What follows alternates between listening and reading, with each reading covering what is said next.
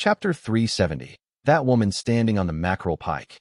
As that end soul catcher sighed, the entire Autumn Sea tribe in that temporary tribal village fell into dead silence.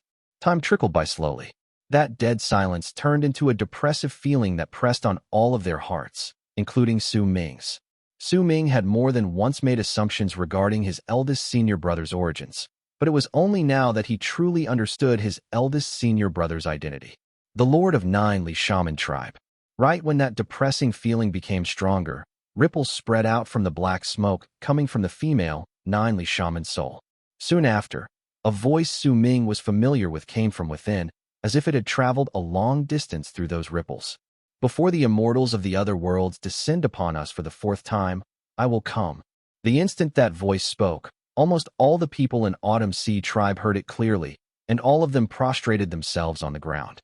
Even the mackerel pikes in the sky howled because of that one sentence, causing the dark sky to look as if it had turned into a black sea that was raging with furious waves.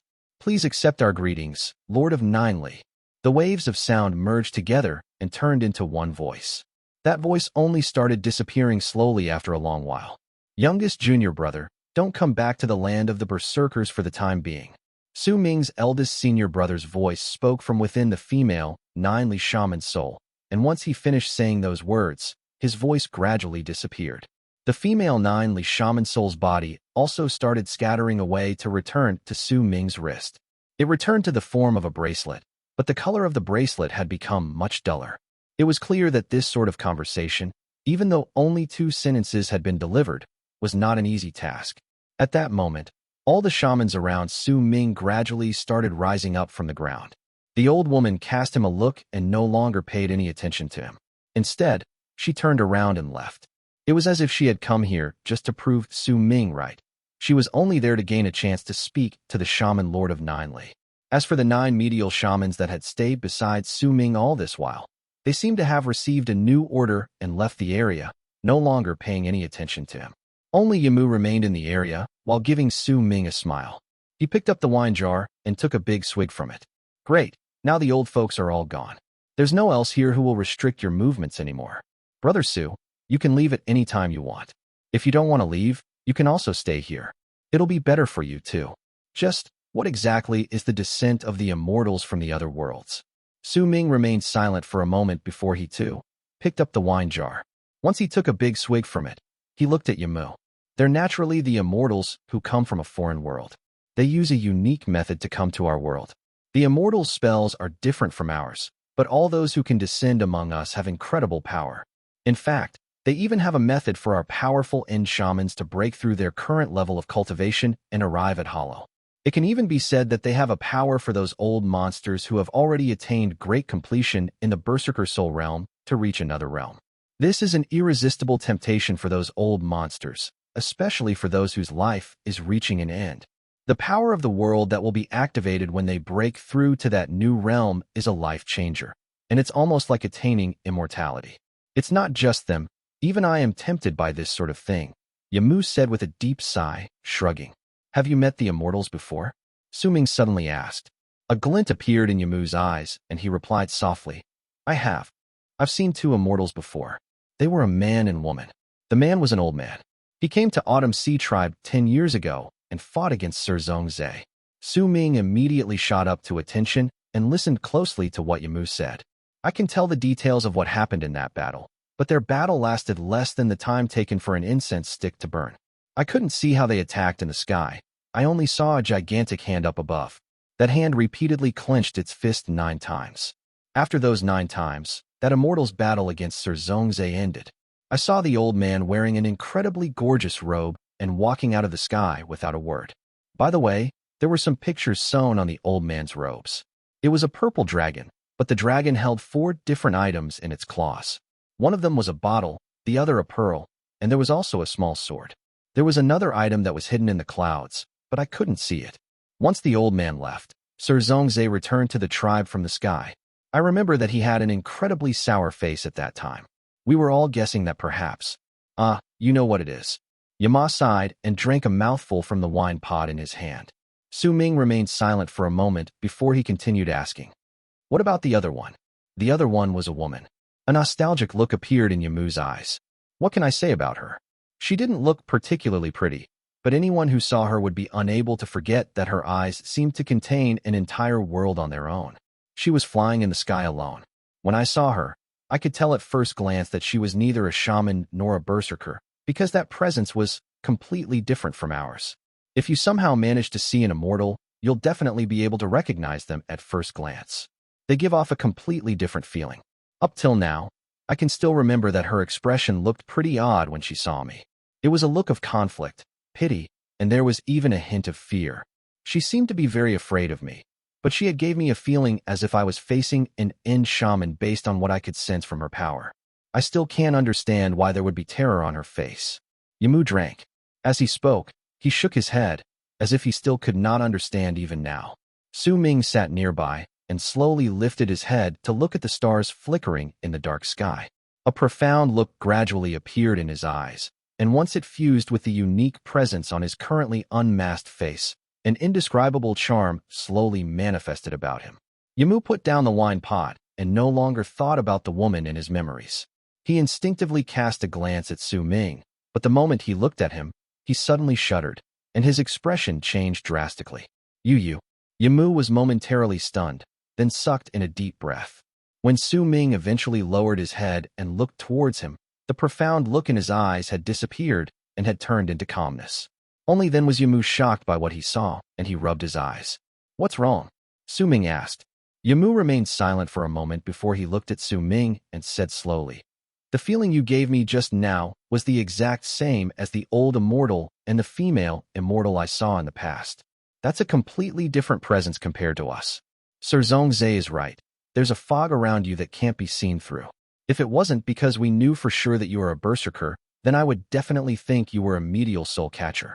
If I didn't know about your origins, I would have thought you were an immortal who descended upon us just now." Yamu shook his head and chased away the sudden thought that had appeared in his head. He was certain it was impossible. There was no way a true divinity wind berserker would be an immortal.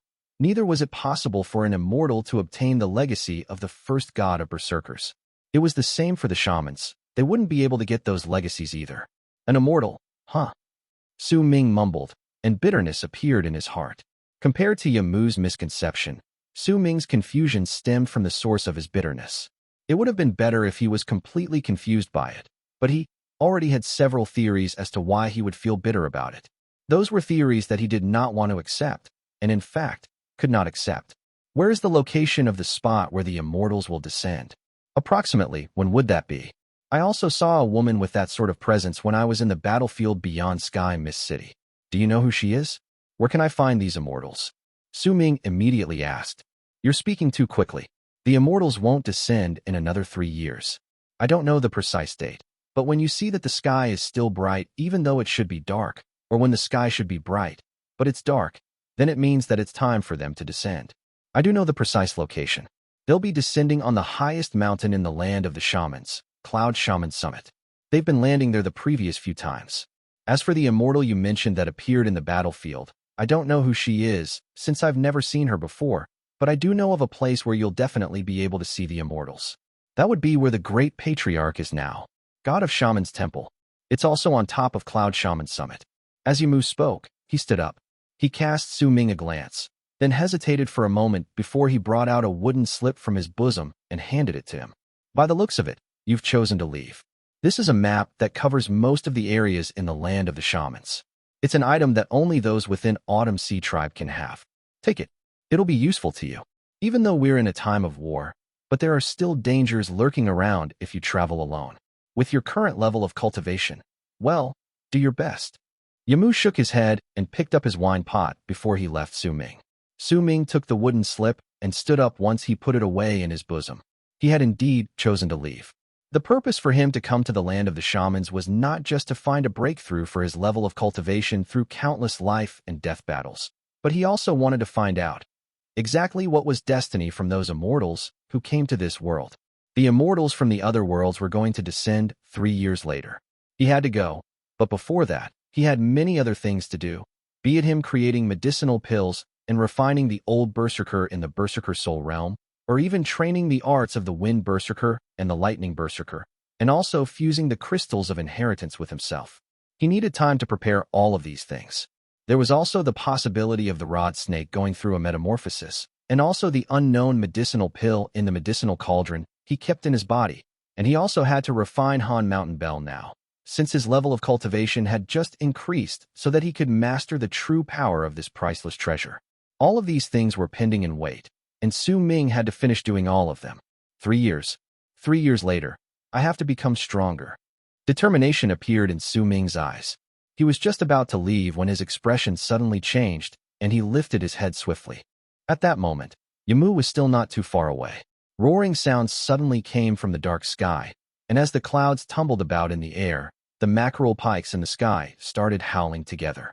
Those howls did not seem to be like those that were directed towards enemies, but instead, they sounded like they were welcoming someone, and they simultaneously moved back. A gigantic mackerel pike pushed through the sea of clouds, and it was so huge that its precise size could not be seen.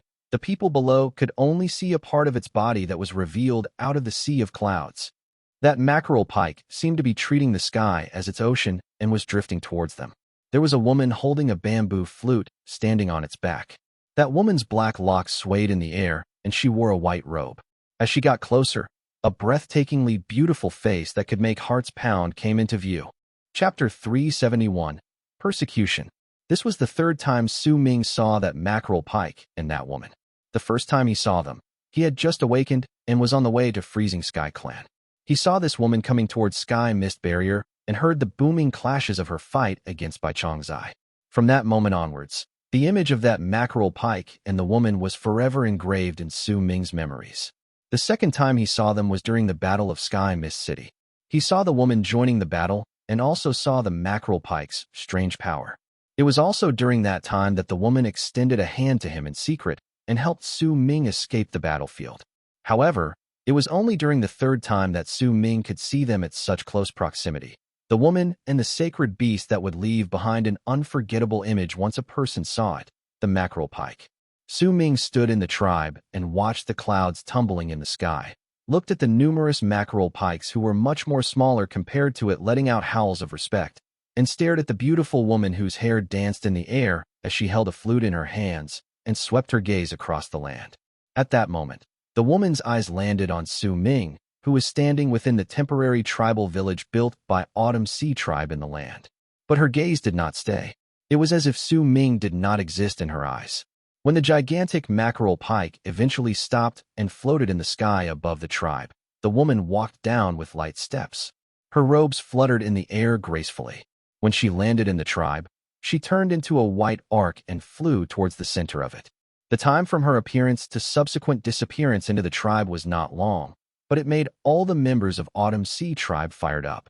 They might not be crying out and causing a commotion, but Su Ming could still see the excitement and fanaticism in all their eyes. The sacred lady, Wan Xiao, Yamu, who was standing 100 feet away from Su Ming, was staring at the spot where the woman disappeared with a fanatic but complicated look in his eyes.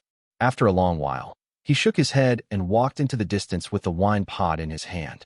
As he left, the area around the bonfire where Su Ming was sitting gradually became silent. Besides the crackling sounds coming from the bonfire as it burned, not many other sounds could be heard. Su Ming remained silent for a moment, then went to the old Berserker whose name he still did not know. With just one glance from Zhongzhe, this old man was sealed within his own body. As time went by, not only did the seal not become weaker, his soul also seemed to have frozen up and his eyes became blank. Su Ming waved his arm beside the old Berserker, and immediately, he was placed in the storage bag where the fire ape was kept. Once he straightened out his robes, Su Ming turned his head around and cast a glance at the temporary tribal village built by Autumn Sea Tribe, then turned back and started walking out. He was going to leave and search for his own path. Before he left, he did not visit the end shamans in Autumn Sea Tribe or the sacred lady Wan Xiao. They saved him because they wanted to speak to his eldest senior brother. This was a trait. Besides, all the others beside Yamu were aloof to him. Once they finished speaking to his eldest senior brother, they had completely ignored him. Su Ming might not be bothered by it, but he would not go asking for trouble on his own. If they wanted to ignore him, then he would also ignore them. As he turned around, Su Ming gradually walked away. His back seemed to look a little bleak and lonely, making him not fit in with the rest of the people around him. There was always a veil of confusion surrounding him. However, Su Ming usually hid that confusion deep within him. Only when he was alone would that confusion show itself. As he continued moving forward, Su Ming walked past several bonfires. Some guards from Autumn Sea Tribe who were on night duty saw him when he walked past, but they also seemed to have received an order. When they saw that Su Ming was leaving and not moving towards some important parts within Autumn Sea Tribe, they did not stop him. They only looked at him coldly. Right the moment Su Ming was about to walk out of Autumn Sea Tribe, his footsteps suddenly froze, because there was a raspy voice traveling slowly towards him from the deeper parts of the tribe behind him. Are you leaving just like that? Su Ming was not unfamiliar with this voice. It belonged to the old female and shaman. My tribe saved you twice. Are you not going to repay us? The old woman's voice was cold and contained no emotion as it echoed around Su Ming. Su Ming remained silent. Leave your bracelet behind. It is the shaman soul of our Ninely tribe. It doesn't belong to you. The old woman's voice came from behind Su Ming, causing ripples to form around Su Ming. This is a gift from your shaman lord of Ninely to me. Su Ming turned around and looked around, but he could not see the old woman. Or you can choose to stay until the shaman lord comes back. Almost the instant Su Ming finished speaking, the old woman spoke once again. As her words were said, the originally empty space before Su Ming suddenly distorted and the old woman walked out from within. I'll give you the span of 10 breaths to make your choice. The old woman stood there and cast Su Ming a cold glance before ignoring him. To her, Su Ming was just a tool for their tribe to contact their shaman lord. If the tool wanted to leave, they would only allow him to do so if he left the bracelet behind. Besides, Su Ming's level of cultivation was absolutely nothing to her. The weak had no right to bring up any conditions before the strong. They could only submit to the strong. She was not bothered by Su Ming's identity in the Berserker tribe either. Even if she heard that he possessed a hint of the god of Berserker's power, she had never seen that power before. In her eyes, with her status in Ninely Shaman tribe and her power as an end shaman, there was no way that so-called power of the god of Berserkers could kill her, especially when she was in her own tribe. Besides, she also came here on orders. Someone asked her to come and test the power of the god of Berserkers, which she did not believe in. Su Ming lowered his head and looked at the bracelet on his wrist. Time trickled by, and when the 6th breath arrived, Su Ming no longer hesitated and took off the bracelet. He lifted his head and looked at the old woman. He knew that she paid absolutely no mind to him. In fact, her gaze when she looked at him was that of a superior being looking at an ant, and she did not bother hiding it. Saving him was so that she could speak to his eldest senior brother. Saving him was all for the sake of this bracelet. In truth, the old woman was not the only one who did it. Even that Zhongzhe was the same. Su Ming smiled faintly and looked at the old woman before he threw that bracelet to her. From now on, there is no longer any connection between Autumn Sea Tribe and me. You saved me once and obtained a chance to speak to your shaman tribe. That is a trade. The second time you saved me, you asked for the bracelet. I will count this as a trade. Now, everything has ended. I beg my leave. Su Ming's eyes were calm as he turned around and walked down the road. The old woman caught the bracelet, then cast a glance at Su Ming. Her eyes sparkled. She might respect the shaman lord, but she was still a powerful shaman in Autumn Sea Tribe. Besides, the situation in the land of the shamans was rapidly changing. They could not place all their hopes on the shaman lord. In her eyes, this Su Ming was weak. If he left alone, then he would definitely die in the land of the shamans. Once this person died, then all his treasures would be taken away by someone else, and that someone else might even be privy to the things on this person that still remained a secret to her. If that was the case, then it would be better if he stayed. The 2 trades have indeed ended, but since you're a berserker, why do you have the soul catcher pearl of the shamans? Leave the soul catcher pearl behind, and also explain to us why you have the presence of the candle dragon on you. You can leave after that. Our tribe won't make things hard for you either. We're just taking your things to keep it for you. When the shaman lord comes, I will naturally give them to him. Or else. Before the old woman even finished speaking, she was interrupted by a long string of laughter from Su Ming. Su Ming had put up with this for a very long time. If they wanted the bracelet, he could give it to them. This item never belonged to him to begin with. However, Autumn Sea Tribe had deliberately continued to make things difficult after he gave them the bracelet and demanded for his spirit plunder, even seeking to examine the secret of him possessing a soul catcher's presence. If Su Ming yielded to their desires in this matter, then what awaited him would be even more instances of him submitting to them. Autumn Sea Tribe, do you really think that you have everything about me in your control? You've already taken away the bracelet. This is a warning. Do not go overboard. Su Ming turned around swiftly, and a freezing glare appeared in his eyes. As his words echoed in the air, a large amount of shamans immediately appeared around him and looked at him coldly. But besides that cold look, there was also scorn. As for that old woman, a cold sneer formed on her lips and displeasure appeared on her face. You ungrateful wretch. The soul catcher pearl will only bring disaster to you. I'm doing this for your own good so that you won't be in so much danger when you're venturing outside.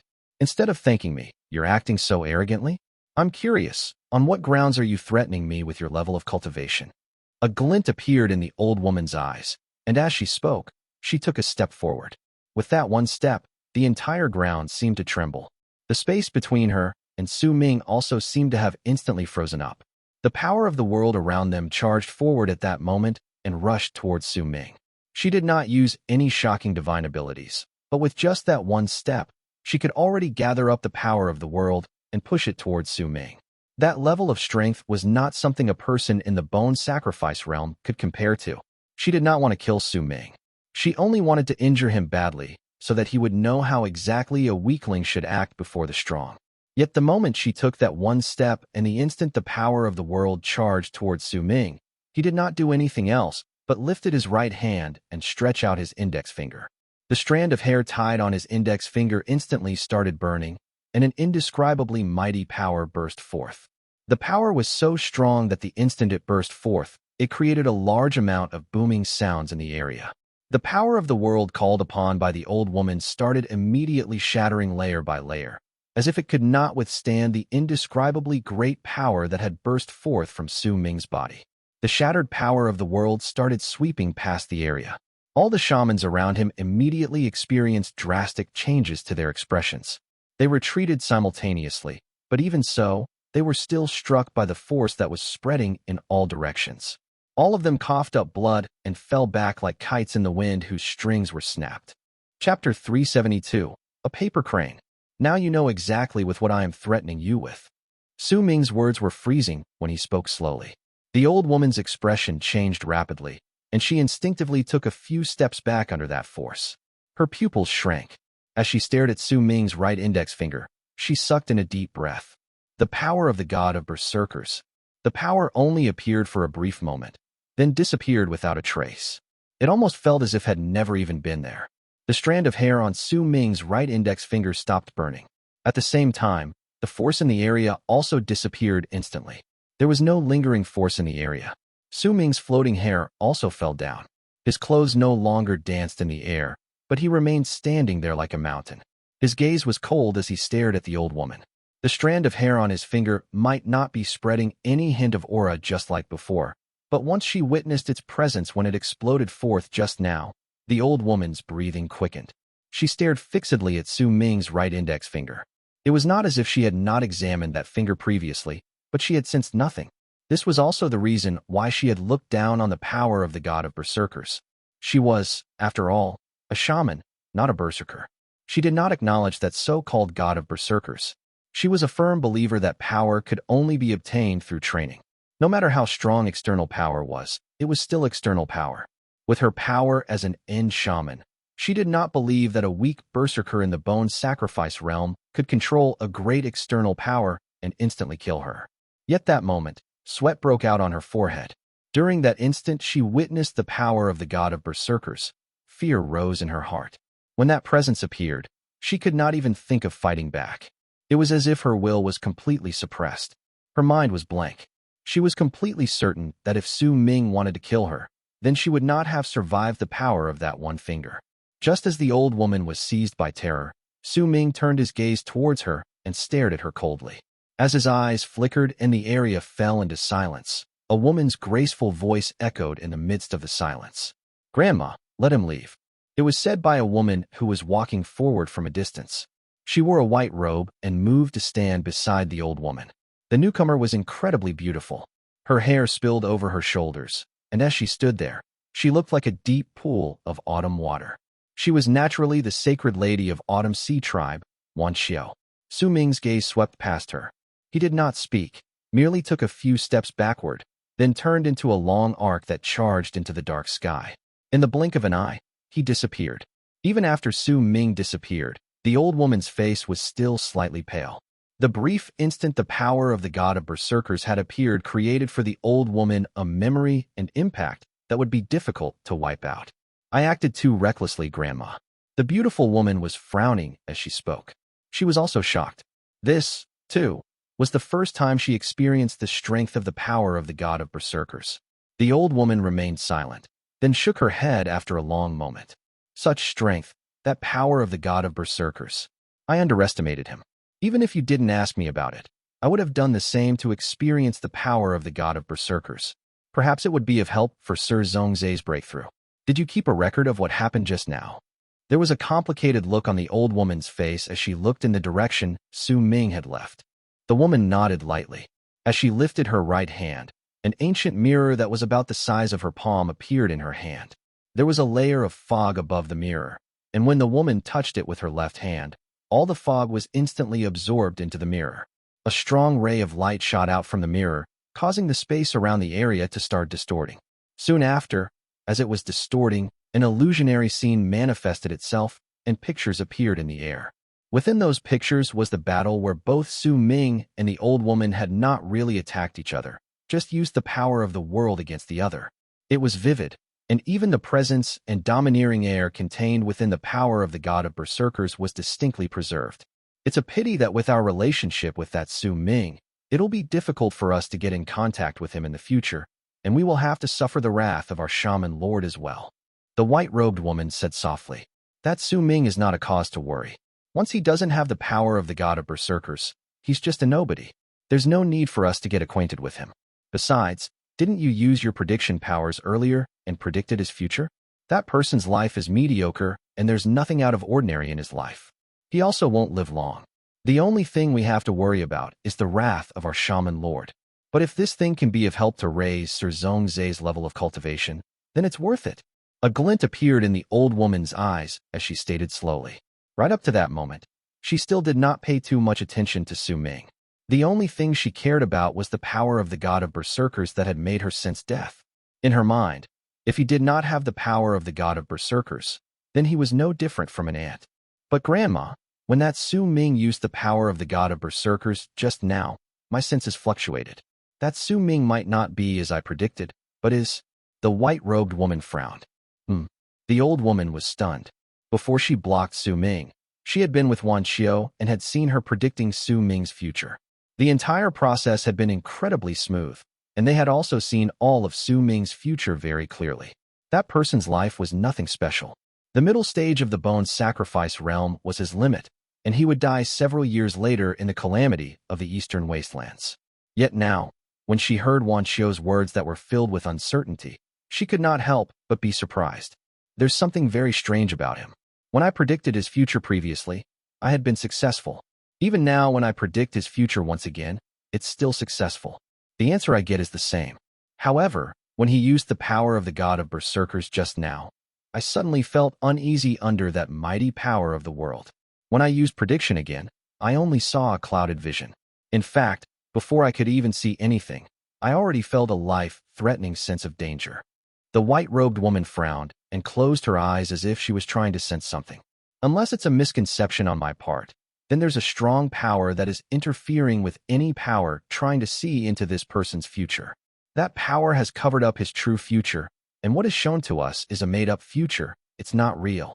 If that is the case, then this person is someone we should perhaps not offend. Wan Qiu opened her eyes, and a hint of fatigue and puzzlement passed briefly through her eyes. It's already over. Don't pay it any heed anymore. I don't think that Su Ming is as you say. He's just an ant. The old woman remained silent for a long moment before she spoke slowly. Let's go. Come with me to meet Sir Zhongzai. As the old woman spoke, she turned around and left.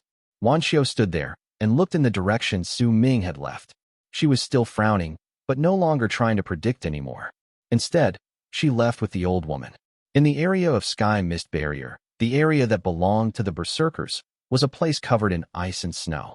At the end of the silvery snow that stretched 10,000 lis, and at a spot that was far away from Phantom Deus tribe was a gigantic tribe that seemed to not have any borders. The size of the tribe was so big, and it covered an area so wide that it was a sight that was rarely seen in the land of South Morning. It was one of the two great Berserker tribes in the land of South Morning, the Great Tribe of Freezing Sky. Within the territory of the Great Tribe of Freezing Sky was an incredibly extravagant-looking tower. At that moment, there was a person sitting cross-legged in the tower. That person was dressed in a long blue robe. His hair was white, and he was thin. He was currently meditating with his eyes closed. After a long while, the old man slowly opened his eyes. The instant he did so, distortions and ripples immediately appeared around his body. His entire being soon became indistinct. Gradually, another person seemed to have appeared on his now indistinct body.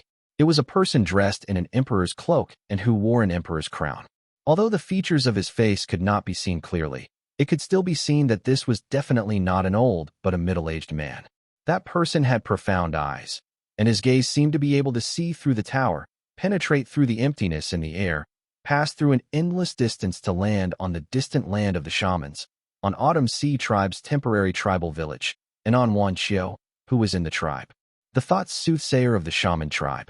That strange power actually managed to find some clues even through my interference. But since you didn't probe into it, I will spare you. The man with the emperor's crown mumbled to himself with a dull tone. He lifted his right hand, and there was a paper crane folded out of rice paper in his palm. That crane flew out and charged into the sky through the window. Once it disappeared above the 9 heavens, the man closed his eyes once again. The instant he closed his eyes, the cloudiness and distortions on his body abruptly disappeared, turning into the white-haired old man dressed in the long blue robes once again. He still looked as thin as ever, and there was nothing extraordinary about him. There were ripples spreading around the paper crane that had flown out of the great tribe of Freezing Sky into the sky above the 9 heavens.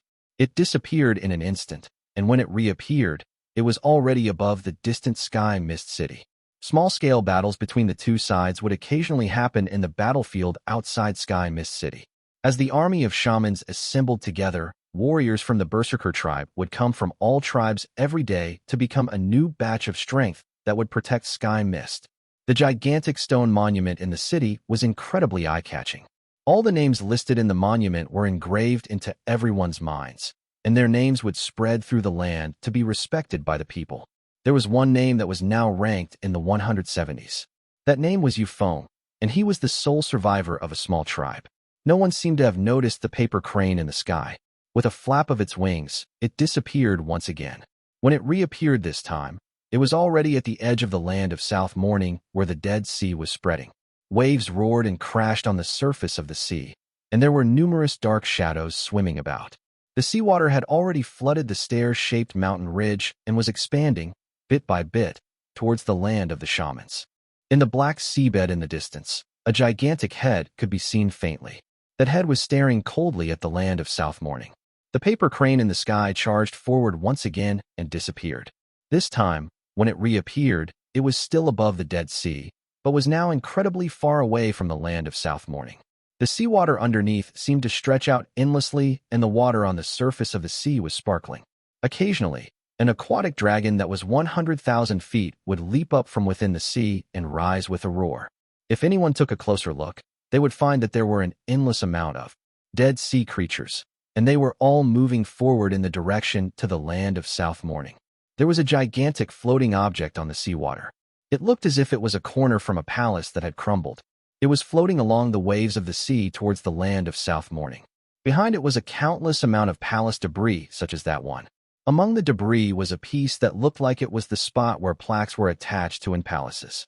There were a few large words on that debris. Great Sky Palace. There was an ancient feeling to those words. Besides the endless amount of dead sea creatures around the debris, there were 8 other giant heads, with their eyes wide open, floating on the surface of the sea. It was as if there were giants walking on the bed of the sea. With a flash, the paper crane disappeared once again. When it reappeared, it was already in a continent that was far away from the land of South Morning. On that continent were more than 1 million people sitting close to each other near the Dead Sea. All of them sat there, covering an area so wide that no one could see the end of the crowd. Their eyes were all directed to the south, which was the direction of the land of South Morning. There's still 10 years. The paper crane in the sky shone once again and disappeared. When it reappeared, it was still in the eastern wastelands, but it was already in another place of the continent. That was the eastern part of the eastern wastelands. The entire eastern part of the continent was shrouded in black fog. There was not a hint of life within it. The only things that existed there were shrill screams of pain and wails. Suddenly, a gigantic hand shot out of that black fog and caught that paper crane. Hidden Dragon Sect, Great Leaf Immortal Sect. I, Tian Lan Dao, am coming. Chapter 373, The Strange Mountain Range. One crane, and it saw the sky and earth. One crane, and it saw the barren lands of the Berserkers. That paper crane might not have a beautiful legend like that belonging to the harmonious Morris Alba flapping her wings, but it contained a power that seemed to allow it to cross through dimensions. It could be said that it was a newborn when it flew out of the great tribe of Freezing Sky, and it lived until it died in eastern wastelands. Its life was short, but during its short span of life, the entire world seemed to have shrunk in its eyes, and it could see everything within the lands and see it traveled through clearly. It was a pity that this clear sight did not belong to Su Ming, did not belong to many people. Only the old man who had allowed the crane to fly into the 9 heavens, or perhaps more accurately, the man with the emperor's robe and the crown could see it, for it belonged to him. Su Ming left Autumn Sea Tribe. He walked beneath the sky of the shamans. There were no pursuers behind him, no obstacles before him. All he could see up ahead was the vast sky and the desolate land. Ever since he joined the Battle of Sky Mist City, only now could he be truly considered to have shaken off all the restraints placed on him. As he looked at the sky and earth before him, Su Ming suddenly had the feeling that he had returned to the past when he had first opened his eyes in a mountain range beyond Han Mountain City. Back then, he had looked at the unfamiliar sky at a loss. His weak power had caused him to be in a state of confusion for a long period of time. Right now, he was still looking at the unfamiliar sky while walking in the world. The wind moved his hair and revealed the profound eyes underneath. But right now, while he still might be a little confused, he had a direction. Even though his level of cultivation did not allow him to stand at the peak, he was still like 2 different sides of a ravine compared to him in the past. Before the immortals of the other worlds come once again, I have to make myself stronger. Su Ming brought out the mask from his bosom and placed it on his face. He had no intention of taking it down anymore. This was his way of hiding his identity in the land of the shamans. Unless he could find a better method, then he would continue wearing the mask. With the existence of spirit plunder and his divine sense, as long as he did not run into any powerful end shamans, then even if he met latter shamans, the possibility of them finding out that he was not a shaman was not great. Besides, even if he did run into powerful shamans who could tell that he was not a shaman, Su Ming still had a way to explain his identity. If my face is very alike to the immortals from the other worlds. If that is the case, Su Ming closed his eyes, and when he opened them once again, there was an inquisitive look in his eyes. But I'm curious, why were the 2 people who called me Destiny so certain that I am Destiny? As Su Ming charged through the land, he ran into some shamans. Most of the time, when they saw him, their outspread perception would touch his divine sense, and then they would pull it back. Unless they already knew beforehand, most of them would not be suspicious of Su Ming. Han Mountain's ancestor was waiting for Destiny to take him away. That's why I can still reason that he thought I was Destiny when he saw me, seeing that I was the first person he met after waiting for so many years. However, that long-haired woman in the battlefield said that I was Destiny after only seeing me once. That's where it gets strange. The only reason as to why she called me Destiny in such a time can only be that she's seen me before. Su Ming was lost in his thoughts. However, these were just his guesses. He did not have real and conclusive information. He flew for 7 days straight, occasionally observing the map on the wooden slip given to him by Yamu. He knew that he was getting closer to the center of the land of the shamans. However, he was just close to it. If he looked at the entire territory of the land of the shamans, he would find that he was still in a rather remote area. There was an abundance of greenery in this place, but the wind here was also much stronger compared to the area outside. He could also smell blood in the air, because most of the wind came from the Dead Sea, sweeping through the land of the shamans. Su Ming swept his gaze across the land, as he stood in a range of mountains that was formed through a network of mountains. It was something he'd been doing occasionally while traveling. He would observe the area around him carefully to see whether there were any dangers around him. However, this time, the instant he swept his gaze past the mountain range on the land, his body came to an abrupt halt. With a light gasp of surprise, he immediately focused his attention over there, while also spreading out his divine sense so that it covered the entirety of the mountain range. After a moment, Su Ming's eyes sparkled. With his current level of power, while he might not be able to use the power of the world, he still had 4 Berserker bones. He, who had arrived at the middle stage of the Berserker soul realm, could see just how much power of the world was contained in one place. At first glance, that mountain range looked incredibly normal. Even if anyone took a closer look, they would find that it was still very ordinary looking and there was nothing special about it. Even if they spread their divine sense, even if a shaman filled the entire area with their perception, it would still appear the same to them. It was like a perilous mountain. The power of the world there was also very thin, the stench of blood thick in the air, though it wasn't as strong as years back. That was why most of the shamans who passed through this place, even if they were ladder shamans, would not pay too much attention to it. However, in Su Ming's eyes, this place gradually changed. A thick veil seemed to have been lifted from the mountain range before his eyes, and its true form was revealed. The mountain range began in the east and winded to the north before disappearing in the land in the distance.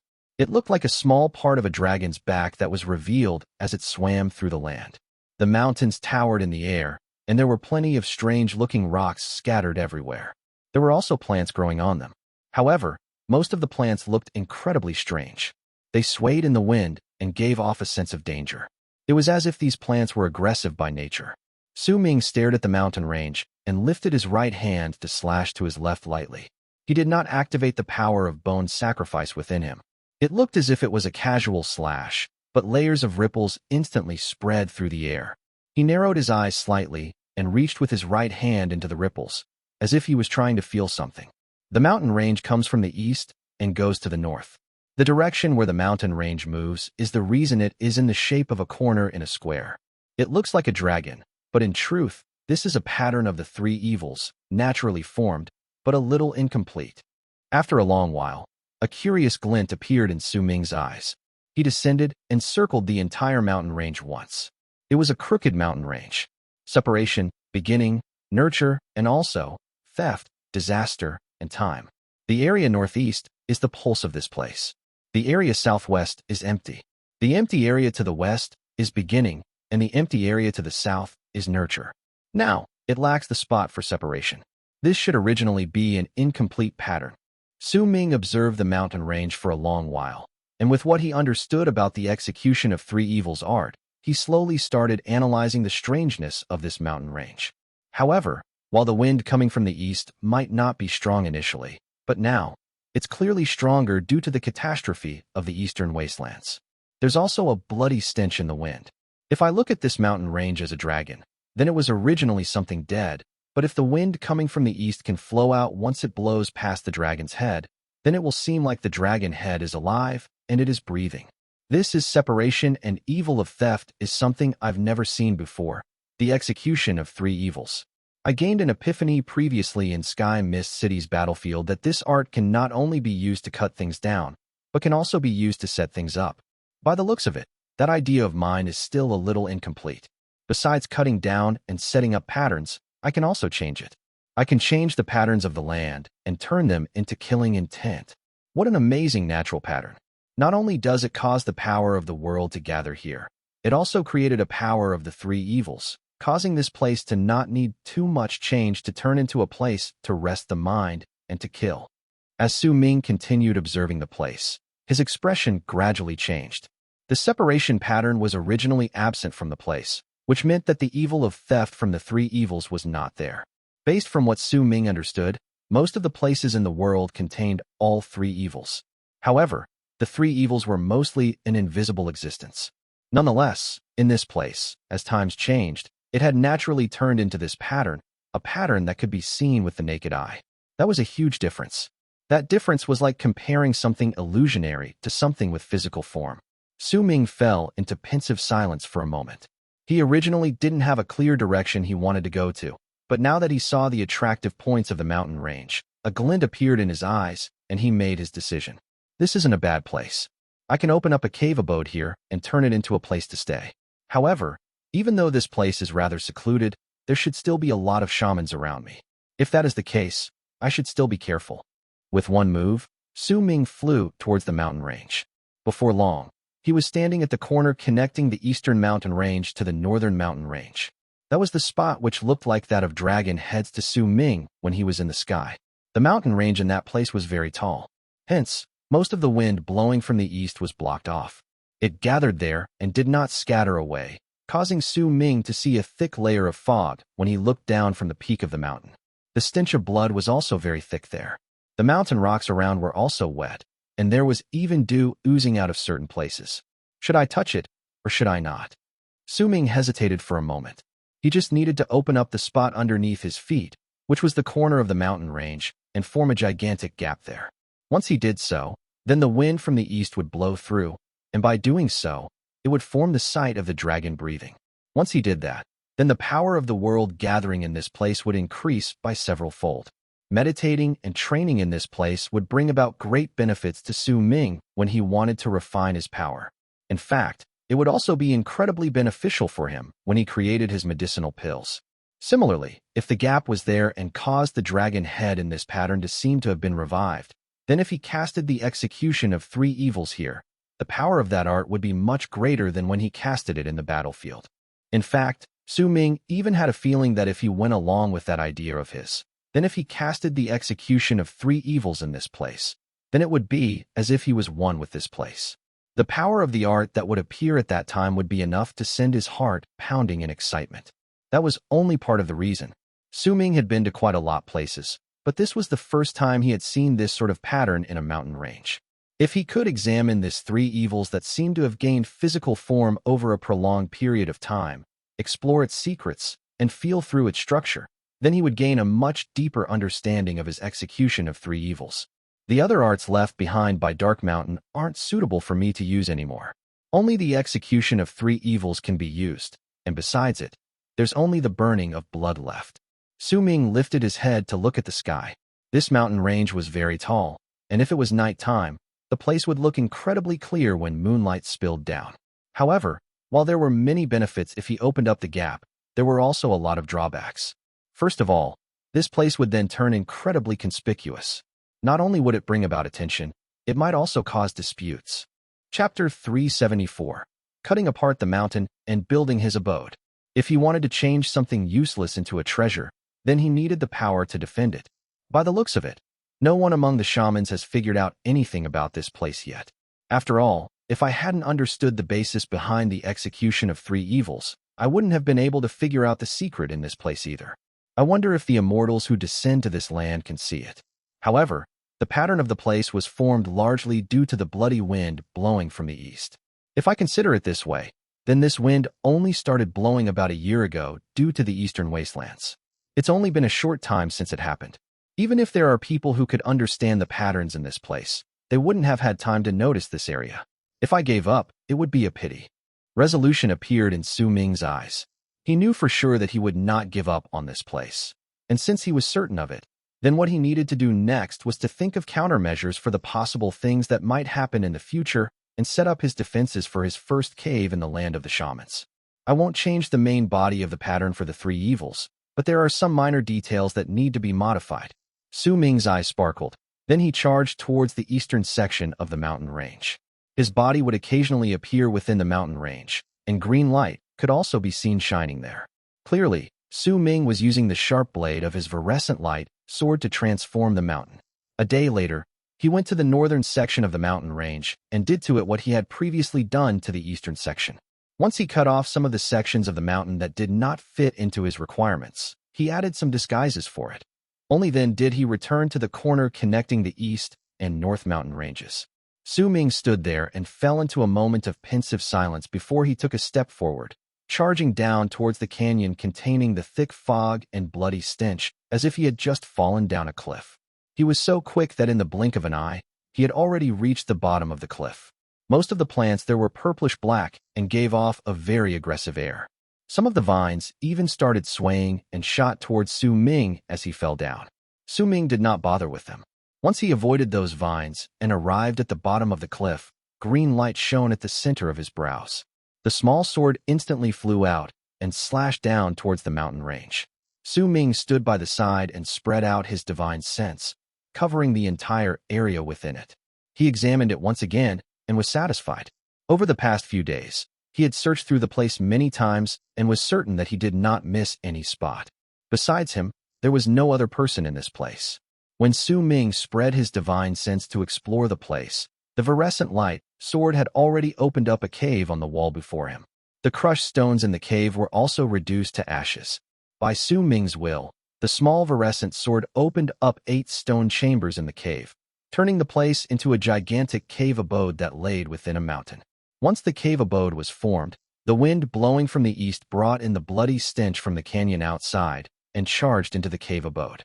In an instant, the cave abode was filled with that wind, causing the place to look rather foggy, just like how it was outside. Su Ming had expected this phenomenon to happen way beforehand. With a calm expression, he walked into the cave abode and his body disappeared in that fog. When he reappeared, he was at the end of the cave abode. There was a gigantic wall that was about 1,000 feet in height. It was the shell of the mountain that was left behind after he had emptied out the place. The shell was several dozens of feet in breadth. Wind would crash on it, and its path forward would be blocked off. Su Ming stood beside the stone wall and lifted his right hand to press on it. With a light burst of power from his berserker bones, a crack instantly spread from his hands. Cracking sounds echoed in the air, and instantly, several cracks that were spreading out went through that stone wall and connected with the outermost layer of the wall. Su Ming took a few steps away from that spot and went to another side, repeating the same action 8 times. Once he did so, there were already several cracks like the first crack on that 1,000 feet stone wall. However, Su Ming had demonstrated skill when he did this. There may be a lot of cracks, but the wall did not show any signs of crumbling. Almost the instant these cracks were formed and opened up a tunnel connecting the cave with the outside world, a gust of wind blew in from the entrance of the cave. The wind did not remain in the cave but seeped into the cracks and charged into the world outside.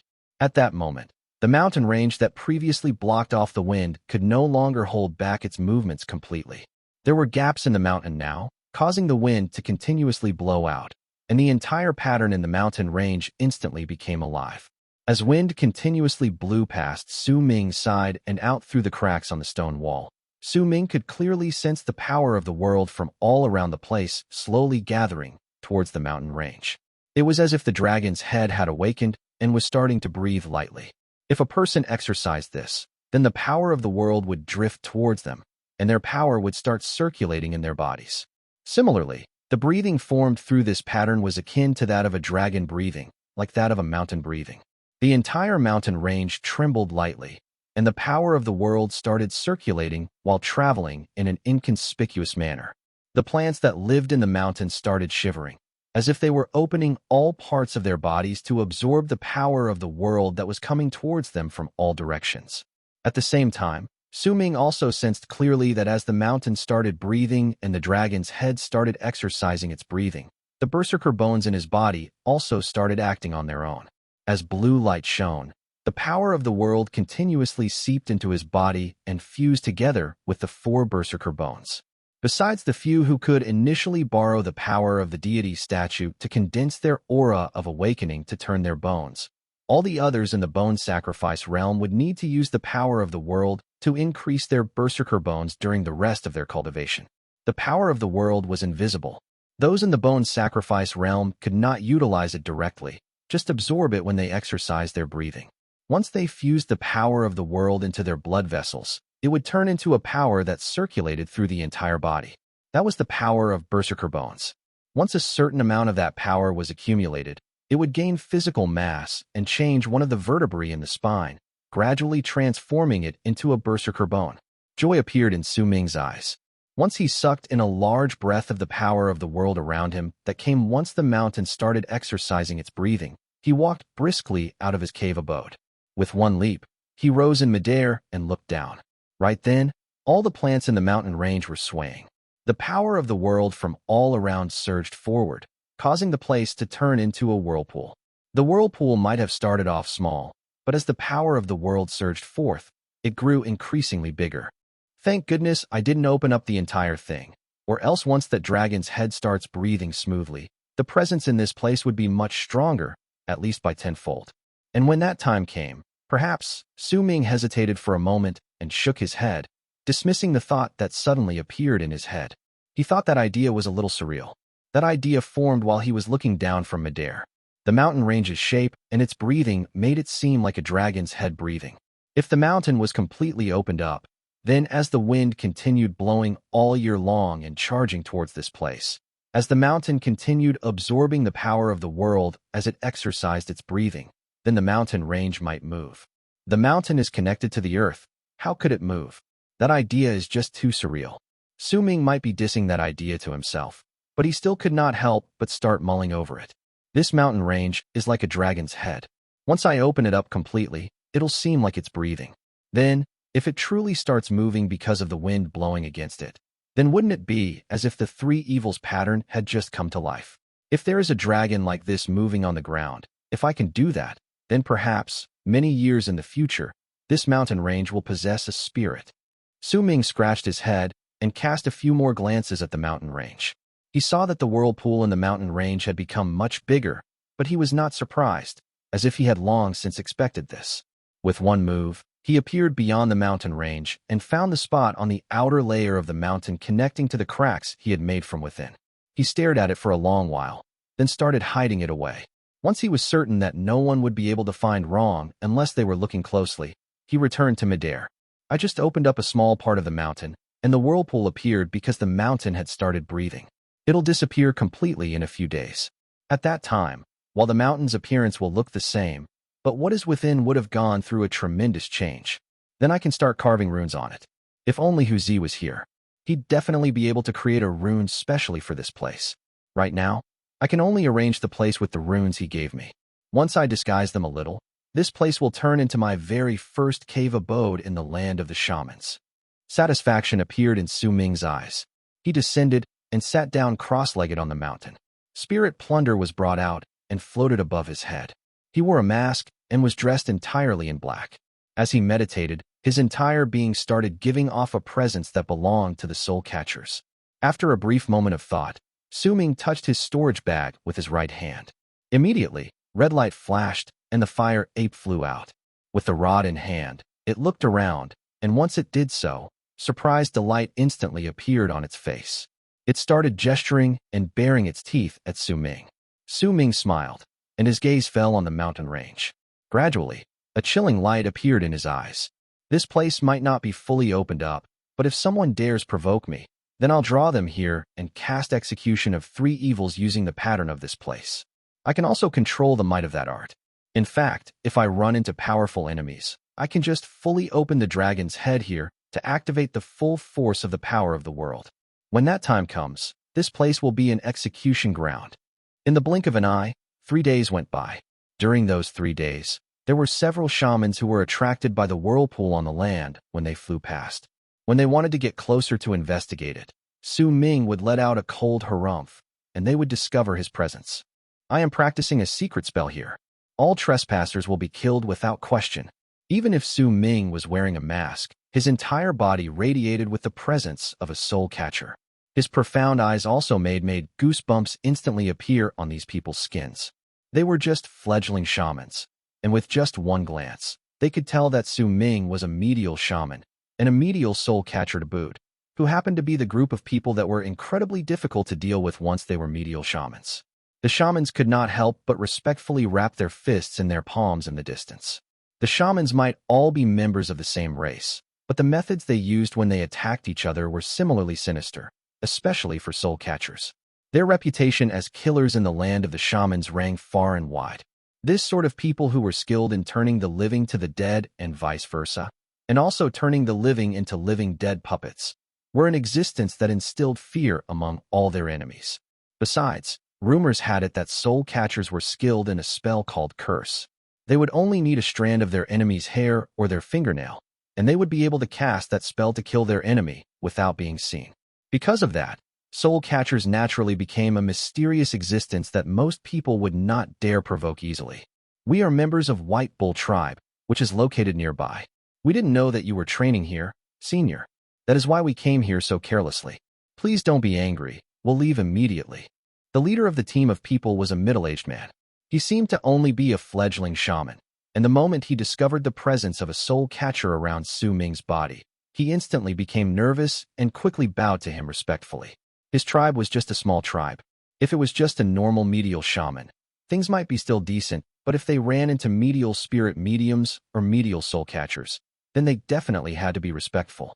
Once the man finished speaking, he quickly rounded up his fellow tribe members and left the place hastily. Only when they had flown far away and saw that the soul catcher was not going to take action against them, they let out a huge sigh of relief. Chapter 375. Right before his doorstep. To the north of Su Ming's cave abode in the mountain range was the group of people led by the middle-aged man. They were hastily leaving the place via the sky, afraid of making that medial soul catcher unhappy if they were slow. When they were about 100,000 feet away, they started slowing down, and they would occasionally turn their heads back to look. The mountain had already become indistinct when they were that far away from it. If they did not possess a certain level of power, they would only see that the mountain was in the distance.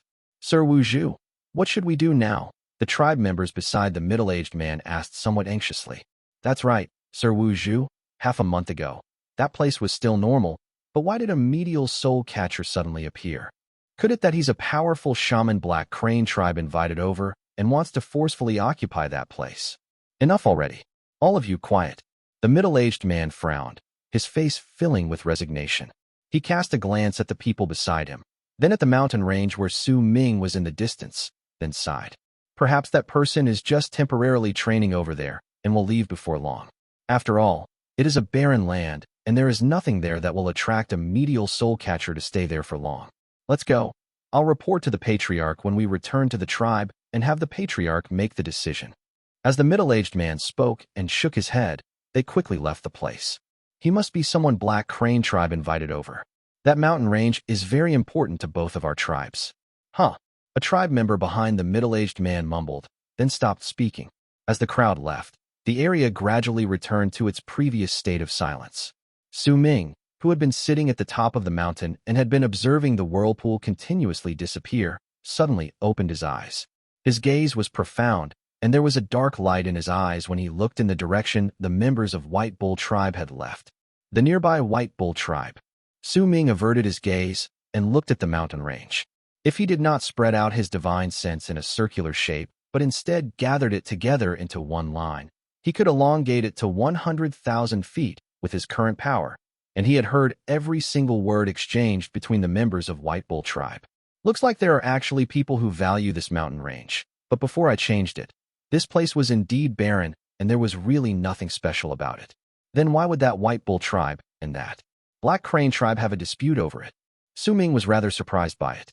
He was certain that he had carefully searched through the entire place several times before he had decided to open up his cave abode here, and only when he discovered that there were no signs pointing to anyone's presence that he made his decision. Yet by the looks of it now, it seemed like there were still some secrets in this place that he did not manage to find. Su Ming thought about it for a moment before he stood up and looked at the whirlpool formed by the power of the world. It was half the size it was previously, and judging by the looks of it, it would take around 2 days before it disappeared completely. At that time, this place would return to normal. Unless anyone entered the mountain range, then it would be difficult for them to find that the place had been modified to become an excellent spot for training. As for that whirlpool, those members from White Bull tribe would have been unable to see it due to the limits of their power. However, due to the accumulation of the power of the world in this place, the feeling it gave to those people had become different, though they were unable to discern the cause for it. Su Ming investigated the mountain range once again. As he walked through the range, he spread out his divine sense, but he still could not find anything. Strange. He frowned. After a moment of thought, a glint appeared in his eyes, and the memory of the direction those members of White Bull tribe came from and left appeared in his head. This time, he did not check inside the mountain range, but charged outwards. He increased his search zone and placed his focus on the area 10,000 feet away from the mountain range. Even if it was flat ground, Su Ming still searched through it carefully. After several hours, he stood on an uneven plain located some 7,000 feet north to the mountain range. He stared at the ground with sparkling eyes. Not too far away from him was a dugout hole. That hole was covered by grass and could not be easily discovered, and it was also located beyond the mountain range. Su Ming had focused his searches mostly within the mountain range previously and had not noticed this place. Even stranger still was that even when Su Ming was standing there and had spread out his divine sense to examine the place, he still did not discover anything off. However, once he sent his divine sense into the hole, he let out a faint gasp of surprise. About 100 feet into the hole, Su Ming's divine sense was bounced back by a domineering force. It was as if there was a seal placed within that stopped his divine sense from stretching down further. Could it be that White Bull Tribe and Black Crane Tribe are fighting over this? Su Ming cast a look at the hole on the ground, then walked towards it. He bent his back and walked into the hole. The hole was not big, but it could still fit in one person. Once Su Ming entered the hole, he did not feel any sort of discomfort on his person. However, once he had moved about 100 feet into the hole, his footsteps came to an abrupt halt. It was the spot where his divine sense was sent coiling back. His eyes sparkled, because he had just seen that there were two items placed on the ground before him. One of them was a black stone bowl, filled with fresh water. It was the first item. The second item was placed beside the bowl. It was a black feather stuck in the ground. It was these two items that had created that force that blocked off Su Ming's divine sense from spreading in. Su Ming stood by the side and looked at them for a long moment with his head dipped down, but he could not find what was so special about these two items. That feather was just a normal bird's feather, and it was not naturally black either. Some areas on the feather showed that it was originally white. By the looks of it, it was just a white feather that was smeared with burnt charcoal so that its color turned black. The stone bowl was also just an ordinary bowl. The water within was the same. Su Ming narrowed his eyes and spread out his divine sense swiftly towards the feather. The instant his divine sense touched it, he immediately had a feeling as if the feather no longer existed. In fact, when that feeling appeared, it was as if the cave also disappeared and Su Ming was buried underground. No wonder I couldn't detect anything when I was in my cave abode. This feather has concealing powers. It's just an ordinary object, but it possesses such power. Su Ming covered the feather with his divine sense, and after numerous investigations, his expression suddenly changed. Because he sensed a faint and weak divine sense contained within the feather. This was not perception, but divine sense. It was the exact same thing as the divine sense he had within his body. This was the second time Su Ming found an item that contained the same divine sense he possessed in the land of the shamans. No, it should be said that this was the second time he found such a thing in the entire land of South Morning. The first time was when he was in the auction held in the land of Freezing Sky. The divine sense gathered on that feather was very faint and weak. However, it was this divine sense that allowed this ordinary feather to contain the power of disguise. That divine sense had also noticed Su Ming's presence, and was struggling as if it wanted to fight back against the intrusion of his divine sense. However, compared to Su Ming, who was using the complete power of his divine sense, the divine sense on that feather was rather weak. The instant both divine senses clashed, that faint hint of divine sense instantly vanished, and even the feather turned into ashes that scattered on the ground. Su Ming was momentarily stunned. This was the first time he came into contact with another item that possessed divine sense with his own divine sense. After a moment of pensive silence, he spread out his divine sense once again. However, this time, under his control, only a small part of his divine sense spread out. The instant it touched the stone bowl, he instantly felt a domineering force coming from it, clashing against him. All of this happened without a single sound, but Su Ming felt as if his head was buzzing. His divine sense was bounced back, but that feeling quickly disappeared. He let out a cold snort, then increased the strength of his divine sense before he pressed down on that stone bowl. As if it could not endure that force, the stone bowl cracked. What little power of divine sense was contained within the bowl also disappeared.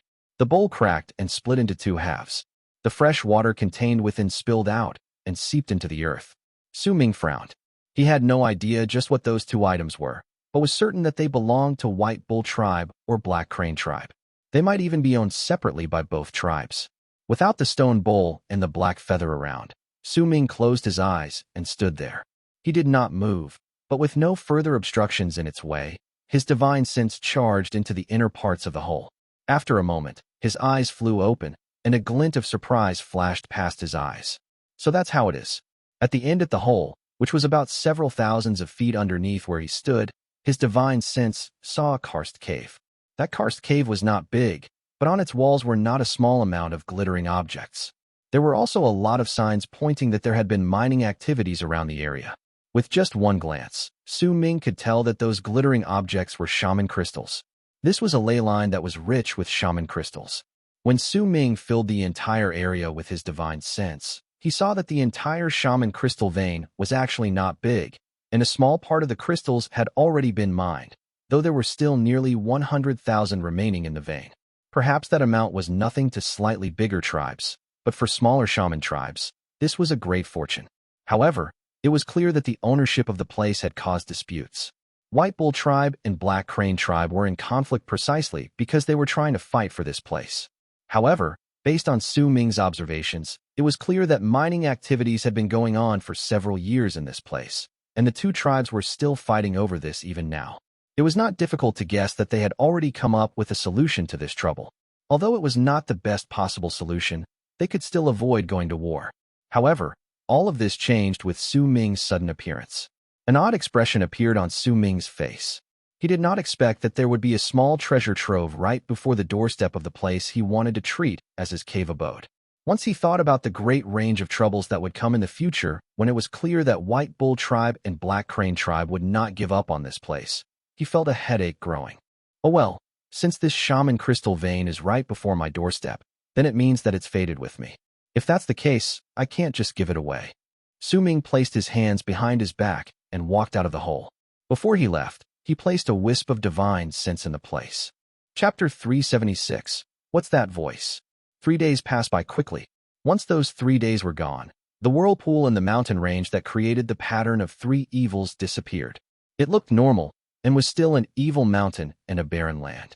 Su Ming had returned to the cave abode he made, then used a mountain rock to serve as his door, while also using the power of runes to increase the safety. Once he did so, he began making preparations to stay here for long periods of time. Su Ming waved his right hand within one of the stone chambers, and instantly, the old berserker's body appeared in the center of it. The old man was still immobile. He laid there with his eyes closed, but his mind was awake. His hate towards Su Ming had already reached a monstrous level, and if the slightest chance arose for him, he would cut Su Ming into 1,000 pieces. However, Su Ming would not give him that chance. Once he brought out the old man's body and placed it in the stone chamber, he took a few steps forward and swept his gaze across the body. Then, he suddenly lifted his right hand and tapped his finger on the old man's knees in succession. Loud cracking sounds reverberated in the air, and the old man's kneecaps instantly shattered. Su Ming did not stop. He tapped on all the joints on the old man's arms, and only when all the joints in the old man's body were turned into dust did he stop. The old man might not be able to move, but he still felt an intense pain traveling through his entire body.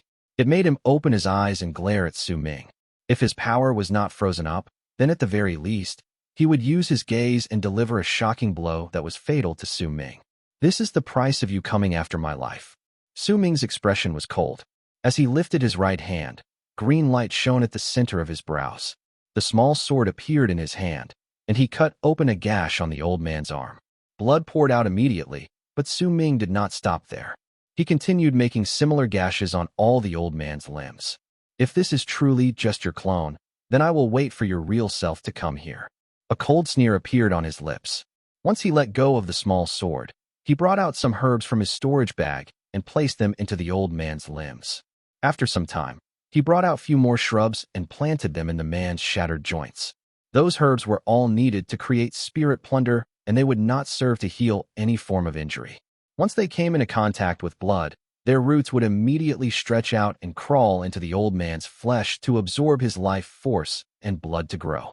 Su Ming had done this plenty of times, and no one had been able to withstand this sort of pain before. However, while the old man was trembling, his gaze did not change.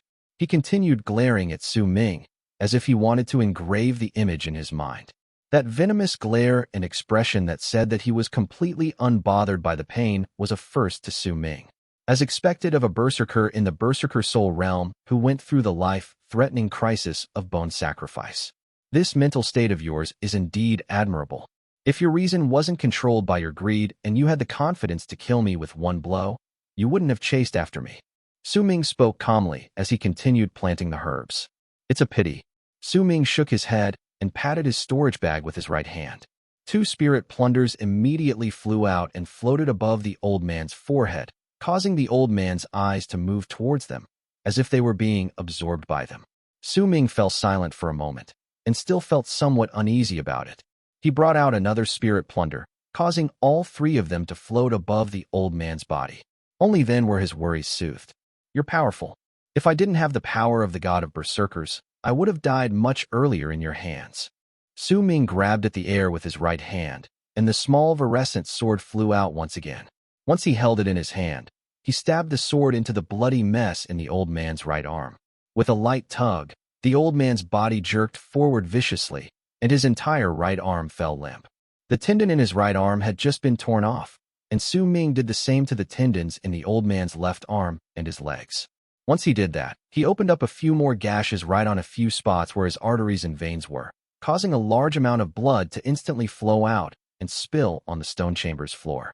But your tendons in your arms and legs have already been torn off. All your blood is flowing out of your body, as well as being absorbed by those herbs.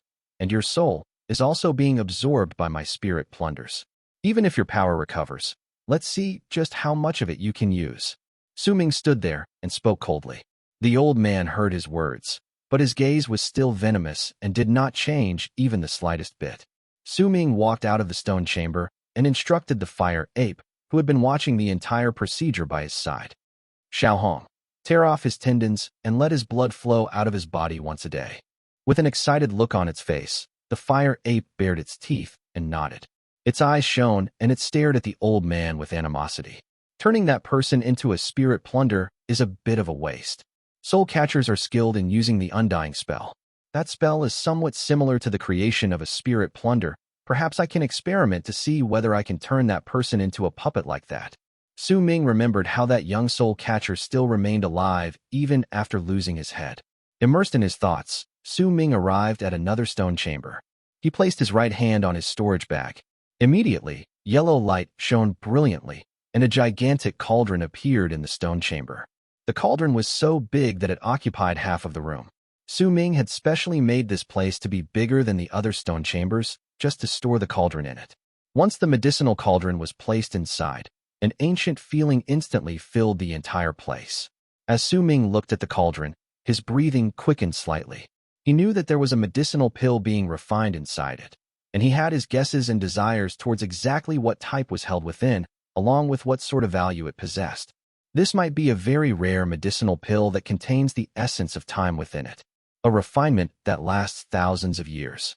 I wonder just what that medicinal pill would look like. As Su Ming mumbled, he placed both of his hands on the cauldron and spread his divine sense outward. Immediately, that cauldron lurched forward and distortions appeared around it, as if it was burning with invisible flames. Su Ming's eyes sparkled. He brought out his small sword and let it circle around the cauldron once, while occasionally stabbing into the stone walls, causing the power of the world outside to enter through. Immediately, a large portion of the dense power of the world in the cave abode was lured in and surrounded the medicinal cauldron. It was then absorbed to nourish the medicinal pill within. Su Ming had obtained this medicinal cauldron for quite some time now, but he simply did not have a quiet time where he could continue refining the pill inside it. Now that he had decided to stay in this cave abode for a long period of time, he brought this cauldron out to begin refining what's inside. He had great hopes for the medicinal pill, and it was precisely because it was an unknown pill that this hope became stronger as he continued refining it. Su Ming stared at the medicinal cauldron for a long while, then exited the stone chamber to sit down at the central hall of his cave abode. It was quiet all around him. He lifted his head and looked at the numerous small holes on the ceiling. Moonlight was shining through them. This was not the first time Su Ming had created this layout. Now, as he lifted his head to look at the moon in the sky through the holes, he fell into an absent-minded state. Because when he was in the cave in Dark Mountain, he had also lifted his head like this to look at the moon. He had Xiao Hong keeping him company back then, just like what the fire ape was doing now by leaning against the wall not too far away while scratching its fur. Su Ming stared at the moon and mumbled to himself after a long while. Dark Mountain, I'll definitely come back. The him now was different from when he initially arrived in the land of South Morning. The bewilderment of being in an unfamiliar land could no longer be found in him. He seemed to have gotten used to being alone and the loneliness when he sat down in his cave abode to meditate and train on this sort of nights. Su Ming lowered his head and closed his eyes. When he opened them a moment later, serenity could be found in them. When his emotions had also calmed down, bell chimes suddenly echoed within his body. A layer of light surrounded him and spread out swiftly.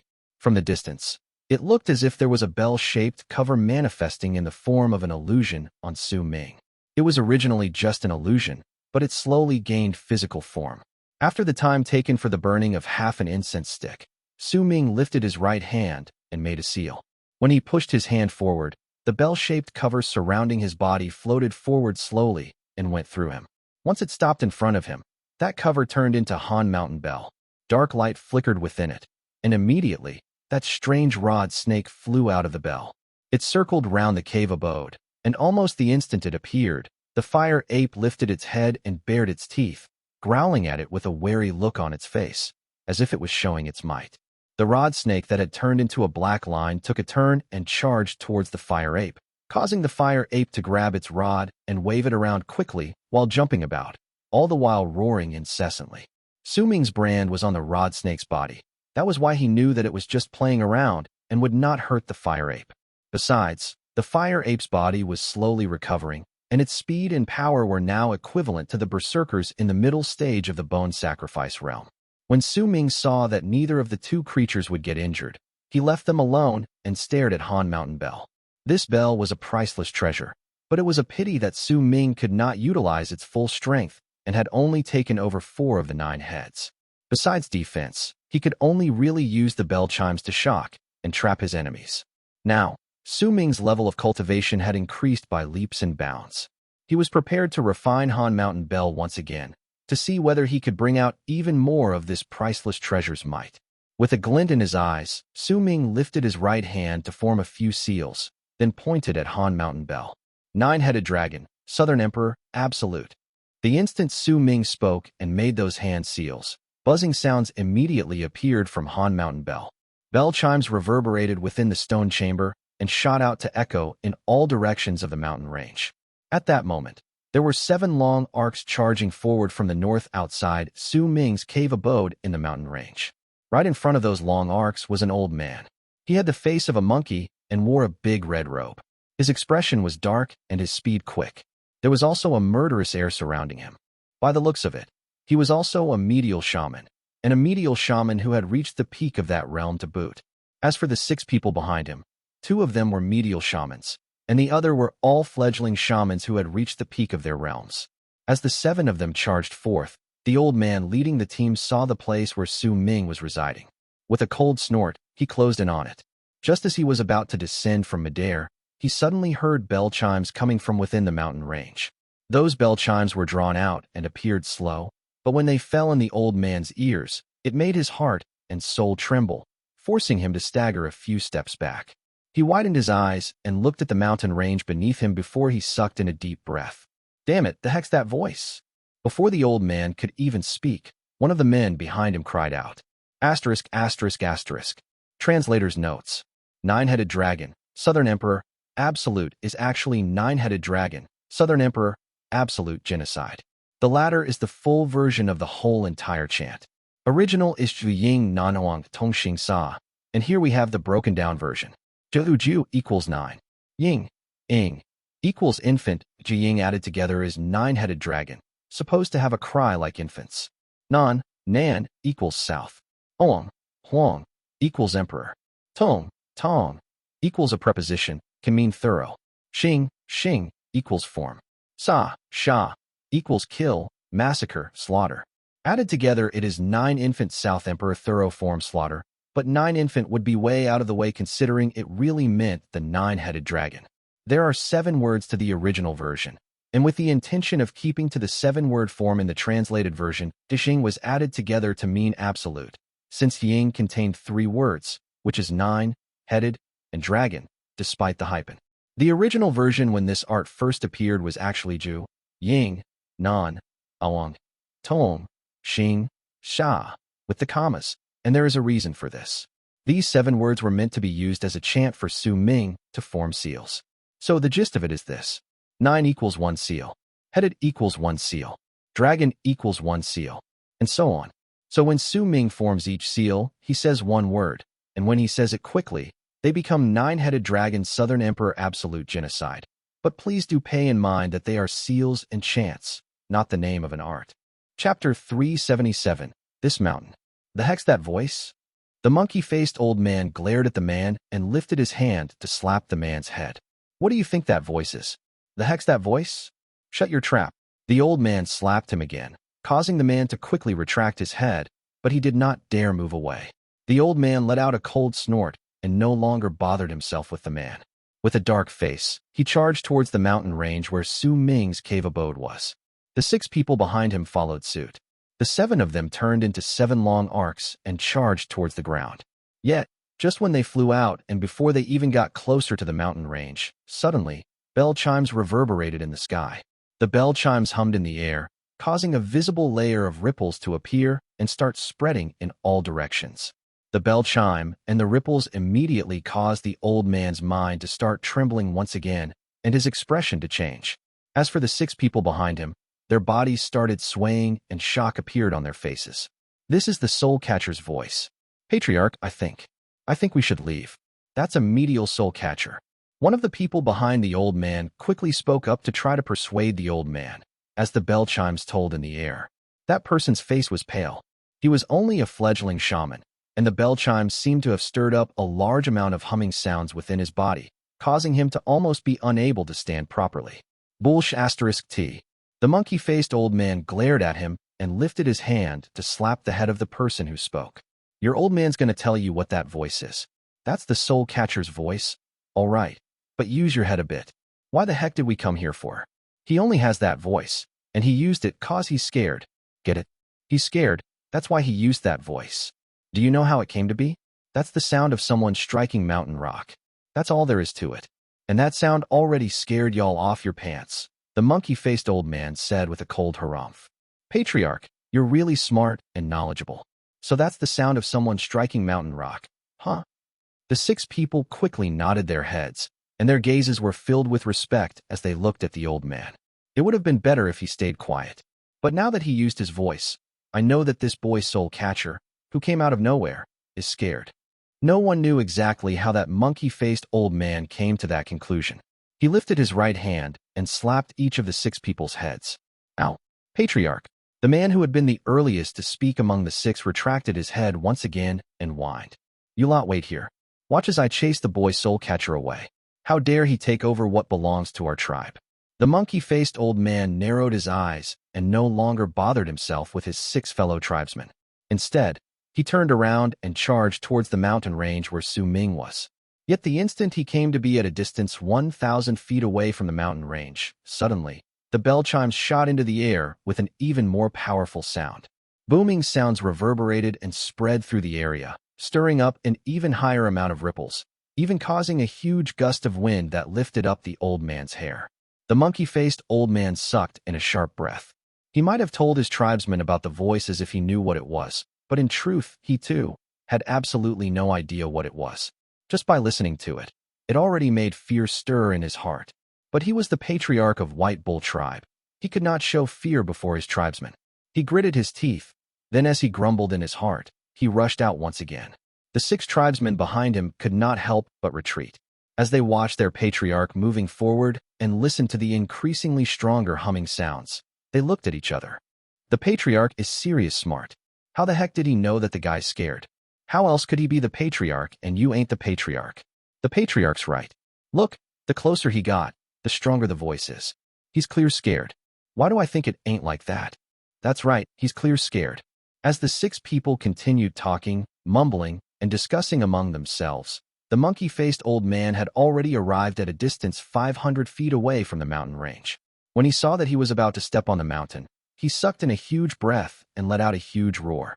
This mountains. Yet before he could finish speaking, he widened his eyes and his voice died off. A presence that made his skin crawl shot out abruptly from the mountain range. As that presence spread out, a gigantic illusion of 1,000 feet abruptly appeared before the old man.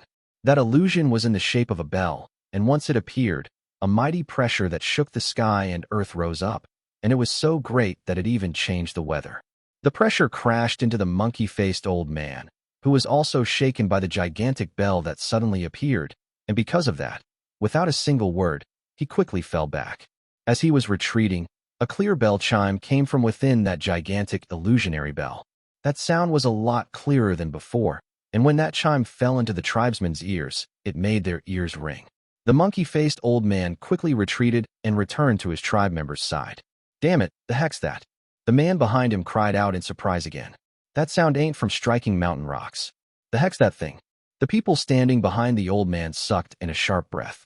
Heckity heck. Is that the only word y'all know?" The old man seemed to have flown into rage due to his embarrassment.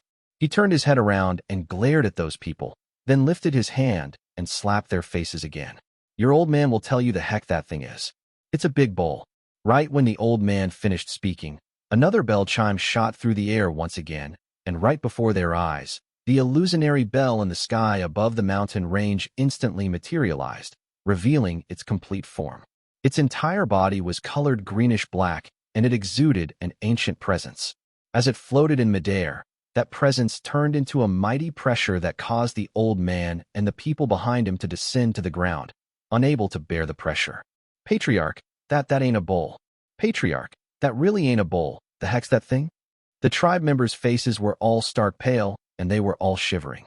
Under the pressure, even their powers had frozen up, and as they shivered, vacant looks appeared on their faces. "Oomph, let your old man tell y'all. That's a bowl. The boy soul catcher is scared. That's why he got that bowl out to scare us. You, and you, get over there. Lure that boy soul catcher out for me." The monkey-faced old man was nervous, but he gritted his teeth and ordered his men as he pointed at two standing by his side. When he saw the both of them not having the courage to go, he glared at them. Amidst their fear, the two tribe members gritted their teeth and charged out, wanting to get closer to the mountain range. Yet when they had just moved about 100 feet forward, a shocking roar suddenly came from that Han mountain bell in the sky. That roar brought an even greater shock to the hearts and souls compared to the bell chimes, causing the two men to cough out a mouthful of blood, and they instantly fell to the side. When they turned their heads back to look, they saw their 4 tribesmen standing behind their patriarch also coughing out blood and falling to the ground. Only the monkey-faced old man remained standing, but his body was shaking. "Don't think I don't know y'all are playing dead. Just you wait. When I teach that boy soul catcher a lesson, I'll spank y'all when we get back." The old man stomped. Then as he spread his arms wide open, he bit his tongue. Once he coughed out a mouthful of blood, he instantly gained a mighty presence. A huge layer of illusionary white fog also appeared behind him. As that fog tumbled about, the contour of a bull was formed. The old man lifted his right hand, and with one flip, a gigantic bowl appeared mysteriously in his hand.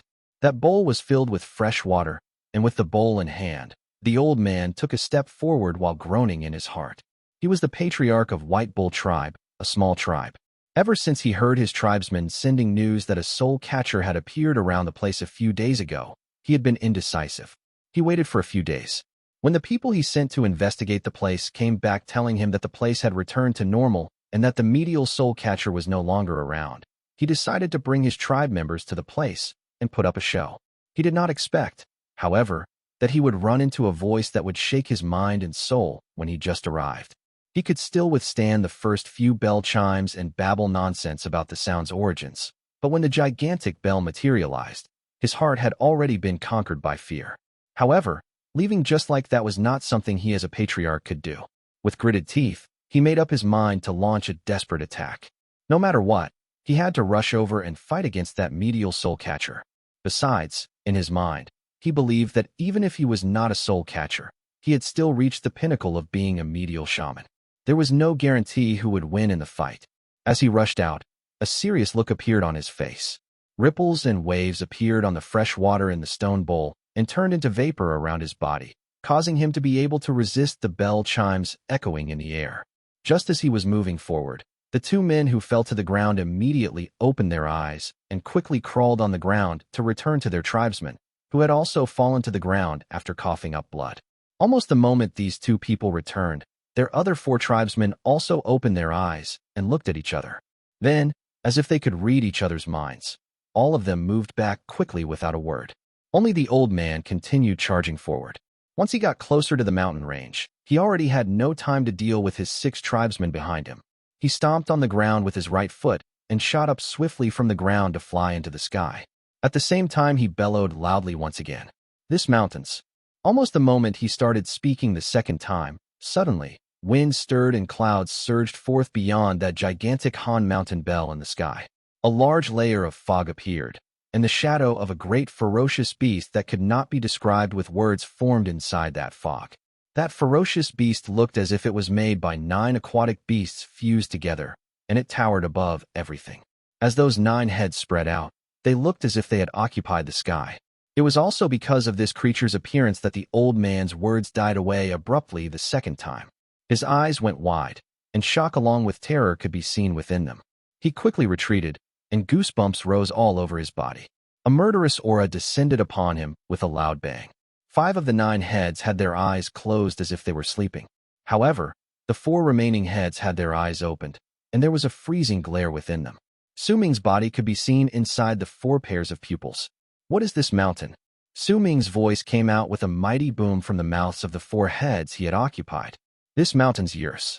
The monkey-faced old man suddenly gained some sense in his head and no longer dared to continue retreating. He quickly smiled obsequiously. Chapter 378. 9-Headed Dragon, Southern Emperor, Absolute Genocide. The old man's speech was a little weird. When Su Ming heard it, he frowned. Speak properly. Huh? What? This mountain is yours. The old man was momentarily stunned, then quickly slowed down his speech and repeated his words. Who are you? The 4 heads of the gigantic creature in the sky cast the old man beneath a glance at the same time as they asked with a booming voice. Sir Soulcatcher, this old man's the patriarch of White Bull Tribe, names by Go. This all's a misunderstanding, just a misunderstanding. I didn't come here for the mountain. I just heard from my tribesmen that you came here, so I was a little excited and fired up. That's why I brought my tribesmen here to greet you. I even prepared a gift for you. Please accept it. We still have something to do in our tribe. Please excuse us. The monkey-faced old man quickly fumbled about in his bosom and brought out a shaman crystal that was even smaller than his fingernail. His heart clenched in pain at the thought of parting with it, but he had to give it up. He placed the crystal on the ground respectfully.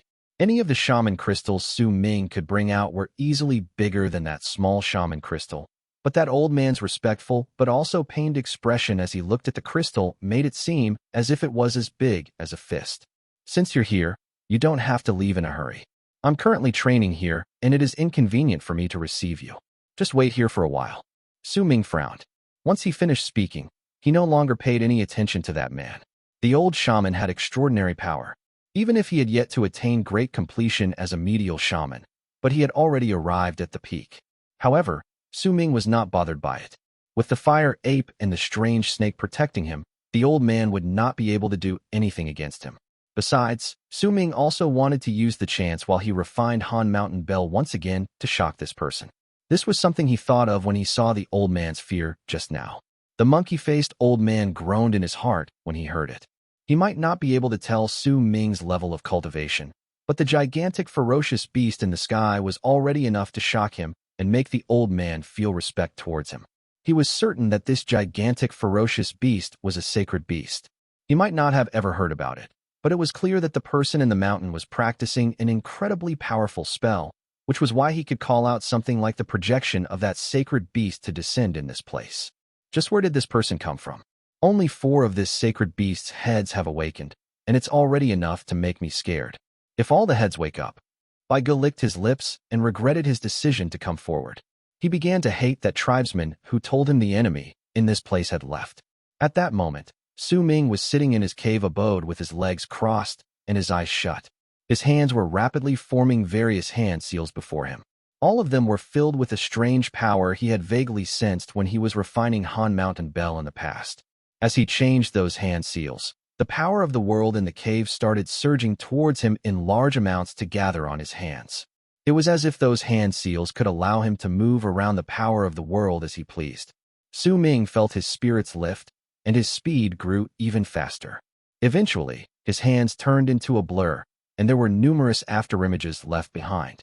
The 4 heads of the 9-headed beast above his cave abode let out a roar towards the sky, causing the weather to change and an endless amount of ripples to spread out.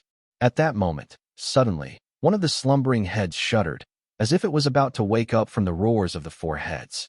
In the cave abode, Su Ming's speed as he made those seals became faster. Sweat beaded on his forehead. His divine sense had completely surged out, as he continued making those hand seals to fuse with the power of the world. Then all of them were pumped into Han Mountain Bell. However, no matter how much of that strange power he sent into Han Mountain Bell, it still felt like throwing a stone in an ocean. There was absolutely no reaction. Suddenly, he felt a faint hint of a reaction. It was as if there was a barrier in Han Mountain Bell, and if he did not break it, then it would be difficult for him to perform a more in-depth refinement. The moment Su Ming sensed the barrier's presence, he fired up all his divine sense, then fused it all with the power of the world to continuously crash into it. Open up. Come on, open up. Su Ming mumbled with his eyes closed, and more sweat poured down his forehead. As Su Ming spoke, the roars of the 4 awakened aquatic dragon heads grew stronger. They moved about and continued roaring. The waves of sound that were formed shook the world, causing the old man's ears to ring. His face was pale. He looked at the 4 aquatic dragons in the sky and had the feeling that he was a mere ant.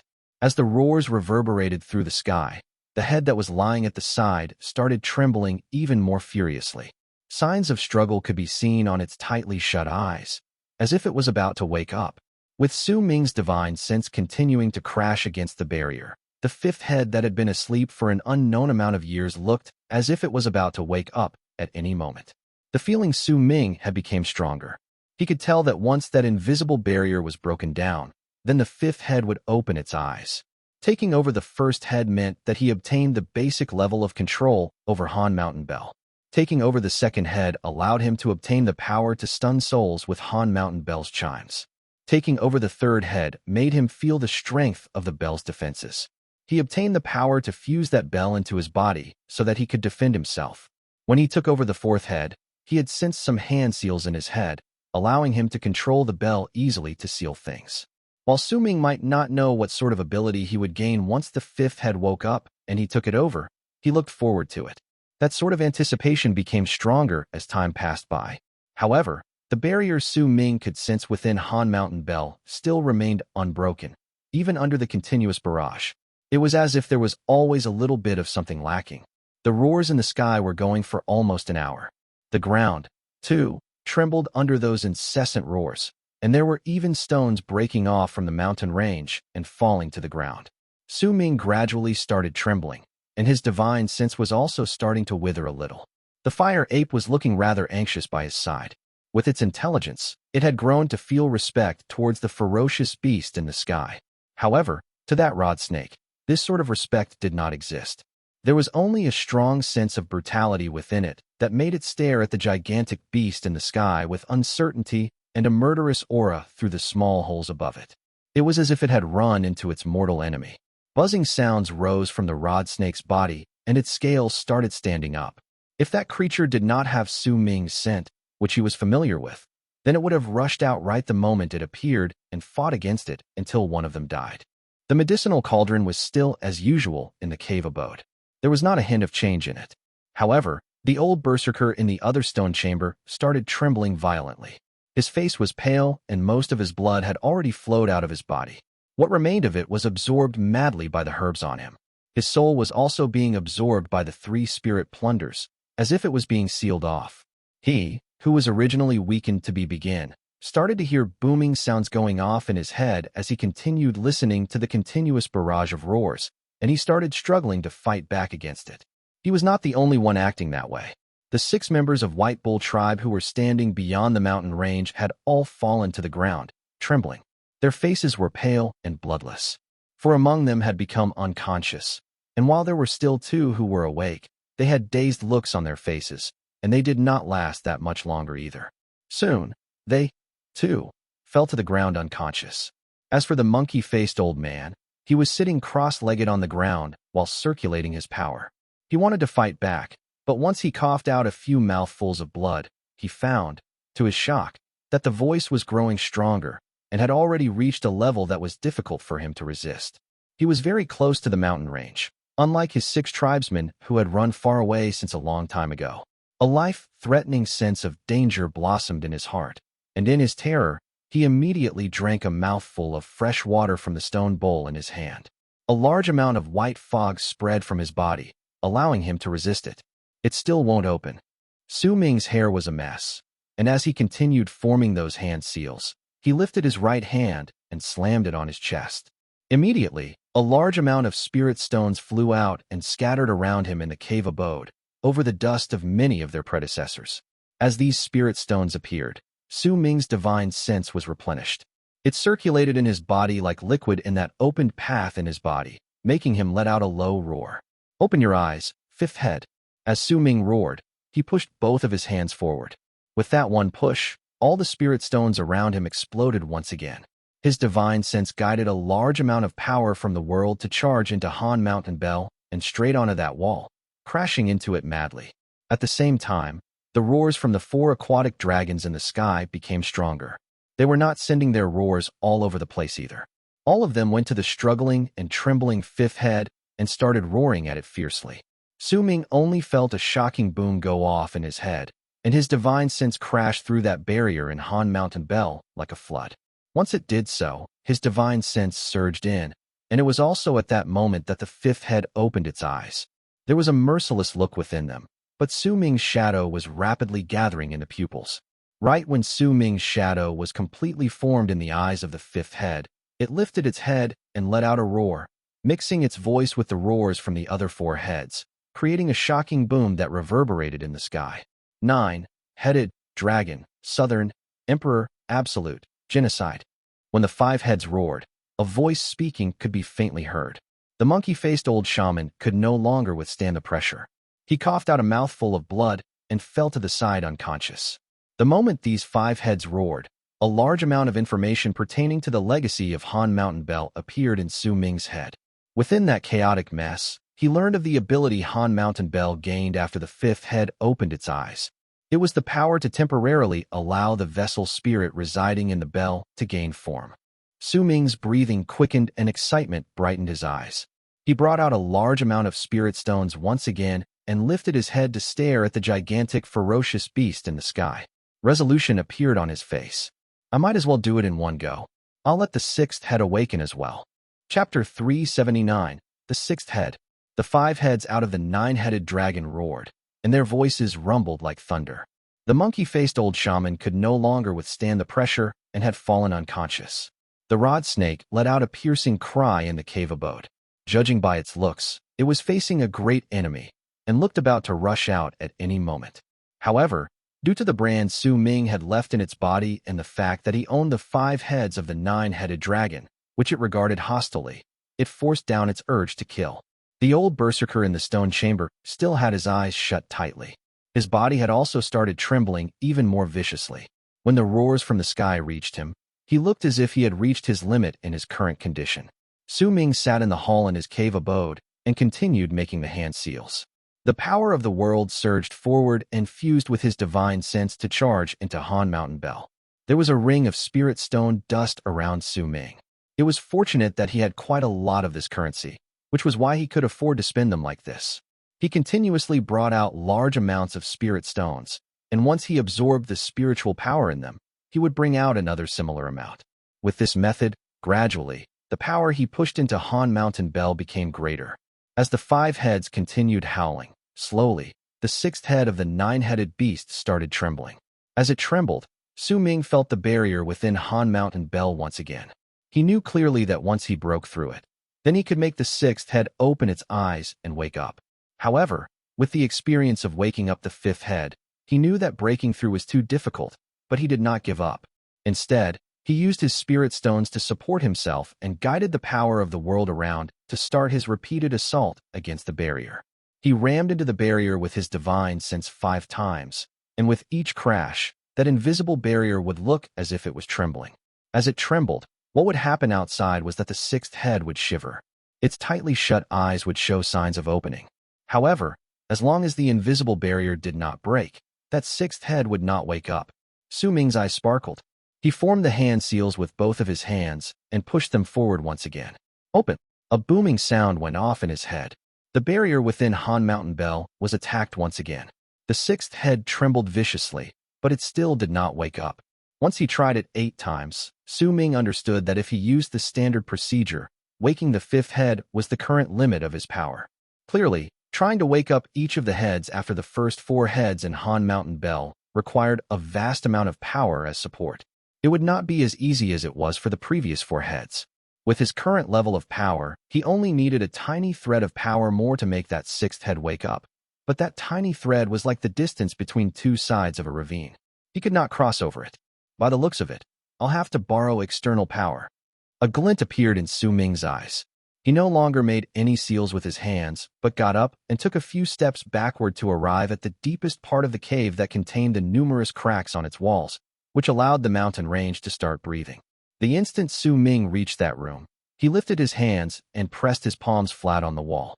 The stone wall immediately started trembling and new cracks appeared, under the power of Su Ming's palm strike. Once they connected with the previous cracks, they went through the stone and connected with the outside world. Due to the increase of those cracks, the originally weak human-like breathing in the mountain suddenly became much stronger. At that moment, the entire mountain range's breathing instantly became greater, and due to it, the power of the world also charged forth in a much greater quantity, causing a large whirlpool to once again appear. That whirlpool was formed due to the power of the world gathering together.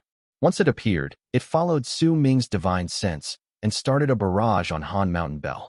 The barrier within let out a series of cracking noises in Su Ming's head, as if it was about to shatter. The 6th head also slowly lifted up its body, trembling viciously, and it opened its eyes a small slit. The method is correct.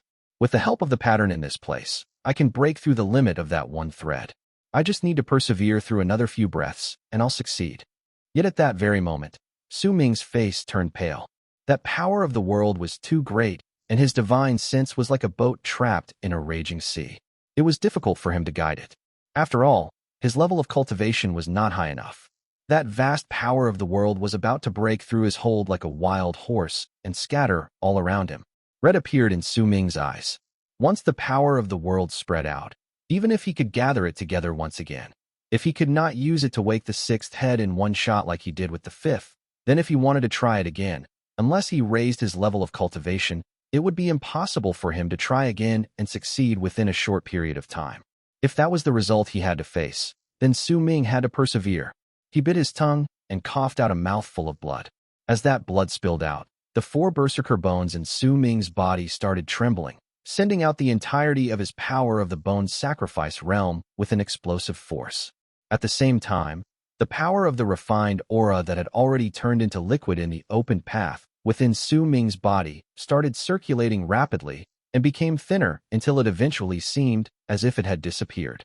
The disappeared refined aura had already completely surged into Su Ming's divine sense, forcing it to be able to control the power of the world when it was just about to crumble. 1 breath, 2 breaths. After 2 breaths, the vast power of the world started showing signs of scattering away again. Su Ming lifted his right hand, and with lightning speed, jabbed his finger on several spots on his body. All those spots were the parts connecting the open path into one single hole. Once he pressed on those spots, he seemed to have forced out the remaining power of the refined aura in his body. Along with the help of the power of his Berserker bones, he finally managed to buy the time for 2 more breaths before the power of the world started crumbling once again. It was during the span of these 4 breaths that the invisible barrier in Han Mountain Bell was completely broken through. As it crumbled, the 6th head opened its eyes, and gray light shone from within. The 6th head had awakened. It lifted its head to let out a low roar, howling together with the other 5 heads. Their voices shook the sky and earth, and as they spread in all directions, the old Berserker who was gravely wounded in Su Ming's cave abode could no longer fight back, and a large amount of blood mist burst out from his body. He immediately sank into unconsciousness, and it was one where his mind had fallen into a comatose state. In the sky, Su Ming's shadow appeared in the pupils of the awakened 6th head. As the heads roared together, the might coming from it was shocking. It was a pity that not many people saw it. This place was considered a rather remote spot in the land of the shamans, or else those who were observant would have noticed. The 9-headed dragon looked like a sacred beast of the shaman tribe. Anyone who saw it would find it hard not to feel fear. Su Ming sat in the cave abode with a pale face, but his eyes were shining with excitement. He wanted to try opening the eyes of the 7th head, but his body was already very weakened, and he had also wasted a large amount of spirit stones. Besides, he knew that with his current level of cultivation, it was utterly impossible for him to wake the 7th head. In his silence, he chose to give up on continue trying. Instead, he made some hand seals and pointed above him with his right hand. Nine-headed dragon, Southern Emperor, absolute genocide, gather, Su Ming said in a low voice.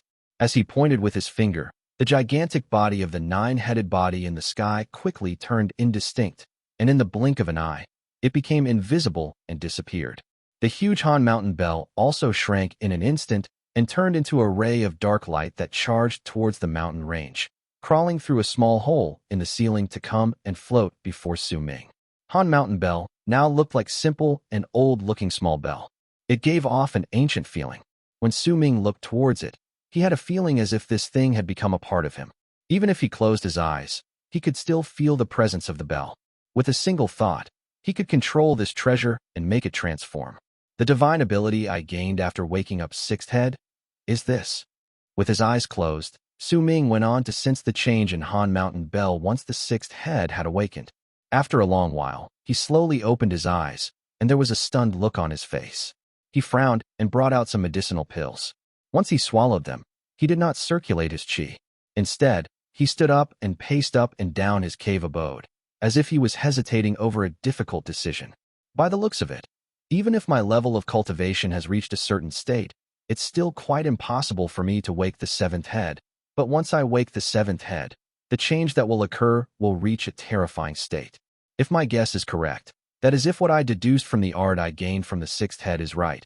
Once the seventh head wakes up, there's a high chance that it will allow a wisp of the nine-headed dragon's true spirit to descend. Su Ming's footsteps came to a halt and determination appeared in his eyes. There's no need for me to hesitate over this anymore. The land of the shamans is filled with dangers, and it'll be difficult for me to avoid being killed. If that's the case, Su Ming looked at the floating Han Mountain Bell by his side, and a complicated look appeared on his face. I'll fulfill the requirements needed to wake up the seventh head. With a swing of his arm, Han Mountain Bell immediately flew towards him and disappeared once it fused into his body. This bell is indeed a priceless treasure, but why did no one try taking it away after it was placed in Han Mountain City so long ago? Why is it that only Sima Xin and I could fight over it? There are plenty of powerful warriors in the Berserker tribe, and there's also the fact about the Immortals coming to our place. Why did they ignore Han Mountain Bell?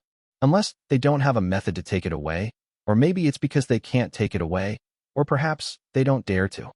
Su Ming had thought about this question before, but he had never obtained a real answer. He shook his head and decided to not think about it anymore. Instead, he sat down cross-legged and started exercising his breathing. 3 days passed by in the blink of an eye. At that time, the unconscious old shaman outside the mountain range opened his eyes. He cast his eyes around, before he got up quietly, and checked his surroundings, then slowly retreated. Are you going to leave just like that? The instant he started retreating, Su Ming's cold voice spoke languidly from the mountain range. When those words fell in the old man's ears, he immediately froze and forced out a smile. If there's nothing else, then I won't stay here anymore. It's been a few days since I went back, and there are plenty of things waiting for me back at my tribe. This mountain's yours, said the old man quickly. Right up till the end, he did not manage to see Su Ming's body, and a great sense of wariness towards this medial soul catcher rose within his heart. The sight he saw before he fainted also terrified him. He no longer had any desire to fight against him. 30,000 feet around this area, Su Ming said slowly, but before he could finish his sentence, that old shaman was already nodding his head furiously. Gotcha. No one comes within 30,000 feet of the place. I'll go tell my people in the tribe to absolutely not come around. If there's nothing else, I'll be off first. Chapter 380, Madam G.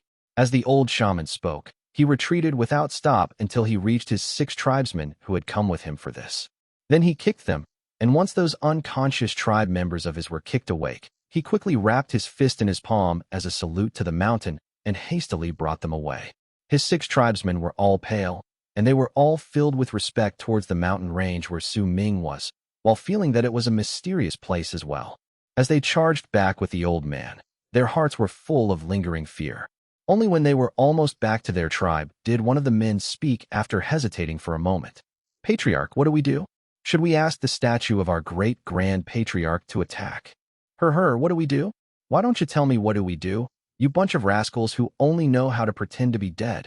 We have one attack left in the statue of our great grand patriarch. and that's going to be used to frighten that Black Crane tribe. The monkey-faced old man glared at the man, then turned around to slap the man's head. Let me tell y'all, we can't look down on that medial soul catcher. He already brought about such a presence by just activating his divine ability. Even if I launch a desperate attack, there's no use. He's a soul catcher and an outsider. He can come and go as he pleases. I don't have the confidence to kill him. Since that's the case, if your old man dies, then what are you bunch of rascals going to do? What are our tribesmen supposed to do? Even if I win by some stroke of luck and he runs away, he'll find a chance and come back to take revenge. Our tribe can't just up and leave either. This is not a good deal. The old man stroked his beard. He no longer had that silly thought he had previously. There was instead a hint of cunning in his eyes. That's why I was so busy flattering him and showed that I was respectful and afraid of him, which is why we managed to get out of a situation where we should have all died. That's what you call adapting to the situation. The old man's eyes sparkled and looked towards the east. By the looks of it, that guy ain't someone that old bird from Black Crane invited over. Let's watch first. Black Crane's old bird is a hot-tempered person. He's not as adaptable and sly as your old man. This might even be a good thing to us. The old man smiled, then gained a serious look on his face and slapped the heads of all his tribesmen beside him. Let's go home. Keep this in your heads. If I don't say anything, don't you dare set foot within 30,000 feet of that mountain. Make that 50,000. Make sure y'all don't step foot within 50,000 feet of that mountain. Once the old shaman from White Bull tribe left, Su Ming gained a few days of peace and quiet with no one coming to bother him. He immersed himself in his training, and during his free time, he would look at the moon at night and practice the art of burning his blood. At the day, besides observing the medicinal cauldron and observing the old berserker's physical condition, he also took care of his herbs. He used several of his stone chambers to plant some herbs. Once he gathered some soil from nearby and brought in some dense power of the world. Other than that, Su Ming used the remainder of his time to study the wind and lightning crystals of inheritance, as well as trying to understand the provenance of wind and origin of lightning. He searched for a way to cast the wind berserker's divine ability along with the lightning berserker's art. Su Ming was completely immersed in his own world in that rather remote spot in the land of the shamans, forgetting the ongoing battle between the shamans and berserkers, along with the catastrophe of the eastern wastelands. The only thing that existed in his mind then was that in 3 years, he had to make his power increase by a large margin. Only then could he get in touch with the Immortals and search for the secret behind the word destiny. However, the days of peace and quiet were short-lived. 7 days later, Su Ming opened his eyes where he was sitting in the cave, holding the wind crystal of inheritance in his hands. He lifted his head to look at the fire ape not too far away from him. Chase them away. An excited look immediately appeared on the fire ape's face. It patted its chest, then lifted the rod before turning into a red shadow and disappearing. Before long, that fire ape came back with a satisfied look on its face, then spent a long time gesturing to Su Ming. All right, if there are intruders again, you can do things at your own discretion. You're not allowed to hurt a person the first 3 times he comes, but if he or she comes a 4th time, go ahead and kill them. Su Ming pondered over it for a moment before he nodded his head, then continued immersing himself in trying to gain an epiphany over wind and lightning. The fire ape instantly became even more excited, and with one leap, it ran out. During the past few days, there would be a few shamans who would come to the place and observe the periphery. Most of these people's hair was decorated with some black feathers, a clear distinction from White Bull tribe. Once some of these observers came within 30,000 feet of the mountain range, they would be beaten up by a fire ape who would suddenly appear while screeching and swinging the rod in its hand. Most of these shamans were fledgling shamans, and even if they had some divine abilities at their disposal, the fire ape was too quick for them. Usually, it would close in on them in a flash, and all those who got close to it would be forced back with a crash, because they were all sent flying with a swing of the rod. Several times after this happened, the shamans who had feathers in their heads started to only seldom come to this place. And eventually, none of them came at all. It was as if they knew that this place was off limits and had given up on it.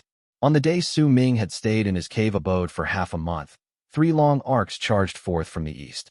The person in the lead was a middle-aged man. He looked incredibly tall and strong, and his eyes shone brilliantly. Behind him were 2 old men. The 3 of them descended about 100,000 feet away from where Su Ming was and stood there while staring at the towering mountain range in the distance. Tribe leader, We'll reach the border once we're 70,000 feet away from the mountain. Our tribesmen have entered that area several times before, and that ape would suddenly appear there. It might not have killed anyone, but it was becoming more and more ruthless. The last tribesman who was struck even had his ribs broken. By the looks of it, if we enter its territory anymore, it will come at us with the urge to kill, one of the old men behind the middle-aged man said in a low voice. If White Bull Tribe can tolerate this, then it means that the person who took over this place is not any common person. Our tribe also saw the change half a month ago in this place. This person, I think we should wait for the patriarch to return before we make a decision. The other old man hesitated for a moment before he spoke in a low voice. That's right. The patriarch has been away for almost a month. He said before he left that he'd be back in about that time. The patriarch went out this time to bring back Madame G to help us destroy White Bull Tribe. We can wait a few more days. The two old men tried to persuade him, but the middle-aged man in the middle remained silent for a long moment, then shook his head. The patriarch took a large amount of the tribe's wealth, and he still doesn't have a lot of confidence in bringing back Madame G of Leaping Stallion Peak. It's a fortunate thing that most of the shamans now are in fear, and because of the war, our resources are lacking. That's why the patriarch decided to go and ask Madame G to help us. But we can only ask her to attack once, and we have to use that attack to kill White Bull Tribes by go. We don't have the money to pay for Madame G to attack twice, even if we count all the spoils of war from White Bull Tribe. Since that is the case, even if we won't have White Bull Tribe in our way anymore, it's still not worth it. We still don't know what this person's level of cultivation is. Besides, while the presence here has been great half a month ago, if we don't test waters and see just what are his limits, then we won't be able to explain ourselves to the patriarch once he returns. Besides, with my power as a medial battle shaman, even if I can't win against him, he won't be able to kill me in a short amount of time unless he is a ladder shaman or a powerful soul catcher with an undying puppet, either. Otherwise, I can still test waters. Don't go into the Forbidden Land. Just observe from outside. I've already made my decision in this. The middle-aged man spoke slowly, and fighting spirit burned in his eyes. Cracking sounds came from his body, and his entire person swelled up by a fold, making him look like a small hill. Taking huge steps, he walked towards the mountain. With each step, the ground would tremble slightly, and a murderous aura would spread from his body. It formed a force of impact that swept through the land under his feet, causing the dust to fly into the air. His speed increased until he was eventually so fast that his movements caused loud crashing noises to echo in the air. Those sounds fused together with the earth's trembles and gathered together to form a force that charged towards the mountain range where Su Ming was. 60,000 feet, 50,000 feet, 40,000 feet, 30,000 feet. The man traveled forth like a violent gust of wind. When he arrived at the border of 30,000 feet away from the mountain, he did not stop, but took a step inside. Yet the instant his feet landed, a roar shot through the air and a red blur moved towards him.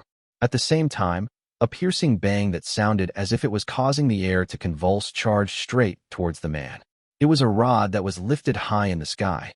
A glint appeared in the man's eyes. He did not dodge, but simply let out a cold snort and clenched his right hand into a fist before hurling it straight at the incoming rod. The instant his fist crashed into it, booming sounds reverberated through the air. The rod was bounced back, and even the fire ape was also forced back by the punch. The man was not feeling entirely good either. His body froze for a moment, but he soon walked into the area 30,000 feet from the mountain range. The fire ape roared and charged towards him again. A murderous look shone in the tribe leader's eyes, and he lifted his hands to slam them both on the ground. The land trembled suddenly, and as it did so, it seemed to have affected the sky as well, causing ripples to appear there, which made the fire ape freeze for a moment. The instant it did, the man stepped on air and swung his right leg. With a buzz, a huge force was sent charging straight at the fire ape.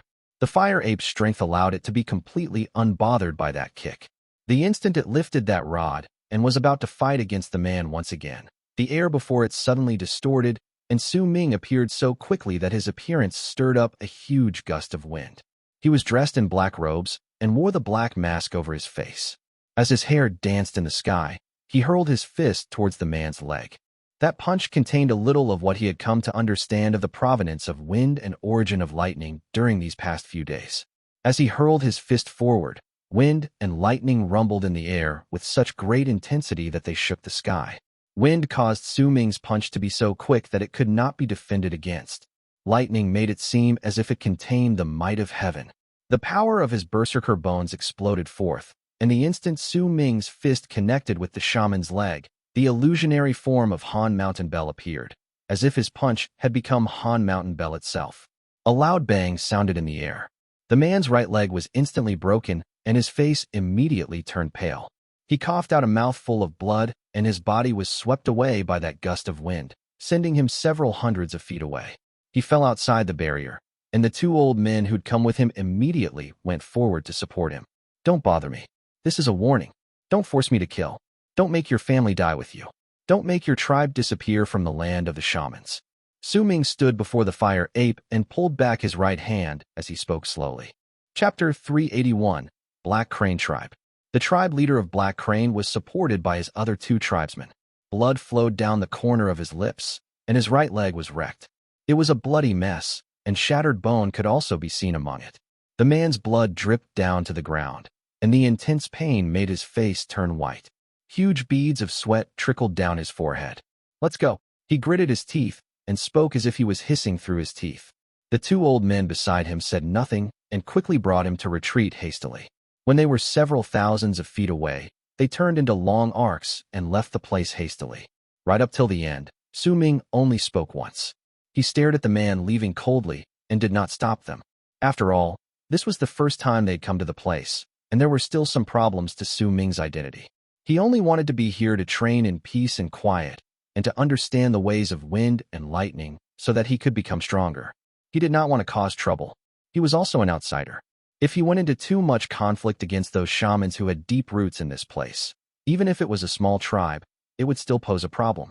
As for that shaman crystal vein, while Su Ming had high hopes for the place, he did not think that it was necessary for him to make it his own. He had tried mining those shaman crystals before. If he did not have a special method to do so, they would shatter when he touched them. He had used the small Virescent sword to test it before and brought out 8 pieces, but in the process, he also broke a similar amount of shaman crystals. Unless he used his hands to dig them out and did not mind wasting a large amount of time digging them out bit by bit, then he would be unable to reap the biggest reward. That was why Su Ming chose only to stun White Bull Tribe and did not kill them. As for Black Crane Tribe, as long as they did not do anything out of hand, then he would also choose not to kill them. His attacks might be vicious, but they were also used to shock them. Only when the two tribes were wary of him would he have the opportunity of knowing whether they were weak or strong, and then only would the possibility of a peaceful negotiation appear. As he watched the 3 people from Black Crane Tribe leave, Su Ming turned around, towards the direction of his cave abode, then turned into an illusion and went back. The fire ape looked displeased. It believed that if Su Ming had not appeared, it would still have been able to fight against the man.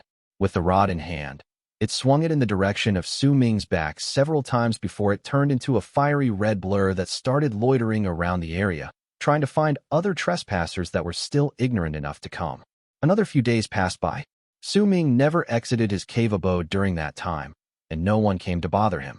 These sort of days might be boring, but Su Ming was not bothered by it. He was used to clearing his mind. He might be in a foreign land now, but in truth, to him, besides Dark Mountain and the 9th Summit, almost every other place was a foreign land. He, who had long since accustomed himself to this sort of lifestyle, continued researching the wind crystal of inheritance. That thing was about the size of a fist and was translucent. There seemed to be wind contained inside, making it seem as if there was wind and clouds tumbling about in the crystal. There was a strangely attractive charm to it. Wind separation / provenance of wind. Su Ming frowned and stared at the wind crystal of inheritance in his hand as he mulled over his thoughts. If I can't fuse this wind crystal of inheritance with myself, then I won't be able to gain any epiphany concerning the 3 styles of wind separation. I can also only use the very basic functions for provenance of wind. I can only circulate it in my body to make my speed slightly faster. But the Wind Berserker is definitely not just about speed, but just how can I make the wind crystal of inheritance accept me? Su Ming had thought of everything he could during these few days, but even with the help of the black stone fragment, he could not achieve his wish. It did not even give him even the slightest hint of response no matter how much he called out to it. Could it be that no one has the possibility of obtaining the legacy unless the real, true divinity Wind Berserker appears? Su Ming clutched his hand around the wind crystal of inheritance, and his face darkened as his eyes flickered. He knew of all his weaknesses. It did not matter whether it was the power of the god of Berserkers or whether it was Han Mountain Bell. All of these things were external power and were not actually a part of his own power. This external power might belong to him now, but there was also a possibility that it won't belong to him in the future. The basis for becoming a powerful warrior was his own level of cultivation and his divine abilities. These were the main things. Yet now, Su Ming was incredibly lacking in divine abilities. Besides Berserker obliteration, which he created on his own, he only had his speed and the execution of 3 evils left. This was fatal if he ever engaged anyone in a battle of arts, and Su Ming had experienced this firsthand when he traveled into the land of the shamans. The reason why he was spending so much time in examining the wind crystal of inheritance was so that he could increase the variety of divine abilities and arts he had at hand. Yet the results made Su Ming feel rather resigned. However, no matter what, he did not give up and simply continued trying to fuse together with the wind crystal of inheritance. This item was like a key that would open the door to the main parts of the Wind Berserker's legacy. To the east of Su Ming's cave abode in the mountain range was a low mountain range 10,000 leagues away. There was a mountain over there that was not very tall. It was very strange, and all those who saw it would not be able to forget it after seeing it once, because the shape of the mountain looked like a crane that had its wings spread and was about to fly. The crane was a non-existent creature in the land of the shamans, and it was the same for the land of the Berserkers. This creature belonged to the Immortals, and was a living being that possessed high intelligence. However, this mountain that was formed in its shape had appeared in the land of the shamans, and there was even a tribe in there that was named after a crane. That alone was enough to cause people to think. However, this place was situated in a remote area, and Black Crane was just a small tribe. Most of its tribe members seldom ventured out either, hence the people who took notice of them were few. It was also the reason why the mysteriousness of Black Crane tribe did not spread far. There was a house that was built using mountain rocks in the mountain, and in it was the man whose right leg was shattered. At that moment, his eyes were shut tightly, and his body was trembling slightly. He did not cover up his upper body, and sweat poured down his skin like a river. There was an old woman sitting before him. Her hair was white, and there were numerous brown age spots on her face. She placed her dried-up hands on the man's right leg. Strange words that sounded like chants tumbled out of the old woman's lips. Behind her were 5 Black Crane tribe members sitting just outside the door to the room where the man was in the house. Their expressions were filled with anxiety, along with anger and hatred.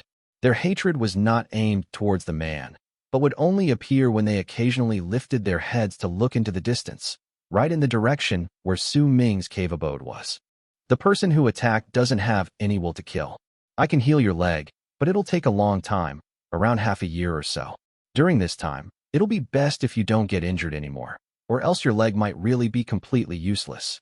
After a long while, the old woman stopped murmuring those strange sounds. She opened her eyes and revealed a pair of murky eyes as she spoke slowly. Once she finished speaking, the old woman stood up and walked towards the door with a hunched back. Her footsteps were not light as a cultivator's, but they were not heavy. Nonetheless, it was clear that she was a normal person. Send the shaman healer off. The half-naked man opened his eyes and spoke with a tired look on his face. A member of Black Crane tribe immediately stepped forward and supported the old woman as she left. Once the old woman left, an old man with a full head of white hair instantly stood up among the remaining people in the house. He took a few steps forward and spoke loudly. Tribe leader, I've already gathered all the warriors in the tribe. We're only waiting for your orders. Tribe leader, we can't just take this lying down. Why should we let this person take over our shaman crystal vein? He's just one person, no matter how high his level of cultivation is. We can offer our blood and summon our crane ancestor if we really need to. A ghastly voice stated from another person's mouth. It was a skinny man whose age could not be determined. He sat on the chair like a skeleton. The rest of the people spoke in succession, and their words were filled with a strong, murderous intent. Quiet. The man whose right leg was shattered slapped his right hand on the wooden chair he was sitting on. That person is not alone. He has a fire ape with him, and I can feel a terrifying presence in that mountain range. It's clear that he still has other tricks up his sleeve. Even if we discount that, all of you saw the 9-headed beast that appeared when that strange phenomenon came to be on that day. That beast alone is not something our tribe can handle. I went so that I could do a final test, and make a confirmation so that we can provide an explanation to the patriarch when he comes back. Why are you raring to go? Do you want to die that much? The man's eyes were freezing cold as he swept his gaze across the people in the room. We'll talk about this once the patriarch comes back. Before the man finished speaking, his voice suddenly died away and he lifted his head swiftly.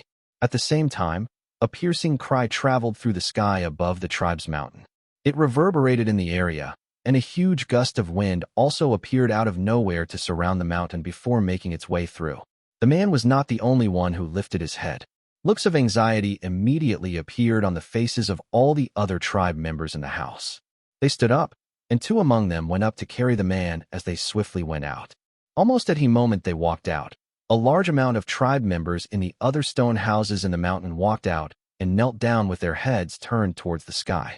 Welcome back, Patriarch. Their voices were like waves that seemed to have fused together with the wind. As their voices and the wind circled around the area, a black long arc charged towards them from the sky. Within the long arc was a huge crane whose eyes were burning with raging flames. It was about 500 feet in size and was covered head to toe in black. It was flapping its wings while getting closer to them. Standing on the black crane was an old man wearing a long robe made of feathers. There were several black lines on the old man's face. He had wrinkles on his face, but his eyes shone brightly. There was a person sitting beside him. That person wore a red robe, and there were a large number of snakes and insects sewn on it. Those snakes and insects came in all sorts of colors, and they were terrifying to look at. There was a bamboo hat covering the person's head so that their appearance could not be seen clearly, but from the stranger's figure, it could be seen that the person was a woman. Madam G, this is my tribe. Madam G, this way, please. The old man swept his gaze past the ground on the black crane, and a smile appeared on his face. When he looked towards the woman by his side, that smile turned into respect, and he wrapped his fist in his palm before bowing towards the woman. The woman, whose age and appearance could not be seen clearly due to the bamboo hat, gave a nod, and the black crane under the old man's body instantly charged towards the peak of the mountain. They got closer in an instant, and as they charged forward, a large amount of black mist spread out from the mount's body. As the crane dived down, more black mist spread out, and right the instant it seemed as if the crane was about to crash into the mountain, it turned into black mist and disappeared. The old man and Madam G, who was the woman wearing the bamboo hat, landed on the mountain, right before the man, who was being carried by his tribesmen, and the other people who were in the house. Greetings, Madam G. The man whose right leg was broken immediately knelt down when he saw the old man and Madam G. Yet a sharp pain shot up his right leg due to his action, causing his face to instantly turn pale. What happened to your leg? The patriarch of Black Crane Tribe immediately trained his gaze on his leg. Chapter 382, Soul Catcher's Voice. Patriarch, this is... The man hesitated for a while, then cast a glance at Madam G. The woman might not have revealed her face and had not even said a word, but when she stood there, there was a chilling presence spreading from within her, causing all the people around to feel slightly uncomfortable. Most of the leaders and powerful shamans in the tribe standing nearby had heard of Madam G and the rumors surrounding that name. Now, when they saw her, all of them were filled with respect towards her. It's fine. You can just speak. A cold and dark look appeared in the eyes of the patriarch of Black Crane Tribe. The tribe leader of Black Crane struggled up his feet. Enduring the intense pain, he spoke of everything that had happened from start to finish, but he did not mention the change in the sky a few days prior. I'm not his opponent. Madam G, please help us. Once the man finished speaking, he struggled to move and bow to that woman. A barely noticeable glint appeared in the eyes of the old man dressed in the robe made of black feathers. He was, after all, familiar with the man and could see that something was off, but he did not expose him. Instead, he narrowed his eyes. He knew that the man could be considered quite careful and would not speak without thinking. If he was almost pleading Madam G to act right before his face, then it was clear that the tribe leader believed that even if the old man went himself, he was not the outsider's opponent. Madam G, about this, could you please attack him? The old man gritted his teeth. If it had been any other of his tribesmen saying this, he might not have believed them, but this man was Black Crane Tribe's current tribe leader. It was impossible for the old man to not believe him. Is that person a ladder shaman? Madam G suddenly asked. He's not a ladder shaman. Of this, I am certain, the man quickly asserted. If you're wrong, then I will make the entire Black Crane Tribe die with you. A person's life is 2,000 shaman crystals. If it's 2 people, for 1,000. There's also what we promised before. All White Bull Tribe's shaman crystals and their sacred items will belong to me once you break the seals on those items. The woman in the bamboo hat spoke with a shrill voice, and when she spoke, all those who heard her words felt their hearts and minds tremble. The patriarch of Black Crane Tribe felt his heart ache tremendously at the thought. He hesitated for a moment, but when he saw the man's firm gaze, he knew that there was definitely something off in this matter, which was why he gritted his teeth and nodded. Thank you, Madam G. Once this is finished, I will give you the remaining 2,000 shaman crystals. I don't mind if you don't give it to me. Madam G chuckled, and her chuckles were equally sharp and piercing to the ears. I wouldn't dare to. The old man quickly wrapped his fist in his palm to her. I'll heal your leg. It's free. Madam G lifted her right hand and pointed it at the man's right leg. Immediately, the whiskers of one of the multicolored scorpions on her robe moved and started swimming about before crawling up her arm to charge straight towards the man's right leg. The man shuddered, and the multicolored scorpion bit through his flesh and crawled into his body. This pain made the man tremble from head to toe. He wanted to endure through it, but in the end, he could not. He let out a shrill scream of pain before falling to his side. Right when the faces of all the Black Crane Tribe members drastically changed, rumbling sounds came from the tribe leader's right leg, and his torn flesh started healing rapidly. After some time, his entire right leg was healed, and not a single wound could be seen. However, there was a picture of a scorpion shining on his right leg. With a pale face, the man stood up, and his gaze when he looked at Madam G was filled with terror as he wrapped his fist in his palm to bow towards her. Thank you, Madam G. You don't have to thank me. Your flesh and blood can provide my baby 7 days of food. If you can't bring out the shaman crystals after 7 days. Madam G started laughing shrilly. The entire area was silent. Only her laughter could be heard echoing in the air. Your leg has healed now. Please lead the way. Once Madam G finished speaking, she demanded with that sharp voice of hers. Madam G, do you want to rest for a while? We can still go tomorrow morning. The patriarch of Black Crane Tribe quickly spoke. He still had some things he wanted to talk about in detail with the tribe leader. I don't need to rest. I'll just be killing 2 people. It's not too late if I rest after I come back. Madam G waved her arm and instantly flew up. She pointed at the tribe leader of Black Crane with her right hand, and without his control, the man's right leg leapt into the air, bringing along his entire body. He only managed to turn his head back and cast a deep look at the patriarch before he turned into a long arc and followed behind Madam G. In the blink of an eye, the 2 of them disappeared into the horizon. Only when Madam G left did the patriarch of Black Crane Tribe's face turn completely dark. He turned around and swept his gaze past his tribesmen gathered around him. Tell me what happened over the past month. As his tribesmen spoke to him in low murmurs and their words fell into the patriarch's ears, the old man's expression gradually started changing, and when he heard of the strange sight that appeared in the sky many days prior, along with the 9-headed beast, he sucked in a sharp breath. This is... He took a step forward, wanting to chase after the tribe leader, but subsequently froze in his footsteps and fell silent where he stood on the mountain. In his head, the memory of the tribe leader of Black Crane casting him that deep look appeared in his head. Madam G traveled quickly in the sky. As she moved, a 5-colored layer of fog appeared under her feet, and it stood out like a sore thumb in the sky. The 5-colored fog let out a dim fragrance, causing the man from Black Crane Tribe to fall into a slight daze when he sniffed it. He bit his tongue, and only by doing so did his mind remain somewhat clear. In his head, he recalled all the rumors circulating about this Madam G and could not help but grow even more respectful towards her. We might be in the sky and the wind is blowing harshly against us, which is why the aura from my 5-colored fog isn't that strong. But to be able to regain your consciousness so soon after taking a breath of it means that your willpower is actually pretty strong. Madam G's sharp voice came through the 5-colored fog. Her voice might be sharp, but there was a power in it that would make people's minds drift. When it fell into the man's ears, the dazed look appeared in his eyes again. Almost the moment the dazed look in his eyes appeared, the man was swept up by a huge power and brought into the 5-colored fog. Madam G, please spare me. The man trembled and gritted his teeth as he forced out those words. Everything within sight was the 5-colored fog, nothing else, but he could clearly feel a gentle hand touching his back. as if that hand was using its fingers to draw a circle. A numbness immediately surged through his entire body, causing the man's face to turn red in an instant and his breathing to quicken. Your willpower is very strong. I like your type, so I'll give you a treat. The man shuddered. He could feel a puff of hot air in his right ear, and then a soft tongue licked the contour of his ear gently. A bang went off in the man's head, and he looked as if he had forgotten everything. There was only a primal urge left in his body. His eyes were bloodshot, and his breathing grew heavy. A large amount of five-colored fog entered his body as he breathed.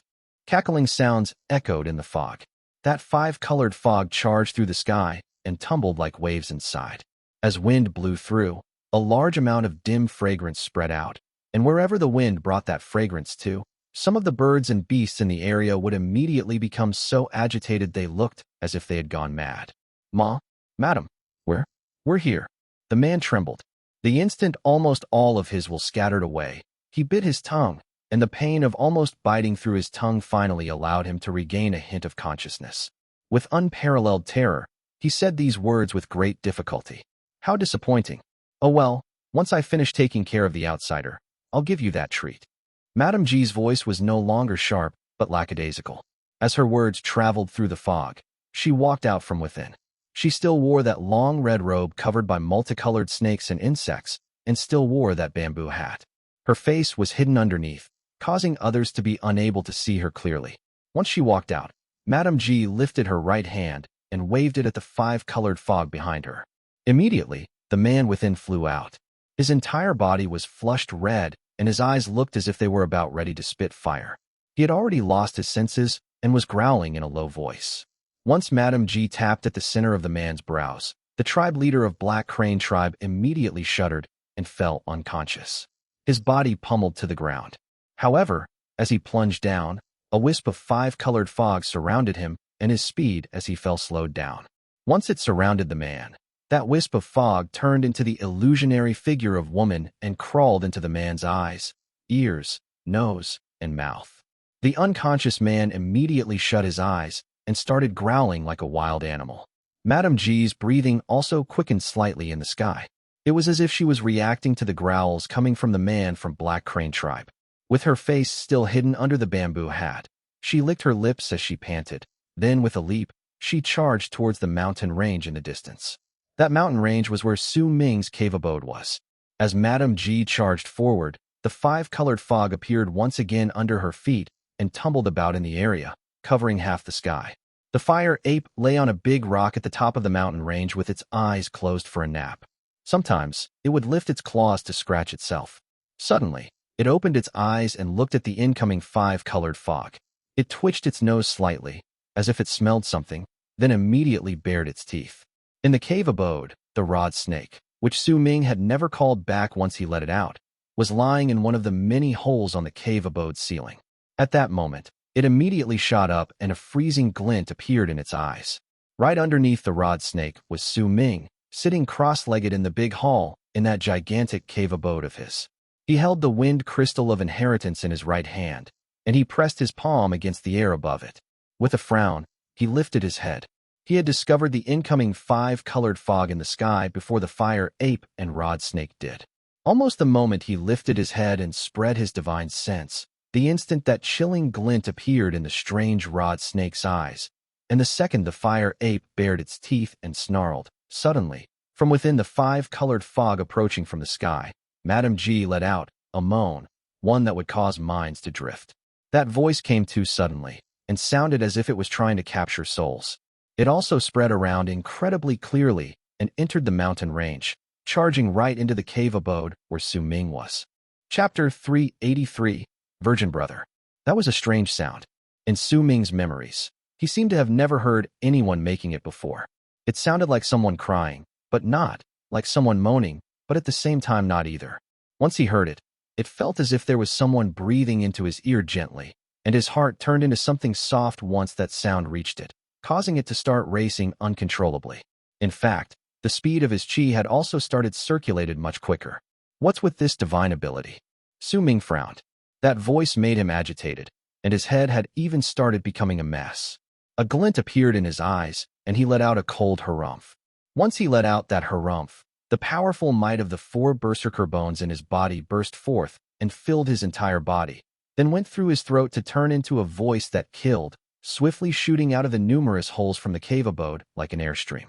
That voice was like a thunderbolt, filled with the power of lightning contained within Su Ming's origin vessel. It was also an epiphany he had gained over the past few days from the origin of lightning to turn his voice into that akin to thunder. Almost the instant his voice shot out of the cave abode, Su Ming stood up and walked out with his hands behind his back. When he left, he was already standing in the sky. He wore a black mask, and there was light flashing in the depths of his eyes, one that could not be caught. He stared at the 5-colored fog that was located not too far away from him coldly. A sweet scent filled the air in the area around him. That scent made all those who sucked it in feel very comfortable. But if anyone breathed it for a long time, then they would have a feeling as if all their internal organs wanted to escape from their mouths. "Who are you?" Su Ming asked languidly, his pupils having shrunk down. The moan from Madame G that came from the 5-colored fog tumbling about in the sky above the mountain range was cut off by that thunderous harumph. A glint appeared in her eyes that were hidden underneath the bamboo hat. "What a man who doesn't know the mood.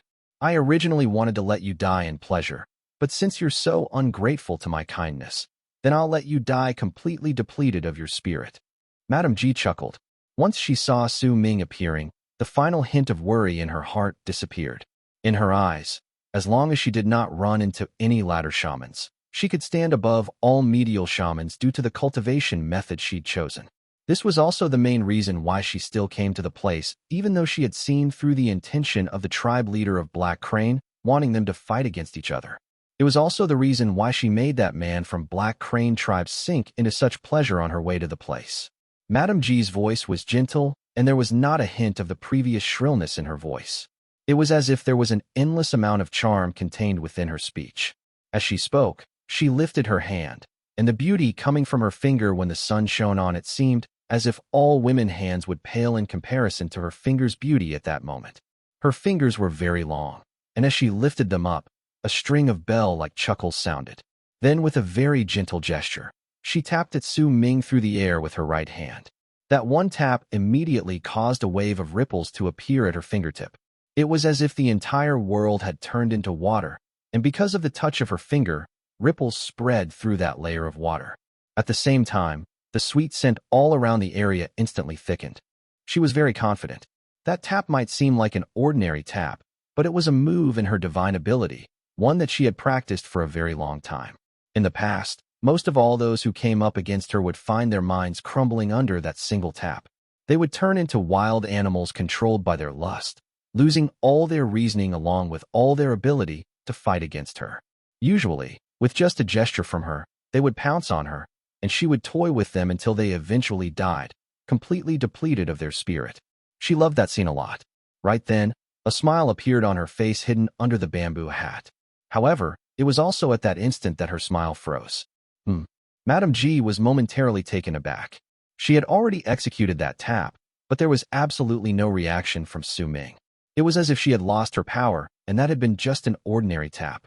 Su Ming frowned, finding himself a little puzzled by what exactly that woman wanted to do. The strange cry just now had made him slightly scared, and when he saw the woman tapping on air, a glint had immediately appeared in his eyes. Green light shone at the center of his brows, and the patterns all around him had also started changing with his thoughts. However, the reason Su Ming frowned was because while that tap had stirred up ripples in the air, he had not felt a single hint of danger.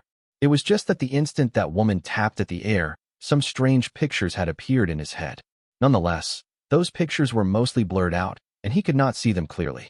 "I see. So you're a virgin without any experience. No wonder." A glint appeared in Madame G's eyes. She licked her lips and started chuckling as if she was very happy. Crazy woman. Su Ming let out a cold harumph. After a swing of his arm, green light instantly shone, and the small virescent sword shot out before him with a sword whistle. Su Ming lifted his right hand and pointed at it. Immediately, the provenance of wind within him formed a whirlwind in his body. That wind shot out of Su Ming's hand and fell on the small virescent sword, instantly making it shudder, and an illusionary shadow appeared around the sword, covering it fully. That illusion was a giant sword that was about 10 feet long. Once it appeared, a whirlwind started howling around it. This was the new epiphany Su Ming had gained over these days through the provenance of wind.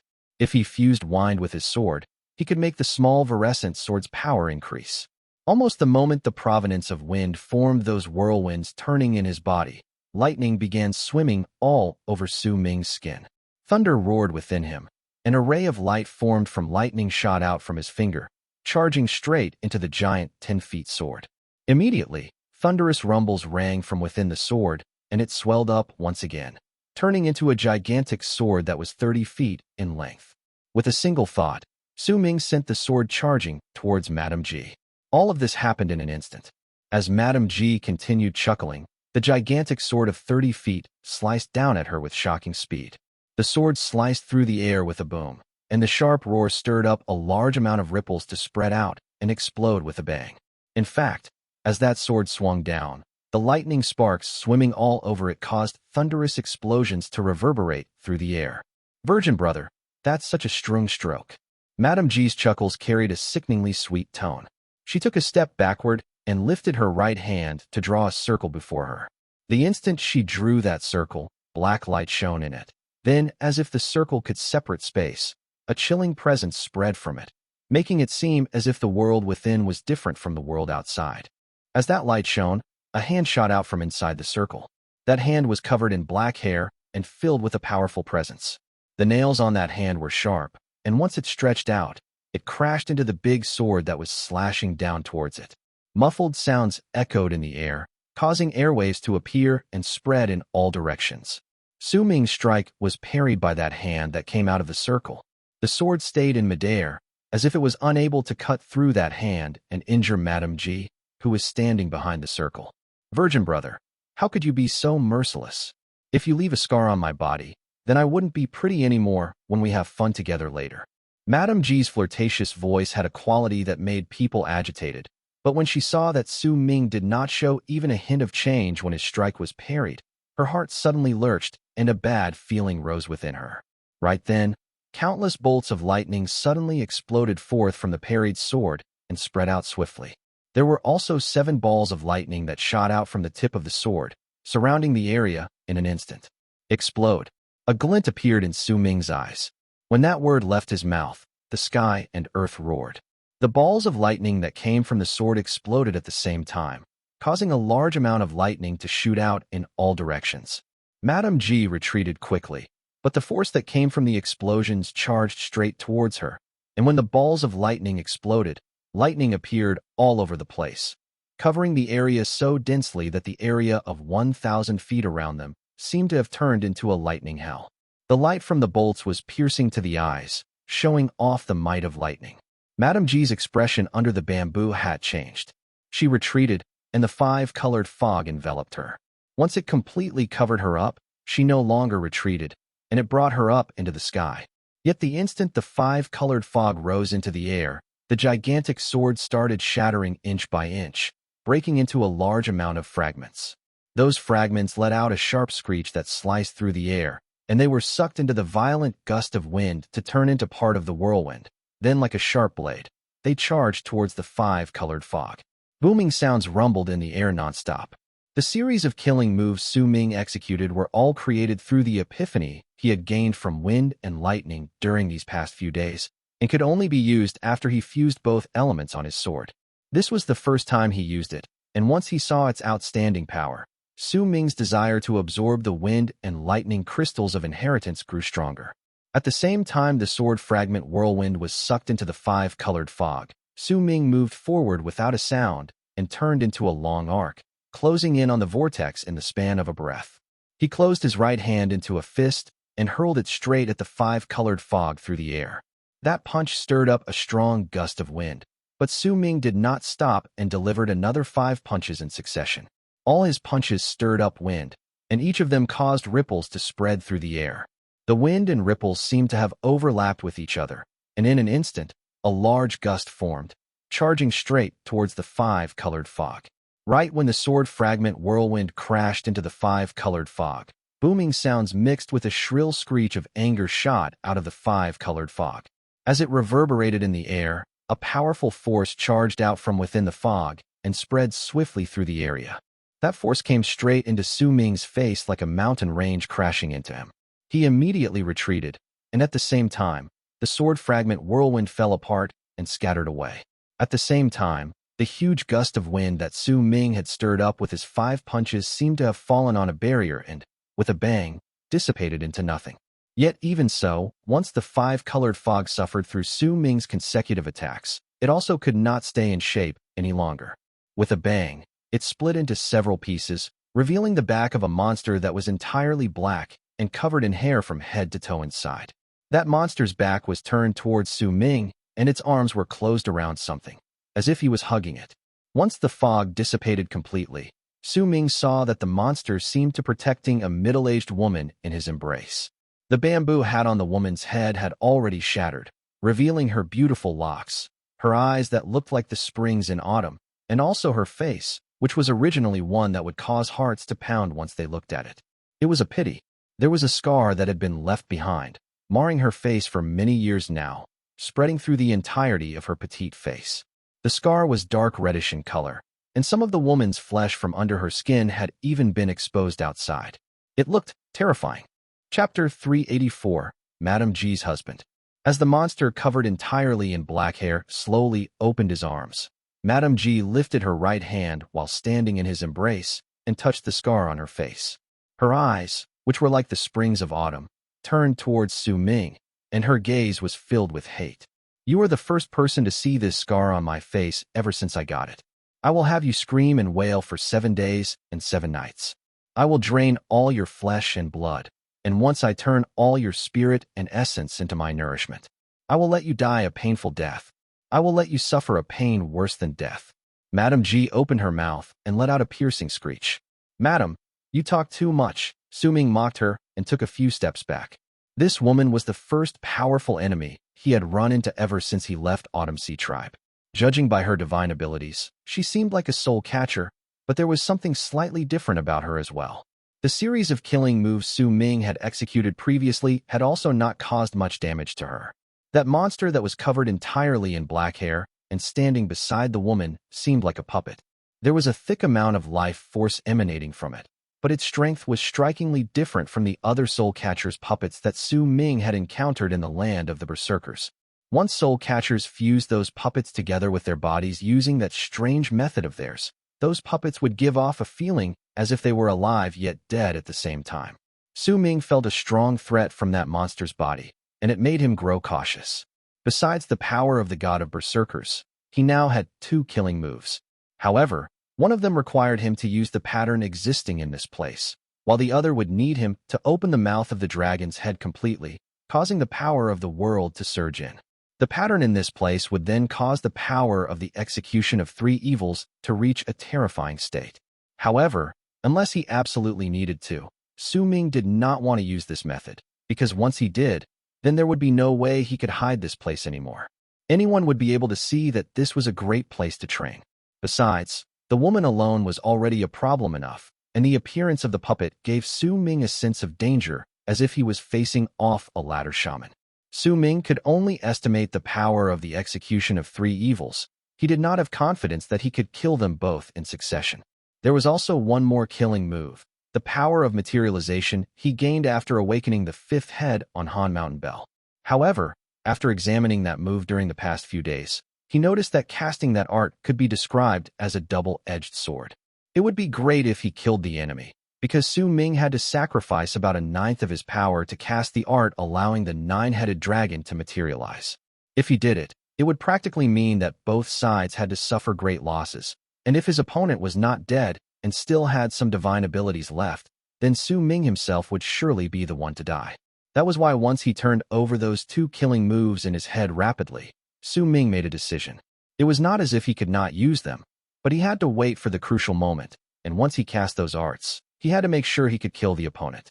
It's a pity that I still haven't refined that Berserker into my puppet and still can't fuse with the wind and lightning crystals of inheritance, or else this battle would definitely be much easier, and I would have more chances of winning. Su Ming sighed. As he retreated, he stared at Madame G and the monster beside her with burning eyes. I'll definitely make your life a living hell. Madame G touched the scar on her face.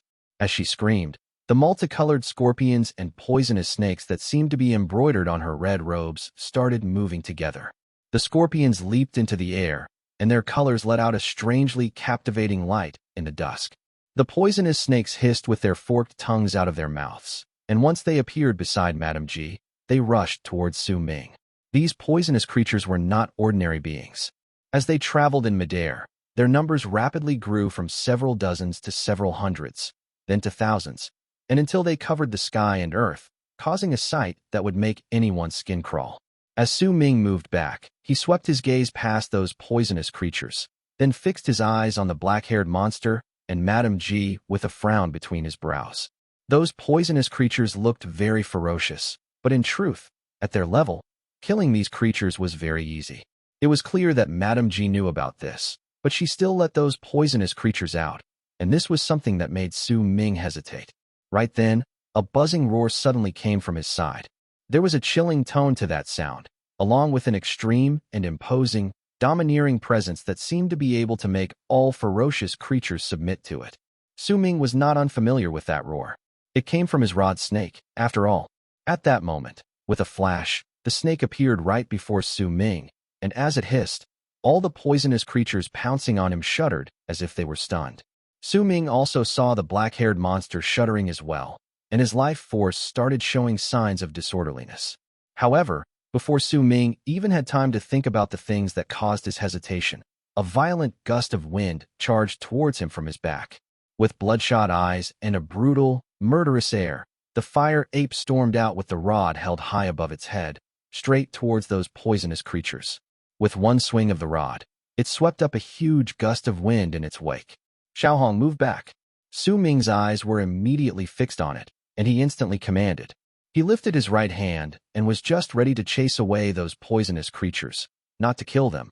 But the moment his voice shot out, the fire ape only paused for a moment and then completely ignored him. Its eyes were completely red, and it was panting harshly. It looked completely the same as the man from Black Crane tribe who was previously in the five-colored fog. It swung that rod, and banging sounds reverberated in the air. A large amount of scorpions and poisonous snakes exploded while hissing. Red and green liquid shot out from their bodies, and when the liquid spread out, it immediately let out hissing sounds as if having crashed into something in the air, turning into the five-colored fog in an instant. In the blink of an eye, with Su Ming at the center, a large amount of five-colored fog shot up everywhere the liquid from those poisonous creatures had touched. At the same time, the sweet scent Su Ming had smelled before in midair suddenly became much stronger. Right then, the black-haired monster beside Madame G lifted his head. A dark light shining with greed appeared in his eyes, and with a buzz coming from his body, he lifted his foot and turned into a black shadow that charged straight towards Su Ming. Madame G kept her gaze fixed on Su Ming, the hatred in her eyes growing stronger, and moaning sounds started slowly spilling out of her mouth. As those moans echoed in the air, they reverberated at a much stronger frequency compared to before. The sun was setting, and the evening looked as if it was about to be over. The moon showed its silhouette right across the sun, and on that day, the moon was full. Madame G's moans continued non-stop, and they sounded like those of a man and a woman copulating. When they spilled out from her mouth, pleasure appeared on her face, and she looked as if she was enjoying it, but the hate in her eyes did not decrease. It instead became stronger. She was fondling herself, and as she moved her hands all over her body, she started unbuttoning her red robe, revealing her pearly white skin. As those seductive, coquettish moans filled the air, the man from Black Crane tribe started foaming at his mouth, and his body started convulsing unconsciously. His eyes were shut tight, but his face was flushed red. Heavy breathing and muffled groans could be heard coming from his mouth. The dark light in the eyes of the black-haired puppet charging towards Su Ming became stronger, and his speed became faster. Su Ming frowned. The fire ape was becoming more agitated as it continued moaning and attacking those poisonous creatures, creating even more five-colored fog as it did so. Clearly, its thoughts had been affected by those moans. That black-haired puppet closed in within an instant and opened his mouth, while also lifting its arms. Judging by its actions, it looked as if it wanted to hug Su Ming. Su Ming's eyes sparkled, and blue light shone on his body. A faint blue armor materialized and covered him. That armor was different from the armor of Bone Sacrifice, and unless in the know, it would be nigh impossible to recognize it at first glance. Right then, Su Ming took a few swift steps backwards before charging out. The provenance of wind started stirring within him, causing his speed to instantly increase exponentially. With a string of afterimages left behind, he arrived before the black-haired monster and hurled his fist forward. A loud bang echoed in the air, and from the distance, the black-haired monster looked as if half of its body was blown apart by Su Ming, and he exploded into a large amount of black fog. What was left behind before Su Ming was a dried-up body. That body fell backwards with his arms still spread outwards. That scattered black fog looked as if it was the man's flesh, blown away from the body. Su Ming's pupils shrank at the sight. He had clearly seen that his fist had not touched that black-haired monster.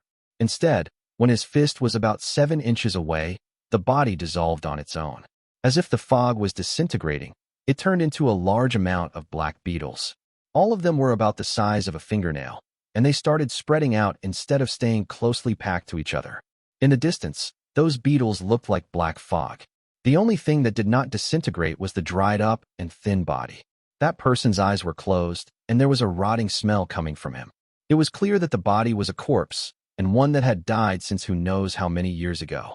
Right when Su Ming's pupils shrank, that dried-up corpse suddenly opened his eyes. They were a pair of gray eyes, and even the pupils were gray. The corpse stared at Su Ming and opened his mouth, revealing sharp teeth. Then he lunged at Su Ming. The moment he pounced, all the black beetles that had scattered around them instantly charged towards Su Ming with a buzz. It was a terrifying sight to behold from the distance. The black fog before Su Ming was going in to devour him, and that corpse with the gray eyes was lunging towards him at such an extreme speed that it was already less than 5 feet away from him. In the distance, Madame G's moans became louder. She had already taken off half of her clothes, and her exposed, pearly white skin gave off a lustful air. As she stripped off her clothing, a scar could be vaguely seen below her right breast. That scar was not long, but it looked as if someone had left it behind after penetrating through her skin with their hand. Don't let him die so easily, my husband. Ji and Hai. Tear his skin down, plant the insect's eggs in him, and let him scream in pain as you did all those years ago. As he screams, I will suck away all his essence. You have to watch by the side, Madame G said as she continued moaning. The meaning of her words was enough to make anyone who might have heard them shiver. The rotten stench came crashing towards Su Ming. The armor gained its complete form and covered him entirely in an instant. With a stern face, he lifted his right hand up, and the moment the dried-up corpse lunged at him, he started forming hand seals with his right hand. He bent his index finger so that it would touch his thumb, and immediately, the illusionary shadow of the minimized Han Mountain Bell appeared on his palm. Then, as Su Ming lifted 3 of his fingers and turned his palm downward, Han Mountain Bell started gaining physical form. Finally, he clenched his fist together before opening his hand and pushed his palm towards that corpse. Chapter 385. Ji Yunhai.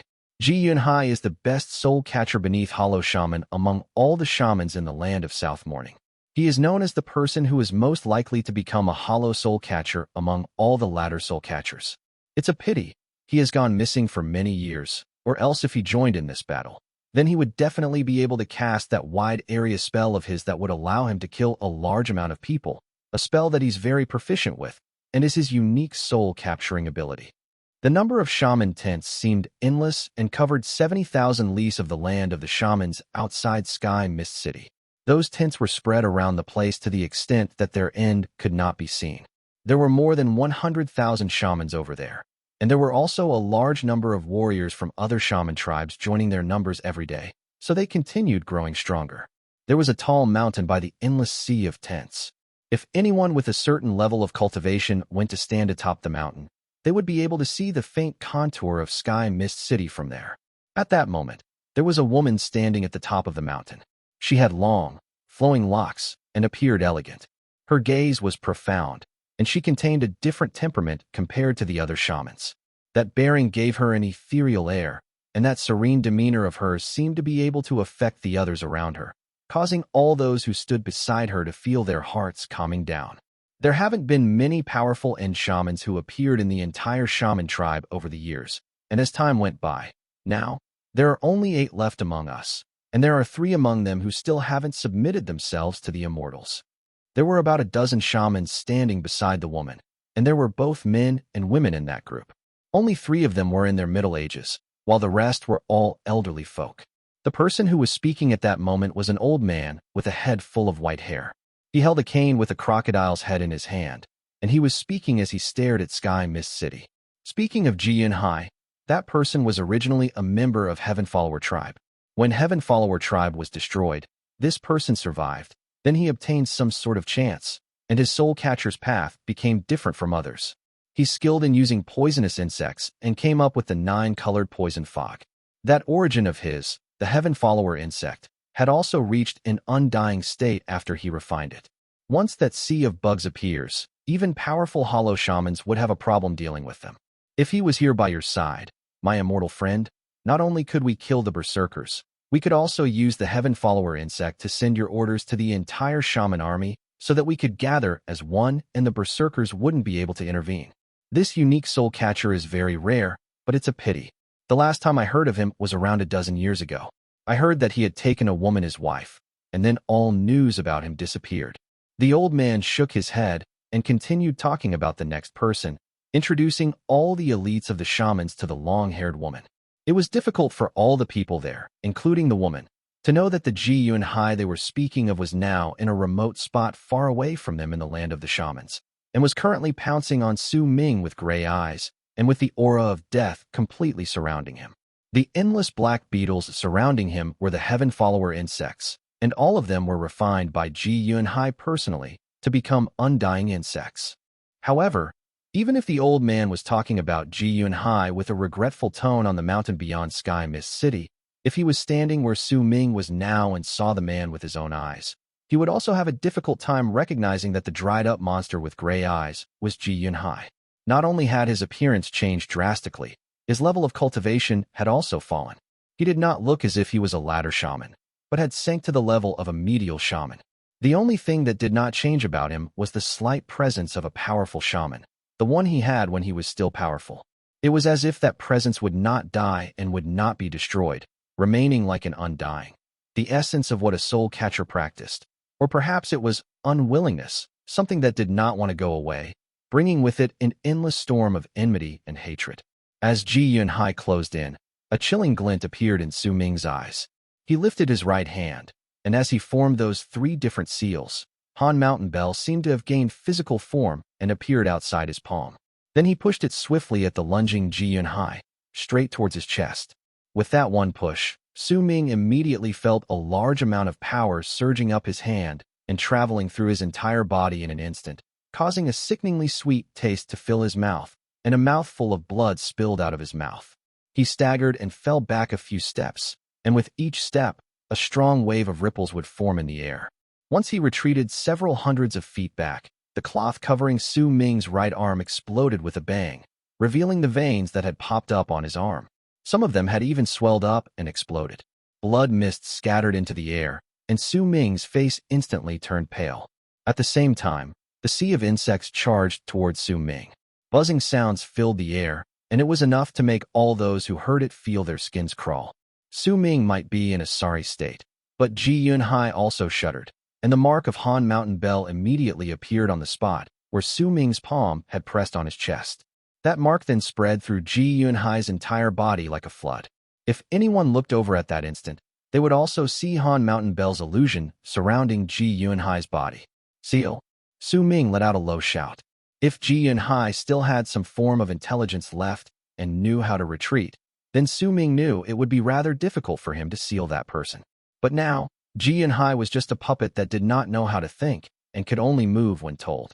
His reactions, naturally, could not compare to a living person, especially when Su Ming had even risked getting injured to get closer to him to finally seal him up with Han Mountain Bell. As Su Ming shouted his command, Han Mountain Bell immediately turned from an illusion to a physical entity around Ji Yunhai's still lunging body.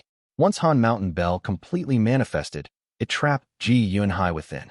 Buzzing sounds hummed in the air, and Han Mountain Bell floated in the sky. Crashing sounds continuously came from within. It sounded as if Ji Yunhai was repeatedly ramming himself against the bell. The endless amount of Heaven Follower insects in that black insect fog froze in their pounce towards Su Ming once Ji Yunhai was sealed by Han Mountain Bell. Break! Su Ming had already awakened 6 of the heads in Han Mountain Bell. Besides gaining control over some new power, he had also gained more understanding towards the few divine abilities that belonged to the bell.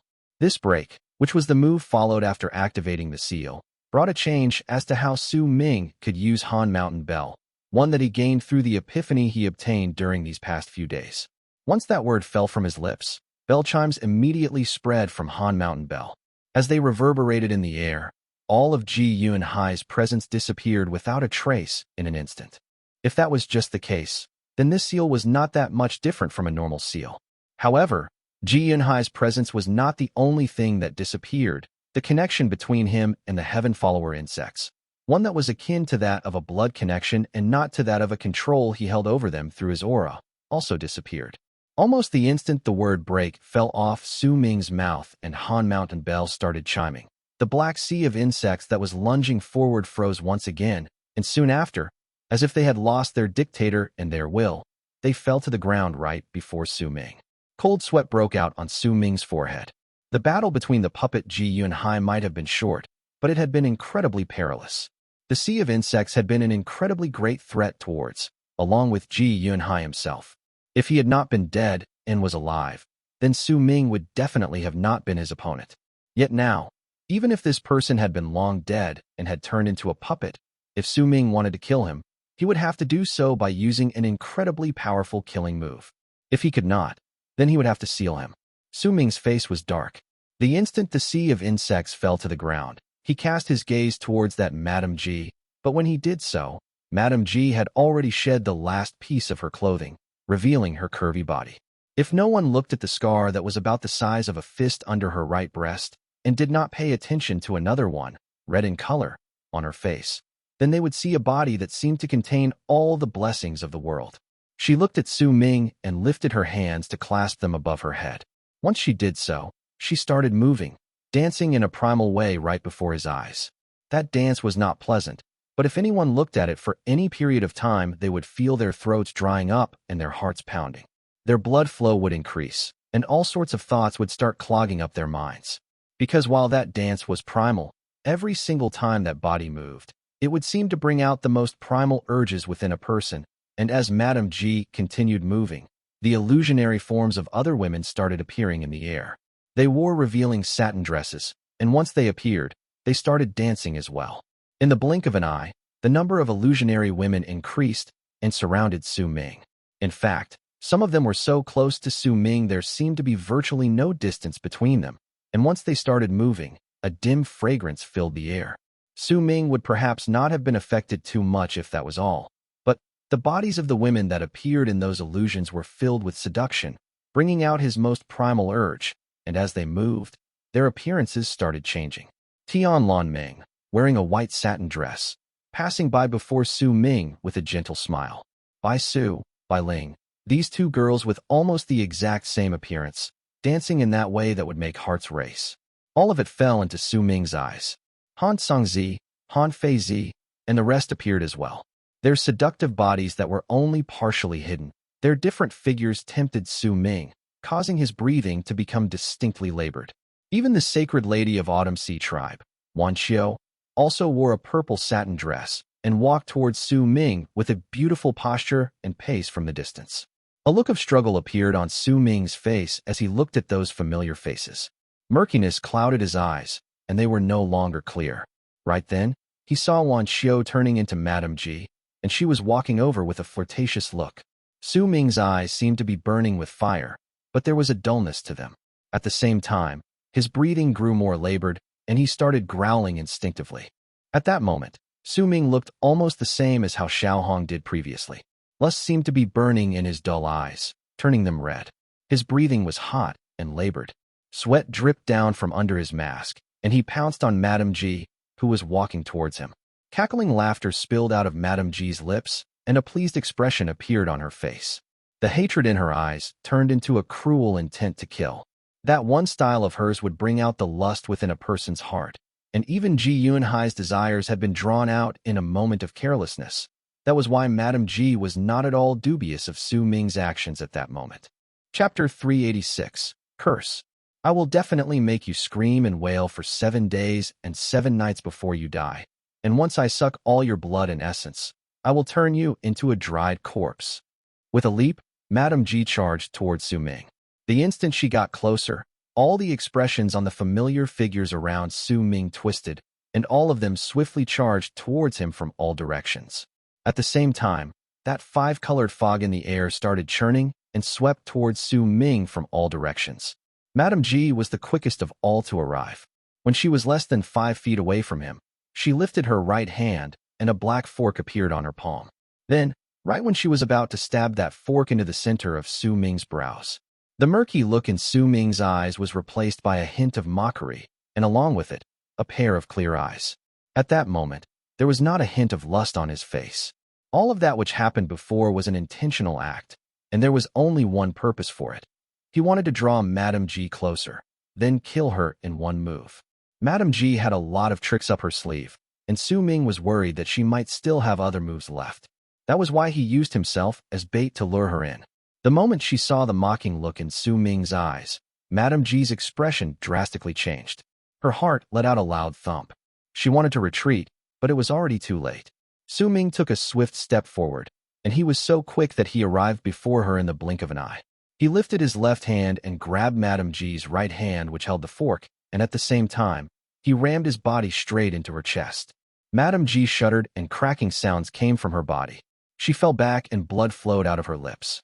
Dismay and shock appeared on her face, along with a hint of terror. However, before she could retreat a little further away, Su Ming had already activated that terrifying speed of his and caught up to her once again. With one sweep of his leg, he kicked Madame G's head. Bang! Madame G coughed out a huge mouthful of blood. Her head had snapped to the side, and her body was flung out. However, Su Ming frowned.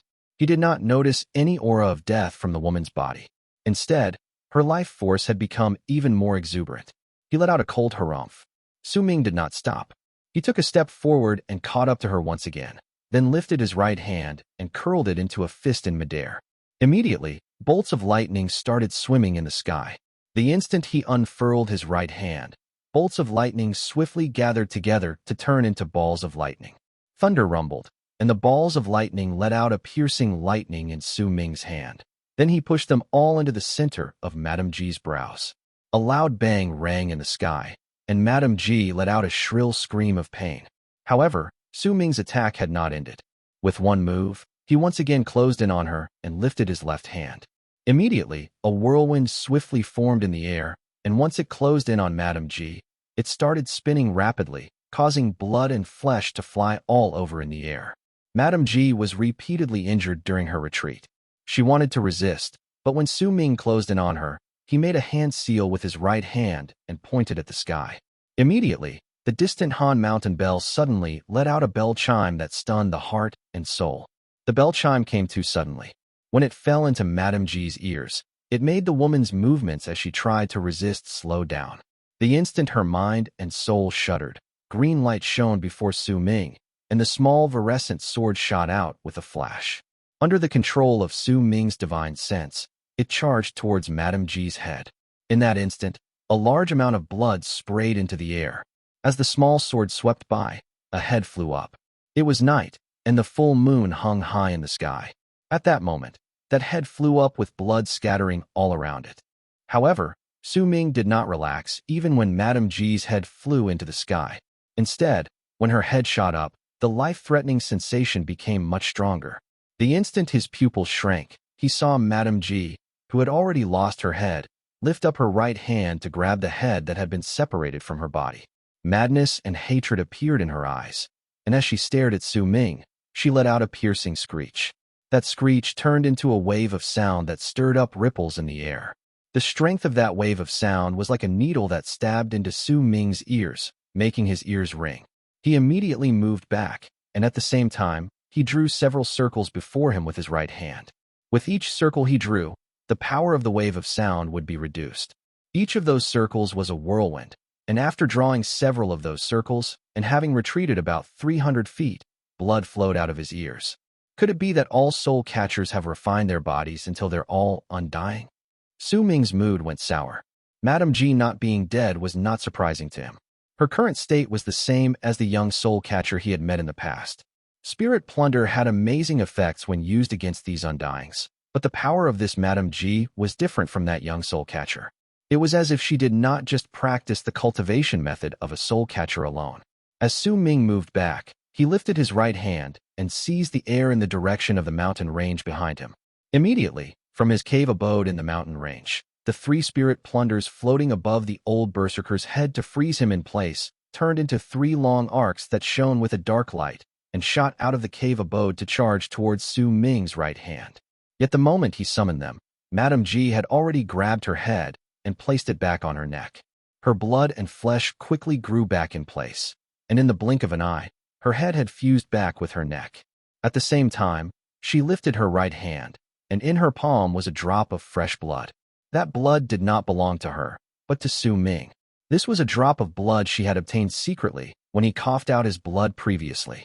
She was holding that drop of blood with a dead grip in her fist at that moment, and did not bother with the 3 pearls that were rapidly charging towards Su Ming, giving her a sense of pressure. She narrowed her eyes into slits.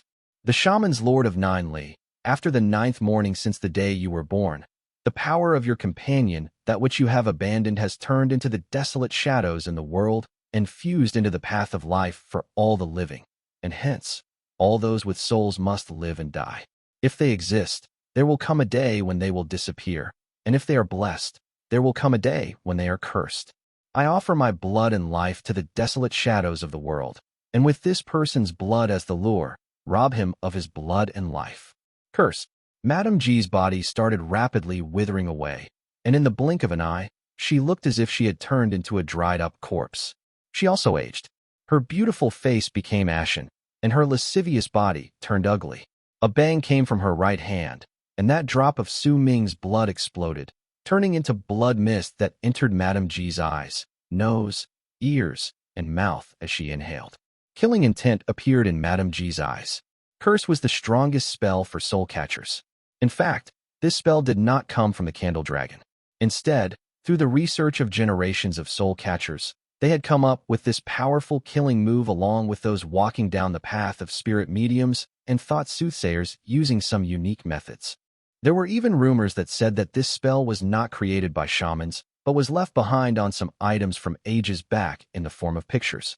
It only gradually turned into this spell after some people started examining them. This spell could be casted by spirit mediums and thought soothsayers, but the spell's power when casted by soul catchers was the strangest and most unpredictable. However, it was not something that everyone could cast either. The spell's chants were the most classified secret among the shamans, and the records of that chant were only kept in big tribes, and most of them were incomplete. The complete chant only existed in the god of shamans' temple. Not even Ji Yunhai could obtain the complete chant with his status. He could only get the incomplete chant. However, he had come across an ancient artifact that had been left behind since ages past by chance, and with his genius, he had discovered how to cast the curse through much trial and error. Yet by doing so, he had also brought disaster upon himself. Madame G's curse came from her husband, Ji Yunhai. However, with her potential, she could only master the basics, and she could only make offerings to the ancestor of the shaman tribe, the soul of Nine Li. If it had been Ji Yunhan, then he would have been able to make an offering to a powerful existence that existed before the shaman and berserker tribes in exchange for a terrifying power. The instant Madame G sucked in the blood mist, Su Ming started trembling. A gigantic vortex of blood suddenly appeared in the air above his head. That vortex appeared too suddenly, and the instant it manifested, it started rapidly turning.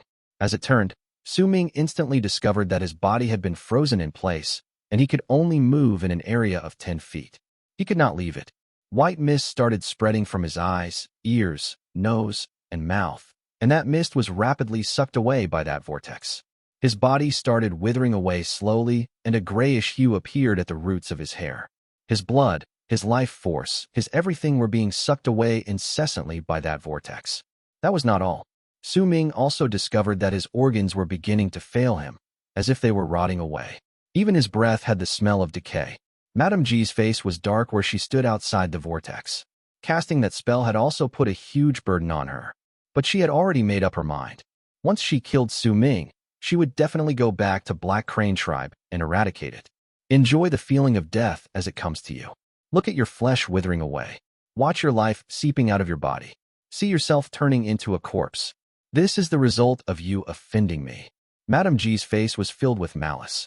Her voice was shrill, her face was ugly, and she was so dried up and thin, she looked like a skeleton. Noisy. A chilling glint appeared in Su Ming's eyes. Even if his actions were restricted and he could only move in an area of 10 feet, he was not afraid. He had a move that could allow him to leave. In truth, he only needed to use the power of the god of Berserkers once, and he could walk out of that place. However, he did not do that. The power of curse had incited a great deal of interest for Su Ming. He lifted his head and stared at the vortex with sparkling eyes as his life force and blood were drained from his body. He completely ignored Madame G and sat down in that area to examine that vortex. When she saw Su Ming's conceited actions, Madame G's lips curled up into a cold sneer, and her heart burned with an even stronger anger. Time passed by, and 7 breaths later, Su Ming's body had already dried up, but his eyes were still sparkling. He seemed to have discovered something from the vortex, but there were many things that remained unclear to him. The moon was hanging high in the sky at that moment. With a glint in his eyes, Su Ming lifted his right index finger, placed it by his mouth, bit through it, and swiped his finger across his left eye, then smeared his blood on his right eye as well. Burning of blood. With the power of burning of blood, he could obtain life force and use it to gain more time to allow himself to examine this vortex. Su Ming had formed a very great interest towards this strange spell. This was not the first time he had heard of curse. In truth, he'd heard of this mysterious spell among the shaman tribe from Wuduo. Very few people had control over this spell, so now, this was the first time he saw it, and there was no way he would give up on a chance like this. There was a graceful-looking, long-haired man dressed in a white robe that looked somewhat similar to Su Ming in the daily small-scale battle between the shamans and berserkers outside Sky Mist City. Almost the instant Su Ming began the burning of his blood, that man took a shaman's life with a cruel smile on his lips. Big brother Yufeng, your rank should reach the top 60 this time once we return to the city after the battle. There were some berserkers beside the man, and these were the words spoken by one of them with a smile as they continued fighting. I'm not thinking about that. The ranking is not important to me. What I care about is this war for us, berserkers. Yufeng shook his head, and there was a hint of worry on his face. His words and his expression immediately caused the people around him to grow respectful of him. Yet at that moment, Yufeng suddenly shuddered, and for a moment, a hint that something bad was going to happen, along with a sense of danger, appeared in his heart. He was just about to examine his surroundings when his expression drastically changed. He coughed out a large mouthful of blood, and his face aged by 10 years in an instant. Su Ming. It's Su Ming. He's casting an art. Disbelief appeared in Yufeng's eyes as he screamed madly in his heart. Chapter 387. Assumptions towards the curse. This Yufeng was naturally Yufeng, who had hidden away when Su Ming left the battlefield outside Sky Mist City. This person had swallowed a berserker and turned into him, and his days in Sky Mist City had been rather fruitful over these days. His ambitions had also become increasingly savage. In fact, he had even made the decision that once his power had grown stronger, he would devour Su Ming and turn into him to travel through the land. The reason for his ambitions was because he had obtained a sliver of memory regarding a particular inheritance when he was fusing with the wings of the moon. He did not tell Su Ming about this and had been training in secret. These days, besides gaining battle achievements in the battlefield, he had used up all his other time to seal away the wings of the moon in his body. It caused Su Ming to be unable to use these creatures anymore, because Yufeng had turned them into one with him. He was certain that he had sealed up most of them through the legacy he had gained in his memories, and his confidence had grown even more. However, he would never have expected that such a large amount of his life force would start draining away so suddenly in the battlefield. The loss of his life force shocked Yufeng and also horrified him. He did not even need to think about it too deeply and could instantly guess that this was Su Ming casting his art. Damn it, I've already sealed up the wings of the moon in me. So how did Su Ming manage to cast his art? With a pale face, Yufeng stumbled and staggered a few steps back on the battlefield. His companions went to him and protected him with surprise on their faces. At the same time, they also asked about his condition. It's nothing. I injured my body yesterday night when I was training. I originally decided to heal myself today, but when I remembered that we have to fight, I forced down the injuries, and what happened just now was my injuries acting up. Thank you for your concern. I hope you will all help protect me for a moment, just until I force down my injuries once again. Hifeng said in a low voice and wrapped his fist in his palm to bow towards the crowd. After the people around him nodded their heads, he sat down without a hint of hesitation and tapped a few spots on his body with both his hands. Yet at that very moment, Hifeng's expression changed drastically once again. His face started withering away in that strange manner once more, and sharp pain traveled through his entire body and soul, causing Hifeng to be unable to help himself but let out a cry of pain. His cheeks sank and his body started drying up rapidly. In the blink of an eye, he looked as if he had turned into a dried-up corpse. That strange change made all the berserkers around him terrified. Horror appeared in Hifeng's eyes.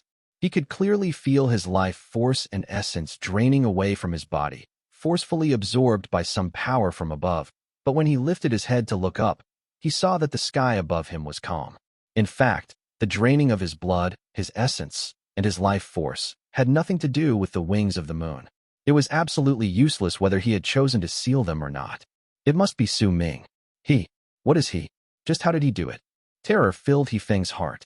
He had come to a sudden realization that even if Su Ming had left him, and even if he had escaped from his eyes, if Su Ming wanted to punish him, he could do so from wherever he was, and it horrified him. However, what Hifeng did not expect was that Su Ming was not even casting an art on him. In fact, he could not even be considered to have cast an art. At that moment, Su Ming's eyes were shining brightly as he stared at the vortex in the sky above him. As it turned each time, Su Ming's expression would occasionally be filled with astonishment, then with delight, but it would also turn into confusion soon, and eventually, he became subject to ever-changing moods. Madame G was only skin and bones, her appearance ugly. She stared at Su Ming not too far in the distance with scorn and malice in her eyes. She had naturally seen his actions, but she did not believe that he would be able to find any clues about her curse. Yet even so, Madame G had also become doubtful once she saw how long Su Ming persevered under her curse. While he had become thin in her eyes, he still had a long way to go before he became a dried-up corpse. It was as if ever since he performed the burning of blood and the moon in the sky shone with that strangely alluring red, the great power of the curse had shifted from him. It was as if there was some other, seriously unfortunate, person who was suffering in his stead. Su Ming had not even thought about letting Hifeng take his place. He had originally cast the burning of blood with the intention of slowing the draining of his life force and blood. However, he did not expect that once he cast that art, he would sense a power belonging to a fire berserker in the direction of the land of the berserkers. The instant he sensed that power, the force of the curse gathered on Su Ming's body was mysteriously shifted away, falling onto Hifeng through Su Ming, as if he was a medium. I am the lord of the fire berserkers. That is why when I cast the burning of blood, the strange power of the curse will be sent to my people to bear. Once they are unable to withstand it any longer, only then will I continue suffering through it. Now, the only fire berserker besides me in this world is the fire berserker I created, Hifeng. A glint appeared in Su Ming's eyes, and he gained more understanding towards the power of the curse. He looked at the vortex in the sky. His eyes sparkled, and he felt as if he had gained a vague sort of epiphany. However, this epiphany was insignificant for him to master curse. Curse? What if curses fall on those that come from the same source? Hifeng is the fire berserker I created. That is why he can be said to be from the same source as me, which is why he is within the area of effect of the curse. But besides affecting those related through one source, does the curse also affect those related by blood? Uncertainty appeared in Su Ming's eyes. He remembered that Wu Duo did not mention the power of cursing those who came from the same source when he talked about the mysterious curse in the land of the shamans. He mentioned instead that it seemed to affect those related by blood, and had even said that there was once a shaman who was cursed by a powerful soul catcher, and all those related to him by blood in his tribe, even if barely, died. Eventually, as most of the people in the tribe were connected by blood, more than half of the people died. If what Wu Duo said is true and curse will really affect those connected by blood, then the power of that spell shouldn't be that great. Or else, should there be powerful shamans in the shaman tribe, they could just curse the entire berserker tribe and let them all die, or they could also let the berserkers be forever unable to break through a certain realm. Su Ming widened his eyes. This was some of the assumptions he had made after he saw the power of the curse. However, the answers he had obtained through these assumptions stunned him. Ever since the third god of Berserkers died, all my tribesmen have only been able to reach the Berserker soul realm, and it was difficult for them to break through that state. They said that only when the fourth god of Berserkers appears would the entire Berserker tribe be able to continue forth past the Berserker soul realm. Could this be? Perhaps I'm thinking too much. Su Ming's breathing quickened, and he only managed to calm it down after a long moment had passed. Right when Su Ming was stunned by his own thoughts and obtained that epiphany, He Feng's shrill screams of pain echoed through the battlefield outside Sky Mist City. His body had already withered away until he no longer looked like a human, and a large amount of decaying spots also appeared on his body. They let out a rotten stench, causing shock to appear on the faces of the people around him. He Feng could clearly feel his blood and essence scattering away rapidly, and his life force was also draining away swiftly from his body. His mind had become muddled, and the feeling of death loomed over his heart and soul once again, turning into a strong sense of fear. Master, I was wrong. I really did wrong this time.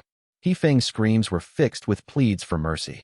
Once his companions heard those words, especially of him calling out to his master, they were all momentarily stunned. Right then, He Feng suddenly shook violently and turned into a puddle of blood. Even his blood had also melted away, but since he had obtained that body by devouring it, even if it had disappeared, He Feng's soul was still around and was floating as a ball of black shadow. With a flash, that black shadow appeared beside a berserker, then opened its mouth wide to swallow the young man. Before anyone could react to it, the young man let out a pained scream, and his entire body was swallowed up by that black shadow. Big brother Yufeng, He's not Yufeng. He's the shaman who killed Yufeng. Kill him. All the berserkers gathered around swiftly attacked, but when their divine abilities closed in on the young man enveloped by He Feng, the black shadow disappeared and the young man's face was revealed. It was a face that had withered away. In the land of the shamans, the vortex in the sky beyond Su Ming's cave abode in the mountain range had started dissipating, as if it was very difficult for it to maintain its form. Madame Ji was so stunned that her mouth was hanging open in shock. With a blank look, she stared at Su Ming, who had only become slightly thinner, almost unable to believe her own eyes. She knew well of the strength of the curse. Even a ladder shaman who fell under it accidentally would lose a large amount of their life force if he or she did not end up dead. However, Su Ming was practically unharmed right before her eyes. The drainage of his life force could also be considered insignificant. This strange sight made Madame Ji suck in a sharp breath. Her face instantly turned pale, but she did not retreat. Instead, madness appeared in her eyes. She knew that the curse would exist for the span of 10 more breaths, and after those 10 breaths, it would disappear. Then, this Su Ming would be able to get out of that restricted area of 10 feet. I don't believe that I can't kill you today. Once I kill you, I'll turn you into a puppet, and you will turn into my defender along with Ji Yunhai. With your divine abilities and your strange skills, you must also be quite well known in the shaman tribe. But today you must die. The killing intent in Madame Ji's eyes became stronger. She took a few steps backwards and spread her arms wide open before sucking in a deep breath. With that one breath, a huge gust of wind charged towards Madame Ji, and when it entered her mouth, a tattoo suddenly appeared on her ugly face. That tattoo was a hideous-looking head, and the size of the head was definitely not of an adult's, but an infant's. The span of 10 breaths slowly trickled by. Su Ming eventually stopped examining that curse. The previous research had allowed a slight epiphany, but if he wanted to gain the true curse, he would need to figure out a way to get it from Madame Ji. A stern look appeared on his face. This Madame Ji might not be a ladder shaman, but she was one of the extremely powerful medial shamans Su Ming had ever encountered before. Her methods were also numerous and varied. Yet the more that was the case, the more Su Ming dispelled the thought of immediately using the power of the god of berserkers and all his other killing moves. He did not have a lot of experience in fighting against shamans. Large-scale battles could not be counted in that number. This sort of battle, where two people tried to kill each other with arts and spells, was something Su Ming lacked experience in.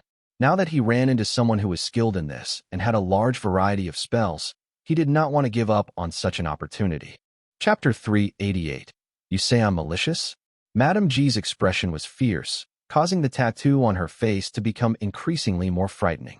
That infant's appearance and the dark look in its eyes caused it to seem like Madame Ji had 4 eyes staring at Su Ming.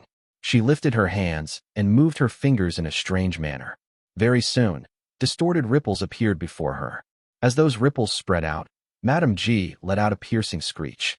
Ghost Impregnation Shaman Tribe has always offered living spirits as sacrifices since past generations.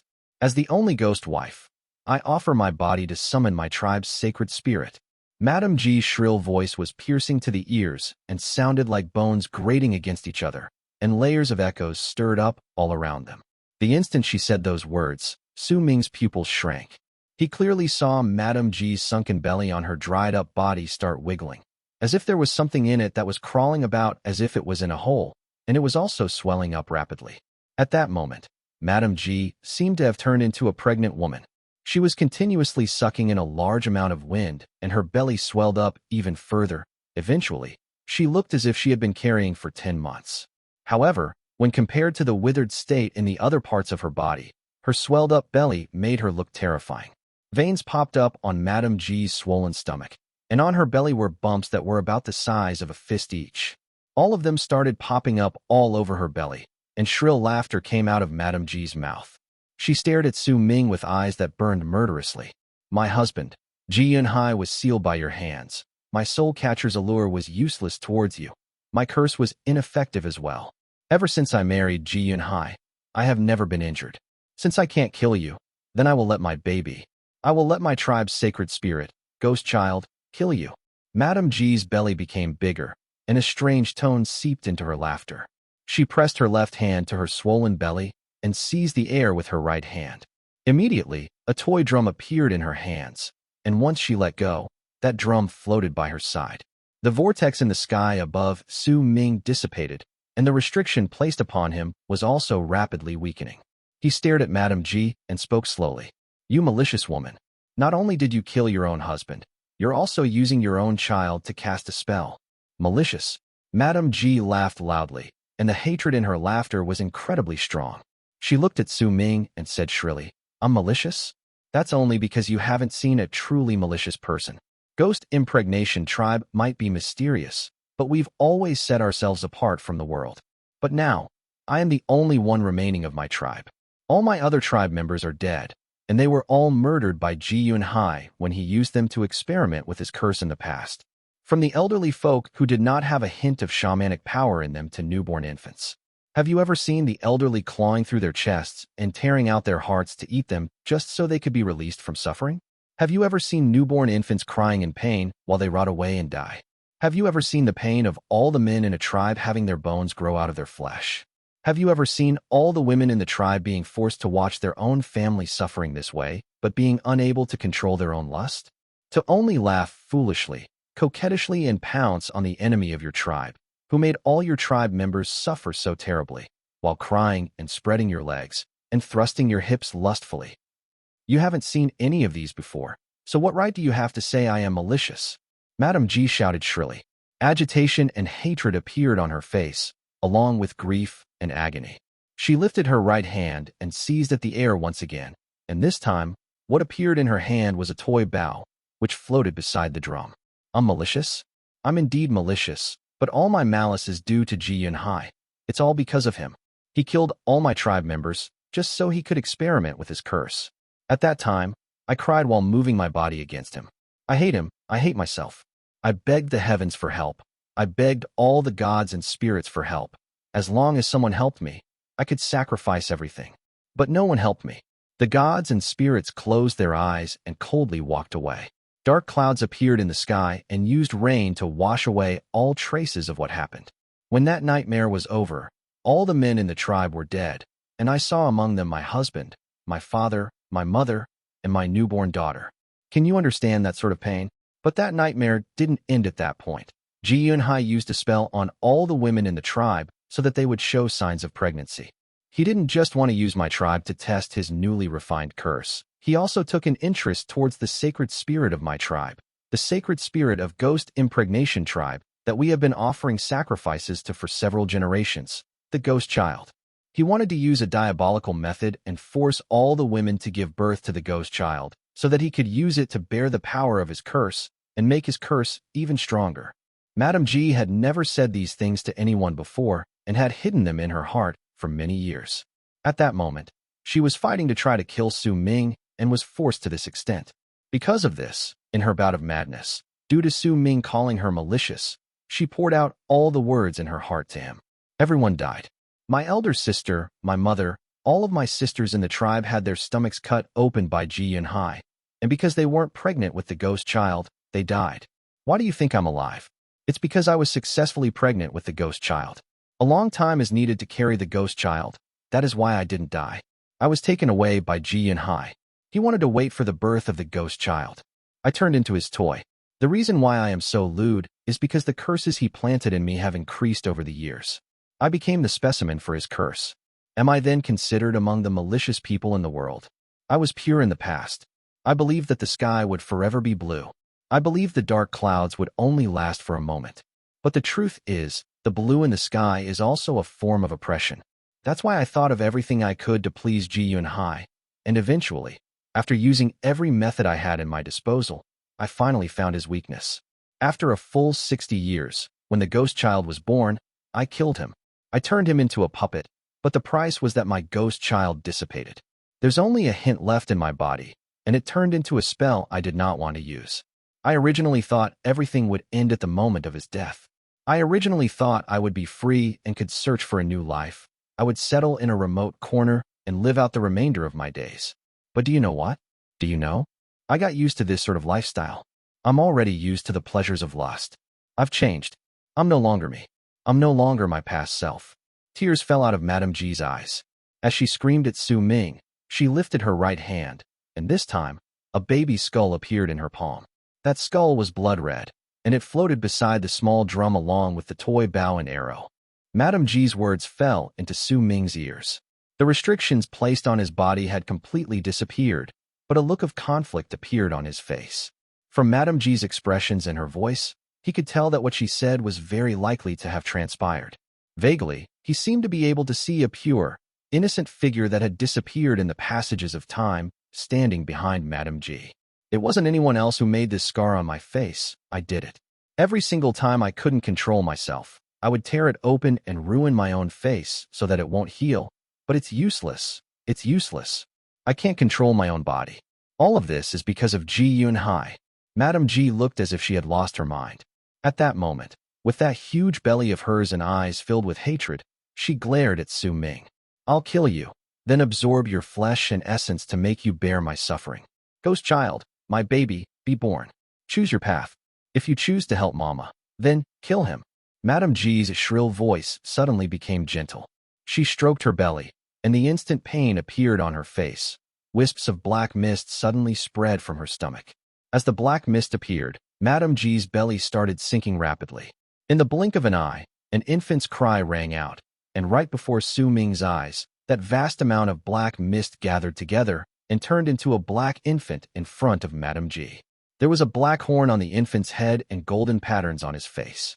Right then, it opened its mouth, revealing sharp teeth, then crawled towards the spot with the small drum, the bow and arrow, and the infant's skull. A ghastly chill immediately enveloped the area when the ghost child appeared. However, it was clear that this ghost child was incomplete. Its body was rapidly dissipating, and the chill was also swiftly disappearing, allowing the normal temperature to return. It was just as Madame G said. This ghost child was just the shadow left behind after it dissipated in the past. Su Ming sighed and took a step forward to charge towards Madame G. He lifted his right hand, and a faint light shone. Then right when a vast amount of power spread from Su Ming's body, the ghost child took one swift leap forward and appeared beside the baby's skull. Then once it grabbed the skull, it opened its mouth and bit down on it. Crunching sounds reverberated through the air, and he crushed the baby's skull with his bite.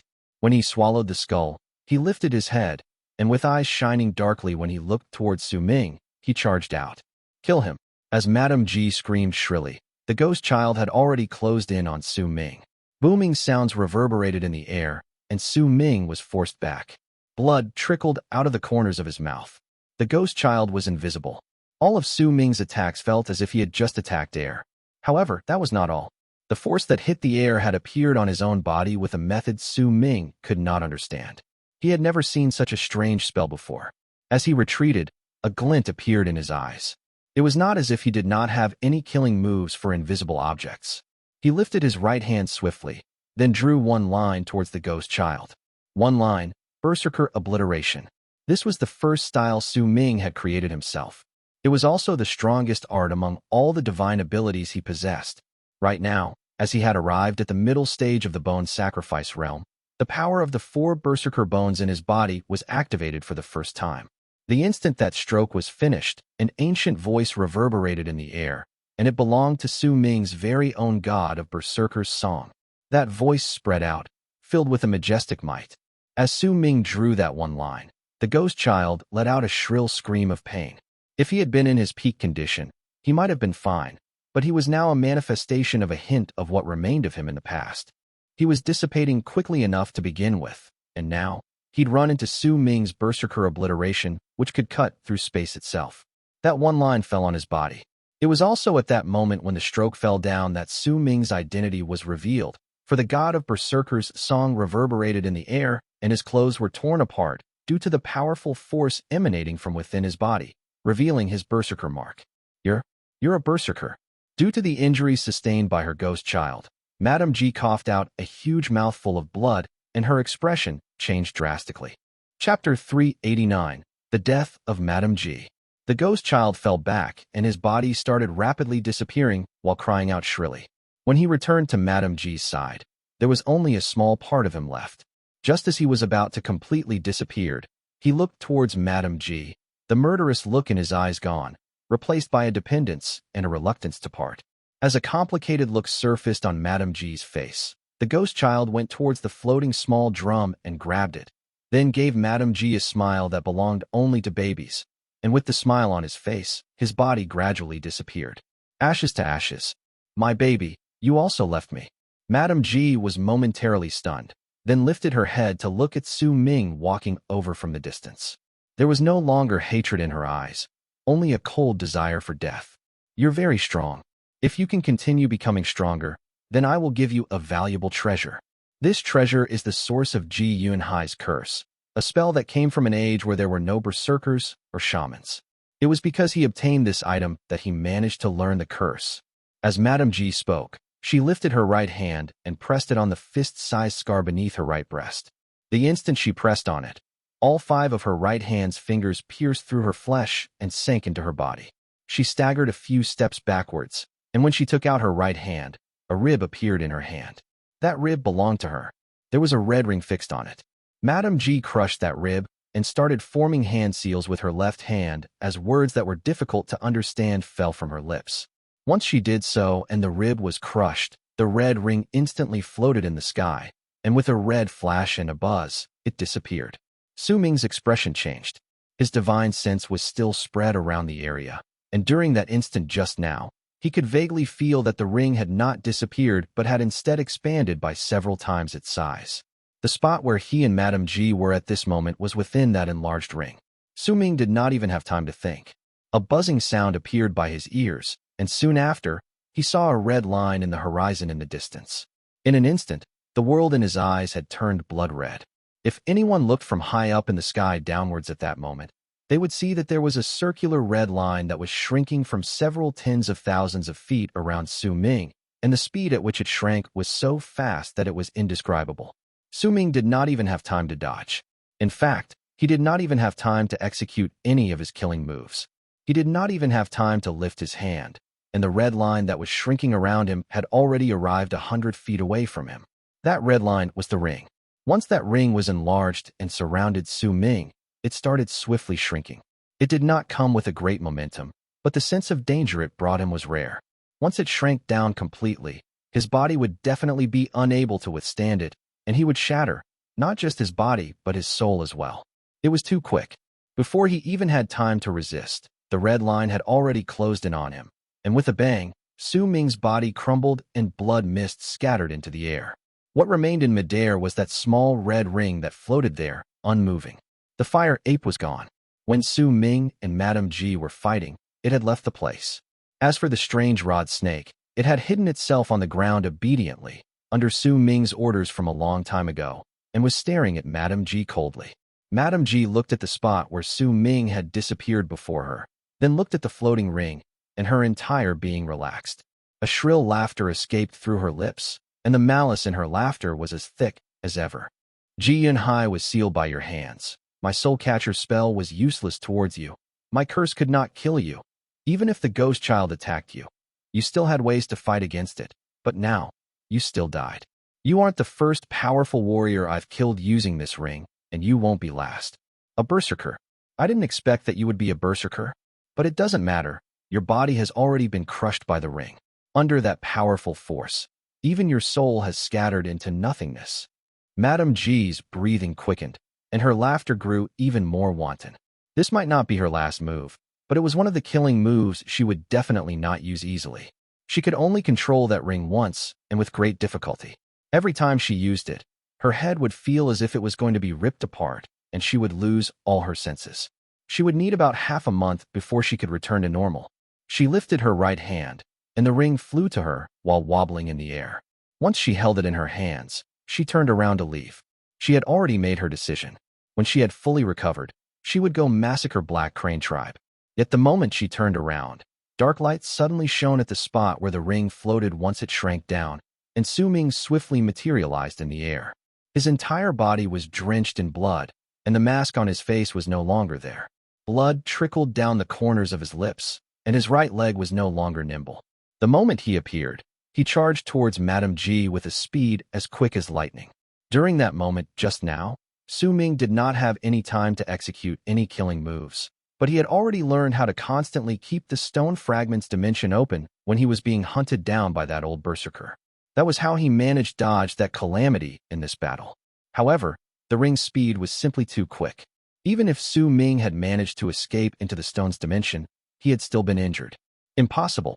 Madame G's expression changed drastically and disbelief appeared on her face. She was just about to retreat, but Su Ming was closing in on her quickly.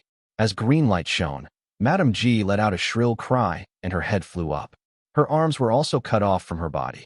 Her legs exploded at the same time, and the instant they turned into blood mist, Su Ming's sword swept past her body and she was cut into 4 pieces. All of this happened in an instant. When Su Ming reappeared, he was already far in the distance and was panting harshly, but he did not relax his guard. Instead, the moment Madame G's body was cut into pieces, he lifted his right hand and started making hand seals before pointing towards Han Mountain Bell in the distance. He had already decided not to continue getting entangled with this woman. This Madame G had too many killing moves, and they were dangerous and varied, causing Su Ming to fear her, especially just now, when he was practically at death's door. He no longer hesitated and activated the power of materialization he'd received after awakening the 5th head on Han Mountain Bell. Even if a large amount of his power would be absorbed, Madame G's large variety of attacks should also have reached its end. The chances of killing her at this moment with this skill compared to him activating this skill previously had become much higher. Right when Su Ming made those hand seals, a shrill screech came from Madame G's shredded body. Her exploded legs recovered in an instant, and her torn arms swiftly returned to her. In the blink of an eye, her body appeared before him unscathed. However, the presence of her power had become much weaker. Her face was sickly pale, and as she let out that shrill screech, a demented expression formed on her face. As she screeched, a large amount of 5-colored fog spread from within her body. The 5-colored fog in the air also started rapidly gathering towards her. At the same time, the tribe leader of Black Crane Tribe in the distance shuddered and started withering away rapidly. In the blink of an eye, he turned into mere skin and bones, and once that happened, while he still had his eyes shut, he coughed out blood, then his head fell to the side, and he breathed his last. Once he died, a gust of strangely alluring 5-colored fog crawled out of his eyes, ears, nose, and mouth, and started gathering rapidly towards Madame G in the distance. This is my final killing move. There's no way I won't be able to kill you with this. Madame G screeched with her shrill voice, and the 5-colored fog around her started tumbling and surging, then a bundle of it split apart from the rest, forming a 5-colored peach blossom by the side, but it had not bloomed. It was just a bud. When that 5-colored peach blossom appeared, a lascivious presence immediately spread out. 13 Peach Blossom Fiend. This is the result of Ji Yunhai cursing me for 60 years. He originally wanted to use my body to refine that curse, and once I died, he would take it out, and it would have turned into a fiend. I have used my life to force out the Peach Blossom Fiend. There's no way you're not going to die now." As Madame G screamed, the fog around her swiftly dissipated to turn into another 12 5-colored peach blossom buds. Adding together with that one bud from before, they now numbered 13. Immediately after, an illusionary shadow appeared behind Madame G's body. It was a branch that looked like it came from a tree, and it was using her body as its core. At the same time that branch materialized, it connected with the 13 peach blossom buds and turned into a peach blossom branch with 13 flowers in midair. Die. Madame G coughed out blood, and an endless amount of bloody cracks appeared on her body. Those were the cracks that were left behind every single time her body had shattered over the years. At that moment, all of them appeared, making it seem as if her body was made up of patches. Fresh blood flowed out of those cracks, and it was clear that this 13 peach blossom fiend was her final killing move. The instant she opened her mouth, the 13 peach blossom buds on the peach blossom branch in midair bloomed swiftly. Once all of them had blossomed, they fell off the branch and charged towards Su Ming. Nine-headed dragon, Southern Emperor, absolute genocide. Su Ming's face was pale at that moment. A cold glare shone in his eyes, and he had also finished forming the hand seals. He pointed at Han Mountain Bell, and instantly, a strong bell chime was rang out. As that bell chime rang in the air, the shadow of the nine-headed dragon appeared grandly in the sky above Han Mountain Bell. 6 of the heads of the gigantic nine-headed dragon had awakened, and Su Ming's shadow was within their pupils. Once they let out a shocking roar, the 6 heads moved together, and with a presence that shook the sky and earth, they charged towards the 13 peach blossom fiend that was rushing towards Su Ming. The strong boom that followed could be heard even from White Bull Tribe. The booming sound from Su Ming's side had also traveled to Black Crane Tribe, causing terror to appear in all the tribe members of the 2 tribes, and all of them turned in the direction the sound had come from. When the 13 peach blossom fiend crashed into the nine-headed dragon amid that boom, they started dissipating one by one, and with each flower that disappeared, the cracks on Madame G's body would tear open wider. Blood covered her entire body. When there were only 4 of the 13 peach blossoms left, despair rose in Madame G's eyes. She let out a shrill screech, and with madness on her face, she exploded. She knew that she was definitely going to die, which was why she had decided to bring forward her own death to drag Su Ming into hell with her.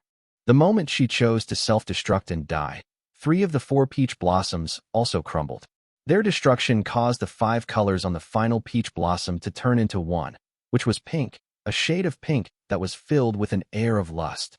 That pink peach blossom shot through the nine-headed dragon's illusionary form, and when most of it had dissipated, it appeared before Su Ming, turning into a wisp of pink air that made his expression change. Just as he was about to escape into the stone's dimension, that pink air closed in on him and seeped into his nostrils. Su Ming twisted and was forced out of the stone's dimension. His face turned red instantly, and struggle appeared in his eyes. Reason and lust started fighting viciously for control. Chapter 390, Outburst. It was quiet all around. Moonlight scattered on the ground, and if anyone looked at the air alone, they would feel that the moon was filled with a gentle color. However, if they cast their eyes on the ground, they would be terrified. There was a large amount of torn pieces of flesh there that were mixed with quite a large amount of blood. The wind was stirring up the bloody stench, causing it to stay around the area for a long time. Among one of the torn pieces of flesh was a red ring. It was flashing with a red light, and not too far away, in another spot littered with flesh and blood, was a pink bag, but the bag was also torn. There was a dried-up corpse on the land far away. That corpse belonged to the man from Black Crane Tribe. He had died a horrible death, and was practically left with only skin and bones. There was not a hint of flesh or blood remaining on him, and he looked like a dried-up twig. His original appearance could no longer be seen. His eyes were sunken, and he looked like a skeleton. All his life force and essence had disappeared without a trace. A rotten stench spread from the lower half of his body, and it mixed with the bloody stench in the wind to turn into an indescribably terrible stench. Xiaohong had gone missing. When Su Ming was fighting against Madame G, it had run off as if it had gone mad. Su Ming sat on the ground under the moonlight. He was trembling and had his eyes shut tightly. His cheeks were flushed pink, and a large amount of veins popped up on his skin. There was pain and struggle on his face. It had been very difficult for him to dodge Madame G's counter before she died, the final peach blossom fiend.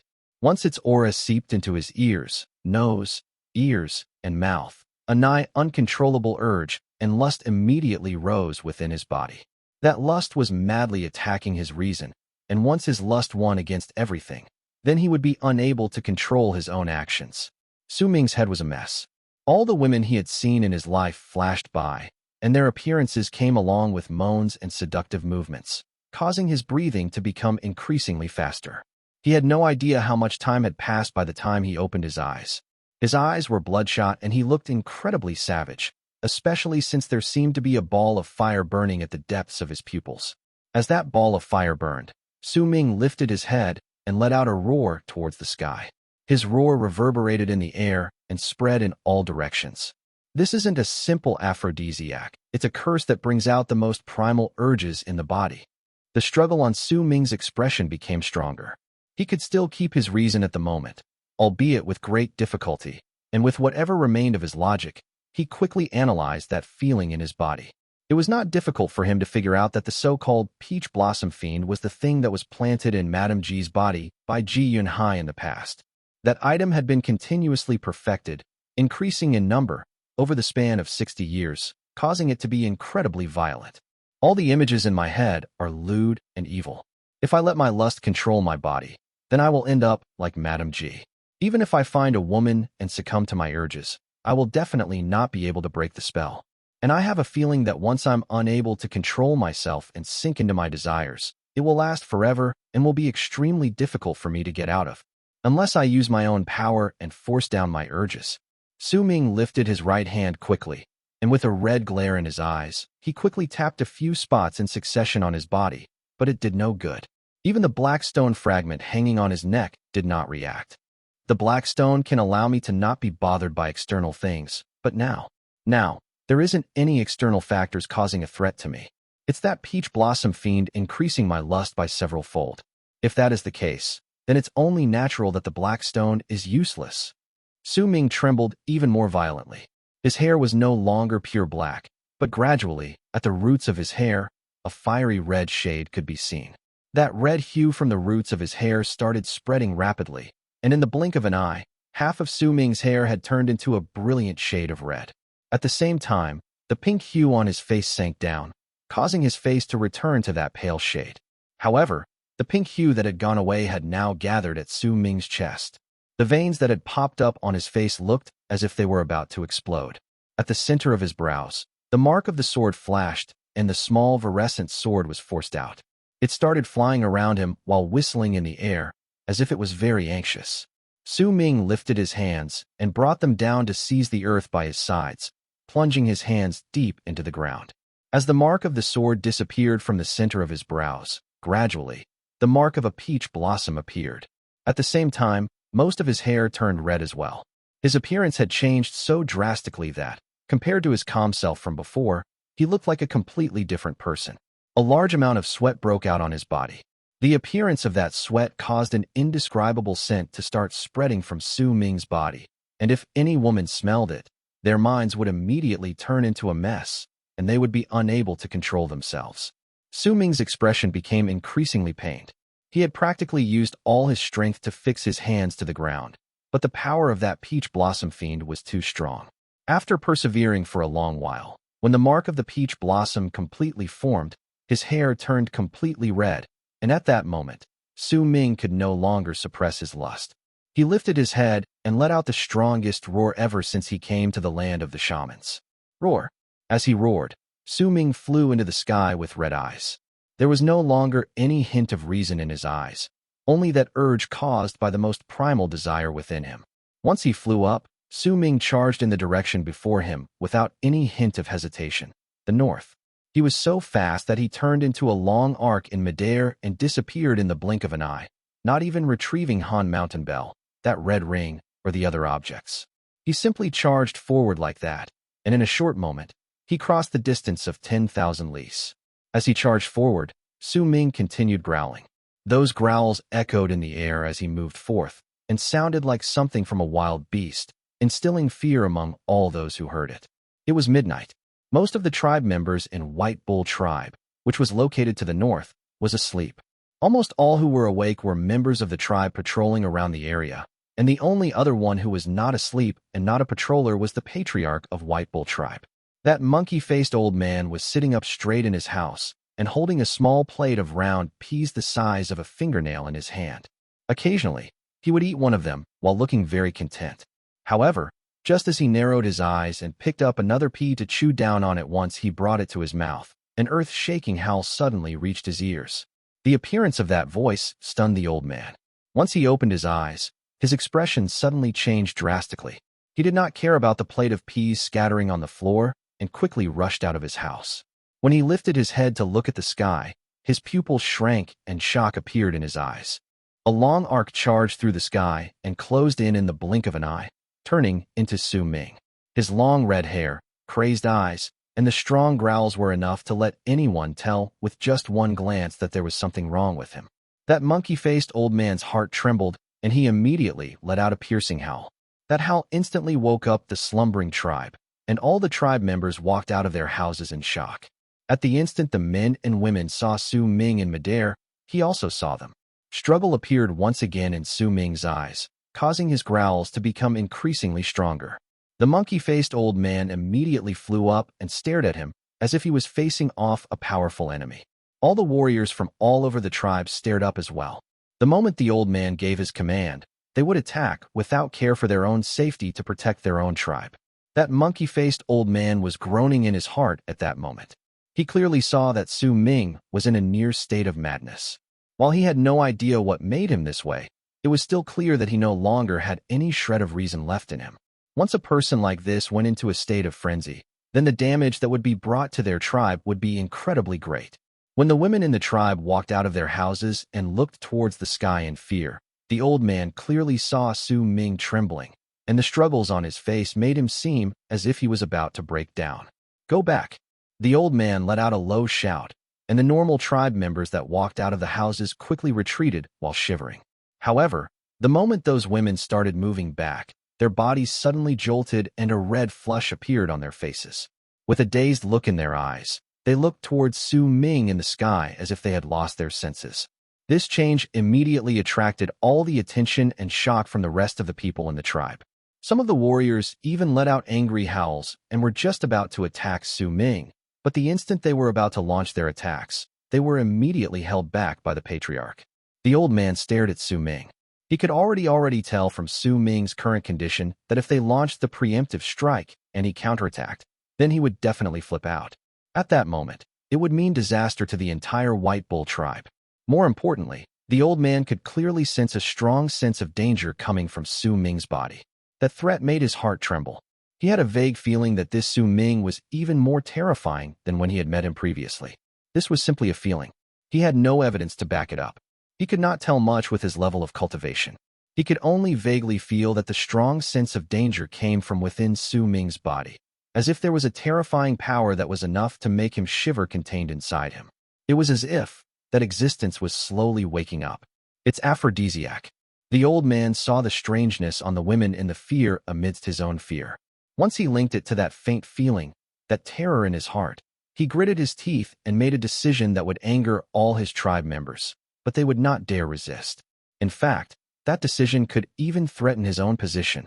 Even he himself found it hard to voice it out, but he had a strong feeling that once Su Ming went mad, then what awaited their tribe was complete annihilation.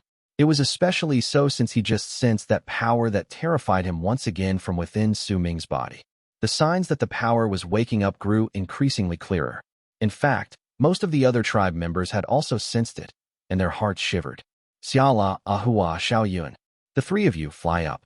Once the old man gritted his teeth and said those words, the only three women in the tribe who practiced the ways of the shamans flew up with glazed eyes and walked towards Su Ming, who was still struggling in midair.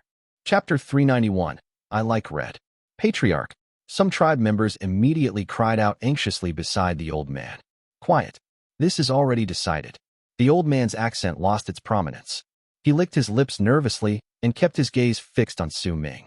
He hoped that once he offered up these three women, he could satisfy Su Ming's current state and resolve that horror that made his heart tremble in fear. If he could resolve it, then it was worth sacrificing these three women. The three women who flew up were not old and looked to be in their 20s. They might not be incredibly beautiful, but they were still pleasant to the eyes, especially when their cheeks were flushed red and their eyes were glazed over. That appearance of theirs that made them ripe for picking was enough to make anyone tempted. Yet the moment these three people got closer to Su Ming, he lifted his right hand swiftly and struck his chest, coughing out a huge mouthful of blood. Get lost. A hint of clarity appeared in Su Ming's red eyes once he coughed out a mouthful of blood. With a low growl, he cast his eyes to the ground, and once his gaze fell on the old man, Su Ming forced himself to turn around, then turned into a long arc and charged out, disappearing in the blink of an eye. When he left, the three women shuddered, and expressions of wakefulness appeared on their faces. All the other women in the tribe also regained their senses, and their faces turned pale. The sight just now struck terror in their hearts. The monkey-faced old man fell silent for a moment, then looked in the direction where Su Ming left. He did not speak even after a long time had gone past. Su Ming continued charging forth, and the clarity in his eyes became increasingly weaker. During that moment just now, if he had not started desperately struggling against himself and succumbed to his desires by copulating with those three women, then what awaited him would be eternal depravity. I will definitely win. Su Ming did not go anywhere else. He instead charged to the mountain range where his cave abode was. Before long, he returned to the place. The only hint of clarity in his eyes was almost completely gone, and he would not even have enough time to return to his cave abode. Su Ming lifted his right hand swiftly and pointed at Han Mountain Bell. The bell instantly flew towards him, and once it grew larger in the sky, Ji Yuanhai's corpse fell down. As Madame Ji's aura of death disappeared from him, the puppet that was made from the corpse lost its intelligence and fell to the ground unmoving. Right at the instant the clarity in Su Ming's completely disappeared, Han Mountain Bell let out a huge buzz and covered him up, trapping Su Ming's body on the ground. Rumbling sounds reverberating from within the bell, along with Su Ming's roars and growls. Time passed by, and it was soon dawn. Han Mountain Bell was stuck to the ground, and Su Ming did not continue causing any ruckus inside. His body started shivering violently as he sat cross-legged inside. Control was an easy thing to say, but when his desire was increased by that peach blossom fiend by several dozens of fold, even nearing 100-fold, trying to control it was nigh impossible. In a flash, 3 days passed by. During these 3 days, not a single soul came to the area where Su Ming was. It did not matter whether it was White Bull Tribe or Black Crane Tribe. None of them appeared. In fact, there was not even a single passerby who went by the area. These 3 days were like 3 years to Su Ming, and could even be said to be like 30 years. He continued struggling, refusing to be controlled. Even if there were occasional moments of him falling into a daze, due to Han Mountain Bell's seal, he could not go out, and when his mind was clear, he would pay full attention to suppressing his urges. After suppressing himself for 3 days, Su Ming had become much thinner. His robes were torn, his hair was completely red, and his expression was filled with ferociousness. Similarly, as his mind went through 3 days of chaos and madness, an invisible barrier formed in his head. That barrier was like a seal. Its existence was something Su Ming had never noticed before, and even at that moment, he still did not notice its presence. If that primal desire of his had not been enlarged by several fold and continued raging in his body while plunging him into madness, that seal might perhaps never have appeared. As that urge crashed into Su Ming's mind like the waves in an ocean, it also crashed into that barrier acting as a seal. During the dawn 3 days later, as Su Ming continued howling, cracking sounds suddenly rang in his mind, and that invisible barrier, that seal that even he himself did not know of, started showing cracks as that primal desire continued raging in his body. At the same time, a boom went off in Su Ming's head. He had been struggling for 3 days, and now lost his consciousness once again at that moment. However, he did not fall into a coma, even though he lost his consciousness. Instead, his hands were fixed onto the ground under Han Mountain Bell, while he lifted his head and let out a roar that still shook the sky and earth, even though Han Mountain Bell was between them. As he continued roaring, an indescribably terrifying power erupted from within his body. Even though it was only spreading outwards, the strength of that power immediately lifted Han Mountain Bell with a bang and flung it into midair. At the same time, Su Ming flew up into the air. With a bang, the ground exploded. Su Ming appeared in midair. His breathing was rapid, and there was not a hint of reason in his eyes. There was only red. The mark of the peach blossom at the center of his brows had bloomed in a strangely alluring manner. His face was pale, but there was a purple tinge to his lips, which gave him an indescribable appearance when it was set to contrast with his full head of fire-red long hair. His pupils could no longer be seen in his eyes. His eyes were completely colored red. It took a long while before he eventually stopped roaring while standing in midair. After a long moment, he turned his head slowly, and a strangely captivating smile appeared on his purple lips. He dipped his head down and swept his gaze across the land. The ground immediately trembled when he did so, as if there was a power contained within his gaze that was so strong that even the ground could not withstand it. Some of the spots on the ground even exploded, and cracks appeared. When Su Ming swept his gaze over the rod snake, that snake actually shuddered and immediately curled up on the ground, not daring to meet his gaze. Its mind was telling it that this Su Ming was someone that it could definitely not get close to. Its shuddering body made it seem as if it was absolutely terrified of Su Ming's gaze. The small virescent sword also fell to the ground and started shivering. Su Ming's gaze paused for a moment on that rod snake, and the red glare in his eyes gave a brilliant flash before he averted his gaze from it. As he moved his gaze away, he lifted his right hand. The fingernails on his right hand were now 3 inches long and were incredibly sharp. The edges of his fingernails shone with a black glare, and he seized at the ground through the air. The red ring from the torn piece of flesh immediately flew out and turned into a long arc. Su Ming grabbed it and wore it on his middle finger. Once he did so, he lifted his head slowly and looked at the Han Mountain bell floating in midair. He let out a cold harumph and pointed at it. Immediately, that bell let out a powerful bell chime, and the gigantic body of the 9-headed dragon appeared suddenly in midair above the bell. The 6 awakened heads no longer had Su Ming's shadow within their eyes, but were instead entirely red. Those heads roared ferociously at Su Ming. The 3 heads that were still asleep started trembling non-stop, as if they did not dare face the current Su Ming, just like the rod snake. In the face of the 9-headed dragon's roars, Su Ming took a step forward. With that one step, he arrived right beside Han Mountain Bell. Completely ignoring that roaring 9-headed dragon, he lifted his right hand and pressed it on the bell. The instant his right hand fell on the bell, the 9-headed dragon immediately let out a shrill cry of pain. The 3 heads that had their eyes shut tight opened them simultaneously. Their eyes were covered entirely in red, and the 9 heads howled together. Su Ming lifted his right hand, and Han Mountain Bell instantly shrank. The 9-headed dragon above it also completely vanished. Su Ming opened his mouth and swallowed the bell. Once he finished doing that, he seized at the sky with his right hand. With that one grab, the entire sky instantly distorted, as if it was sucked in when Su Ming clutched his hand towards its direction. Then he swung his hand around him. Immediately, a screen of light appeared below Su Ming. The puppet that was Ji Yun Hai, the rod snake, and everything within the circular area of 100,000 feet, including the mountain range and his cave abode, was completely surrounded in the light screen like a seal, closing them off completely. Su Ming stood outside the light screen and lifted his head to look at the sky. After a long moment of silence, he suddenly let out a low growl. That growl was not loud, but it made the weather change. Even the moon in the sky looked as if it was about to crumble. A powerful wave of ripples spread out in all directions, and as they created rumbling sounds in the air, those ripples covered all of heaven.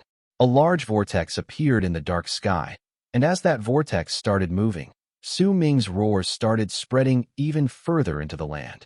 "I like red," Su Ming mumbled hoarsely.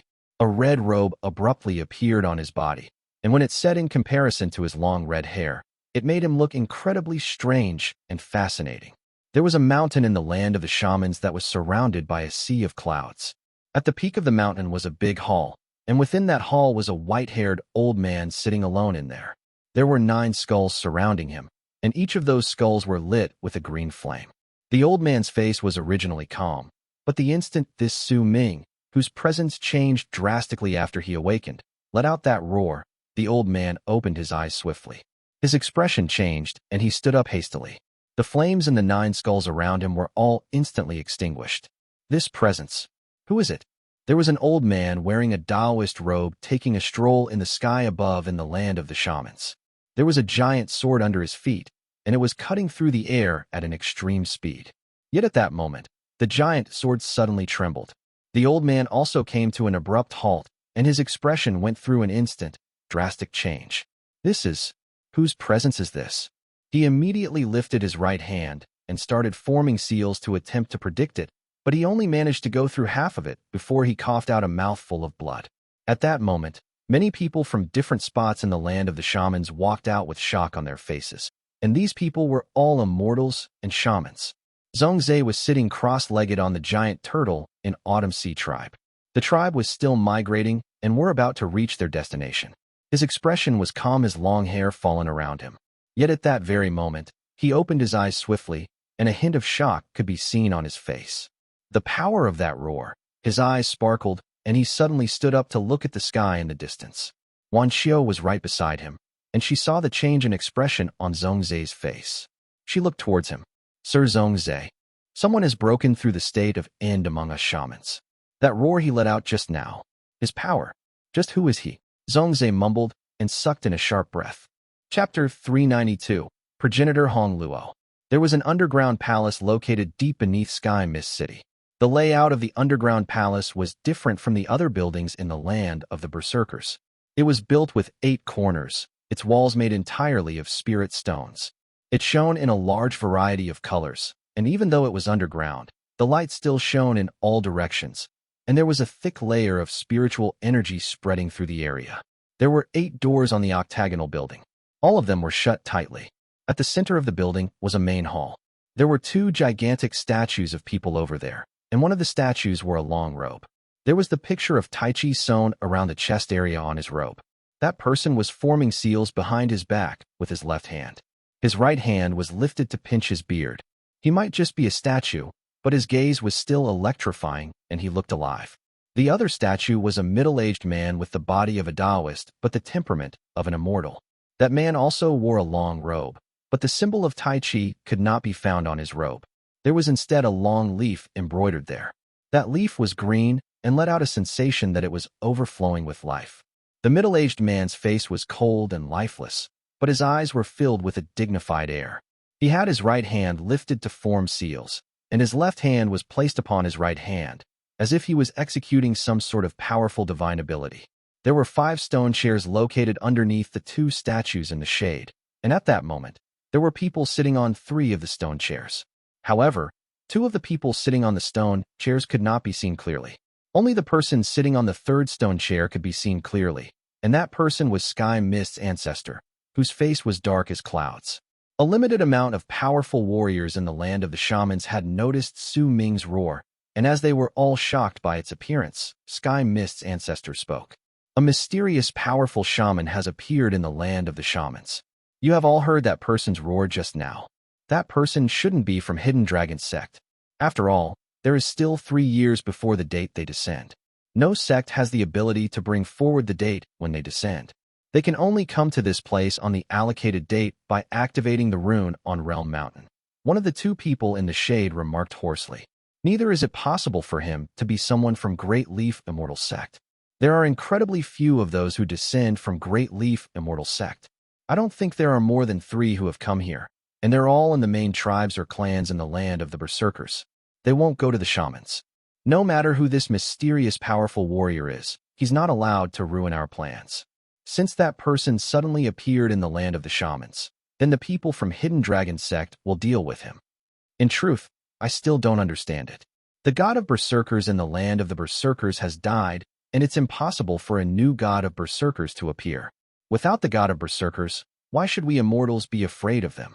The inheritance of 9 Li among the shamans has also mostly disappeared, and there's only a hint of it left. Those who obtain that inheritance will at most reach ascendance. We of Sky Mist sect only need to send out a senior to destroy the entire Berserker tribe.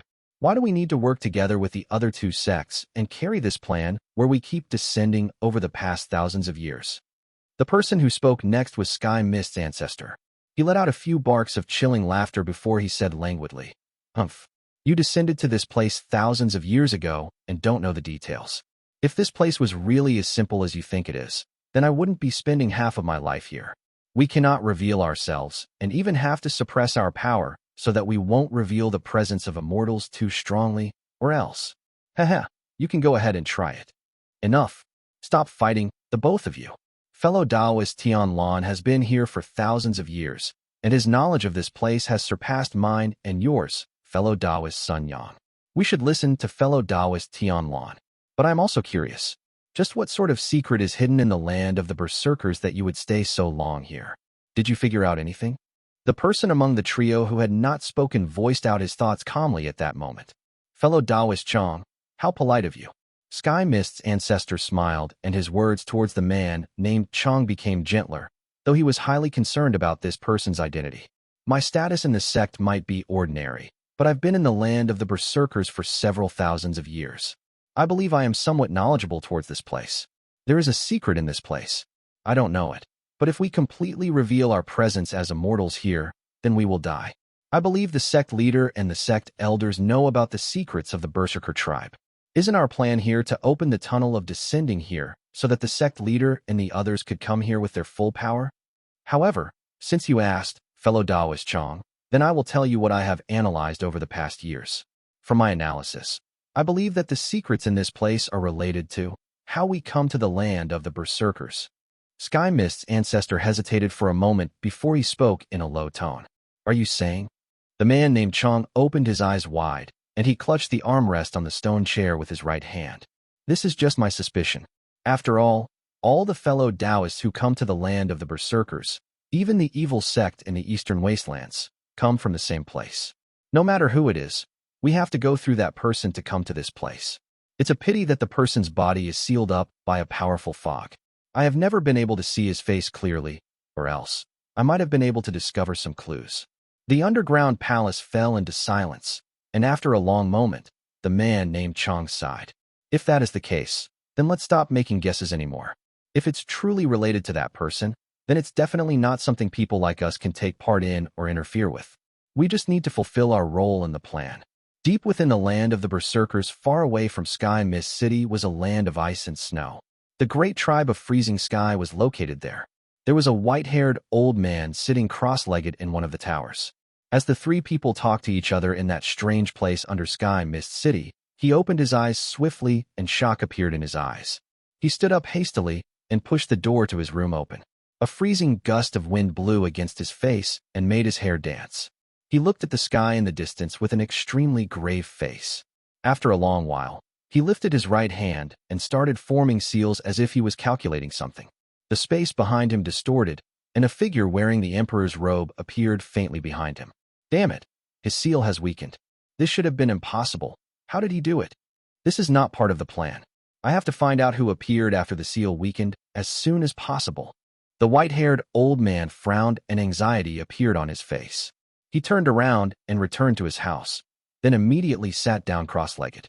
His hands continued forming seals non-stop, and his eyes shone brightly. Time flashed by in his eyes as he executed a wide-area prediction. His expression started changing from astonishment to shock.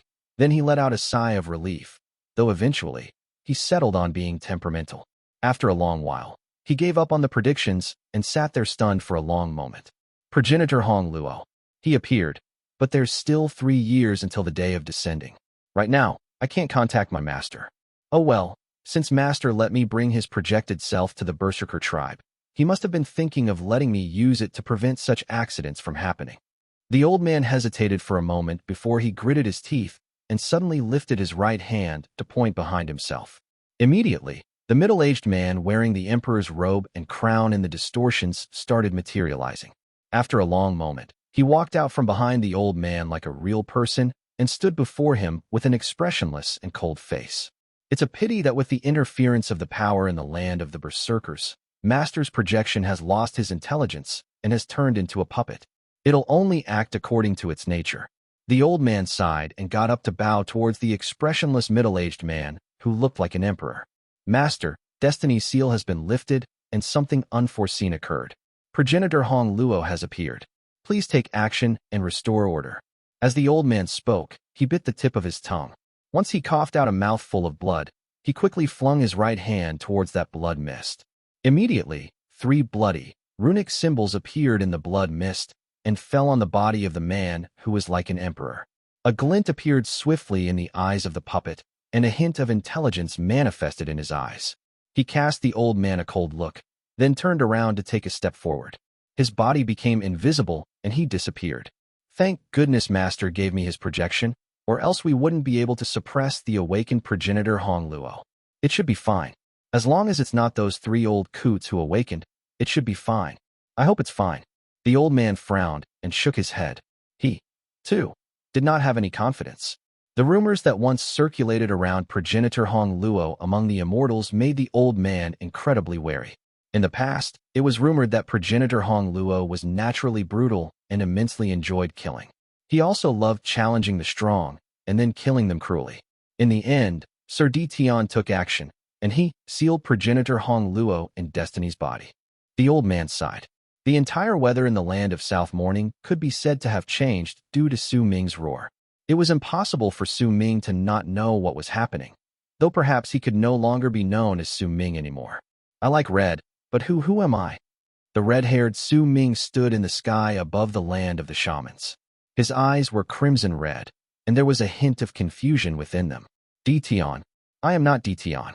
My enemy's name is Tian. After a long while, Su Ming lifted his head swiftly. He did not bellow, but the arrogance and wildness on his face was as clear as day. Tian, you and I cannot live under the same roof. I will kill you. Su Ming lifted his right hand swiftly and pushed down on the ground in the distance through the air. That push immediately caused the land to tremble viciously, and cracks started appearing rapidly on the ground. As they spread out, they covered a distance of more than 100,000 feet. At the same time, Su Ming formed his right hand into a claw and swiped at the air above him. Earthen aura, fiendish dragon, he mumbled. Wisps of white mist crawled out of the endless cracks on the ground. They rose into the sky together, and the earth withered away as if it had lost its life force. It was as if all the life force on earth had been taken away by Su Ming. The white mist gathered up and started tumbling about violently. In the blink of an eye, the white mist turned into a gigantic white dragon. The dragon's eyes were red and its body was white, but soon, that white body turned red, resulting in a gigantic red dragon that was several tens of thousands of feet big. With a roar, it rushed towards Su Ming and stopped under his feet, allowing Su Ming to stand on its head. Once he did so, the dragon moved its gigantic body and charged into the distance. Su Ming stood on the dragon's head. His long red hair danced in the wind. Who am I? Just who am I? Su Ming. That's right, I'm Su Ming. My enemy is Tian. I have to kill him. A hint of brutality appeared on Su Ming's lips. Chapter 393. Powerful. But I shouldn't be so weak. I wasn't originally so weak. Su Ming stood on the gigantic red dragon, and as they moved forward, he dipped his head down to look at his own body. He parted his purple lips and sucked in a breath in the direction before him. With that one inhale, the weather instantly changed. The wind and clouds tumbled back, and with an astonishing momentum, the power of the world from all around him gathered up at a maddening pace, and it was all sucked into Su Ming's mouth. Banging sounds rang all over his body. The liquid existing within that opened path in his body instantly increased by several fold. As it continued increasing, that liquid started circulating rapidly through the path. Due to its continuous increase, almost in an instant, the beginning and end of the trail of liquid in that path connected together, turning into a complete circuit. At the same time, a booming sound rang out. Once the beginning and end of the trail of liquid connected together to form a complete circuit 9 times in his body, 9 consecutive booms rang within him. The liquid in that path disappeared in an instant. Almost the moment it disappeared, a round core about the size of a fingernail appeared in Su Ming's stomach. That core shone with a golden light, causing Su Ming's body to be surrounded by that light, but that was not the end.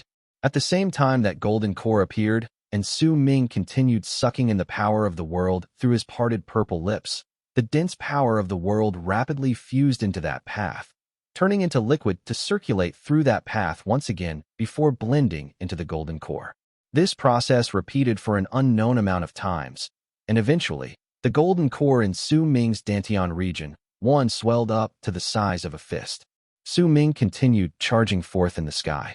Wherever the gigantic red dragon passed by, the people in the land of the shamans who saw it would feel their hearts trembling, and fear shot up swiftly within them. Su Ming's power might not be great, but as his red hair appeared, and as the will that was sealed up within him woke up when the seal was shattered due to the attack from his own desires, His divine sense manifested within him with a powerful might that it had never possessed before. The power of that divine sense was what the powerful warriors in the land of South Morning had sensed, the power that surpassed the state of end. As he moved forward, Su Ming continued absorbing the power of the world. Gradually, wherever he passed by in the land of the shamans, the earth would become dull as if it had lost its life. The grass on the land withered away, the layers of clouds in the sky crumbled, but in turn, a crack appeared in that golden core within Su Ming's body. That crack continued spreading, looking as if there was a new life about to be born from within. A unique presence spread out and surrounded Su Ming. This body is too weak. It has inherited my divine sense, but it can only show off a tenth of my power. But with the aid of my divine sense, I can make it grow much stronger, and I'll be able to bring out about a fifth of my power. Su Ming mumbled. With red eyes, he lifted his right hand and struck his body. That one strike immediately caused the cracked golden core in his body to explode. As the golden core exploded, a small human with red hair with the exact same appearance as his appeared within his body. Still too weak. With a body like this and a level of cultivation like this, how can I kill Tian? The gigantic red dragon stopped in midair. As Su Ming stood on the dragon's head, his expression darkened. I can feel it. I only have 7 days to stay awake this time. 7 days later, I will fall asleep again. 7 days. Damn you, 7 days. It's impossible for me to make this body reach a level where I can kill Tian in 7 days. The only way for me is to cast that secret art. I'll use that secret art to stimulate this body so that I can gain the strongest power possible within a short period of time. I remember that there are 2 secret arts that will allow me to do so. A glint appeared in Su Ming's eyes, and a frightening expression appeared on his face. One of them is the art of the dragon subject, Ein Simmerg, 2. This secret art requires 9 virgins with absolute Ein physiques. I will have to use their power of Ein to fuse with my divine sense, so that all my potential in life can be brought out in a short period of time. The other secret art requires me to search for the powerful warriors in this place and absorb the power of essence from their bodies, which will allow me to become powerful for a short amount of time, Su Ming mumbled. His eyes sparkled, and he spread out his divine sense. In an instant, his divine sense swept through a large part of the land of the shamans. Based on his requirements, his divine sense quickly searched through the area which it expanded to, and then Su Ming turned his head around to look at the sky in the distance. There aren't any who fulfill the requirements for the art of the dragon subject, Ein Simmerg, but this woman. Even though she only fits the requirements a little, she's still adequate. There are quite a few who fit the requirements for the second secret art, though. The gigantic red dragon beneath Su Ming let out a roar and charged into the space in the sky before disappearing without a trace. Soon, the sky above a plain of grass in the land of the shamans suddenly distorted, and a long red dragon charged out with a howl. Without even stopping for even a brief moment, he crashed into the ground. A furious howl could be heard in the midst of that loud rumble as it reverberated in the sky. The ground shattered under that rumble, and a large crack appeared. An endless amount of red fog crawled out as the gigantic dragon crashed into the ground and surrounded the area, causing the place to be shrouded in red fog. At the same time, a howl came from within the fog. A red figure in the sky charged into the fog with a ferocious expression. The continuous rumbles lasted for an hour. Then the area fell silent. That red fog gathered together, and once it turned into that gigantic red dragon again, it shot up from the ground and flew towards the sky. At the same time it flew up, 2 figures were revealed in a deep pit on the ground. One of them stood there with red robes, red hair, and a pair of strange, purple lips. That person was naturally the red-haired Su Ming. His right hand was pressing on an old man's head. That old man shivered as he knelt before Su Ming. He had his hands fixed on the ground with a pained expression on his face. As his body was racked with violent shivers, wisps of white smoke crawled out from his eyes, ears, nose, and lips, and they quickly seeped into Su Ming's body. This process lasted for some time before Su Ming let go of his right hand. He turned around and took a step into the air to land on the long, red dragon. As the dragon let out a howl, it charged into space and disappeared once again. The old man kneeling on the ground coughed out a huge mouthful of blood. With a pale face, he looked in the direction Su Ming had left with shock and fear. His body was incredibly weakened, but he immediately struggled up to his feet regardless of his weakened body and quickly left the area. Within a mountain range in the land of the shamans were two gigantic, ferocious beasts of 10,000 feet big fighting against each other. One of them looked like a tiger, but had a pair of wings. Its roars shook the sky and earth. The creature fighting against the tiger was a ball of flesh that floated in midair. That ball of flesh continued wiggling around, causing black liquid to fall on the ground, letting out sizzling sounds once it touched the earth. There were numerous tentacles on its body, and at the end of each of the tentacles was a big mouth. There were many sharp teeth within those mouths, and they were all fighting against that tiger-like creature. That fight had lasted for several days, but on this day, as they continued fighting against each other, suddenly, a blood-red dragon charged out from the space in the sky above them with a howl. At the same time it charged towards the two beasts, it stirred up a large amount of red fog in the area. The two beasts were shocked, and when they lifted their heads to look, a red figure jumped into the fog. Loud, rumbling sounds traveled out from the fog, along with the ferocious beast's furious howls and roars. After some time, the red fog gathered together to turn into the dragon. Su Ming stood on the dragon's head. As the dragon rose into sky and disappeared into nothingness, the tiger-like beast lay in the mountain range on the verge of death. The disgusting ball of flesh was split in half, and a large amount of black blood corroded the ground around it, and it was letting out a rotten stench. The same sight appeared in many places in the land of the shamans during that day. In their shock, all the hidden powerful shamans were forced to face an existence that terrified them, and all of them had a large amount of their power sucked away. Most of the ferocious beasts went through the same fate. It was midnight. Within a valley in the land of the shamans was a beautiful woman. She was trembling while staring fixedly at the person standing before her. With red robes, a head full of red hair, and purple lips, that person exuded a cold presence. He was naturally the red-haired Su Ming. At that moment, he had his right index finger pointing at the center of the woman's brows with a frown on his face, though no one had any idea what he was thinking about. "Who are you?" the woman cried out in a shrill voice. As she trembled, her eyes became filled with despair. There were 8 corpses around her, and all of them had died horrible deaths. It was difficult for her to forget what happened moments ago. She was just training there quietly, but this red-haired man suddenly appeared, and with just one swing of his arm, all her followers started fighting and killing each other as if they had gone mad. "I am a disciple of the god of Shaman's temple. If you touch me, the entire god of Shaman's temple won't let you get away with it." The despair in the woman's eyes became increasingly prominent. The red-haired Su Ming looked as calm as ever and did not bother himself with the woman's shrill screeches. He kept his right hand on the center of the woman's brows. After a long while, he frowned. "It's a pity. You might be a virgin, but your aura of Een is not enough. It must be related to the cultivation method you're practicing. You must be training here because the aura of Een in this place is strong as well." Su Ming shook his head, then lowered his right index finger from the center of her brows. He tapped the woman's robes, and immediately, her robes was ripped into pieces and disappeared. With tears and hate in her eyes, the woman closed her eyes. Su Ming swept his gaze past the woman's body. He did not seem like he was looking at a body, but his cold gaze made it seem like he was just looking at an ingredient. After a long while, he shook his head once again. "The damage to your aura of Een is too great. You aren't up to standard." Su Ming turned around and no longer bothered himself with the woman. He was just about to leave when the woman spoke. "Just who are you?" She swiftly opened her eyes. "I am Su Ming." With one move, the red-haired Su Ming disappeared from the place. "Su Ming. Su Ming." The woman gritted her teeth and engraved that name deep into her mind. This day was like a disaster to the powerful warriors in the shaman tribe.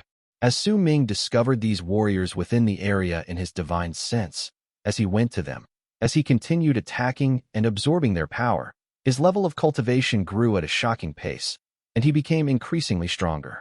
Chapter 394. I came for her. Autumn Sea Tribe still had yet to complete their migration, but they were about to reach their destination. They were moving slowly at the edges of the land of the shamans. There were numerous mackerel pikes swimming in the sky. The turtles on the ground were also moving slowly. The end shaman, Zhongzhe, was sitting cross-legged on his turtle. At that moment, his expression was dark, and he was occupied by his thoughts. By his side, Wanqiu also kept her silence while occasionally looking towards Zhongzhe. Time trickled by. They should have set up camp to rest during this dark night. But Zhongzhe felt a sense of danger in his heart, which was why he asked his tribe to continue moving through the night, causing the entire tribe to stay alert of their surroundings. Only by doing so could they keep their battle power up to the best of their abilities when danger descended on them. Wanqiu looked at the sky and saw stars decorating the entire night sky. The warriors in the tribe were still in rather good condition, but most of the normal tribe members and the children were already tired. Sir Zhongzhe, should we let the tribe rest for a while? Wanqiu bit her bottom lip and asked softly. Zhongzhe remained silent for a moment and was just about to speak when his expression immediately changed. He stood up swiftly and lifted his head to look at the sky in the distance. His face turned incredibly dark. Wanqiu was taken aback for a moment. When she looked over as well, she did not see any changes in the dark sky. Just as she began to feel uncertain, a flash of red shot out suddenly from the dark sky, followed soon after by a roar that shook the sky. In that quiet night, that roar thundered in the air, shaking the sky so much that the mackerel pike shuddered. The turtles on the ground also started trembling. That red light was a gigantic red dragon that was 100,000 feet long. That dragon seemed to have crawled out from empty air. Once it appeared, it roared, and its roars spread in all directions. There was a man in red robes and long, fiery red hair, standing on its head. Naturally, that man was Su Ming. However, his current appearance had drastically changed from his original look. Those purple lips of his especially filled him with a strange air. However, even if that was the case, all those who had seen him before could still find a trace of the original Su Ming from his current appearance, just like Wanqiu did. When she saw him, her eyes immediately widened in disbelief. Even Zhongzhe was stunned when he saw Su Ming. He could clearly recognize that the person standing on the blood dragon in the sky was the powerful warrior that appeared during the day in the land of the shamans. However, he absolutely did not expect that the mysterious powerful warrior would be Su Ming. There were also several other people who recognized Su Ming, including that old female ladder shaman. Once they saw Su Ming, they were all surprised. "Sir, why did you come here deep in the middle of night?"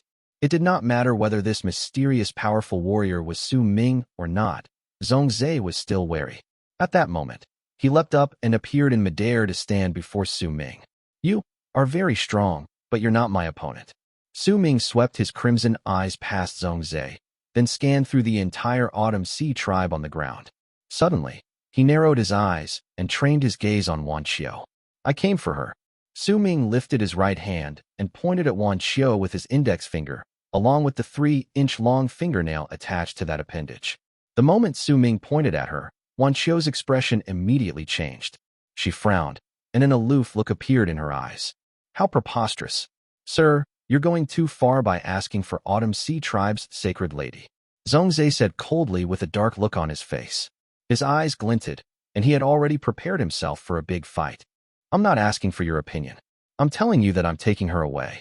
As he spoke, the red-haired Su Ming took a step forward with a calm expression, seemingly ignoring Zhongzhe. He started walking towards the ground where Autumn Sea Tribe was. Killing intent shone in Zhongzhe's eyes. He might be wary of the feelings Su Ming brought to him at the moment, but he had to take action. With a move, he rushed towards Su Ming within an instant. As he lifted his right hand, the power of soul catchers erupted forth from his body. It also faded out under that power, making it seem as if he had become one with the world. The illusionary shadow of the candle dragon also appeared faintly behind him. Once that shocking power appeared on Zhongzhe's body, even the dark sky seemed to have frozen up. However, the moment he closed in on Su Ming did not even spare him a glance. He only lifted his right hand, and the instant Zhongzhe arrived, he made a seal. Once that seal appeared, Su Ming changed that gesture, and within that short instant, he had already changed the hand seal 9 times. "I grant you the crimson eyes of the night." As Su Ming spoke with a calm tone, he changed those hand seals 9 times. With every single word he spoke, he would change a hand seal, and once he finished saying those 9 words, he pushed outward. With that one push, 2 red dots suddenly appeared in the dark sky. If anyone took a closer look at those red dots, they would find that they were 2 stars. At the instant those 2 stars turned red, a heavenly might descended upon Zhongzhe, who was closing in on Su Ming. A violent shudder racked Zhongzhe's body, and his expression drastically changed, because he had just discovered that his body was frozen in midair and he could not move an inch. "I grant you the violet lips of the sky." Su Ming walked over to the pale Wan Xiao, and as he spoke, he formed 9 seals once again with his right hand and pushed towards the ground. The ground shook with a loud rumble, and as if it had melted, layers of ripples appeared on the land, which was followed soon by a piercing ray of light shooting out from within the ripples. With just one push, Su Ming made the land disappear. In its place was a brilliant and bright piece of sky. The earth had turned into the sky. As the people stood on the ground, they felt as if they were standing on the sky. This strange change caused the members of Autumn Sea Tribe around the area to let out cries of surprise. However, right at the moment they shouted in surprise, they immediately noticed that their bodies seemed to be frozen in place, and none of them could move even a single bit. All of them could not move, including Wan Xiao, including the old female ladder shaman. Zhongzai's pupils shrank in the dark. His breathing quickened, and disbelief appeared on his face. He might have been expecting Su Ming to be strong, but he did not expect that he would be so powerful. This was not any sort of divine ability or art. This was the physical materialization of his divine sense. He turned his divine sense into his willpower and sealed up everything that belonged to the night. He imprisoned all the living souls in this morning sky. This person, just what is his level of cultivation? Zhongzai's face turned pale with shock. Su Ming's floating red robes, bewitching red hair, pale face, and purple lips gave him a unique charm. The red-haired Su Ming walked towards Wan Xiao, his target, right under the people's shocked gazes, in the face of the fear directed towards him from the powerful End Shaman in the sky, and in the midst of the growls coming from the earthen aura fiendish dragon. Wan Xiao's beautiful face was already void of blood. She looked at Su Ming walking towards her, watched him seal Zhongzai by just lifting his hand, the person who was like a deity in their tribe, then with another wave of his hand, seal up the entire land. This mighty power was something she had never seen before in her life. Su Ming approached her slowly, but there was less than 1,000 feet between him and Wan Xiao. The instant it seemed like he would be arrived before her with just another step, Su Ming suddenly frowned. When he did so, a muffled roar suddenly came from the sky in the distance. As that roaring sound echoed, a mackerel pike so huge that no one could see its end at first glance appeared high up in the sky. That mackerel pike glared at Su Ming as if it was facing off a powerful enemy and let out a low growl in the sky. A blood descent of the northern nether sea. Su Ming lifted his head to cast a glance at the gigantic mackerel pike, and a brilliant spark appeared in his eyes. He immediately gave up on walking towards Wan Xiao. Instead, with a glint in his eyes, he flew up in an instant. The piercing whistle as he broke through air rang through the sky, and Su Ming charged straight towards the gigantic mackerel pike in the sky. A powerful killing intent appeared on him, and the strength of that killing intent could be clearly felt by all the people in Autumn Sea Tribe. No, Wan Xiao trembled. There were tears in her eyes as she let out that weak, wobbly cry. She could feel the killing intent on Su Ming's body, and she did not believe that the mackerel pike could win against this him, who could even seal away Sir Zhongzai. Despair appeared in her eyes, and her body shook violently. Su Ming's appearance and his strength was something she absolutely had not predicted. In fact, under that seal, she was also the only one who could hear her own weak cry. She watched Su Ming fly up, and as he closed in on that gigantic mackerel pike, she screamed in her heart, telling that mackerel pike to leave. A shrill howl fell out of the lips of the mackerel pike in the sky, followed by a red fog that covered all of heaven. The mackerel pike's shrill howls grew stronger within that fog, making Wan Xiao feel as if there were blades piercing through her heart repeatedly. The entire land fell into silence. Even Zhongzai, too, fell silent. The fog in the sky dissipated an hour later. The mackerel pike continued floating in the sky, but it had become much smaller and was filled with the aura of death. However, it was not truly dead. There was still a hint of life left within it. Su Ming walked down from midair. There was still blood at the corner of his lips, blood that belonged to that mackerel pike. His presence had clearly become much stronger than before. Since you don't want it to die, I'll spare it. Su Ming walked towards Wan Xiao and stood before her, then lifted his right hand to press at the center of the woman's brows. After a long while, a smile appeared on his face. Not bad. You might also not really fulfill the requirements, but it's adequate. As Su Ming spoke, he held Wan Xiao in his arms. Just as he was about to turn around and leave, he suddenly turned his head after taking a few steps. and his crimson eyes fell on the old female ladder shaman standing not too far in the distance. I don't know why, but among all these people, I just don't like you. As Su Ming spoke, the red glint in his eyes instantly flared up. Then he turned around and left. The moment he was gone, the old woman's face instantly turned red as if her blood was boiling. Pain appeared on her face, and her head exploded a moment later. Her body was torn from limb to limb, and the moment she died, wisps of white smoke left her body. A portion of it seeped into Su Ming, and the other portion circled in the air a few times before it moved toward another direction, crawling into the body of a pale young man standing in the crowd, causing his body to shudder and his level of cultivation to show signs of increasing. That young man was Yamu. When Wan Xiu saw the old woman die, she shuddered, and the brightness in her eyes faded away. Chapter 395, He is Destiny.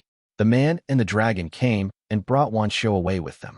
Besides the strength of his power, the red-haired Su Ming also brought with him a domineering presence that could not be found on the usual Su Ming.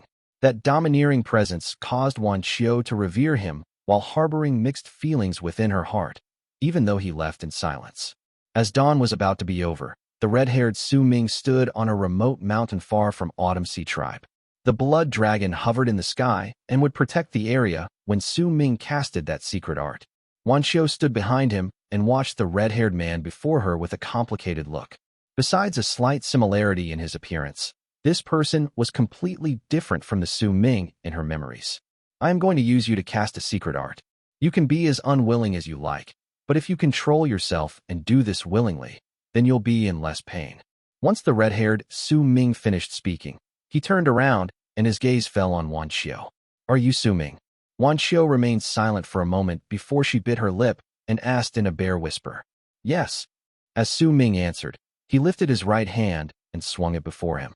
Immediately, a layer of red fog spread out and covered Wan Xiu within. He took a step forward and walked into the fog. Time passed by slowly. The sky gradually brightened up. Noon came, and the sunlight brought down scorching heat onto the ground. However, it was freezing cold in the remote mountain where the blood dragon was. As the cold wave of air crashed into the heat wave, distortions appeared in the air. The noon sun weakened. The entire afternoon, too, passed by. When the setting sun dyed the sky red and started disappearing slowly, the red fog at the peak of the remote mountain also started slowly thinning out. When midnight arrived and moonlight illuminated the land with its gentle rays, the fog at the peak of the mountain disappeared completely. The red-haired Su Ming walked out from within. His lips were no longer purple, but had already returned to a pink hue. However, his long hair was still in that strangely captivating bright red shade. Once it was set against his red robes, it made him seem as if he had turned into another person. Tian, Su Ming mumbled. He stood at the peak of the mountain and spread out his divine sense swiftly. This time, his divine sense had become even greater than it was a day before yesterday. Once it covered the area, Su Ming closed his eyes. A moment later, he opened his eyes and looked towards the south. I don't know where that is, and there's no need for me to know where that is either. I only need to know that I can leave from that place and go to the realm of the Immortals. There is a large amount of Immortals' presence in the mountain to the south. I can go back to the realm of the Immortals from there. Su Ming looked at the south and took a step forward. Immediately, the blood dragon moved with him as if it wanted to follow him. Acknowledge her as your master. You were a dragon vein, one that existed on Earth, but once you manifested, I imbued you with my divine sense, and you gained your intelligence from there. Now, I am going to leave. Stay here and become her guardian beast. Su Ming did not turn his head back. With one step forward, his body gradually turned invisible, and he disappeared in midair. The blood dragon was momentarily stunned and lingered around in midair for a moment before letting out a broken-hearted howl. It could not bear to part with this master of his, whom it had only been with for 2 days, because in its memories, the blood dragon was born because of its master. As the blood dragon let out its broken-hearted howl, Wan Xiu opened her eyes at the peak of the mountain. She looked in the direction Su Ming had left. She had heard his words, and she fell silent. All her clothes were left intact, and not a single article of clothing was missing on her. And in fact, she felt as if she had just fallen asleep and had had a dream. Her expression turned incredibly complicated. She had an indescribable feeling towards this Su Ming. She should hate him, but she could not find a reason for her to hate him deeply. She should be confused, but she could not find the source. That mixed feeling of hers made Wan Xiu lie on the mountain for a very long time before she stood up, exhausted, then walked down the mountain in a daze. The blood dragon followed behind her in accordance to Su Ming's will. This was the third day. Su Ming knew that he did not have much time left. He could feel the signs of slumber rising once again within him, but he still had yet to kill Tian. He could not find it in himself to accept wasting his time like this, not after he woke up through so much difficulty.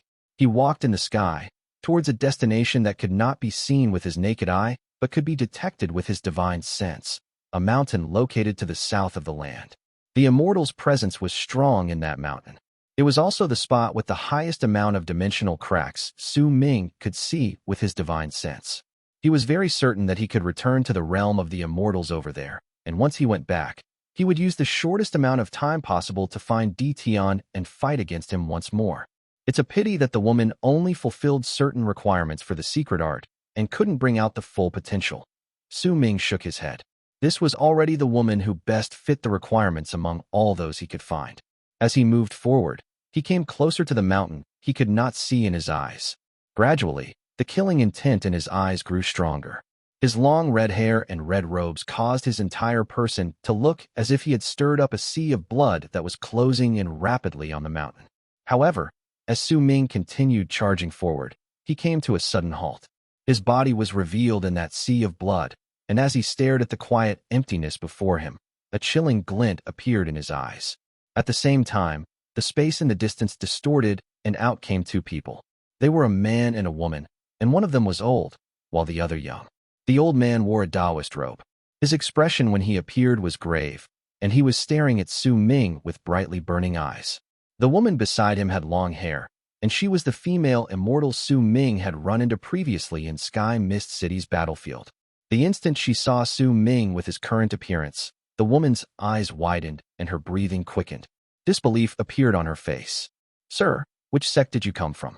"I am by Air Yuan from Hidden Dragon's sect." "Begone," the red-haired Su Ming said coldly and cut off the old man's words.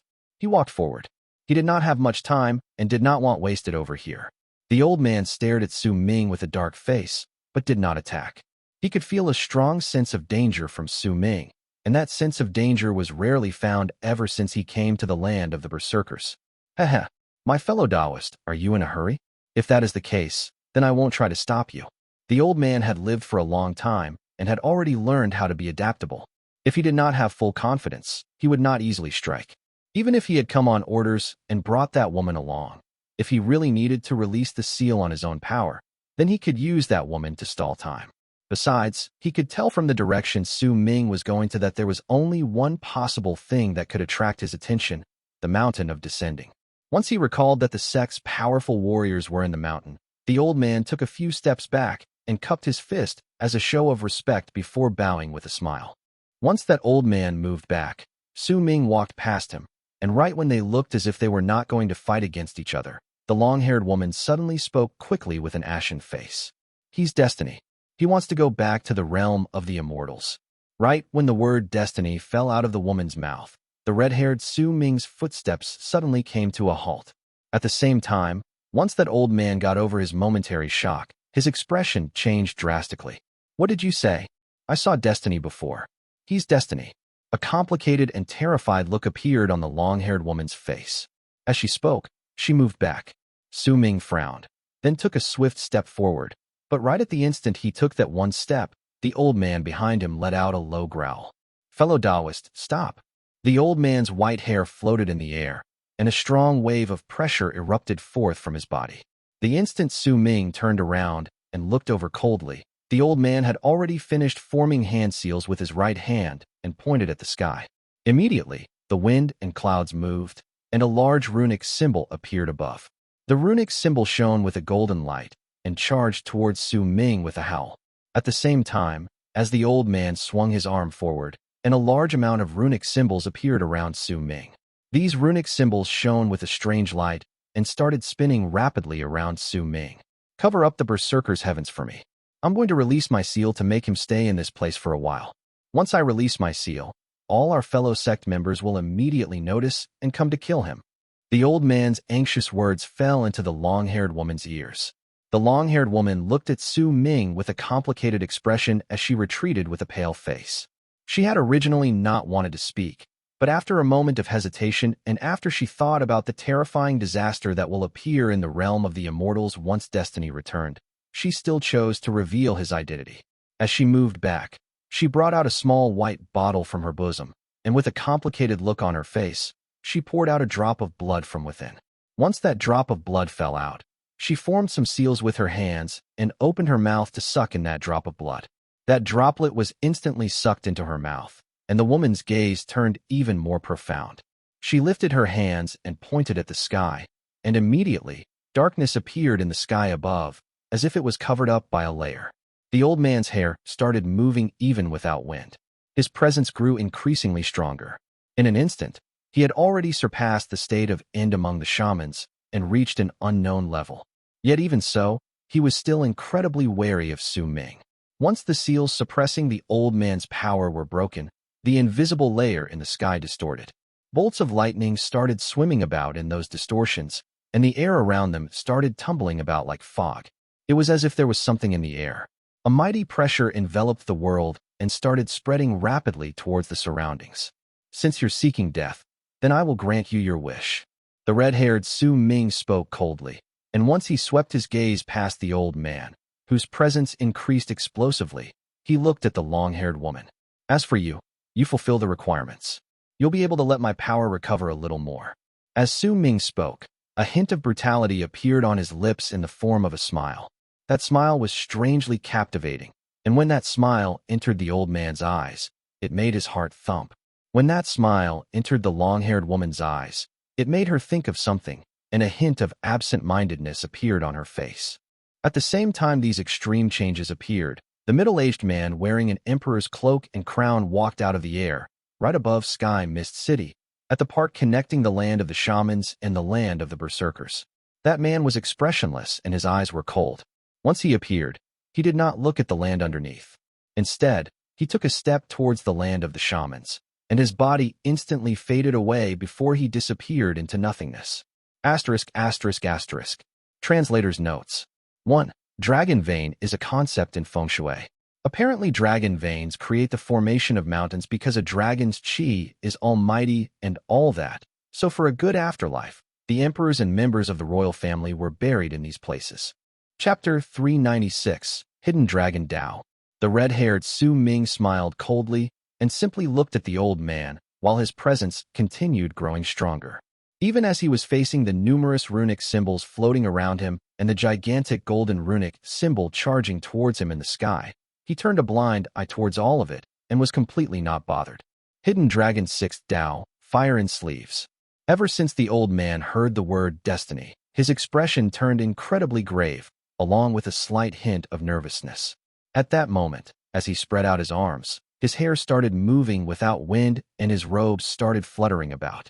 Once the long-haired woman formed an invisible barrier with an art using a drop of blood from the bottle to cover up the berserker's heavens, the old man revealed a large part of his power, and he immediately attacked with one of the great divine abilities of Hidden Dragon Sect. The moment the last 3 words fell out of his mouth, the old man lifted his arm. His face instantly turned red. He had his lips shut tight, holding in a breath of his primordial chi, and he waved his arm at Su Ming. With that one swing, huge banging sounds instantly rang in the air before the old man. Then right before their eyes, a sea of fire appeared as if the air itself was burning. The sea of fire continued spreading out, and in the blink of an eye, it had already covered up the entire area. At that moment, the old man opened his mouth, and he breathed out that puff of primordial chi contained in his previously shut mouth. That one puff caused a violent gust of wind to stir and swept through the area, and it gathered up the sea of fire around them to charge towards Su Ming. From the distance, it looked as if the sky was burning, and the sea of fire looked as if it wanted to swallow Su Ming. Rumbling sounds reverberated in the air, and the sea of fire enveloped Su Ming in an instant. It was also at that moment that the golden runic symbol in the sky and the other runic symbols around Su Ming charged towards him along with the sea of fire to kill him. Those thunderous rumbling sounds shook the sky and earth. The red-haired Su Ming stood in the air with a cold smile and did not move a single inch. simply allowing those runic symbols around him to attach themselves to his body, the gigantic golden runic symbol from the sky to stick to his head with a huge bang, and gave permission to the sea of fire around him to drown him in flames. Those divine abilities struck Su Ming, but not only was there not a hint of happiness on the old man's face, his eyes also went so wide that it looked as if they were about to fall out of his eye sockets. He sucked in a sharp breath with disbelief on his face. The sea of fire that had enveloped Su Ming shrank swiftly from its previously grand and flashy state in the span of a few breaths until it eventually disappeared completely. Su Ming continued standing there and only opened his mouth to suck in a breath. The sea of fire that had spread around him was completely sucked into his mouth, as if his body itself was a bottomless pit. At the same moment, all the golden runic symbols on Su Ming's body became dimmer and eventually disappeared from his skin as if they had melted. The gigantic golden seal on his head also faded out at a rapid pace and eventually turned into a wisp of golden air that crawled into the top of Su Ming's skull.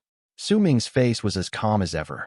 As he continued smiling coldly, a hint of derision appeared in his eyes, and he said languidly, "Too weak. I will give you 2 more chances to attack me." The old man's expressions kept changing as he stared at Su Ming, and he started groaning in his heart. He might have heard about some of the rumors about destiny, but he had never expected him to be so terrifying. That fire and sleeves he casted just now was enough for him to fight against those in the Berserker soul realm, but this destiny was completely unharmed. Damn it, why is he destiny? If he wasn't, then I wouldn't have to risk my life trying to stall him here. The celestial phenomenon has appeared now, so the others from the sect should be coming soon. The old man's eyes sparkled, and the desire to retreat appeared in his heart. Yet at that moment, Su Ming's smile turned even colder before him. "If you don't attack within 3 breaths, then I will let you have a taste of my divine abilities." As Su Ming spoke, he lifted his right hand and curled his fingers into a fist, then swiftly unfurled them. Once he did so, he pressed his palm against the air. That one push immediately caused the ground beneath him to tremble, and cracks suddenly appeared. At the same time, a vast amount of earthen aura shot up with a loud rumble like a wave of air, sealing up a circular area of 5,000 lis, turning the place into a cage. Not a single shadow of a person could be seen if anyone looked from the distance. They would only be able to see an indistinct wall of air that surrounded the place and was linked to the sky. This sort of divine ability, this sort of art that used earthen aura caused the old man's pupils to shrink. He instinctively took a few steps back and shock appeared in his eyes. Sweat broke out on his forehead, and as he groaned in his heart, he also grew to hate that long-haired woman whose face had turned equally pale. If the woman had not revealed his identity, there would be no need for him to attack. He was stuck. When Su Ming spoke, the old man remembered what he said about 3 breaths and knew he did not have any time to think more. The old man's hair danced wildly in the air, and veins popped up on his face. He lifted his right hand and started forming seals before him so quickly that in the blink of an eye, numerous after images flashed before him, as if they were connected together. As the old man made those seals, the veins that had popped up on his face started twisting and moving, turning into a pattern that looked like the stripes on a tiger's face. An incredibly powerful presence erupted forth from his body. The power of that presence caused wind to stir and clouds to tumble in the sky above the land of the shamans and beyond the invisible screen of light casted by the long-haired woman to serve as their cover. The sky became indistinct, and muffled whistles could be heard traveling forth. It was followed soon after by a bolt of lightning charging forth with a thunderous crackle from that dull and indistinct sky. A large crack formed above, and when it appeared, an indescribable pressure stretched out, descending on them. Su Ming lifted his head and stared at the crack. A rarely seen look of seriousness appeared on his face. As for the old man, his heart was trembling in fear at the moment. When he saw the crack above him, he gritted his teeth and continued forming seals to cast another art. As for the long-haired woman, there was a layer of blood-red light surrounding her, and it shone from within her. It seemed like it had yet to become bright, but it had an incredibly powerful defensive ability. As the person chosen by the sect to cover the sky of berserkers, her safety was usually the most important thing in a battle of arts. Yet at that moment, her face had turned pale. Blood flowed out of the corner of her mouth.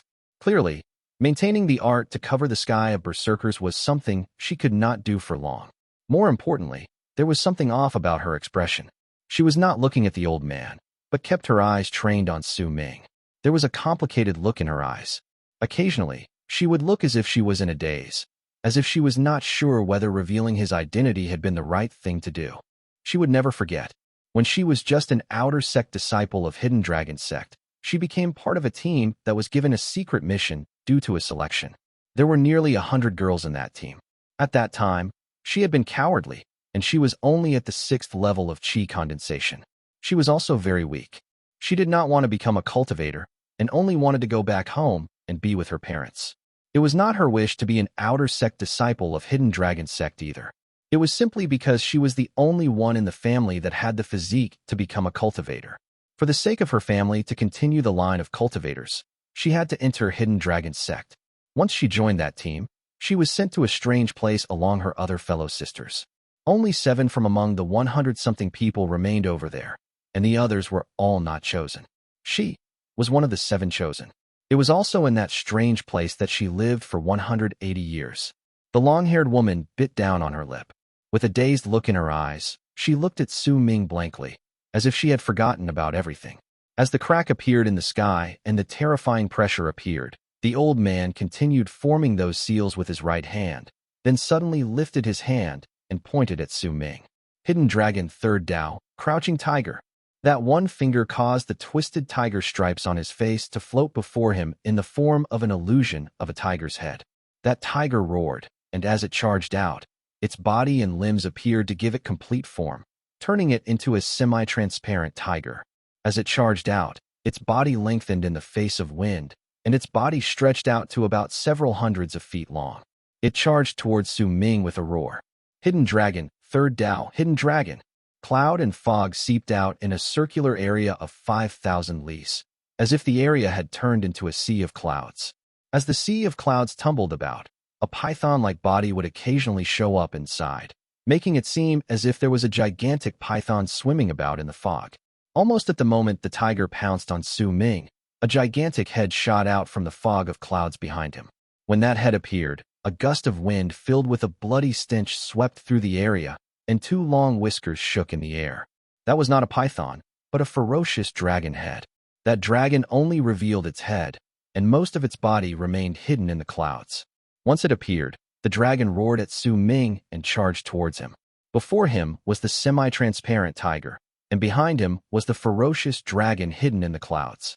Su Ming stood in the middle with a strange glint in his eyes. He did not dodge, but turned his body sideways and lifted his left hand to grab the tiger pouncing towards him. Then with 2 fingers pressed together, he pointed towards the dragon closing in from behind him. Complete manifestations of Crimson Net, reincarnations of the world. Su Ming spoke slowly. The instant he opened his mouth, his voice drowned out the tiger's howl and the dragon's roar. He turned his left hand into a claw and pressed it on the incoming tiger's head. When he did so, a hint of ghastliness appeared on Su Ming's lips. No one knew what sort of method he used, but with one swing of his left arm, a burst of energy was sucked into his body through his left arm from the tiger's body, and that energy was then transferred to his right hand. Immediately, Su Ming's right hand and his entire arm turned into a tiger that was the exact same tiger as the one before him. From the distance, the tiger before Su Ming had not changed. Once the right hand turned into a tiger, his hand crashed into that dragon, but at that moment, a similar sight appeared. Su Ming's left hand, pressed against the tiger's head, twisted and turned into the dragon. This scene made it seem as if a dragon and a tiger shot out of Su Ming's body. The dragon and tiger fought against each other, and right in midair, the tiger and dragon formed from the old man's divine abilities crashed into each other. Chapter 397, Heaven's Halbert. I remember that there is an ancient art in Hidden Dragon sect called Hidden Execution of Justice. Do you know that art? As thunderous rumbles shook the sky and earth, the old man coughed out a mouthful of blood. He staggered a few steps back, and Su Ming's calm voice appeared by his ears. Right before his eyes were the dragon and tiger fighting against each other. He saw the dragon shattering and the tiger letting out a piercing howl before they disappeared. Su Ming walked out slowly from within. His expression was as calm as ever. Not a hint of change could be seen on him. He stood there and looked at the old man coldly. You still have one chance. As long as you cast that style and let me see Hidden Dragon sect's ancient art, I won't kill you. Do you really mean it? The old man's face was pale. He could tell that this destiny knew that he was stalling for time, and was completely not bothered by it, and it made him slightly terrified to realize it. The two clashes of divine abilities between them had also made the old man realize in shock that the power of this destiny surpassed his imagination. He could not understand how this person could have such power, and the crack in the Berserker's heavens only locked down on him, while not causing even a hint of trouble or interference for this person. He was deeply regretful at the moment. In the face of this Su Ming, who did absolutely nothing to counter his attacks, he felt deep fear. When he heard Su Ming's words, he fell silent for a moment before he gritted his teeth and asked. Su Ming frowned and answered languidly, "You just need to believe it." A variety of expressions flitted through the old man's face. He had spread out his divine sense around the area previously and knew that everything around him had been sealed away. The power of that seal alone made it difficult for him to flee. He had no other choice. It did not matter whether what Su Ming said was real. He could only believe that there was that one chance. After a moment, he gritted his teeth. "With your power, surely you will not degrade yourself to deceive me, Senior. Since you want to see it, I will cast that art. But it is difficult for me to completely cast the hidden execution of justice. I can only cast it somewhat." As the old man spoke, he lifted his hands and tapped at his chest a few times in succession. Immediately, a red flush appeared on his face. He made some seals with his right hand and pointed before him. Hidden Dragon 6th Dao, Fire in Sleeves. The old man swung his arm, and the seals in his right hand changed before he tapped his right eye. Immediately, a yellow light appeared in his right eye.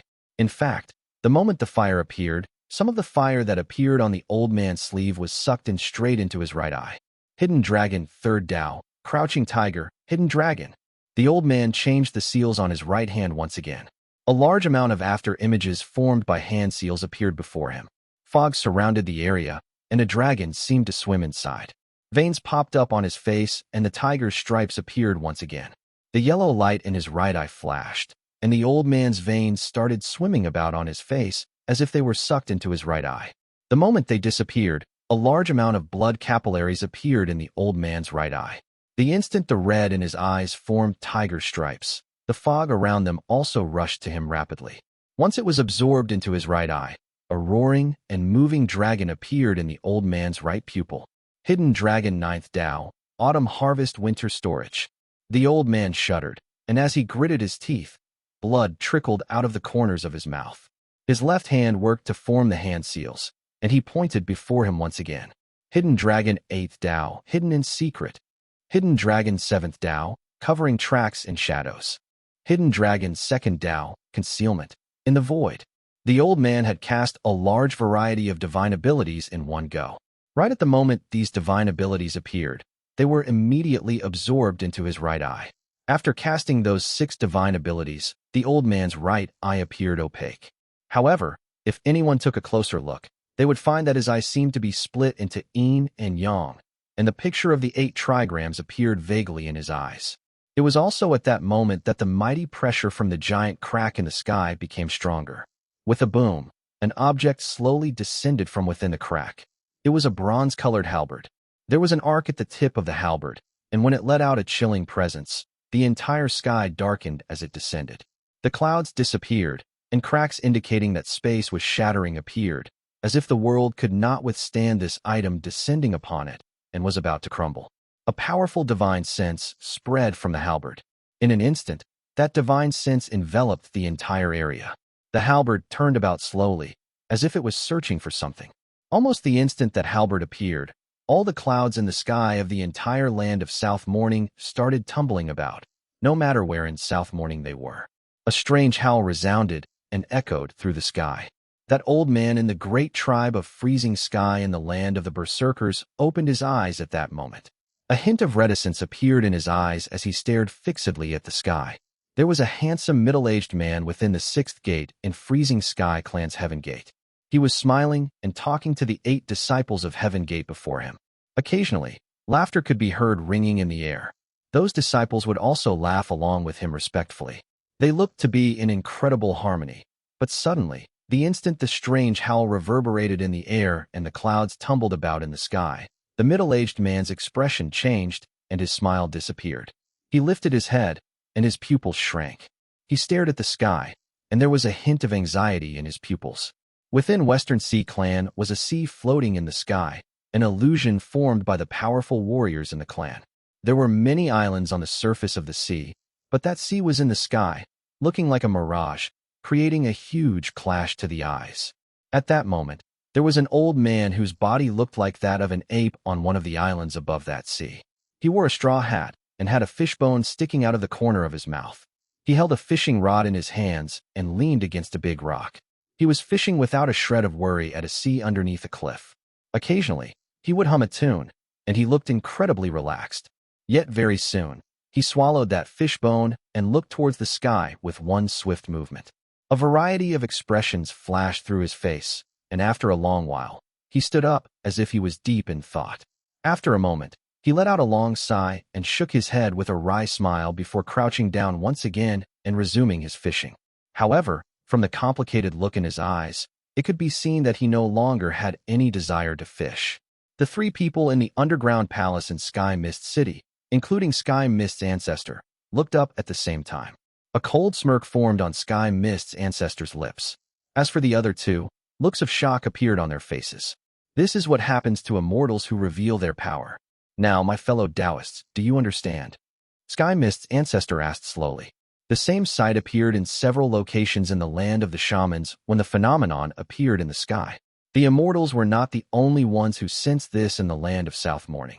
Some of the powerful warriors in the older generation of the shamans and berserkers also noticed this strange change, and all of them harbored different thoughts in their minds. The long-haired woman's face turned pale underneath the halberd. As she looked at the halberd beyond the barrier, panic appeared in her eyes. Once she saw it form beyond the invisible barrier, she immediately shone with a red light, and that flash of red allowed them to hide themselves away from the halberd's divine sense. The halberd might be turning around and sweeping through the land and sky with its divine sense, but it did not seem to be able to see the immortals beneath it. The old man was feeling very nervous. In his fear, he formed those hand seals with his right hand, and once he tapped his right eye, he looked towards Su Ming. Senior, I can only fuse in 6 divine abilities and only cast a shred of hidden execution of Justice's power. I won't be able to maintain the art for a long time either. As the old man spoke, he saw Su Ming walking towards him. Conflict appeared in his heart. The moment Su Ming arrived less than 500 feet away from him, killing intent rose in the old man's heart. He was still used to having control in his heart. Hidden execution of justice. With that growl, blood poured out of the old man's lips. Light shone from his right eye and illuminated an area of 100,000 feet. It shone brightly, like a sun, and within the 8 trigrams in his right pupil, Su Ming's reflection appeared. Yet the moment the old man let out that low growl, he suddenly let out a shrill cry of pain. Right before his eyes, he saw Su Ming taking a step forward and disappearing, and when he reappeared, he was already beside him. Without any expression on his face, Su Ming lifted his right hand, and before the old man could dodge him, he seized the old man's right eye, and with one pull, he dragged out that right eye. There was even some threads of blood and flesh connected to that eyeball. Once Su Ming pulled it out, those blood threads shattered. The old man's cries of pain shot out right after, and he quickly retreated. Su Ming did not bother himself with the retreating old man. Instead, he simply dipped his head down to look at the bloody eyeball in his right hand, and a pleased smile appeared on his lips. Not bad. With this inferior hidden execution of justice, my chances of returning to the realm of the immortals has increased. Su Ming did not lift his head as he mumbled. He just raised his left hand and tore at the sky. That casual rip caused the blood-red barrier covering the berserker's heavens to shudder and let out banging sounds. At the same time, it started shattering inch by inch, and in the blink of an eye, it turned into an innumerable amount of fragments that disappeared into nothingness. At the instant the barrier disappeared, the divine sense of the halberd in the sky swept towards them abruptly and locked onto the old man. You said you wouldn't kill me. The old man was already scared out of his wits and was madly suppressing his power, trying to hide his presence as an immortal. At the same time, he let out a roar and his body turned into a bloody shadow, charging towards the distance at a shocking speed. He was so fast that he seemed to have turned invisible, as if he was piercing through space itself. The halberd in the sky was completely not bothered by the old man's escape. It slowly turned its body and pointed itself in the direction where the old man left. Then, with a buzz, the halberd disappeared into the sky. When it reappeared, It was already in the air 10,000 leagues away. It tapped at the area underneath gently, and there was an immediate shrill scream. The old man's body was revealed in the air, and when he coughed out blood, madness appeared in his eyes. He no longer tried dodging, but in a fit of insanity, he chose to self-destruct. He knew that he was going to die, but the grudge he held before his death made him choose to self-destruct without care of the consequences. With a bang, the old man's body exploded, but the halberd seemed completely not bothered by it. It tapped down once again, and the old man's exploding body was bizarrely frozen in midair. It was as if his time was frozen and he could not continue with his own destruction. Instead, once he was touched by that halberd, his entire body melted and turned into a pool of blood that scattered to the ground. Chapter 398. Berserker Tribe's Sacred Vessel. Once the old man died, the bronze-colored halberd slowly turned its body and spread its divine sense swiftly in all directions around it. The light instantly covered Sky Mist City, and to the south, east, west, and north, the four corners of South Morning. It covered the entire land of South Morning. At that moment, almost all the outsiders in the land of South Morning felt their hearts trembling in fear no matter what level of cultivation they had. Even the old man in the great tribe of Freezing Sky felt the same. There was no point to the immortals being powerful. At that moment, when the halberd descended, they did not dare reveal even a hint of their presence. All their eyes were filled with terror and anxiety, and that emotion was clear proof of the power of the person who left that halberd behind in the past. It was enough to prove that all outsiders in the land of the Berserkers were in the end outsiders. The halberd in the sky moved forward slowly. Once it spread out its divine sense, a buzzing sound suddenly appeared from its body, and that buzz instantly covered the entire land of South Morning, reverberating in its sky. That sound was like a provocation. It was as if the halberd was provoking all the immortals hidden in the land of South Morning to see who would dare to reveal their presence. So strong. There were four old men standing on a plain of grass beyond the immortals' mountain of descending, the mountain which the shamans could not see with their naked eye, and which Su Ming was headed to. The four old men all looked at the sky with terror-ridden, pale faces. Once they had noticed the strange sight in the sky, they immediately moved, but when they walked out of the place, they had no choice but to descend. They did not dare continue flying in the sky. This is the Berserker tribe, the terrifying, mysterious Berserker tribe. No wonder the sect leader yearned for the Berserker tribe so much, and even told us not to reveal our presence as immortals too much. If we truly have to reveal our presence, we must have celestial maidens by our side to cover the Berserker's heavens. This is the third time I saw it appear. You appeared later, but I saw it twice before. Every single time, it would come due to a fellow Taoist not believing in the mysteries of the place and revealing his power, bringing his own death on his head. Even Sky Mist's ancestor looked nervous under Sky Mist City. The other two people's faces were drained of blood, and they quickly suppressed all their power and presence. Shock and terror could be seen in their eyes. The Berserkers actually have such a powerful item. That one strike from that weapon is already equivalent to the peak of the second step. Even if the sect leader or the others come, they will have trouble preventing this weapon from killing them. This enchanted vessel completely defies logic. Just what is this place? This is just a vessel, and it already contains such insane power? The Berserker tribe is weak and the Shaman tribe is insignificant, so why does a weak world like this have such a vessel? Could it be that this is the reason why the sect leader and the sect elders place so much value on the land of the Berserkers? This is simply too terrifying. I just can't imagine the weak Berserker tribe possessing such an enchanted vessel that doesn't even belong to their league. That enchanted vessel also clearly has spiritual sense. Who left it behind? Who does it belong to? Could it be the first god of Berserkers? That person who wrote down a humiliating part of our history, who enslaved us immortals, who caused the death of a seventh of our people, who made the powerful immortals prostrate to the Berserker tribe if they wanted to form their own sects, and could only do so if they were given approval. The first god of Berserkers. Fellow Taoist Tian, if the land of South Morning has this thing, then does it mean that there are other enchanted vessels like this in the other continents in the land of Berserkers? The people in the underground palace were plunged into shock when that halberd appeared.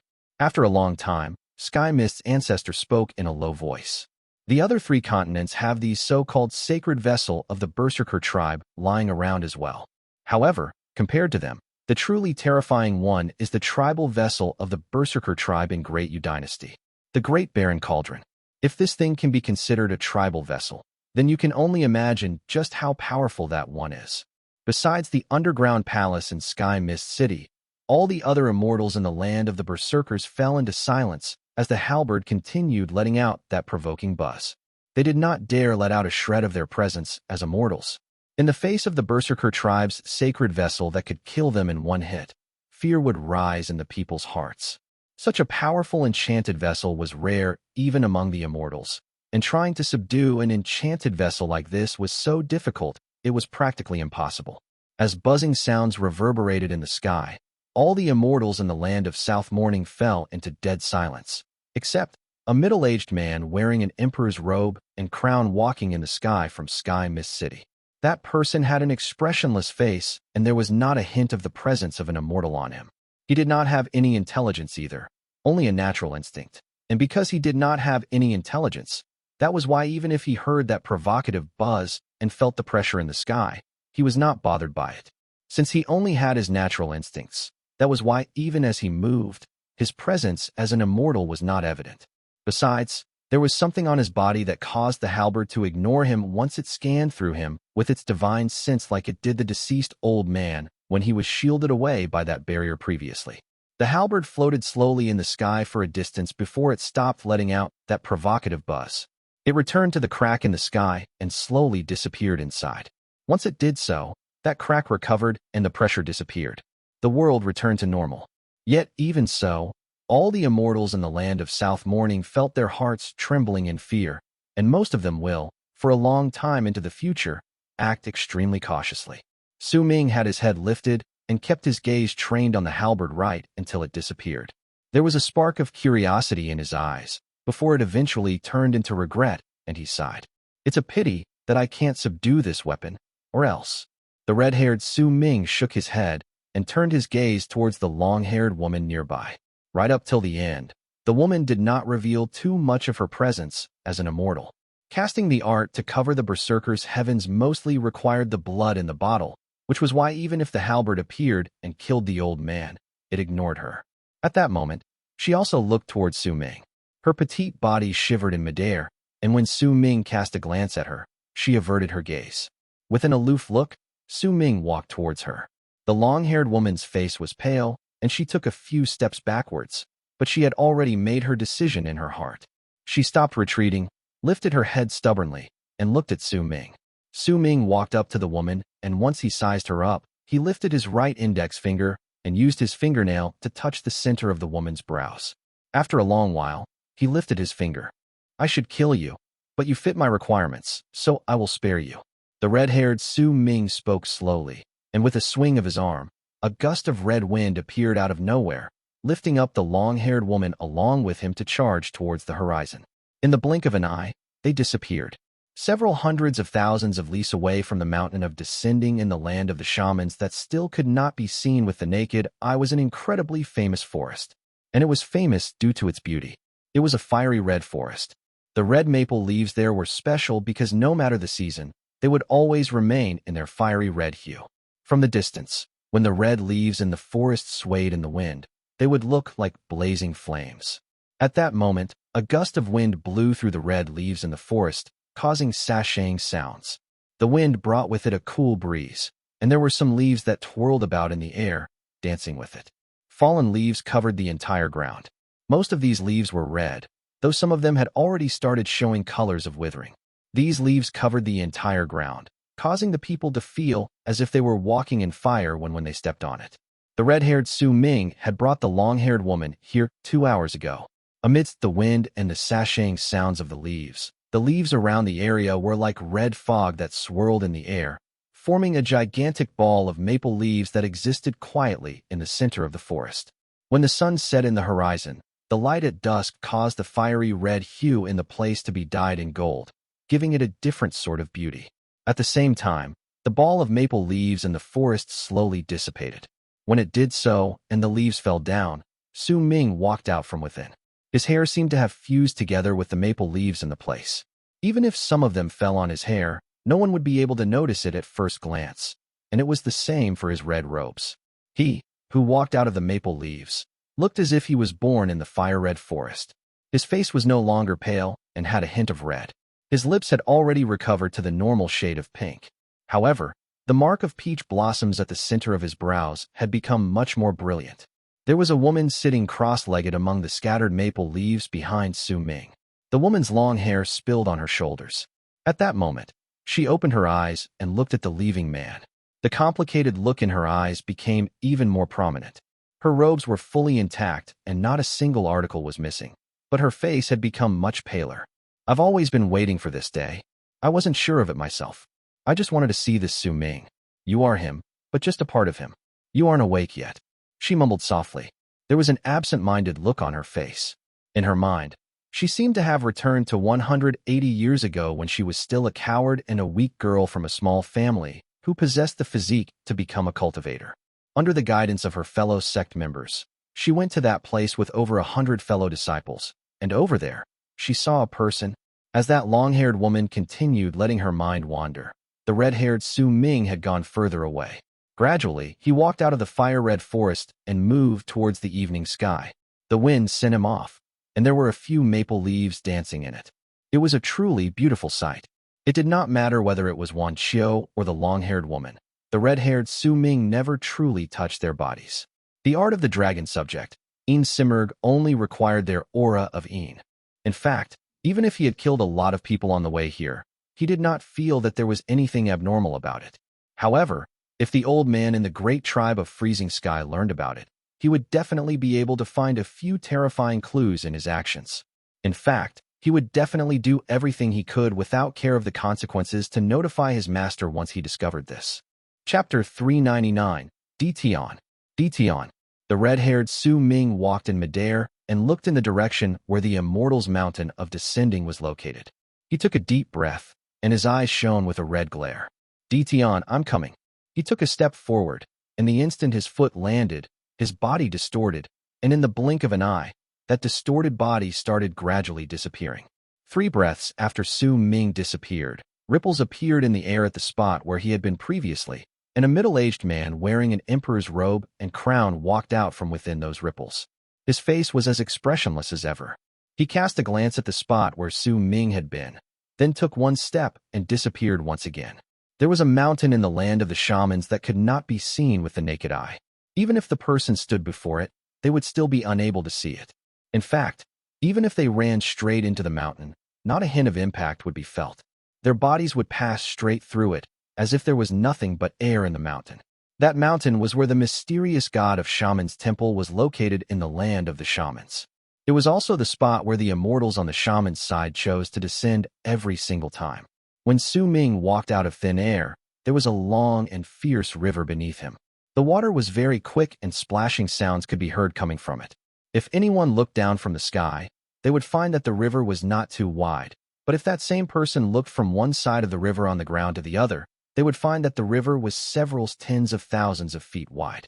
The water was not very clear, but slightly murky. No one could see how deep it was. If they placed their hands into the river and grabbed some of the water, they would find their hands filled with a lot of black sand. Su Ming stood with his eyes closed and his divine sense spread around him. He saw a gigantic mountain that reached the clouds right in the middle of the long river. It stood erect in the river, causing the river to seem as if it was cut off. But in truth, the river's waters simply passed through the mountain and continued flowing downstream. The entire mountain was black and shrouded in fog. There were black halls built in some corners of the mountain, and these halls looked closely packed to each other at first glance. No one knew just how many there were. There were several winding trails built on the mountain, and they were all covered in stone. It was a great contrast to the black hue on the mountain. The highest number of halls were found near the peak of the mountain, and they surrounded the mountain in a circle. Some of them were even built in the mountain itself, as if someone had simply dug a hole to turn it into a hall. Su Ming scanned through the mountain with his divine sense and eventually gathered it at the top. There was a tall tower at the summit, and it had 18 levels. The top was not sharp, but built in an octagonal shape. Those corners were spread out like a person spreading out his fingers, and that person had his hand lifted with his palm turned towards the sky, as if he was trying to push against heaven itself. At the center of the octagonal peak of the tower was an altar-like structure. It was flat, and there was a rectangular object placed at the very center of the altar. That item was built entirely out of black stones and was connected as one with the altar. It looked like a coffin, perhaps more accurately speaking, it was a coffin. Occasionally, rays of black lightning would spread from the coffin, and they would be absorbed by the octagonal peak of the tower. When sizzling sounds started, the bolts of lightning would then shoot out and charge towards the sky, eventually being swallowed by the clouds in the sky. It could be vaguely seen that the clouds in the sky were very thick and floated heavily up there. However, that was the sight detected by divine sense. If anyone opened their eyes to look, they would find that there were no clouds in the sky, merely stars glowing faintly at dusk. Su Ming retrieved his divine sense and opened his eyes to take a step forward in the air before him. The instant his foot landed, a layer of ripples suddenly appeared in the air before him. Those ripples fluctuated violently as if they wanted to prevent him from entering, but it only lasted for a moment before Su Ming took a step into those ripples, and his entire being disappeared from above the long river. Almost the instant Su Ming disappeared, the man wearing the emperor's robe and crown appeared in the sky. Without even a hint of hesitation, he took a step in the same direction as where Su Ming went. When Su Ming reappeared, he was still standing in the sky, but there were now clouds swirling about above his head, and the fiercely running river was no longer beneath him. What laid under him now was the mountain that could not be seen with the naked eye. The instant he appeared, he found the mountain enveloped in a state of silence, but he noticed multiple anxious sounds of breathing existing within the mountain. He did not bother himself with any of these. Instead, with one move, he turned into a long arc that charged towards the tall tower at the peak of the mountain. However, right when he flew over, ripples appeared once again behind him, and the man with the emperor's crown, the man who had been chasing him down all this while, walked out with one step. Su Ming was still standing in midair at that time, but he came to an abrupt halt and turned his head back swiftly to stare at the man with the emperor's robe and crown walking out from thin air. His pupils shrank, his red hair danced in the air, and killing intent appeared in his eyes. Tian, the red-haired Su Ming's heart thumped against his chest. He had his divine sense spread around him all the way as he traveled here, but he had never noticed anyone following him. When he saw the appearance of his pursuer clearly, his heart lurched within him, and he was instantly filled with monstrous killing intent. This person was the one he wanted nothing short but to kill, Tian. There was nothing that was more important to the red-haired Su Ming than the person he wanted to kill suddenly appearing before him. Even if this was just Tian's projection, if he was to compare finding Tian in the realm of the immortals within a few days to fighting against his projection right at this moment, without a moment of hesitation, Su Ming would choose the second choice. Even if his logic would not allow him to make such a decision, all his power erupted forth from his body at that moment, causing booming sounds to reverberate in the world around him as if it could not withstand his power. At that moment, due to Tian's appearance, the red-haired Su Ming did not notice a ray of light flashing through the cracks of the coffin on the altar at the octagonal peak of the tower, located on the tall tower at the peak of the mountain behind him. Tian, who was dressed in the emperor's robe and the crown, had an aloof expression on his face, as if he was made of ice itself. There was not a shred of emotion in his eyes, and from the moment he appeared, he did not stop for even an instant and simply walked towards the red-haired Su Ming. A shocking presence spread from his body. He was like a sovereign descending upon the world, and no matter where he was, the place would end up as his territory. There was no one in the world, no power that could make him stop. If he wanted to kill someone, then with just one command, that person would definitely die. If he wanted someone to stay, then he would similarly just need one command, and the world would obey him. As long as he was there, all the living would tremble, no matter whether they were shaman or berserker. That domineering presence was one of utmost dominance and majesty. When I lift mine hand, I can repair the defects of the sky and earth. What right dost thou have to call my name? When I swing my arm, I can submerge the sun and moon. What right dost thou have to not kneel before me? Tian spoke flatly. His voice was not loud. However, when his words tumbled out of his mouth, they sounded like thunder and spread in all directions, sounding as if the heavens itself was speaking. Chapter 400. Battle against Tian. Hearing Tian's calmly spoken domineering words was like facing the might of heaven itself. When he spoke, it felt like the heaven itself was interrogating all the living. And Tian, especially dressed in that cloak and that unique crown, looked as if he ruled over all realms and was in control of all the lives in the universe. With that supreme majesty, he looked down on Su Ming. His voice was not loud, but there was a will within them that allowed no dispute, no disobedience. The world had to obey. It was as if all the living had to tremble once they heard his words and must kneel down to worship. Endless respect and fear must appear in their hearts. What a load of bull. The red-haired Su Ming's answer to Tian's domineering words were merely those 5 words. His hair burned in that fiery shade of red, and the crimson light in his eyes was extremely bright when he stared at Tian. He said languidly, "What does it have to do with me whether you can repair the defects of the sky and earth? Repairing things is a task given to laborers. Why are you bragging about it? What does it have to do with me whether you can submerge the sun and moon? Do the sun and moon need to bath? Is that supposed to make you mightier than the others? But since you like this sort of status, then I will fulfill your dreams." The red-haired Su Ming looked at the incoming Tian and lifted his right hand swiftly to form a seal before he connected his index finger with his thumb. Once they formed a circle, he seized at the ground through the air. Following his actions, the earth immediately started trembling violently.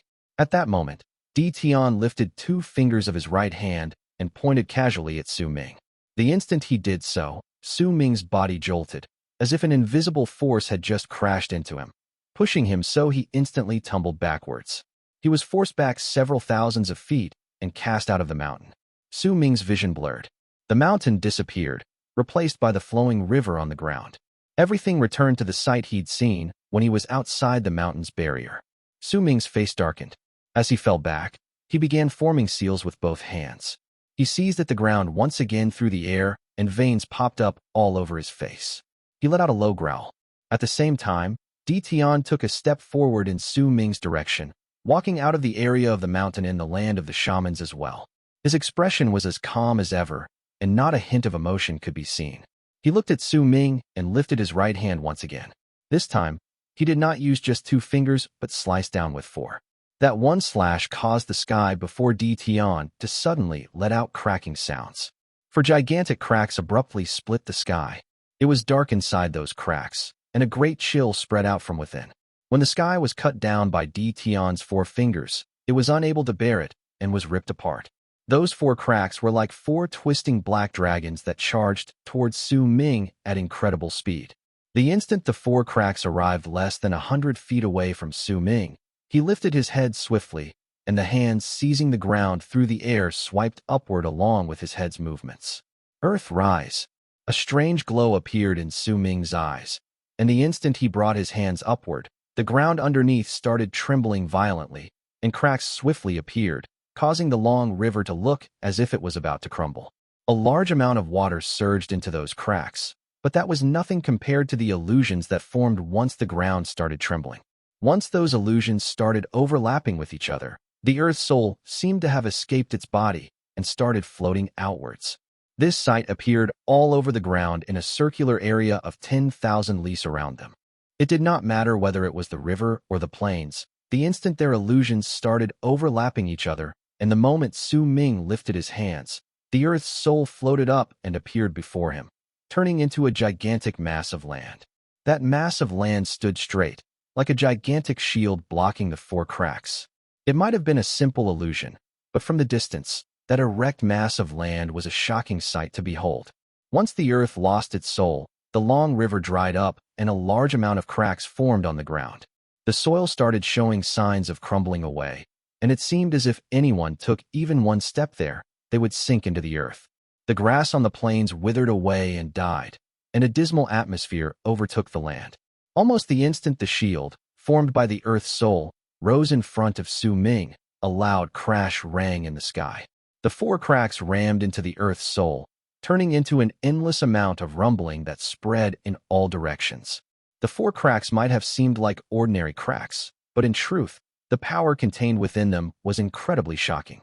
Once they crashed into the mass of land formed by the Earth's soul, 3 of them disappeared.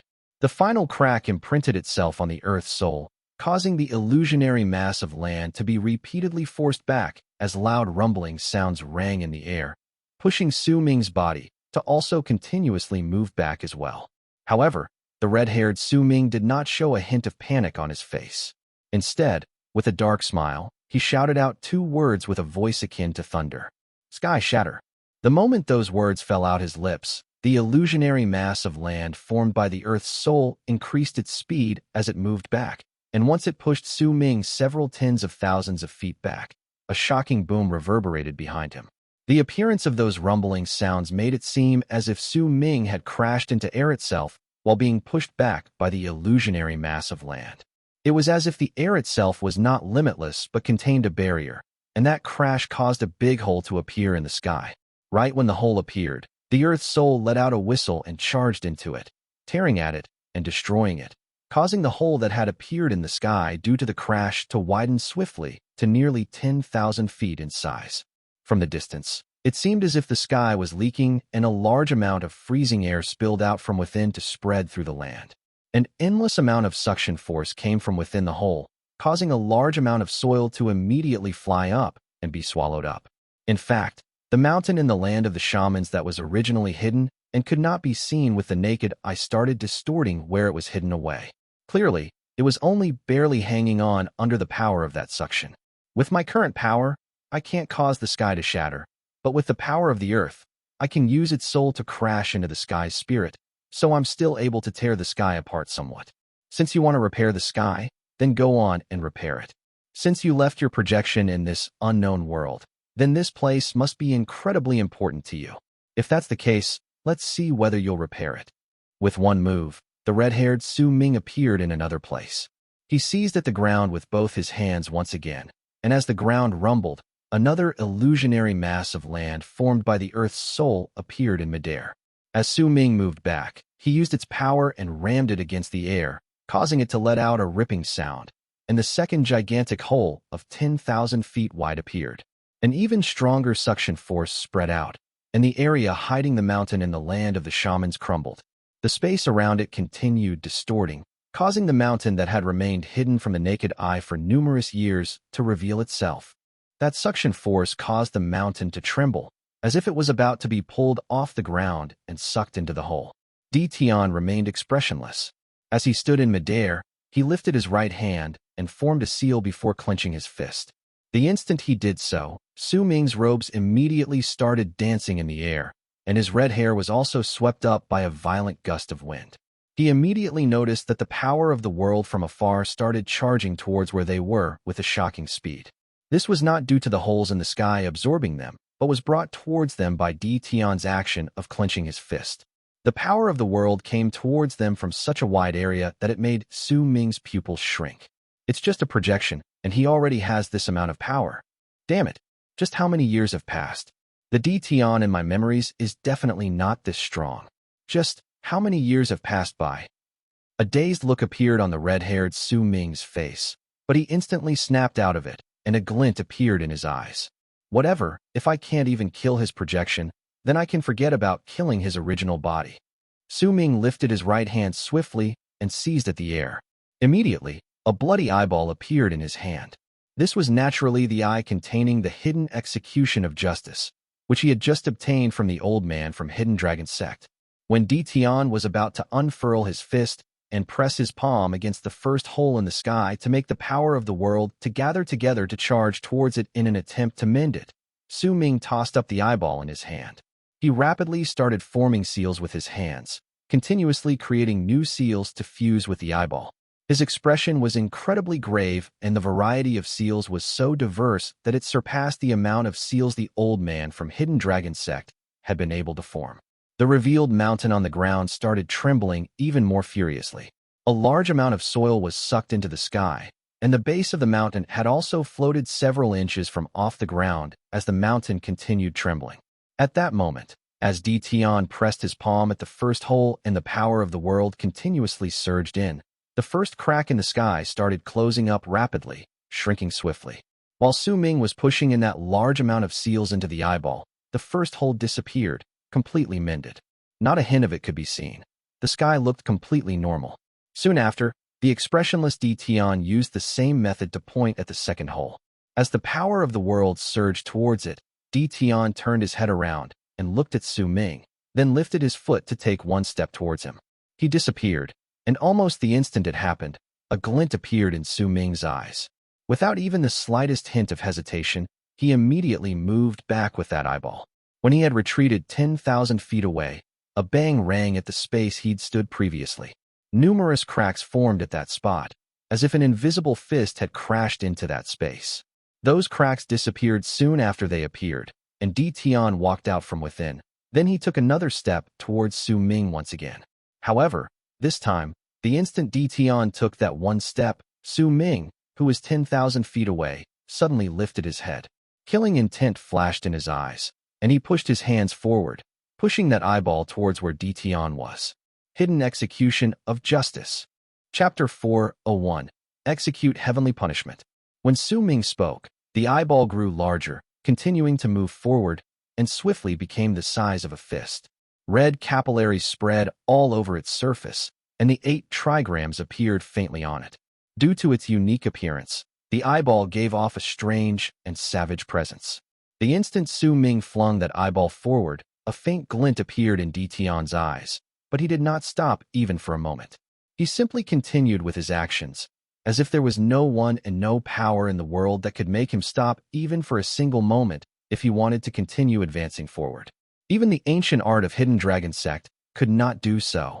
Besides, even if the ancient art had a great reputation for its power, the old man from Hidden Dragon Sect had only been able to cast a shred of that art. Even if the red-haired Su Ming could push it slightly closer to perfection, it still could not compare to the true form of the ancient art. Yet even so, since it was an ancient art, it was of an incredibly high level among all the divine abilities and arts. The power it contained was enough to destroy the sky and earth. Once that eyeball swelled up, the 8 trigrams within flashed, and a dark power shot out from inside. At the same time that power spread out, the originally bright sky suddenly darkened. Mumbling sounds could be heard echoing in the air, causing people to be unable to hear what was being said clearly. The sounds grew louder, and the number of voices increased. Eventually, they reached a volume so shocking it could shake the sky and earth, deafening the ears. It was as if there was an endless amount of invisible people in the area mumbling at the same time. Right then, the 8 trigrams in the eyeball started turning slowly, increasing in speed, and in the blink of an eye, the eyeball could no longer be seen clearly. With his ever-calm face, Tian walked over, as if he was completely unconcerned by the strangeness of the eyeball and the endless mumbling voices around him. He merely formed a seal with his right hand, and as he moved forward, he pointed at that eyeball with it. I am the heavens. All manner of living exists beneath the sky. Under my rule, all the living are given different souls. If I am unwilling, I can retrieve those souls. Heavenly deprivation of souls. The moment Tian calmly said those words, without a shred of emotion, he pointed at the eyeball in the air with his right index finger. The instant he did so, the turning of the 8 trigrams in the eyeball started slowing down, and the mumbling voices around them that had just reached a certain volume instantly showed signs of weakening, becoming much softer. By the looks of it, it would only take the span of a few breaths before they would completely disappear. Su Ming's expression immediately darkened. He was once again shocked by Tian's power. As his expression changed, he instantly bit his tongue and coughed out a mouthful of blood, then let out a low shout. Hidden Shatter. Execution of Justice. Explode.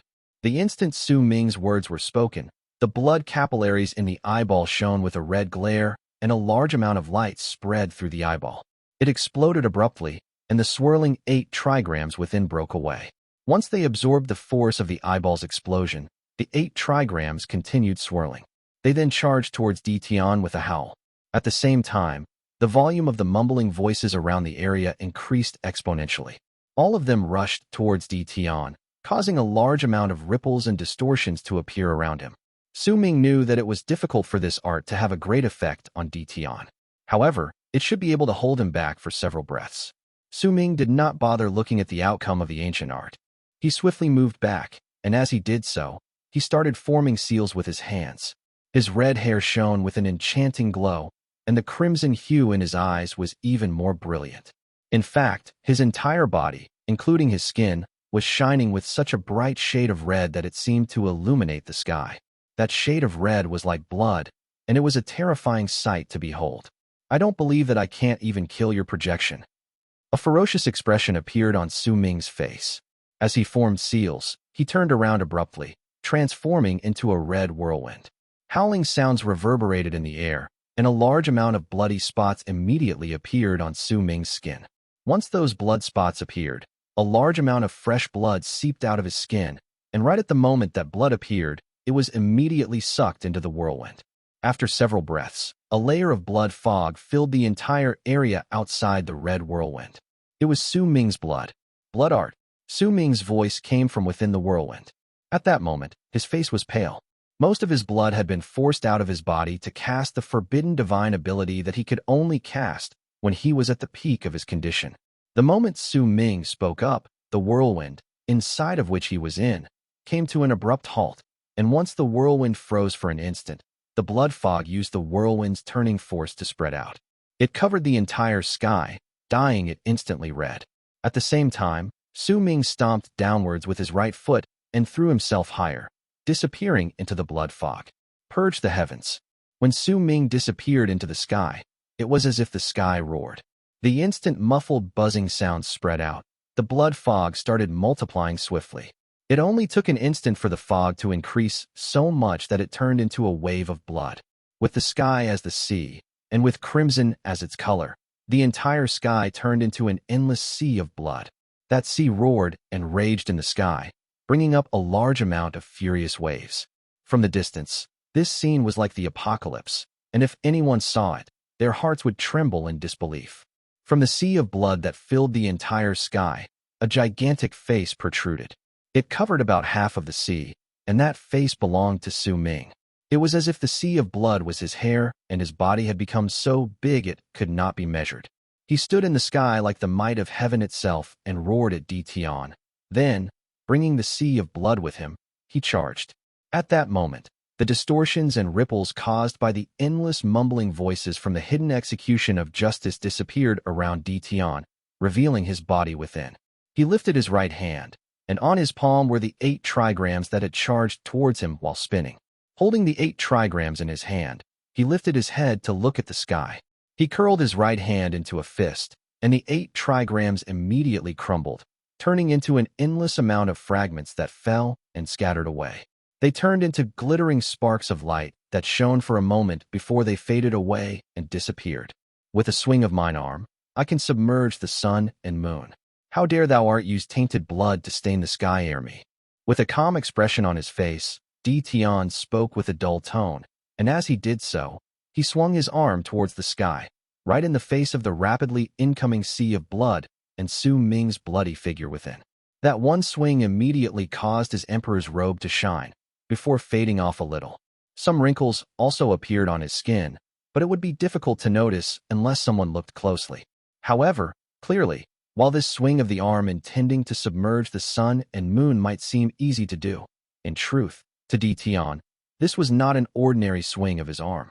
Golden light erupted forth from his body. Following the movements of his swing, the golden light appeared and spread swiftly in the sky above him, seemingly turning into a gigantic golden sea under that sea of blood. There was a colossal amount of power contained within that gigantic golden sea. If the sea of blood gave others a feeling that the red-haired Su Ming was an evil incarnate, then compared to the strangeness of the sea of blood, if anyone was watching by the side, they would feel that Tian was filled with righteousness and justice. A large amount of waves churned in that golden sea, and as it continued closing in on that sea of blood, its appearance changed into that of a sleeve. It was a golden sleeve formed by the golden sea. It swung at the incoming sea of blood. Both crashed into each other in an instant. A shocking boom resounded in the sky and spread through a small part of the land of the shamans, causing the ground to tremble. As the sound spread, all the powerful warriors in the land of the shamans noticed it. All the powerful warriors in the land of the Berserkers sensed it, and they were all shaken to the core. The booming sounds continued to reverberate in the air, and the sea of blood in the sky was destroyed. When that golden sleeve swung at it, it shattered, and once it turned back into the blood fog, it crumbled once again. Eventually, the fragmented blood fog gathered in midair and turned back into Su Ming. Blood trickled down the corners of Su Ming's lips. His face was pale, and that fiery red hair of his had also become dull. There were multiple tears on his robes, and once he formed, he was forced back several thousands of feet. He coughed out a huge mouthful of blood, and a crimson glare appeared in his eyes. I can't accept this. It's impossible that I can't even fight against a clone of his. Su Ming stared at Tian, who stood in the distance. The strength of this Tian had surpassed what he was in his faded memories. It made him feel bitter, but at the same time, also incredibly disgruntled. Tian's face was still as aloof as ever. He lifted his foot and walked towards Su Ming. Since the start, he had been like this, taking his time doing everything, like a king walking in his own world. It was as if even if the sky crumbled and the earth shattered, he would not show a hint of emotion. Perhaps there was truly nothing in the world that could affect him in the slightest bit. Since thou art unwilling to be sealed, I wilt grant thy wish. I wilt scatter thy soul and separate thy spirit from this body. Thou hast breathed thy last breath far into the past, yet due to mine's seal, I allowed thee to escape heaven's punishment. Now, as thou wilt be scattered away, thou must receive heaven's punishment once again. I am the heavens, and I shall bestow unto thee heaven's punishment. Tian spoke slowly, and as he walked towards Su Ming, he lifted his right hand and swung it at the sky. Thou art not a soul of this land. There is no need for the Berserker's heavens to execute their punishment unto thee. Times hath changed, and the heavens now belong to the Immortals. With a swing of Tian's arm, a strange change appeared in the sky. It suddenly darkened, and this was not due to the sky being covered up. Instead, the sky which could be seen had turned into night, as if the sun and moon had reversed their positions. Stars shone in the sky, but those stars grew indistinct, and some of them began moving. In the blink of an eye, a shocking sight appeared in the sky. The stars were enough to make any shaman or berserker feel that they were unfamiliar with them when they looked up. This was no longer the sky belonging to the Berserker tribe. The sky caused all the immortals in the land of South Morning show expressions of fear and confusion, because this sky belonged to the Immortals. If the real Su Ming was awake at this moment, he would definitely be able to recognize that the sky was almost the exact same as the illusionary starry sky that appeared above Dark Mountain in the past, when his elder had used the flagpole and changed the sky. Chapter 402, Dragon Veins of Earth. The sight of Tian changing the sky with just a swing of his sleeve fell into the red-haired Su Ming's eyes, and great bitterness appeared on his face. So his power has already reached this level. This is the power equivalent to that of a Lord of World Plane. But even so, I won't give up. So what if he's a Lord of World Plane? The red-haired Su Ming sucked in a deep breath and forced down the bitterness in his heart. A determined look appeared on his face. He did not bother himself with Tian casting his art. Instead, he took a step towards the ground and landed on the land several tens of thousands away. The earth was soft, and since it lost some of its soul, Su Ming felt as if he was stepping on mud once he landed, and half of his body sank into the soil. He chose to sit down cross-legged. Placing his hands on the earth beside him, he closed his eyes, and mumbling sounds started falling off his lips. At that moment, Tian was looking at Su Ming's actions coldly. Once he swung his right arm and changed the sky, he pushed against the sky with all 5 of his fingers. The heaven's punishment is divided in 9 levels of yang and 9 levels of yin. With thy sins, thou shalt bear the punishment of 6 levels of yang and 7 levels of yin. Death is assured at the 3rd day of the 6 upon 7 days of punishment. The first day is the punishment of the dragon of yin. As Tian spoke, the wind of yin instantly stirred up in the sky of the Immortals. That wind of yin had physical form and contained a faint, greenish hue. As it gathered in the sky, the greenish hue reflected the light of the stars, turning into a long dragon, and it immediately started pacing about in the sky while letting out low, ferocious growls. Once a dragon of yin appeared, a large amount of wind of yin gathered together, and gradually, more dragons of yin appeared in succession as the greenish hue of the wind reflected the light of the stars. Eventually, there were 9 dragons of yin, and they started roaring at the ground from the sky. Their voices boomed, and a destructive presence spread out from their bodies to travel in all directions. If anyone took a closer look, they would be able to tell that the wind of yin that formed the bodies of these 9 dragons of yin were made of numerous faces. These faces looked as if they were imprinted onto the bodies of the dragons of yin. The protruding parts of their bodies were made of struggling hands and feet. Pain could be seen on the faces, and those wailing voices grouped together to form the dragons of yin roars. Su Ming sat on the ground with a pale face. There were still specks of blood left at the corners of his mouth. As he continued mumbling, gradually, the ground lost its soft texture. An indistinct presence started seeping out of it. Earth of this world, I can feel your damage and your grudge. I can feel the ties between you disappearing and fading away once your body was severed. I need to borrow your power. Please, lend to me the power of the dragon veins belonging to you. Su Ming's voice reverberated in the air. The presence around him from the ground increased.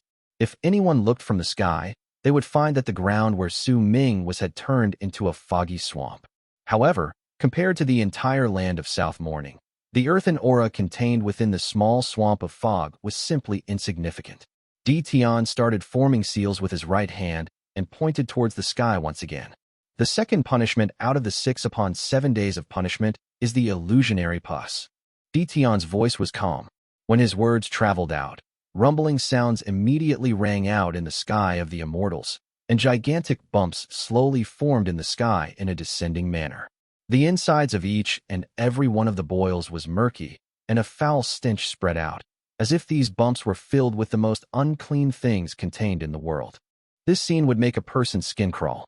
The entire sky seemed to have turned into a toad's skin. At the same time this happened, a dark light began shining from within. If anyone took a closer look, they would find that these bumps numbered to 67. Su Ming's face grew increasingly paler. He opened his eyes, and while the earthen aura he borrowed from around him seemed like quite a lot, in truth, it was not enough. Bitterness appeared on his face. Earth of this world, with my name, I call upon you.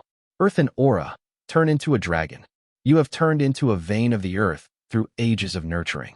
I need your help. Awaken, dragon veins of the earth. Awaken, power of the earth. Upon my name, wake up.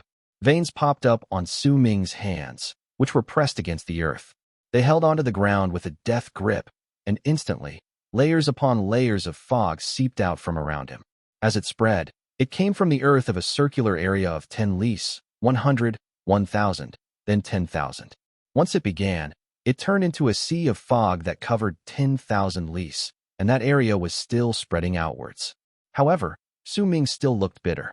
The earthen aura he borrowed might be plentiful, and the area was still spreading outwards, but both were all in fragments. Even if that earthen aura could gain the form of a dragon under his divine ability, it would just be an illusion, just like the earthen aura he summoned a few days prior. It was enough for him to deal with normal people, but using it to attack Tian was like striking a stone with an egg. He would only have a chance of fighting against Tian if he awakened all the dragon veins in the land of South Morning, or else, all those thoughts of defeating Tian would remain a dream. The third punishment out of the 6 upon 7 days of punishment is the birth of spirits. Tian's voice echoed in the sky, and his words were filled with might, along with calmness. It was as if he was not bothered that the red-haired Su Ming might try to escape. Perhaps more accurately speaking, he believed he could control everything in the world where he was at the moment. When he spoke, the murky insides of the 67 protruding boils suddenly shone with a brilliant dark light, and cicada-like creatures appeared inside. These creatures may look like cicadas, but they were entirely black. Their appearances were savage, and once they appeared, they started knocking against the bumps from within. Screeches could also be heard from inside. There was only one of these creatures in each of the boils, and there were 67 of them. At that moment, Su Ming was staring at the strange sight in the sky from his seated position. The fog around the circular area of 100,000 lis may already be so thick that it looked like a sea and was giving off a shocking presence. But Su Ming knew that this was absolutely not enough. Upon my name, Su Ming, awaken, dragon veins of earth. With his hands holding onto the ground in a death grip, the red-haired Su Ming let out a low growl. The instant he growled, the dragon veins of earth that he could not awaken even after so long started responding to him. The earth of the entire land of South Morning started trembling lightly at that instant. Those tremors affected the entire area of the continent, and there were 4 spots that shook especially violently. South Morning contained 4.5 dragon veins. Besides that incomplete dragon vein located to the edge of the land to the east, 2 of the 4 dragon veins were in the land of the shamans, while the remaining 2 were in the land of the berserkers. At that moment, the dragon vein that was responding to Su Ming was one located in an area about several tens of thousands of lis away from where he was. It was a dragon vein located in the land of the shamans. It was not a mountain range, but a long river.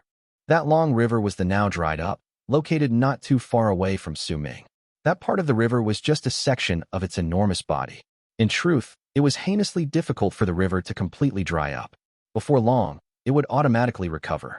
It was so long that it practically cut through the entire land of the shamans. As Suming spoke, the dragon vein that was the long river responded to him, and at the same time, a large amount of earthen aura instantly shot out from within it, charging towards where Suming was. If anyone looked from the sky, they would find that the earthen aura around Suming had become much thicker, especially after the earthen aura from the dragon vein that was the river fused with the rest. It made the area around Suming seem as if an azure dragon made of earthen aura had established itself there. Thou shalt now receive the 6 upon 7 days of punishment. Tian stared at Suming coldly from the sky and lifted his right hand to point at him sitting on the ground. The 9 dragons of Een immediately started roaring in the sky and charged towards downwards.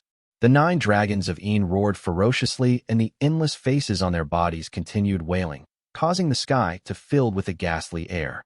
Even the stars became indistinct.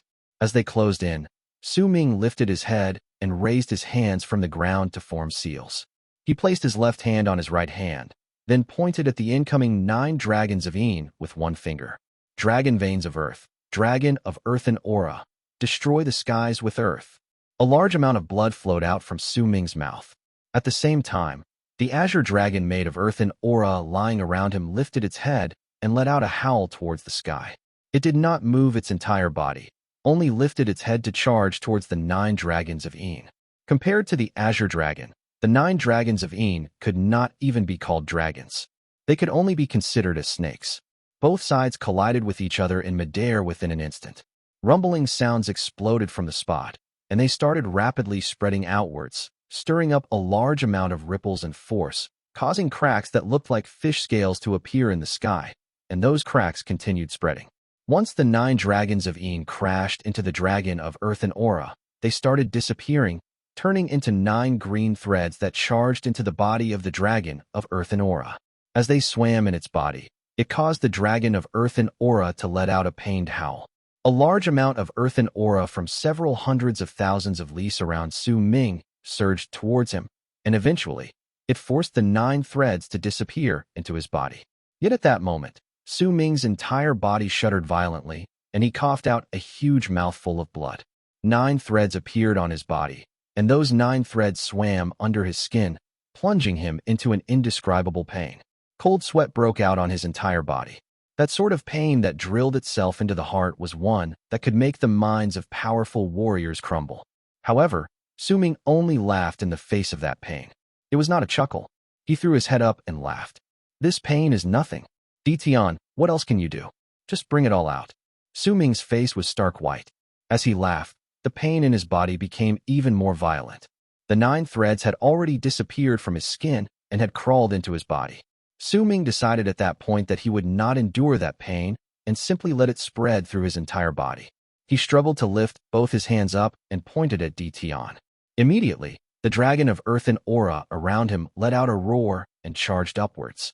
Tian's expression remained as aloof as ever. He stood there and did not move even the slightest bit to dodge the dragon. However, before the dragon of earthen aura managed to close in on him, the 67 protruding bumps in the sky burst open simultaneously, and when they did so, a large amount of liquid fell like rain from the sky. A foul stench filled the entire world, and as the tainted rainwater fell down, the dragon of earthen aura was drenched. It shuddered and let out a shrill scream of pain. Its body shrank continuously, and the earthen aura around Suming also started rapidly shrinking. *****. Translator's notes. 9 levels of Yang and 9 levels of Een. The original raw version for this, translated word by word and literally, mean heaven punishment 9-9, Tifanidu. Heaven punishment is easy, but the problem comes with 9-9, which has a lot of meanings. It can mean 9 times 9 is equal to 81. It can also mean the 81st day of the winter solstice. It can also mean absolute, since 9 is the peak of a singular number. It can also mean the double ninth festival. It can also mean Yangju and Yinju Drujai, which is literally Yang 9 and 9 disasters. So when put together with the context of this novel and how it was used, I thought that this was the closest possible answer. Hence, 9 levels of Yang and 9 levels of Yin. It is written as Mingju, Songnu San, Sushing, which is the 9 upon 9 disasters of sorrows harm the mountains, and it will cause us to go against our own words. In Xingdong Shimenxing, Shundong's Journey to the West, not official translation of the book, mind you. Couldn't find it. Among one of the 3 books this thing is written in. Now look at the first phrase, the 9 upon 9 disasters of sorrows. This one comes with a footnote, which is and it is the 9 upon 9 sorrows means the 9 sorrowful disasters of Yang and the 9 sorrowful disasters of Yin. From what I can understand, it means that when the world is about to end, there will be 9 disasters coming from both sides of Yin and Yang, most likely because balance is lost and positive and negative energy is going haywire. And then when all these disasters are over, the world ends. Chapter 403. I will not be an immortal. At the same time Su Ming went through the pain of the threads crawling into his heart, bumps appeared on various spots of his body. These bumps were almost the exact same as the bumps that had previously exploded in the sky, causing him to no longer look like a human. The pain made Su Ming's laughter grow louder. His body shot into the air with one leap, and as the dragon of earthen aura continuously shrank, he started forming seals with his hands. Once he entered the head of the dragon, he brought the dragon of earthen aura with him while charging towards the sky belonging to the immortals. As the 67 bumps exploded in the sky, the 67 black cicada-like insects with wings growing from their backs charged out. As these strange insects screeched, they charged towards the dragon of earthen aura. They all crashed into each other in the sky once again. Booming sounds echoed in the air once more. The dragon of earthen aura had already completely flown off the ground and did not care about those insects crawling into its body. Neither did Su Ming care about the intense pain in his body. With the dragon of earthen aura, he charged towards the sky belonging to the immortals. Tian, if you can bring down heavenly punishment, then I would rather destroy heaven itself and destroy my blood as an immortal forever. I will no longer be an immortal. As the red-haired Su Ming howled in fury, he crashed into that sky along with the dragon of earthen aura. Booming sounds reverberated through the air. Ripples, waves, and cracks started appearing in the sky. Yet similarly, that dragon of earthen aura started shattering inch by inch. Once it rammed its entire body into the sky, it crumbled and started dissipating. Su Ming coughed out a huge mouthful of blood. There was not a spot on his body that did not hurt.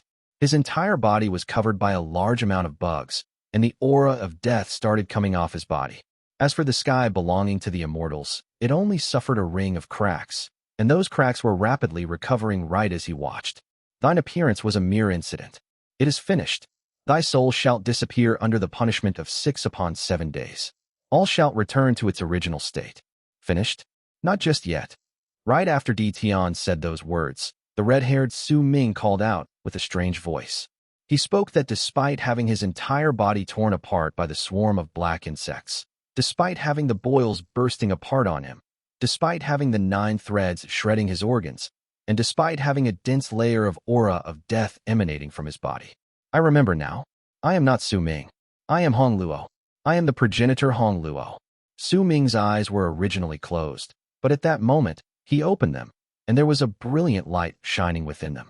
Right at the instant before his soul disappeared, his originally faded memories suddenly cleared up as he was pushed towards his death. He remembered his identity. He remembered his own name. I am the progenitor Hong Luo. I am the son of the Emperor of Immortals. Aren't I right, my beloved senior brother, Tian? Su Ming's eyes sparkled, and his body trembled. Immediately, his divine sense shot out and pushed all those insects 10 feet backwards, but they were not injured. Those insects rushed towards him once again. I remember now.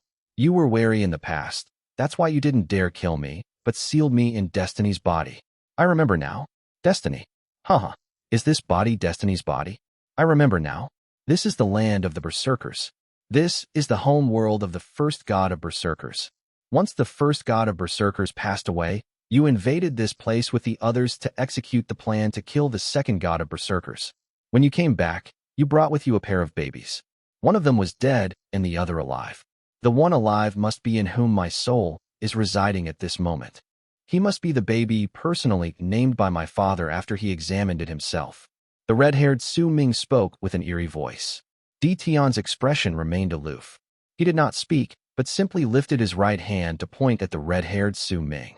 Immediately, the boils on Su Ming's body rotted away, and the insects around him swarmed towards him and crawled into those rotting spots. As they devoured in frenzy, the 9 threads in Su Ming's body also pierced through his heart. The aura of death enveloped the red-haired Su Ming, and a strange smile suddenly appeared at the corners of his lips. My dear senior brother, could you perhaps have forgotten about this one art I have with me? This is also the reason you couldn't kill me, right? Because of the origin ancient art we have as members of the Immortal's royal family, enduring 10 lives. The moment the smile appeared on the red-haired Su Ming's lips, all his life force abruptly disappeared, and he breathed his last. However, the instant he died, his disappeared life force immediately reappeared, and this time, his presence became much stronger. Those black insects that had crawled into his body immediately fell back and exploded outside his body, turning into a large amount of black fog that tumbled backwards. His body started rapidly recovering. The rotting wounds caused by the boils instantly healed.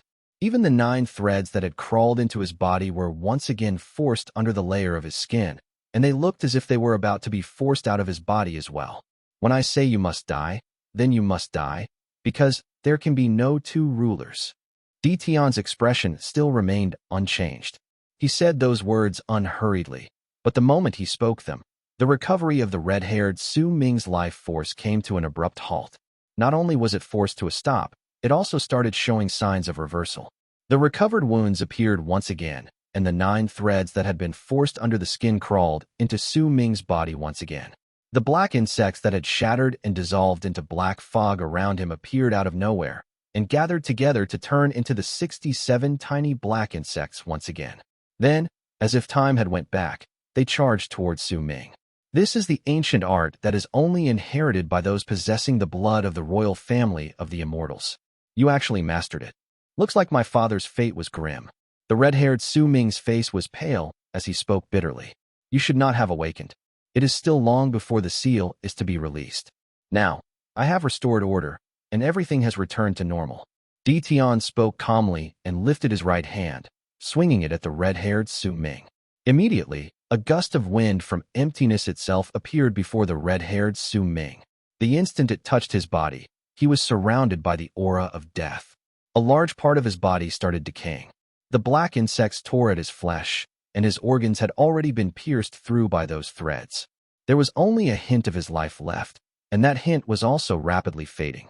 As the wind from Tian's swing landed on Su Ming's body, a gust of red air immediately spread from Su Ming's eyes, ears, nose, and mouth that turned into an illusory figure behind him. The appearance of that figure was different from Su Ming's. He had a handsome face that gave off a strangely enchanting feeling. That was the real Hong Luo. At that moment, his illusionary body was rapidly fading away. As his soul was forced out of Su Ming's body, those insects in Su Ming's body crawled out simultaneously to charge at the soul. The 9 threads also flew out and seeped into Hong Luo's disappearing soul. At the same time, the 67 boils manifested on Hong Luo's illusory figure, and they were rapidly bursting apart. Am I about to die? Is this how it feels to die? But I don't regret it. A dazed look appeared the illusory figure of Hong Luo's soul before he started laughing loudly.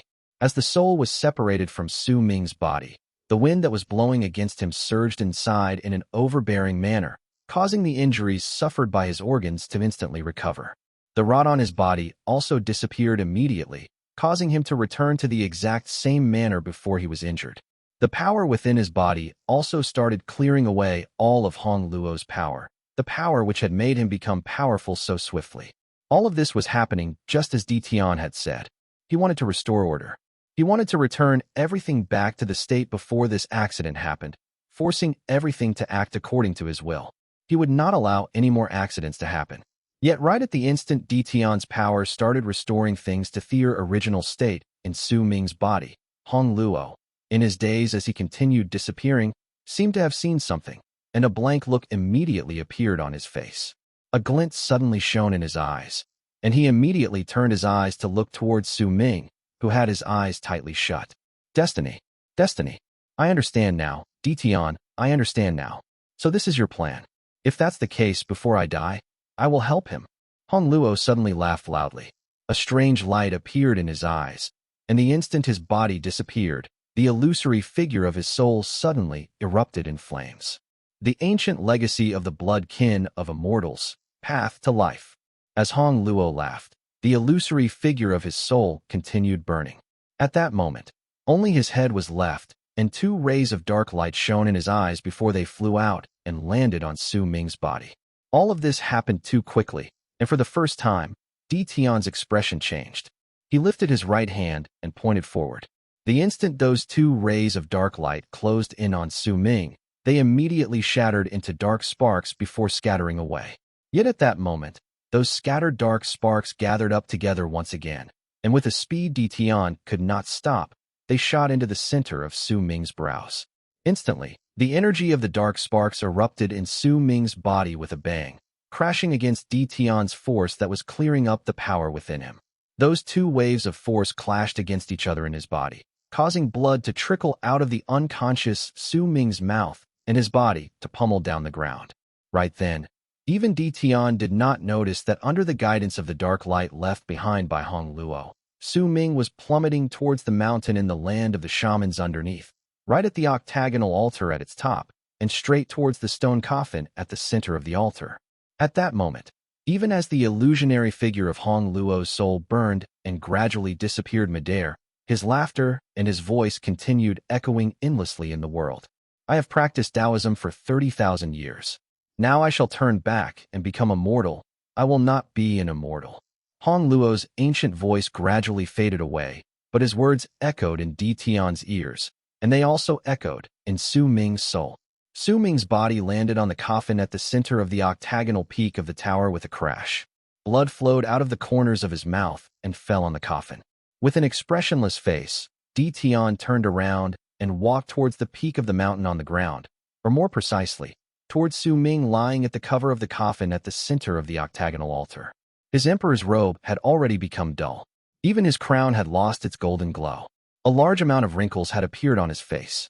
At that moment, he no longer looked as if he was a middle-aged man. Clearly, the fight against Hong Luo was not as easy as he had made it seem. All is over. Tian landed on the octagonal altar, but the instant he got closer to Su Ming, for the first time, his expression drastically changed, because he saw a pair of eyes. Su Ming had opened his eyes. Chapter 404, Big Brother. The sky was blue, and there were white clouds floating past. The sight was gorgeous. However, the icy coldness beneath his body, the freezing wind around him, his eyes, which he could not open, and the sharp stabs of pain spreading through his body caused the blue in the sky to only be a color only from his memories, and the white clouds to only be a figment of his imagination. Once everything was torn apart, then what remained was loneliness, grief, and fear that he could not speak of. Today is a good day. Big Brother, the sky is blue, and there are a lot of white clouds up ahead. Look, that cloud is like a rabbit, and that one kind of looks like a gray wolf. The tender voice by his ears seemed to make the darkness before his eyes gradually disappear. That voice ripped apart all the shadows, and the blue sky returned. There was also a rabbit-shaped cloud in the sky. By its side, there also was the cloud in the shape of the wolf. Ah, Big Brother, that cloud looks like you. It really looks like you. There's a cloud by its side. That one's like me. That young voice was the only warmth in that dark world of his. It was also that voice that was explaining the differences of colors to him. It was telling him what was black, what was blue, and what was white. Every single time that voice spoke, he would stop feeling cold. He would stop feeling lonely. He would stop feeling that there was an innumerable amount of days filled only with night in this endless darkness. Even if the pain in his body was becoming increasingly more difficult to bear, even if once in a while, he would feel as if there was someone cutting into him to squeeze out his blood, he did not feel that it was unbearable. As long as he could hear that voice often, if he could just listen to that voice for eternity. Big Brother, cultivation is so tiring. I don't want to be a cultivator anymore, but Father said we must become cultivators or else you will die. Big Brother, don't die. I'll continue with my cultivation. It's not tiring at all. It's not tiring? If it's not tiring, then why does her voice sound so weak? I can't see it, but I can sense it. She's very tired. Is my death related to her cultivation? Father, is it that cold voice? If it is, then don't listen to him. Every single time he comes, I go through so much pain I want to die. He called me Destiny. Is that my name? It should be, it shouldn't be. Big brother, it's a clear day outside. Ah, the weather has been clear for a very long time. You must really like sunny days. That's why the weather is this way. Is the weather clear? Silly girl. The only senses I have left in my body are my hearing and my touch. You're holding an umbrella, but it's not covering my feet. Those water droplets on my feet must be rain. It should be. I heard from others talking that it has been raining for a month. Big brother, I saw other big sisters. They're really pretty, but why am I so small? I'm only younger than them by a year. Ah, but I still look like a child. But big brother, you look really handsome. Haha, I heard from my senior sister that she likes being beside you. Big brother, you have to wake up soon, all right? Father said you're about to wake up soon, but I've been hearing him say that since I was young. They like being beside me, but every single time those senior sisters of yours come, a large amount of my presence would disappear. Silly girl, it's not me they like. They just like coming here and absorbing the immortal chi from my body. I heard them mention it when they were chatting. They thought I couldn't hear it. Silly girl, all the people who come here harbor ulterior motives towards us. I heard far too many of their conversations. Big brother, father has been acting really strange lately. He hits me often. I've been working really hard in my cultivation. I've been listening to his requests and helping his other sect members train. They surround me every single time, and when we train together, I feel my body becoming weaker. I can feel that their gazes are different when they look at me.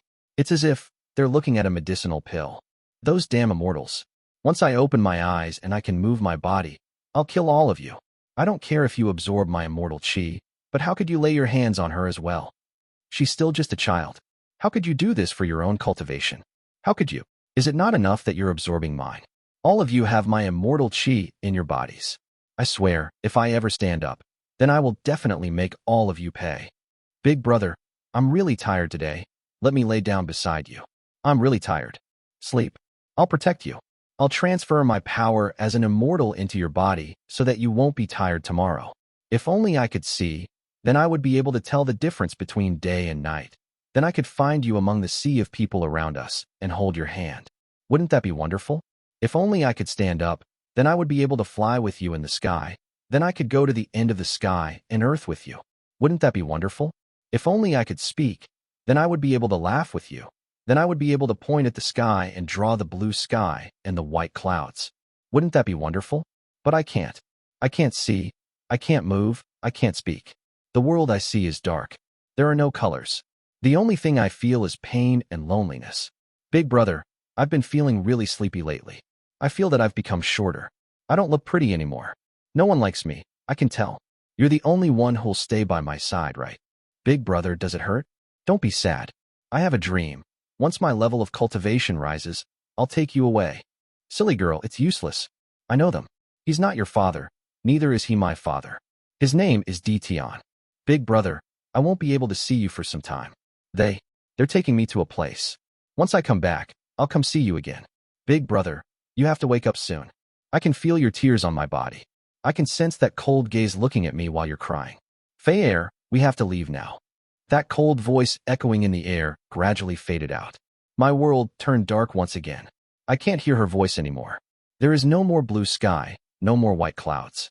There is only emptiness, loneliness, cold, rain, snow, the chilling wind, that endless pain, and those disgusting people absorbing my power and their revolting presences. I also feel time flowing past. I don't know how many years have passed by. That voice I heard by my ears never appeared again. My time has been dark like this ever since. I want to open my eyes. I have to open my eyes, because I want to search for you. I want to search for the blue sky that belongs to me. I want to see what shade of blue the sky has, and I want to look for the voices filled with joy. I want to go back, because so many years have passed by, and I have lost all contact with you. Where are you? My sister, are you well? I want to speak, because I want to ask all of them how you are now. You mustn't end up as I am now, because you are my eyes. When Tian brought those two babies back with him, you were the one alive, and I was the one dead. A dream. Su Ming opened his eyes and saw the sky, the clouds, the colors in the world. In his mind, the dream that brought him grief still lingered. Confusion appeared in his eyes, but that confusion only lasted for an instant before it turned into deathly stillness. Those were a pair of deadly still, terrifyingly calm eyes. The instant Tian saw those eyes, his forever calm heart shuddered.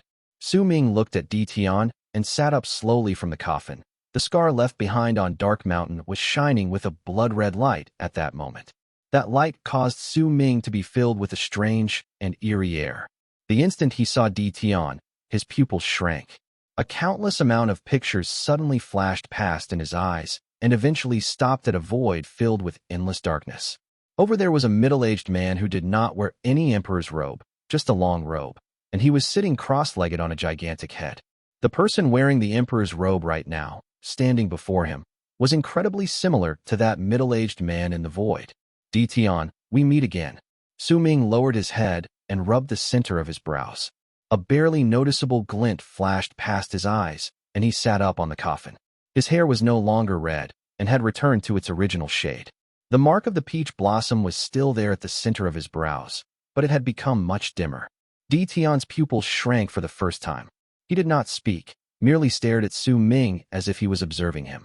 Su Ming rubbed the center of his brows with his left hand. Then the instant his gaze swept past the coffin by his side, his heart trembled for some unknown reason. It was as if his heart had been emptied out, and a pain that was almost akin to the pain of asphyxiation rose within him. He saw those scenes filled with darkness once again. Everything in the dream and that young voice. Su Ming's heart trembled. He was greatly confused by everything before him. He only remembered that he was struck by Madame G's peach blossom fiend, and that thing had stirred the most primitive desire in his body. Once he went to White Bull Tribe, he forced that urge down and struggled to return to his cave abode. Before he lost control of himself, he used Han Mountain Bell to seal himself up, then sank into a long coma. Even if he occasionally woke up, he remembered that he was still in Han Mountain Bell. When he opened his eyes again after the last time he fell unconscious, he saw the person that had made his heart tremble. The man wearing the emperor's robe was the person who had appeared sitting on the head when he went through that unknown amount of years in the void. The person he saw when Han Mountain's ancestor possessed him. This person's appearance made Su Ming's heart tremble. Originally, he should not have been able to control this sudden change of emotion, but for some unknown reason, he managed to control it, and in a very ingenious manner to boot, and it was all done subconsciously. It was as if this was a natural ability that was waking up within him right then. But that was not all. Su Ming also noticed that his head seemed to be much clearer than before. There were some unfamiliar yet strangely familiar scenes flashing in his mind. They felt like memories he'd had since a long time ago, but which had been sealed up, and right then, these memories were showing signs of recovering upon his waking. It was especially so the instant he saw the coffin. The strong feeling made him pat the coffin lightly while looking calm on the outside. That one pat immediately made the coffin's lid shatter and disappear in an endless amount of shards, causing the thing inside to be revealed clearly. There was a stone statue lying in the coffin, and that statue was of a girl. She had long hair and did not look incredibly pretty. There was a hint of pain on her face, and that look was enough to make others grow compassionate towards her. Her petite figure did not seem to have grown fully. She seemed to only be around 15 or 16 years of age, but there was an ancient look on her face that could not be hidden away, and it clearly showed her true age. That statue looked incredibly vivid, containing almost everything that could be found on the girl. Clearly, this was not the work of an ordinary person. The now awakened Su Ming looked at the stone statue in the coffin, and his heart roared loudly. This was the first time he saw this girl, but for some unknown reason, the instant he saw her, extreme pain struck his heart. The young voice from his dreams echoed in his ears once again. Big brother, the sky is blue. Big brother, I'm a little tired. Big brother, they're taking me to a place. When I come back, I'll come see you. Big brother, hurry up and wake up. Chapter 405, Gate to the Void. Su Ming looked at the stone statue of the petite girl in the coffin. As he looked at her face, that young voice traveled forth from his memories to his ears, causing a hint of sorrow to appear on his face. You're awake. Tian remained silent for a moment before he spoke calmly. The hint of shock that appeared previously on his face had disappeared by now. He became aloof once again. I remember her. Su Ming mumbled. He suddenly understood. That dream was perhaps not a dream. The sorrow in his eyes gradually became stronger, and it would not disappear. His eyes glistened and tears fell down from his eyes, falling onto the stone statue. At the same time, the instant those tears fell on the stone statue, new scenes appeared in his mind. In those scenes, Su Ming saw himself, and that himself had red hair and red robes. He saw his red-haired self walking out of the cave abode and drawing out earthen aura to turn it into a crimson dragon. He saw himself absorbing power from a large amount of powerful warriors in the land of the shamans wherever he went, not even letting go of some of the powerful ferocious beasts he could find. He also saw his red-haired self heading to Autumn Sea Tribe and sealing the heavens with just a lift of his hand. Once he also sealed that Zhongzhe in the sky, he brought his hands down and sealed the land. And once he sealed all the members of Autumn Sea Tribe, he walked towards the sacred lady of Autumn Sea Tribe, then picked one show up and left the place with his red hair dancing in the wind. Su Ming saw that art of the dragon subject. In Simmerg saw the entire procedure of his red-haired self casting that art with Wan Xiu. It was as if Hong Luo's trip during those short few days was flashing past Su Ming's eyes at a much faster pace. He also saw his red-haired self fighting against the old Immortal and the Halbert from the sky, executing him in an incredibly domineering way, and also himself casting the art of the dragon subject, in Simmerg on the long-haired woman. Right up to the moment the sacred mountain of the shaman tribe appeared, right up to the moment Tian appeared and engaged him in that earth-shattering fight. Eventually, his memory stopped at the instant Hong Luo's soul disappeared, while laughing and sending into his body the path to life. I have practiced Taoism for 30,000 years. Now I shall turn back and become immortal. I will not be an immortal. That boisterous laughter stirred up layers of ripples in Su Ming's mind, and when it eventually disappeared, it turned into a hoarse and ancient voice. Listen up, boy. I have a deep grudge against Tian, but his strength has surpassed what I remember. I don't know how long I have been sealed away, and now I'm about to die as a mortal, but I'm not willing to. I am the son of the Emperor of Immortals. With the legacy art of the royal family, path to life, I give you the power to release your seal. This art will become stronger the higher your level of cultivation is, and it will help you break the seal on your memories. It can also transform your blood and let you possess the purest blood among all immortals. Within that blood rests all my Tao, my arts, my divine abilities. All of them will belong to you. I'm burning up what little remains of my life to cast this path to life and send you to the coffin. I can sense that the coffin is very important to you. Don't bother about the threat of facing Tian alone. I've already thought about the way to help you solve that problem. As long as you can hear these words, then it'll definitely succeed. The path to life can only be passed down to one person in each generation of the royal family, and once it's mastered by that person, no matter how talented the others are, they won't be able to learn it. This is a dead-set rule. All the scions of this art can only cast this once in their lives. It doesn't contain any offensive abilities and can only be used to pass down the inheritance. That's why Tian doesn't know the path of life. He also doesn't know that this art can open the gate to the void, which can relocate you. This is originally a path to escape for us in case an emergency happens while we're passing down the inheritance. I left a mark at the place I woke up previously, and the gate can send you back there. Once the gate to the void opens, Tian won't be able to interfere with his power. The path to life can also cover up your presence, causing Tian's divine sense to be unable to find you. Then you'll have a period of time where you'll be truly free. I didn't use this art earlier because there is only one chance for me to cast it, and if there is no scion for me, I couldn't cast it anyway. Besides, if I used this art to escape, it'd still be difficult for me to escape being sealed, and I might not have a chance to wake up again. I would rather die. The gate to the void is in your heart. Call it, and it will open. Your level of cultivation isn't high, but when you become a powerful warrior someday, help me take my revenge. Kill Tian. Su Ming felt a sharp stab of pain in his head, and those scenes instantly disappeared. In truth, he felt that a long time had passed since the scenes appeared right up till they disappeared, but that lapse of time was just his mind replaying those memories. To outsiders, it only lasted for an instant. Before his death, Hong Luo's voice had traveled with the path to life and avoided Tian's divine sense to imprint itself on Su Ming's mind. Only when Su Ming woke up would he be able to hear it. As he stared at the stone statue in the coffin, Su Ming lifted his right hand and grabbed the edge of the coffin in a death grip. You shouldn't have awakened. Your current appearance makes me very disappointed. Hong Luo was an accident, and I've already restored order. Sleep, destiny. After a period of silence, Tian spoke slowly. Yet the instant his words left his mouth, Su Ming turned around swiftly and stared at Tian with his deadly still eyes. No one can seal off my memories again, and neither can you. A strand of hair surrounded Su Ming's right index finger without anyone noticing it. This strand of hair was the materialization of the power of a jab from the god of Berserkers, and strangely, when Su Ming's body was under Hong Luo's control, that strand of hair had disappeared as if it had dissipated. Even Hong Luo had been unable to notice it. Yet now, as Su Ming's will returned, that strand of hair also reappeared on him. It did not release any sort of presence when it appeared either. That was why even Tian did not pay any attention to Su Ming's right hand seizing the coffin. Naturally, he also did not see the extra strand of hair on his finger. This was Su Ming's trump card. It was also the source of why he could stay calm even after he met Tian. He had already decided. The power of that one jab from the god of Berserkers, the power that he could not find in himself to use. On this day, he would use it once.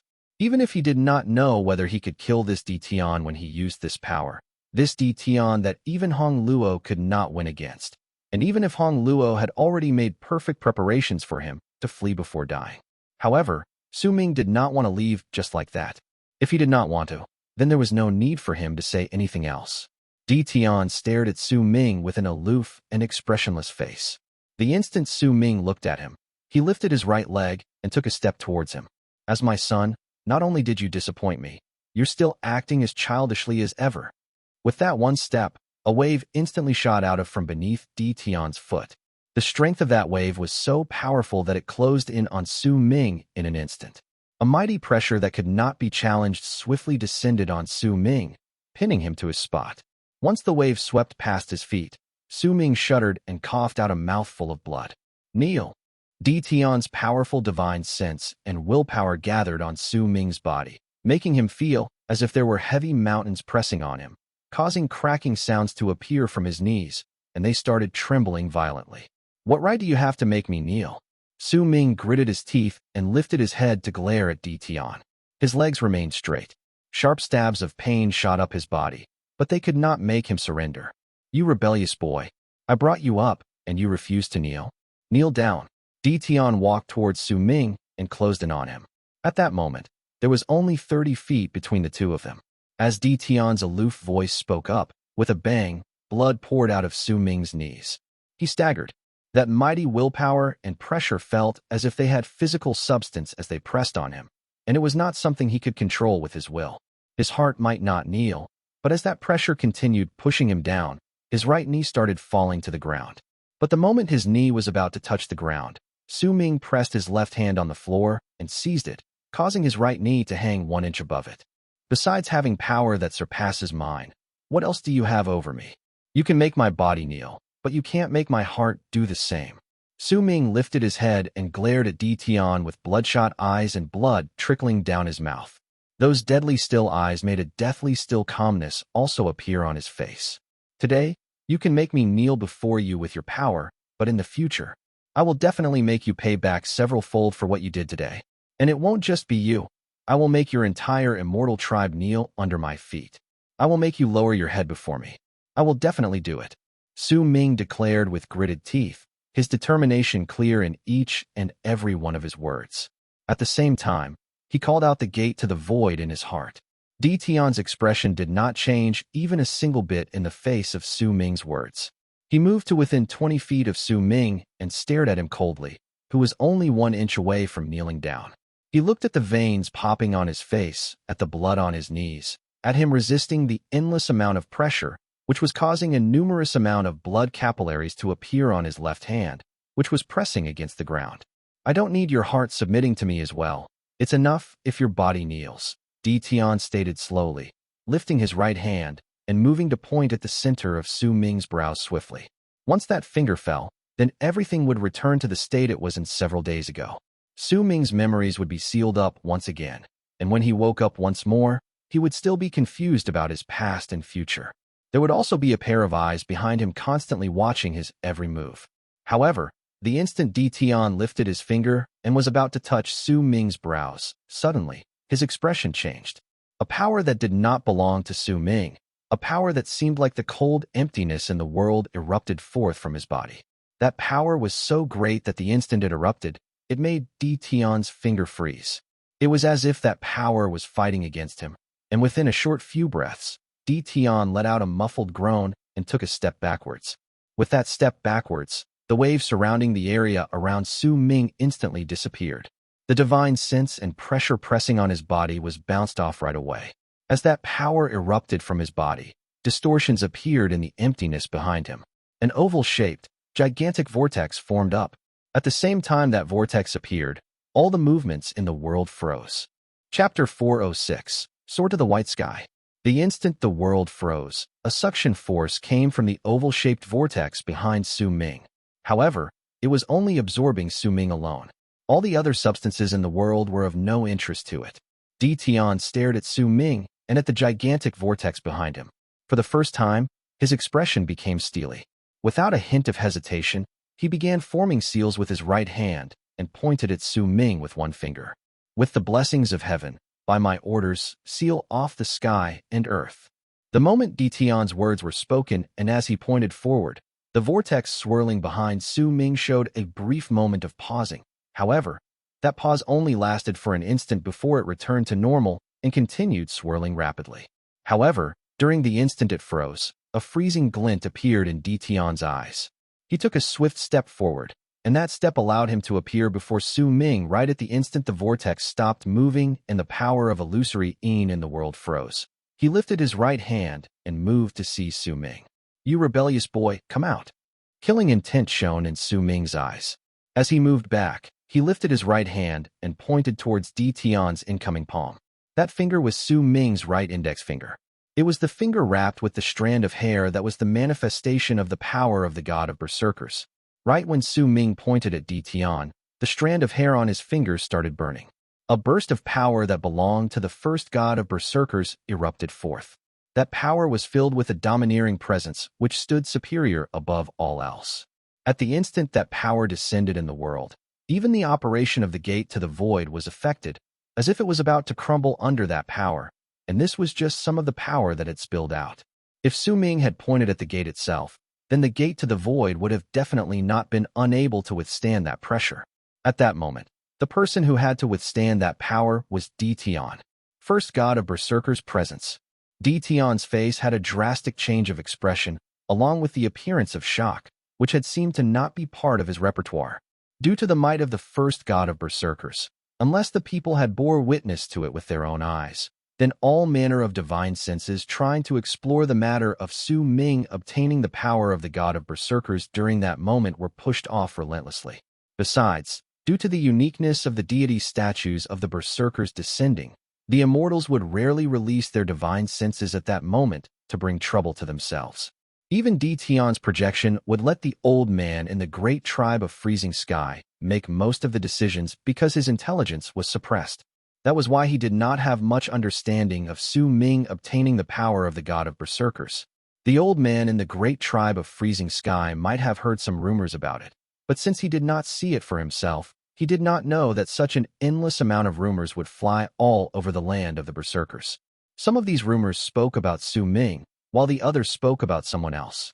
Not only did these rumors talk about Su Ming obtaining the power of the god of Berserkers, but they also talked about his power increasing so much that he had become a powerful Berserker in the Berserker soul realm. There were even some who said Su Ming had obtained the same enchanted vessel as the god of Berserkers did in the past. All these rumors were baseless, and most of them were incredibly exaggerated. Hence most of the people would frown and be dubious about it once they heard it. That's why, while the old man had regarded this piece of information seriously, he still just made a decision to continue observing Su Ming. It was also why Tian's projected clone did not have too much knowledge regarding this. As Su Ming swung his finger down, the hair on his fingers started burning away rapidly. Su Ming saw that there was a black hole the size of a fist around his finger. That black hole moved along with his finger, and the instant it appeared, the frozen sky became dimmer in an instant. This portion of the sky was not the only one affected. It was the entire sky above the land of the shamans, the entire sky above the land of South Morning, even the sky above the Dead Sea, and even spreading to an area so wide they had no idea of knowing how big it was. All of it became dull at that instant. The dull look in the sky was because all manner of light started gathering in the black hole next to Su Ming's finger with a speed that was unimaginable and a manner that was incomprehensible.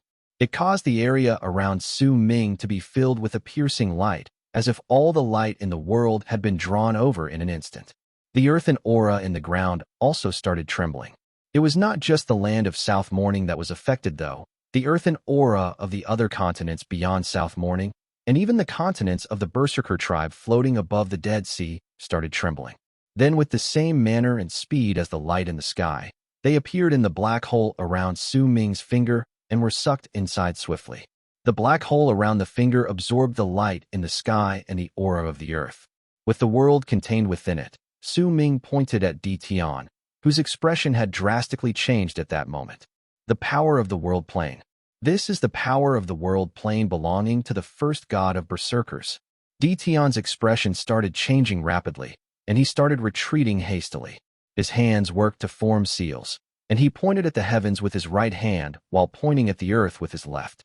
A voice akin to thunder fell off his lips. Power of the first god of Berserkers? Very well. When you were alive, I had not completed my Tao. When I completed my Tao, you already disappeared. The members of the Berserker tribe believe you to be dead, but I know that you haven't died. Your power had reached the peak of an aeon, too, and you can't improve anymore. That's why you chose to disappear and search for other world planes with great eons. All the eons of the worlds form an aeon, and you, who have absorbed all the sources of the worlds, who have reached the peak of the great aeon, show me just how strong you are. Today, your power has appeared. It might just be a hint, but I'm also just a projected clone. Let's see just who is stronger between us. As Tian retreated and pointed to the sky and earth with his hands, he let out a low shout. Soar to the white sky. As Tian let out that roar, a brilliant white glare suddenly shot out from his right hand in that dull world. The brightness of that white glare caused the darkened sky to appear just as white. That white belonged to the white of the clouds. When it appeared in the sky, with Tian's right hand as the center, the endless amount of white light gathered together, and a white sun appeared in the sky he was pointing at. It was like a gigantic asteroid slowly descending from the sky.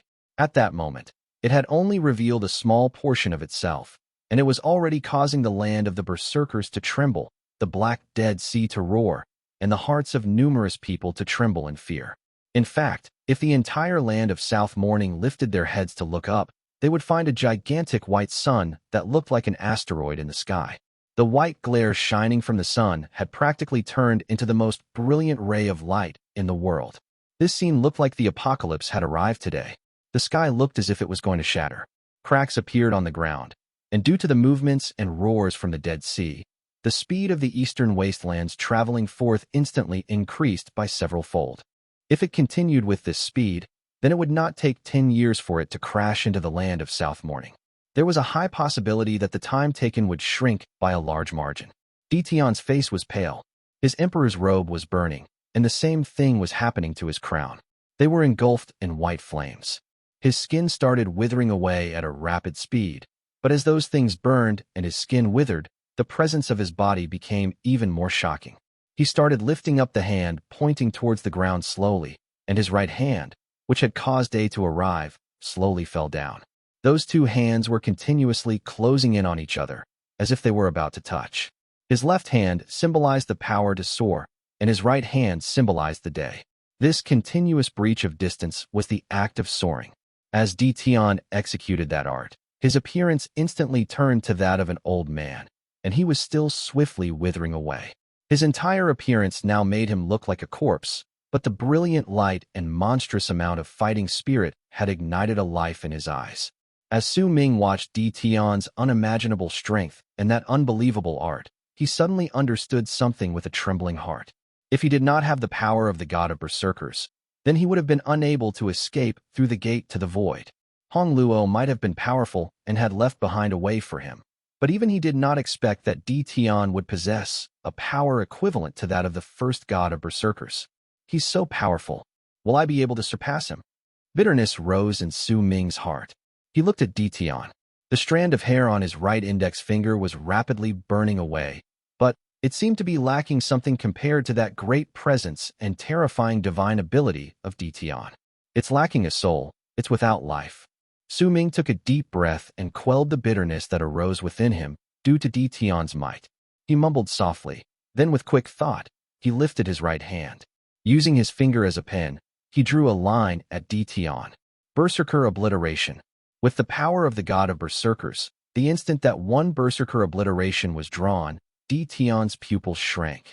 He let out a low growl, and right at that moment, his hands touched. The place where I was born still did things according to the laws of the universe. When I was born, the berserkers had weakened. If the heavens are heartless, then we will all be separated. The earth was heartless, and it made my dark mountain die. Su Ming closed his eyes. His blood started boiling and burning hotly in his body. If the heavens have eyes, then why do they never see that my world is plunged into eternal darkness? If the deities have souls, then why did they divide the sky and seas to the south and north? I kept my duty to the heavens, so why did they not let me see the darkness of night? I kept my duty to the deities, so why did they tear me into pieces and scatter my memories? With Su Ming's drawn line, the burning hair on his fingers started shining with a strangely captivating light. That light flashed and was completely different from the light it gave off when it burned previously. It was as if this time, as it burned, it now possessed a soul, a hint of life, a will. An even stronger presence erupted forth from that burning strand of hair. The power of that presence caused the white sky to tremble as well, and it caused a pair of eyes to appear in the space above the sky. Those were a pair of tightly shut eyes. If the heavens don't have eyes, then I will step on it and watch myself seal the heavens. If the deities don't have souls, then I swear I will slaughter the deities and become the emperor. Su Ming opened his eyes swiftly. The instant he did so, the gigantic pair of eyes in the sky also opened up. It was also at that moment that Su Ming's berserker obliteration sliced through the heavens. Once it connected with Tian's hands, it crashed into the light emanating between his palms.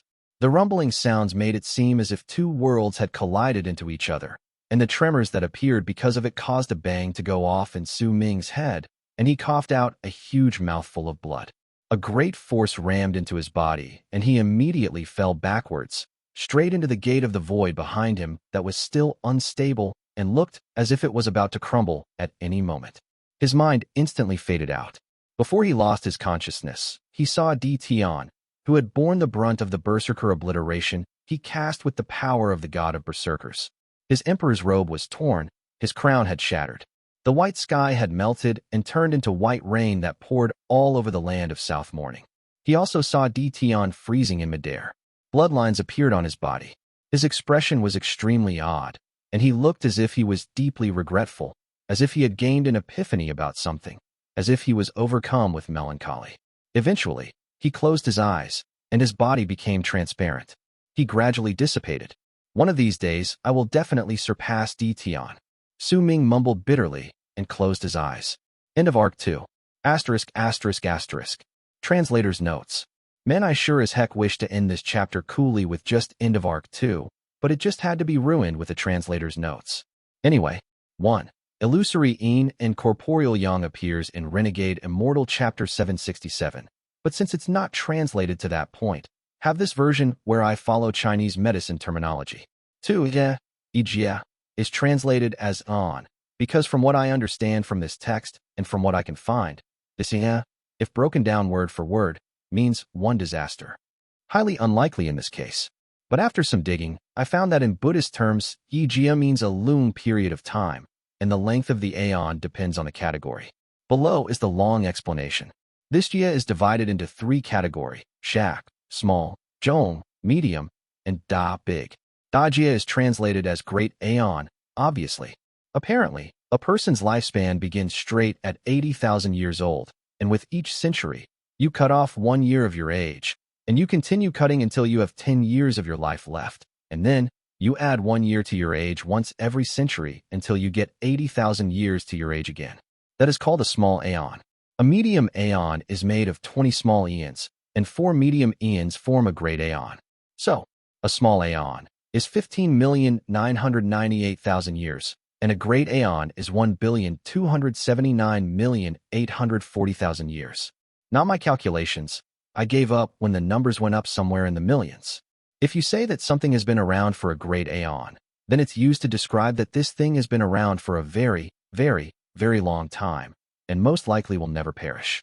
Arc 3. His name shakes through the eastern wastelands. Chapter 407. glaciers in the Dead Sea. It was cold, just like the feeling he'd had in that dream. Cold surrounded him. He could not open his eyes. It was dark all around. This was a very familiar feeling from his dream. It was quiet all around him, so quiet it was rather terrifying. There was not a hint of sound that could be heard. Besides the cold and the dark, there was nothing else. If her voice appears and tells me that the sky is bright now and the clouds look like rabbits, wouldn't that be wonderful? But there isn't. That voice still hasn't appeared. That cold is becoming even more freezing. I can't move. I can feel pain continuously surrounding me, but I'm slowly becoming numb towards it. Am I asleep? Who am I? Time was slowly flowing away. It was unknown just how much time had gone by. This was a black seabed. There was not a hint of light.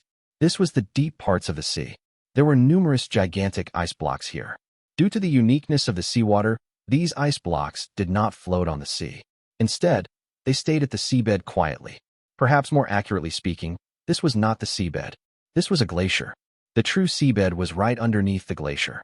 That part was the deepest part of the sea, and few know exactly how far down it was. Above that glacier was the Black Sea.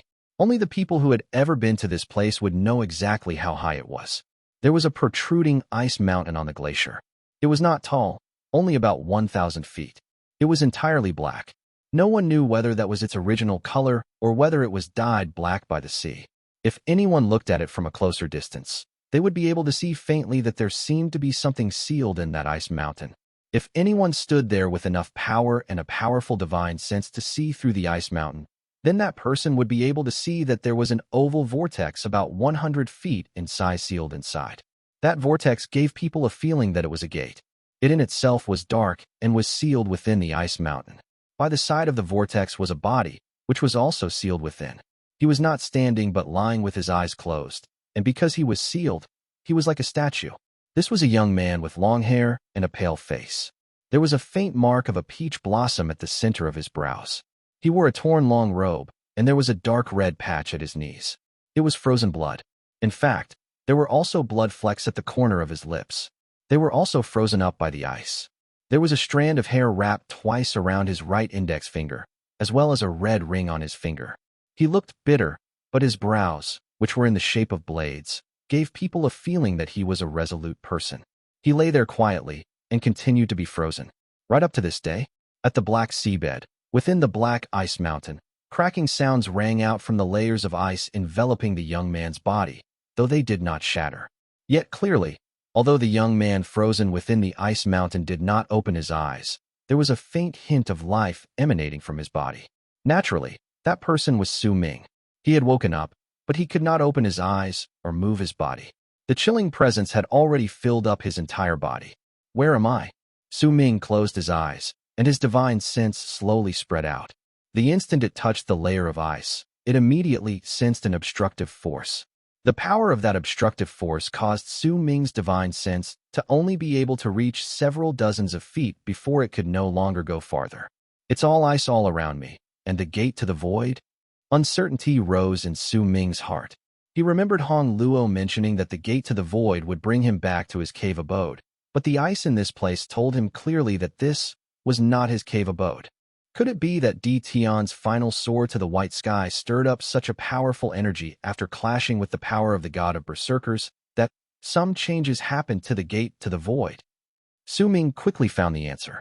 Taking away the possibility of Hong Luo lying, this was the most likely answer.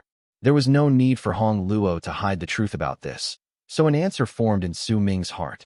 However, when he began to feel certain of his answer, new questions popped up in his heart. The gate to the void, why does it exist? From what I understand about this gate, and from what Hong Luo said, it should have disappeared after relocating me. But now, even though I can't send my divine sense too far, I can sense that gate to the void near me. What is the reason for this? Su Ming pondered over it, and after a long while, he forced down his doubts and circulated the power in his body quietly. This was the first time since he woke up that he went to sense his level of cultivation. When he woke up earlier, due to Tian's presence, Hong Luo's words, and the scenes he saw in his dreams, he did not think about going to sense his own power. At that moment, as he was surrounded by silence and knew that he should be frozen in ice, Su Ming's heart gradually calmed down. When he went on to sense his own power, information started flowing into his mind as if it had been pumped into his head. It was Hong Luo's Tao during his life, his divine abilities, his arts, his understanding towards his own cultivation, and all his knowledge towards the Immortal tribe and their entire cultivation method. Su Ming's heart trembled. As he felt through this information, a huge wave stirred up in his heart. It crashed into his soul so harshly that he only recovered after a long while. Is this the Immortal tribe? 3 steps to heaven. It mixes the sources of multiple worlds and turns it to the sun of an aeon. More bitterness rose in Su Ming's heart, but similarly, a wave of resolution also formed. I once said that I would definitely surpass Tian. Now, that thought hasn't changed. One of these days, no matter what sort of price I have to pay, I will definitely obtain the power to surpass Tian. When the time comes, Su Ming's heart slowly calmed down. He circulated the power in his body, and as time passed by, his flesh gradually did not feel as cold anymore. Life started growing in abundance in his body, and as he recovered, his divine sense also started spreading to a wider area. The power of the obstructive force also became weaker. Then one day, Su Ming's divine sense shot out of the ice mountain and started spreading in all directions. It instantly covered nearly 10,000 lis of that Black Sea water, and that short distance was because there was a similar obstructive force in the Black Sea water. Over there, besides the obstructive force in the water, there was also a pressure that oppressed divine senses, or else, Su Ming's divine sense would have been able to spread to an even wider area. Once he sent his divine sense 10,000 lis away, Su Ming saw where he was. He saw the glacier on the seabed, saw himself in that ice mountain along with the gate to the void.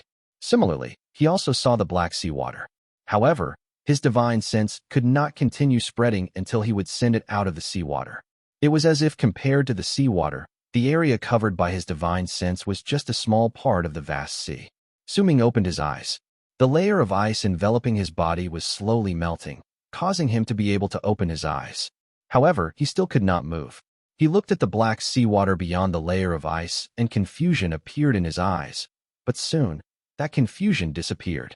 Could it be the Dead Sea? Su Ming's pupils shrank. He pulled back his divine sense. He then covered the area around his body with his divine sense, and sent some of it towards the sealed gate to the void. After taking a closer look at it, Su Ming found some clues. When the gate to the void was going to relocate me, Tian's power interfered with its energy, causing the destination of the relocation to be thrown off track, and it sent me to the ice under the Dead Sea. However, due to Tian's power and this ice sealing it up, it didn't disappear. Instead, it's as if it had gained physical form and was made to stay in the world. If that's the case, if it is operational, then can it activate its relocating abilities and send me back to my cave abode? A pensive look appeared in Su Ming's eyes. The power of Berserker bones erupted from his body and spread through his body. Cracking sounds rang out, and the ice layer encasing him immediately cracked. However, it had only started cracking. He was still a long way from escaping. Su Ming frowned and closed his eyes. After a moment, he opened them, and at the instant he did so, profundity filled his gaze. A brilliant light shone in his eyes, and the small person that looked exactly like him sitting at his Dantian region also opened his eyes. With a bang, the ice encasing Su Ming trembled once again due to the different power that erupted from his body. It was a different power from the power of the Berserker tribe. While that power did not cause more cracks to appear, the cracks that had originally been there started spreading out. These two different sorts of power caused two different changes. Su Ming's eyes sparkled, and he gained a new understanding towards his current level of cultivation. The power of the Berserker tribe is strong and fierce. That is why it could make the layer of ice crack. The power of the Immortal tribe is a lasting sort of power and is also gentle. That's why it made those cracks stretch. By changing the types of power multiple times, after a few days, the layer of ice encasing Su Ming's body shattered, causing him to regain mobility. However, only the interior part of the layer of ice shattered. The external layer was still around, and it looked like a gigantic shell. The ice around Su Ming was also rapidly growing. Before long, it would turn into a mountain that would seal him up once again. From the descriptions of the Dao Hong Luo gave me as his inheritance, the small human in me is called a nascent soul. The level of cultivation belonging to the Immortal tribe in me should be called the nascent soul stage. However, the nascent soul stage isn't really that strong. It absolutely can't compare to Tian. But with his powerful divine sense, Hong Luo had allowed this body to cast most of his divine abilities. If that's the case, then it seems that divine senses are the core of the Immortal tribe. Hong Luo might have died, but in the Tao he left me, he also passed to me a lot of divine abilities and arts. It's a pity. All of them require powerful divine sense before I can execute them. But there are some arts that can be casted in the nascent soul stage, such as a glint appeared in Su Ming's eyes. He took a swift step forward, and his body disappeared in an instant. When he reappeared, he was already several dozens of feet away from where he previously was. It might just be several dozens of feet, and Su Ming could close that distance with that same amount of time with his speed, but he was not using any hint of the power belonging to the Berserker tribe. He was only using the Immortal's divine abilities. Short-distance warping. Su Ming mumbled softly. As he mulled over it, he spread his divine sense once again. This time, he did not check the black seawater beyond the ice mountain. Instead, he swept his divine sense through the glacier. Suddenly, his expression changed. Within the area of his divine sense, he saw numerous living creatures frozen and sealed up within the endless glacier. These creatures were almost always sealed at a certain distance away from each other. Chapter 408. Gate of Relocation. In the rather remote spot, where White Bull Tribe and Black Crane Tribe were located in the land of the shamans in South Morning, something had happened to them during these few days that horrified the two tribes. White Bull Tribe's terror stemmed from Su Ming. He might have left that day, but what the patriarch of White Bull Tribe had done had sparked the people's anger. Most of the members of the tribe believed that sending their women out for an outsider to satisfy his urges was a great humiliation. They would rather fight and kill than go through this. Besides, to most of the people, they believed that if they worked together, there was still a chance for them to kill Su Ming. That was why they were skeptical towards their patriarch's actions. Even though it had not truly happened, that grudge and skepticism had been planted in their hearts like seeds. The monkey-faced old man in White Bull Tribe knew about it, but he could only remain silent. Compared to the cruel methods the other patriarchs employed to control their tribe, the old man was attached to his tribe from the bottom of his heart. Fortunately for him, that grudge and skepticism only lasted for most of the month, and it gradually disappeared a little when that incident that terrified the entire White Bull Tribe transpired. The reason for this was because of a member of White Bull Tribe venturing out of the tribe alone. That person was a young man, and he had with him the hot-bloodedness and recklessness of that age. He was also the partner of two among the three women who were sent out at that time. He came to Su Ming's cave abode alone, but when he arrived, he found, to his shock, that the entire mountain range had disappeared. Everything was gone. The spot where the mountain range and cave abode had been had turned into a flatland. There was no sign of any destruction around the place. It was as if there was no mountain over there to begin with. When the young man returned to the tribe and the entire White Bull Tribe learned about it, the monkey-faced old man brought some men with him to where Su Ming's cave abode was located previously. After close inspection, confusion also appeared on the old man's face, but it was swiftly covered by the terror towards the unknown. Not only did the mountain range disappear, even the shaman crystal vein had disappeared. The monkey-faced old man looked at the vast and empty land. For some unknown reason, fear suddenly rose in his heart. It was as if there was a murderous aura looming in the quiet of this land. It made his heart tremble, and he immediately brought his tribe members back to the people. Then with his status as the patriarch, he placed a gag order on all the tribe members. He forbade all his people from speaking about it, and all those who went against his words were punished severely. He had a feeling that the strange phenomenon that appeared in the land of the shamans over the past few days, especially the gigantic white sun that had manifested in the sky, was somewhat related to this strange incident. However, he did not have any proof for this, only a feeling that it was that way. Black Crane Tribe had also sunk into a state of terror similar to that of White Bull Tribe, but it was slightly different. The disappearance of their tribe leader, and Madame G, who left and never returned, all of these were a clear sign, telling them that the person who took over the shaman crystal vein was not an ordinary person. In fact, the patriarch of Black Crane Tribe had also brought some people to the place quietly in hopes of investigating. Yet he saw the exact same sight as the people from White Bull Tribe. That was an empty flatland, a completely different sight compared to what he remembered. The looming murderous aura in the place also caused the patriarch of Black Crane Tribe to feel shaken to the core. He quickly left and told his tribe members to treat that place as forbidden grounds. Due to the disappearance of the shaman crystal vein, Black Crane Tribe and White Bull Tribe also lost their reason to fight against each other. Time passed by slowly. A month later, a fiery red ape charged towards the place from the distance. It was momentarily stunned by the empty plains and circled through the place multiple times in search for something. Eventually, it found that the place had really turned into empty flatland. The cave abode and the mountain range that was once there were gone. Even the only person who was amicable to it was gone. Yet it did not give up. Instead, it lived around the area and would occasionally check the place, trying to search for a way to enter. All of these people did not know that in truth, the cave abode and mountain range had not disappeared. It was still there, but Hong Luo had cast that divine ability of his and hidden it away, causing other people to be unable to see or sense it, much less touch it. It was as if it had turned into a dimension that was separated from the world. Within that dimension and beyond the mountain range were 2 corpses on the ground. More accurately speaking, it should be 3 corpses, but Madame G's corpse had already turned into pieces, and her appearance could no longer be seen. One of the 2 remaining corpses was Madame G's puppet, who was also her husband, Ji Yunhai. The other one was the dried-up corpse belonging to the tribe leader of Black Crane. What was left besides them were the numerous black beetles on the ground. These small insects lay on the ground unmoving, but there was not a hint of death that could be found on them. It was as if they were only deep asleep. The only thing that could be seen flying about in the area was a black line. It was the strange, small snake belonging to Su Ming. That snake was pacing about in the air, occasionally letting out screeching sounds, as if it was searching for something, but it could not find it. Eventually, it flew to a small virescent sword lying in the bushes not too far away and laid down beside it, occasionally letting out small cries as if it was calling out to something. The cave abode in the mountain range was beside it, and there was a gigantic medicinal cauldron placed in one of the chambers. The power of the world from all around was still surging into it, causing the medicine inside to go through its slow refinement.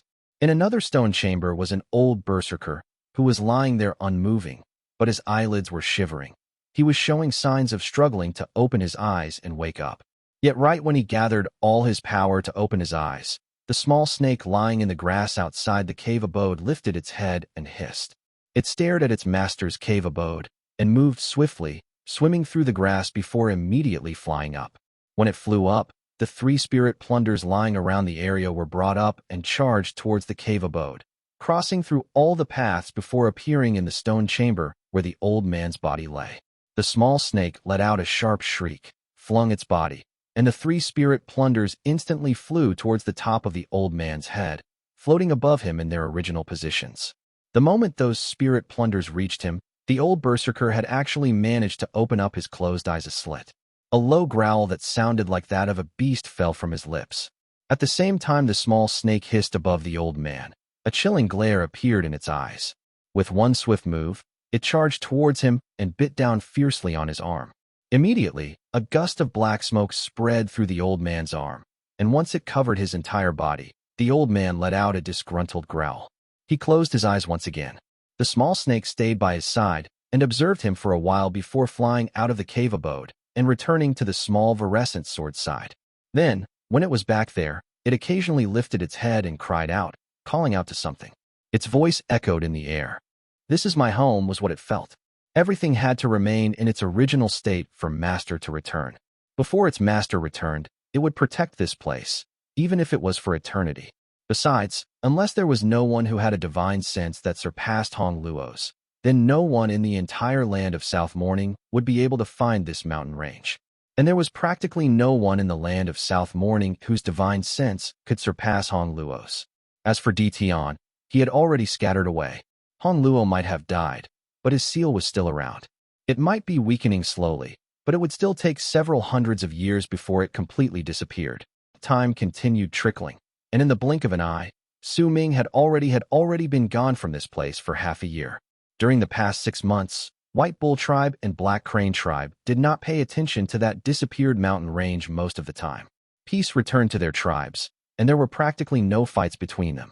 Instead, during the past half a year, they were making preparations to migrate. If they were to migrate alone, it would be difficult for small tribes like theirs to not run into any sort of danger in the vast land of the shamans. That was why even if they wanted to move, most of them would wait for slightly larger tribes migrating, and they would join those people when they passed by their place. Even though they might lose some of their people, but this was the only way for more of their people to survive. On the day half a year later, midnight, a sudden, strong ray of light appeared in the dark sky.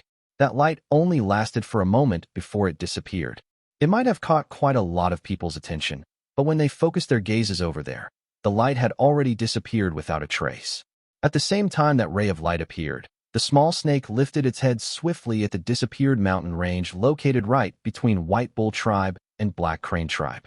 Watchfulness shone in its eyes, and it continued hissing while keeping its gaze fixed on the empty spot several thousands of feet away from it. At that moment, a ball of dark light had appeared over there. The ball of light brought with it a mighty pressure that caused the grass on the ground to bend its back, because out of nowhere, a gust of wind began to blow against them. There was also a large amount of freezing air coming from within that dark ball of light. That freezing air fused with the wind and caused ice to appear on the ground all around the light, and it started spreading outward slowly. The small snake did not let out a single sound. It lay on the grass and glared at the dark ball of light coldly. This was where its master's cave abode was. Right then, its master had left the place, and if any outsider trespassed into the land, the snake would definitely protect the place. In truth, during the past half a year, that was what it had been doing. Almost once every few days, it would go and bite that old Berserker so that the person would be in a constant state of weakness but would not die. It remembered that this was the duty given to that monkey, but now that the monkey was not around, the snake took its place. At that moment, the small snake's gaze turned colder. It was waiting and was observing just what that dark ball of light was. Time slowly passed by, and after the time of the burning of an incense stick, the ball of light gave off a brilliant flash and its shape changed. That spherical shape gradually turned into an oval, and as it let out an even stronger amount of pressure, fine cracks appeared on it. Cracking sounds came from within, and during that instant, a person walked out of the oval-shaped light. When he stepped out, the chilling air instantly grew thicker by several fold, causing the area to instantly turn bone-chillingly cold. The small snake charged out rapidly without a sound. Its eyes sparkled, and its poisonous fangs slipped out, but right when it was about to deliver the killing blow on that person with its bite, the killing intent in its eyes suddenly disappeared, and it was replaced by surprised delight. It shrank its poisonous fangs back and let out cries of joy while dashing towards that person. That person was naturally Su Ming. At that moment, his face was rife with excitement. When he lifted his right hand, the small snake immediately flew right onto his palm and started crying out happily at him.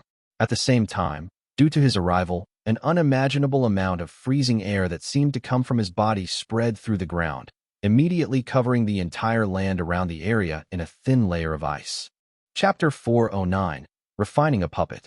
Su Ming lifted his left hand and pushed against the vortex behind him through the air. Immediately, a large amount of freezing air spilled out from his body and enveloped the gate. Rumbling sounds reverberated in the air, and immediately, the gate to the void turned into a giant ice block. Once he was done, Su Ming let out a happy laugh. He looked at the small snake on his palm. He might have not seen it for only half a year, but to him, he had gone through a lot of things during the past 6 months. It felt like a long time had gone by since he left the cave abode till he came back. The small snake cried out and hissed on Su Ming's palm. The freezing look in its eyes had been replaced by joy, and it lowered its head to snuggle at Su Ming's palm. It was too small, only as thick as his finger, and once it started doing something like this, it looked rather adorable. Su Ming sucked in a deep breath. He might have returned to his cave abode, but the freezing air in his body had not completely dissipated. As it continued spreading from under his feet, the ground at a circular area of several thousands of feet with him as its center was instantly covered in ice. Wisps of white mist rose in the air and floated about, causing the temperature in the area to immediately be reduced by a large half. That was not all. A large amount of water droplets appeared on Su Ming's body. Those water droplets seeped out of his skin and looked like sweat, but in truth, he knew that those were the results of the freezing air in his body. A glint appeared in his eyes. All his pores immediately closed up, and at that instant, the freezing air spreading outwards died down somewhat. There were still faint wisps of cold air, though.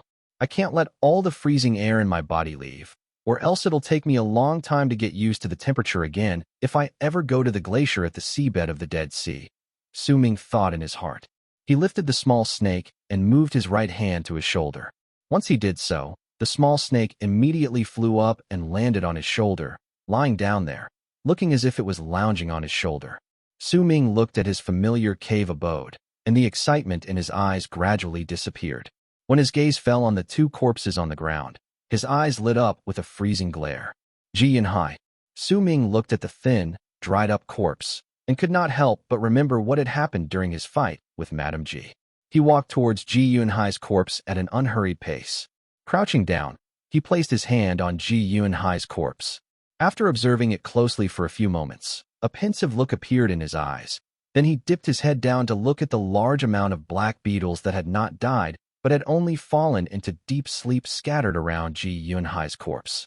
The strength of these small insects left an incredibly deep impression on Su Ming that day. I wonder how many years it has been since Ji Yunhai died, and he was turned into a puppet by Madame Ji. She has died now, and if I could control this puppet, then it'd be able to help me when I go to the glacier. Su Ming lifted 2 fingers and picked up one of the black beetles on the ground, bringing it up to his face. He observed it for a long time. This bug isn't a puppet. How did Madame Ji control it? Su Ming stared at the small bug for a long while before his eyes suddenly lit up. He looked towards Ji Yunhai's corpse. Could it be that these insects aren't controlled by Madame Ji, but by Ji Yunhai? Even if Ji Yunhai had been turned into a puppet, the insects are still affected by their own instincts, right? Su Ming lowered his head and looked at the red ring on his right hand's finger. With a sparkle in his eyes, he stood up and started pacing about outside his cave abode, a frown between his brows. Sometimes he would look pensive, and at other times delighted, but eventually, his mood became one of uncertainty. It was as if there was something that made it difficult for him to make a decision. After the burning of an incense stick, Su Ming came to a halt and turned his head to the side, looking at the oval-shaped vortex that sent him back here, placed not too far away from him, the gate to the void. That gate was floating there quietly, covered in ice. It had already turned into a huge block of ice. I have no idea how long I've been unconscious, but judging by the changes in the cave abode, once I add all the time together, it shouldn't have been more than a year since I left, and I was in the glacier for about 3 months after I woke up. Su Ming remembered himself being at what seemed like the bottom part of the Dead Sea and the things he went through during the past 3 months in that dark world in the glacier. He used half a month to walk out of the glacier for the first time, but right when he walked out, the pressure of the black seawater immediately fell on him, and it was incredibly difficult for him to even move one step. Then he used another 1.5 months to somewhat get used to the pressure in the sea, so he could walk about 1,000 feet. Once he took each step, he had to lift his foot quickly, or else it would be instantly encased by the glacier. This made it incredibly difficult for him to stop on the glacier, and he had to constantly make sure he kept moving at a fast pace. At a spot 800-something feet away from the ice block where he was previously was the closest thing sealed in the glacier among the countless other living beings there, and he had sensed it earlier with his divine sense. It was a ferocious-looking man with green scales covering his entire body. That man was 60 feet tall, and his muscles had swelled up as if there was a shocking amount of power contained within. He had his left hand clenched in a fist, and he held a gigantic club in his right hand. Su Ming had no idea what that club was made of. It was entirely black, and there were 9 sharp teeth sticking out of it. It left a savage impression on people, and at the same time, there was also an air about the club that would leave fear in people's hearts. That gigantic spiked club was clearly a treasure. After several days of observation, and once he was certain that the frozen man no longer had a hint of life left in him, he used half a month to test out all sorts of methods to break through that ice. In the end, he had only managed to crack several inches of the ice, and once he stopped, the cracks would automatically close up. With Su Ming's current level of cultivation, leaving a crack of several inches was already his limit. He was also puzzled by it. After all, he could break through the ice that had encased him, but it was taking him a lot of effort just trying to break that layer of ice sealing the man. Once Su Ming pondered over it, he obtained his answer. The cause was the length of time the both of them were sealed. From the unique characteristic of him instantly being frozen the moment his feet landed on the glacier, it was clear that it had not been a long time since he was sealed in his block of ice, which was why he could break out of it. However, it was different for the ice encasing this man. It must have been around for ages. If Su Ming wanted to break the ice in which the man was sealed, then he needed a higher level of cultivation. After hesitating for a moment, Su Ming used half a month to dig out the gate to the void from the ice. Once he examined it for a moment, he went through the gate and returned to the cave abode. While staring at the gate to the void, Su Ming frowned. Judging by the Immortal system, I'm now at the early stage of the nascent soul stage. I don't know what realm these nascent soul cultivators would be if compared to us Berserkers, but from what I can sense, it should be around my current level now. However, the power of the Immortals is lasting and they're skilled in using divine abilities. If that's the case, then I can still make some assessments. Su Ming averted his gaze from the gate to the void and started thinking. The early stage of the nascent soul stage is around my current level, where I have 4 Berserker bones. If it's the mid-stage, then I guess it would be about the level where I have more than 10 bones. If this assumption is correct, then the late nascent soul would be equivalent to when I have 20-something bones, and the soul formation stage among the Immortals should be the initial stage of the Berserker soul realm. That should be it. An epiphany is required for the Immortal's soul formation. If the nascent divinity is born from the body, then it would be an existence that surpasses the nascent soul. As for the Berserker tribe, once we reach the Berserker soul realm, we can manifest our very own statue of the god of Berserkers. If I make this comparison, one of them is the nascent divinity in the body, and the other is the statue of the god of Berserkers outside the body. They both have similarities. As for the soul transformation stage, which is above the Immortal soul formation, that would be the middle stage of the Berserker soul realm. Then in the Immortal system, the peak of the first step, Ascendant, should be the latter stage of the Berserker soul realm.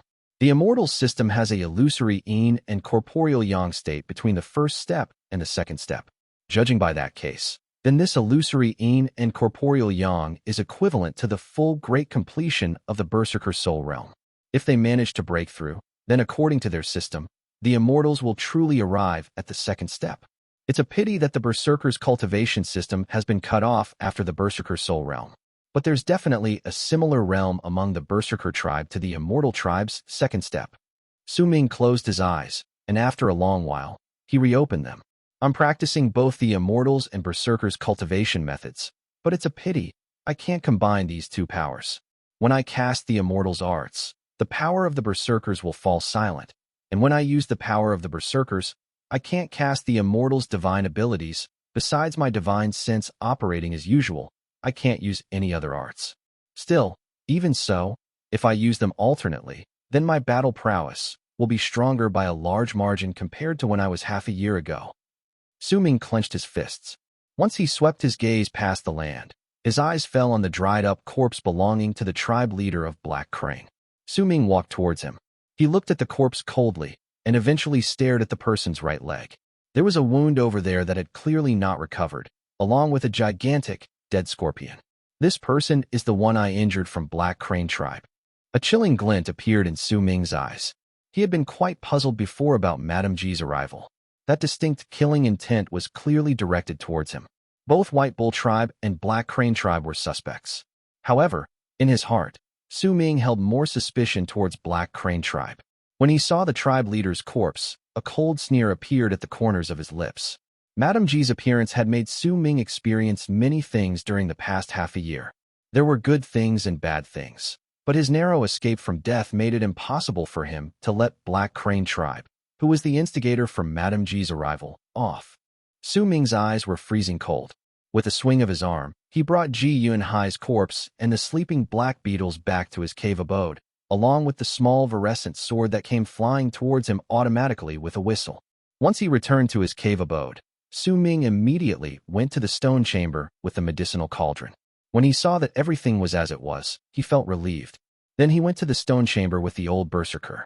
Once he saw that the old man was now covered head to toe in black, and his body was filled with bite marks, Su Ming was momentarily stunned. The small snake on his shoulder immediately lifted its head with a pleased look on its face, looking forward to being praised for its deeds. Su Ming smiled. Once he swept his gaze past the old Berserker's body, a glint of curiosity appeared in his eyes. I'm not a soul catcher. Trying to create a soul catcher puppet will be very difficult for me.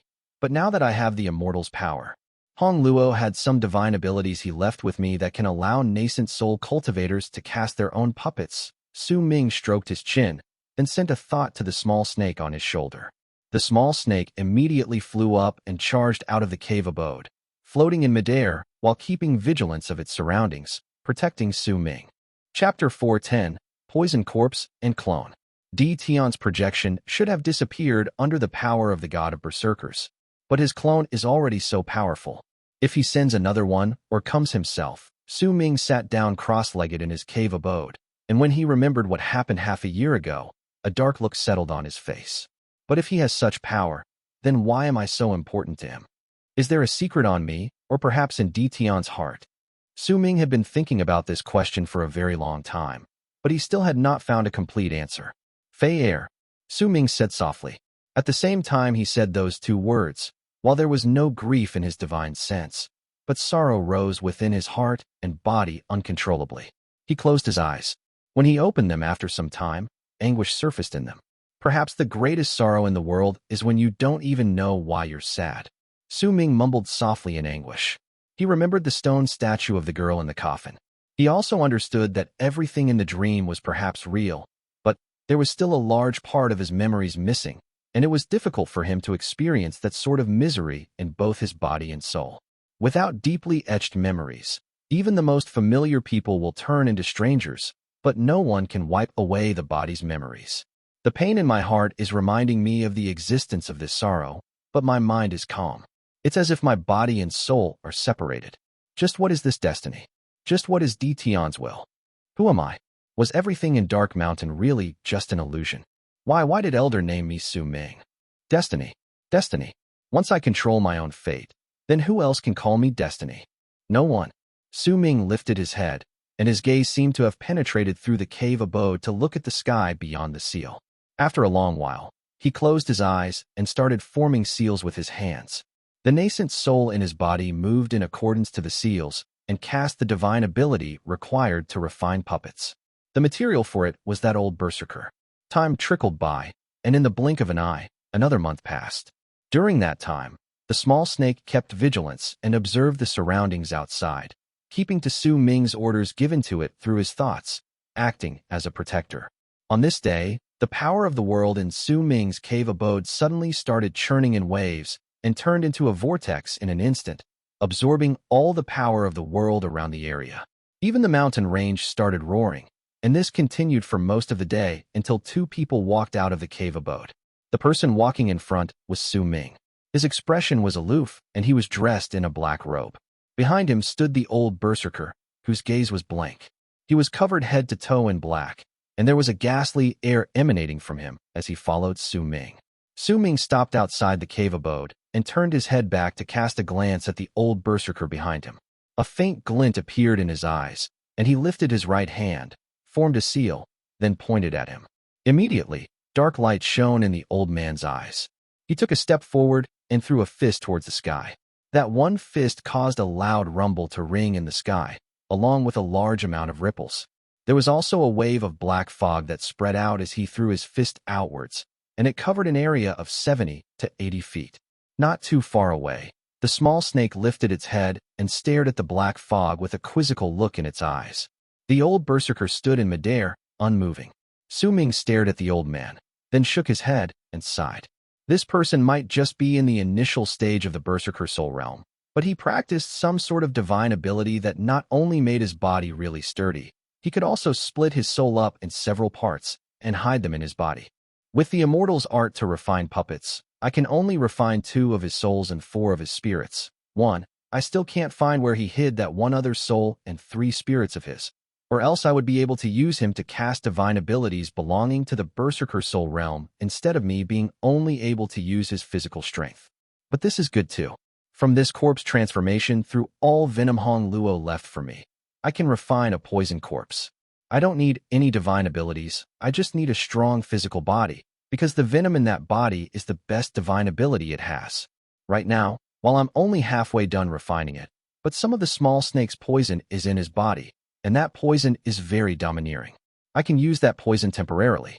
Once I run into other sorts of poison in the future, I can let this poison corpse absorb it, and then slowly refine him into a real poison corpse. With just a poison corpse alone, I might not be able to break that ice just yet. I still need to make more preparations. Su Ming mulled over his thoughts for some time before he sent out a thought to the poison corpse. Then he ignored it, returning to his cave abode and isolating himself once again. The poison corpse descended from the sky. It was still covered head to toe in black, but its eyes had become dull once again. It stood outside the cave abode, unmoving. The small snake in the sky hesitated for a moment before it flew towards the puppet in a flash and lay down on its head while hissing, looking really comfortable. Time continued trickling by. During these days, Su Ming continued trying to refine Ji Yunhai's corpse, but every single time he sent his divine sense into Ji Yunhai's corpse, he could not make his divine sense stay. There was no place for him to leave his brand there. Ji Yunhai's body was empty. Even his organs could not be found. His entire person was like an empty shell, making Su Ming truly puzzled as to how Madame Ji had managed to control it. He tried a lot of methods, but none of them yielded any results. Su Ming stared at Ji Yunhai's corpse and thought about it for a long time with a frown on his face, but he could only shake his head and sigh. Soul catchers are really mysterious. Madame Ji's puppet is also different from the young soul catcher's puppet I saw in the past. Just how did she control this puppet? This is clearly an empty shell. Su Ming frowned. Suddenly, a focused look appeared on his face, and he looked towards Ji Yunhai's corpse swiftly.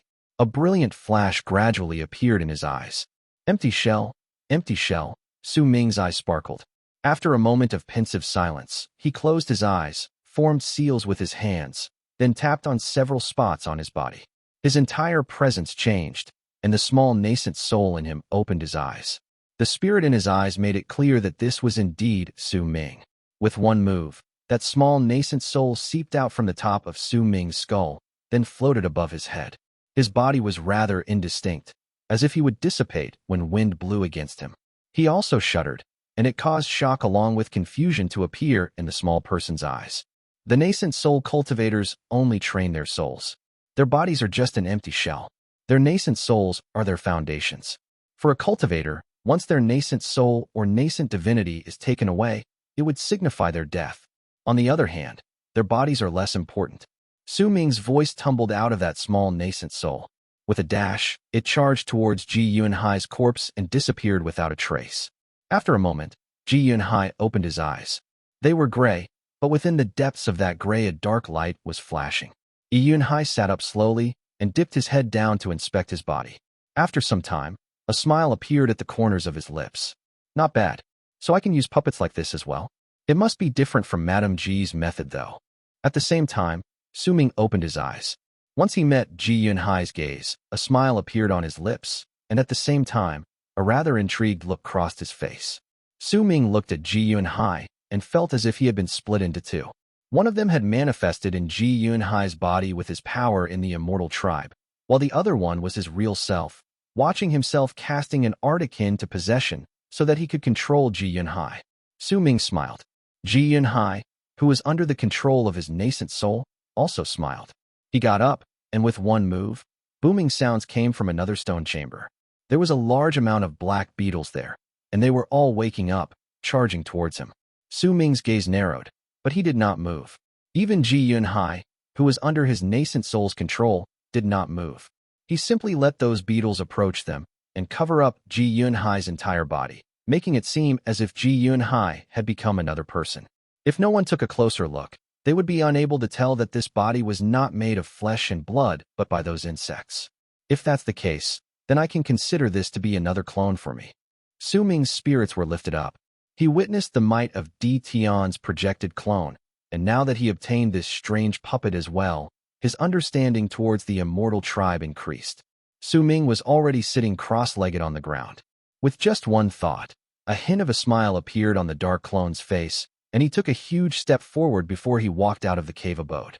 As he watched the clone leave, Su Ming lifted his right hand, and when he turned it over, a crystal the size of a fist appeared in his palm. That was the wind crystal of inheritance. He stared at it, and a strange look appeared on his face. He had thought of everything he could, but it was simply too difficult for him to fuse with this item. However, during the fight with Madame Ji that day, an idea formed in his head when he saw Madame Ji cast a divine ability when they were fighting against each other. However, he had lost his consciousness later. Now that he had returned to his cave abode, he could clear his mind and ponder over that idea to see whether it was feasible. It doesn't matter whether it's the power of the god of Berserkers or Han Mountain Bell. Even this Immortal's power is just external power to me. I can't rely on them too much. My power as a Berserker alone is the foundation for me to become stronger. Su Ming stared at the wind crystal of inheritance for several moments before a strange light shone in his eyes. Perhaps this method will work. He gritted his teeth. At that moment, his clone walked out of his cave abode under the control of his nascent soul. At the instant he walked out, the small snake lying on the poisoned corpse's head immediately looked up, and uncertainty appeared in its eyes.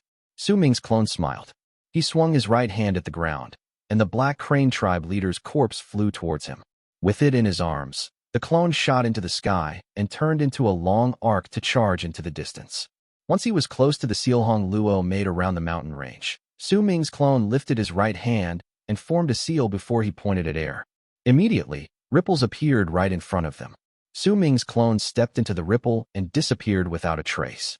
When he reappeared, the clone was standing in midair. When he dipped his head down, he saw an empty mass of land beneath him, not the mountain range.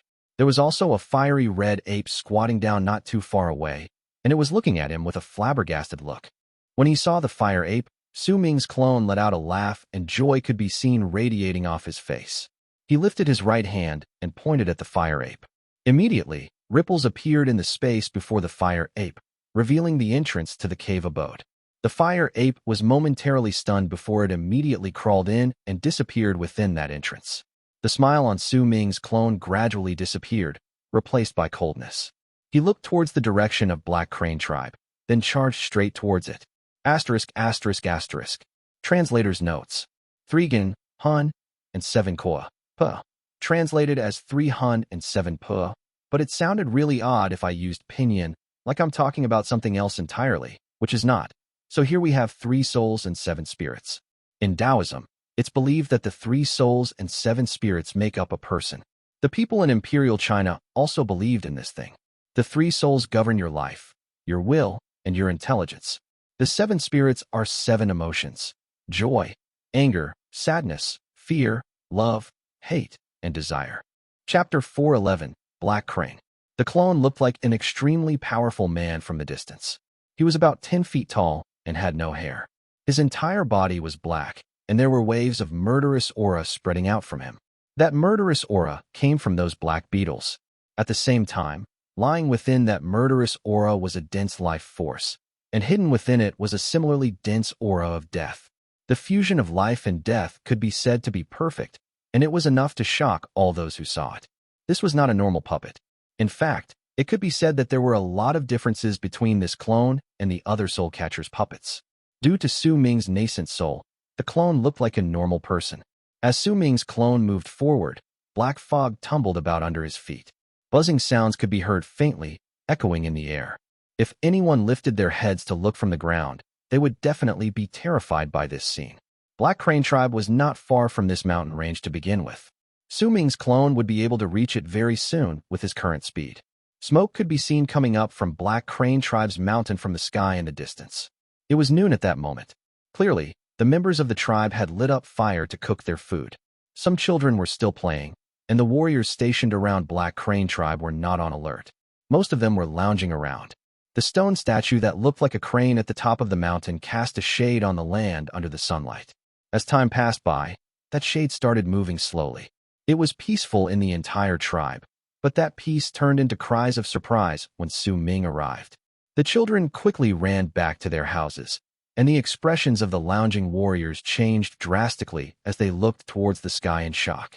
Su Ming's clone appeared in the sky above Black Crane tribe with billowing black fog around him. That black appearance and murderous aura that filled his entire body caused the clone's arrival to be met with commotion from Black Crane tribe. He looked at the nervous warriors within that small tribe coldly, then flew down, landing on the peak of the mountain, right on top of the head of that gigantic crane. As he stood there, Su Ming called out in a deep voice, "Patriarch of Black Crane tribe, come out." Almost at the same time Su Ming's clone said those words, several old men immediately rushed out of their own houses from the tribe underneath. There was a thin old man among these people. He held a bone cane in his hand, and with a steely face, he stared at Su Ming. However, that person was feeling rather terrified in his heart. He had never met Ji Yunhai before. At that moment, as he saw Su Ming with this appearance, especially that life force and aura of death that filled his entire body, along with that murderous aura, the old man felt as if he could smell the stench of blood in the air. "Sir, who are you?" "I am the patriarch of Black Crane tribe." The old man took a step forward and tapped the ground with the cane in his hand before he spoke in a low voice. Su Ming's divine clone smiled coldly. He did not speak, only lifted his right hand to point at the direction below him. Immediately, a dried-up corpse appeared behind him and charged towards the old man. It landed on the ground with a bang. That corpse was naturally the tribe leader of Black Crane. The instant he saw that corpse, the patriarch's pupils shrank. When the other tribe members beside him saw that corpse, their expressions also changed, and they couldn't help it. What is the meaning of this? Who is this? I have never seen him before. The patriarch of Black Crane tribe gritted his teeth and remarked in a low tone. He had been able to recognize with just one glance that this person was the tribe leader of Black Crane, but he could not admit to his identity no matter what. He could not tell whether this dark man was sent by Madame G or by the owner of the mountain range.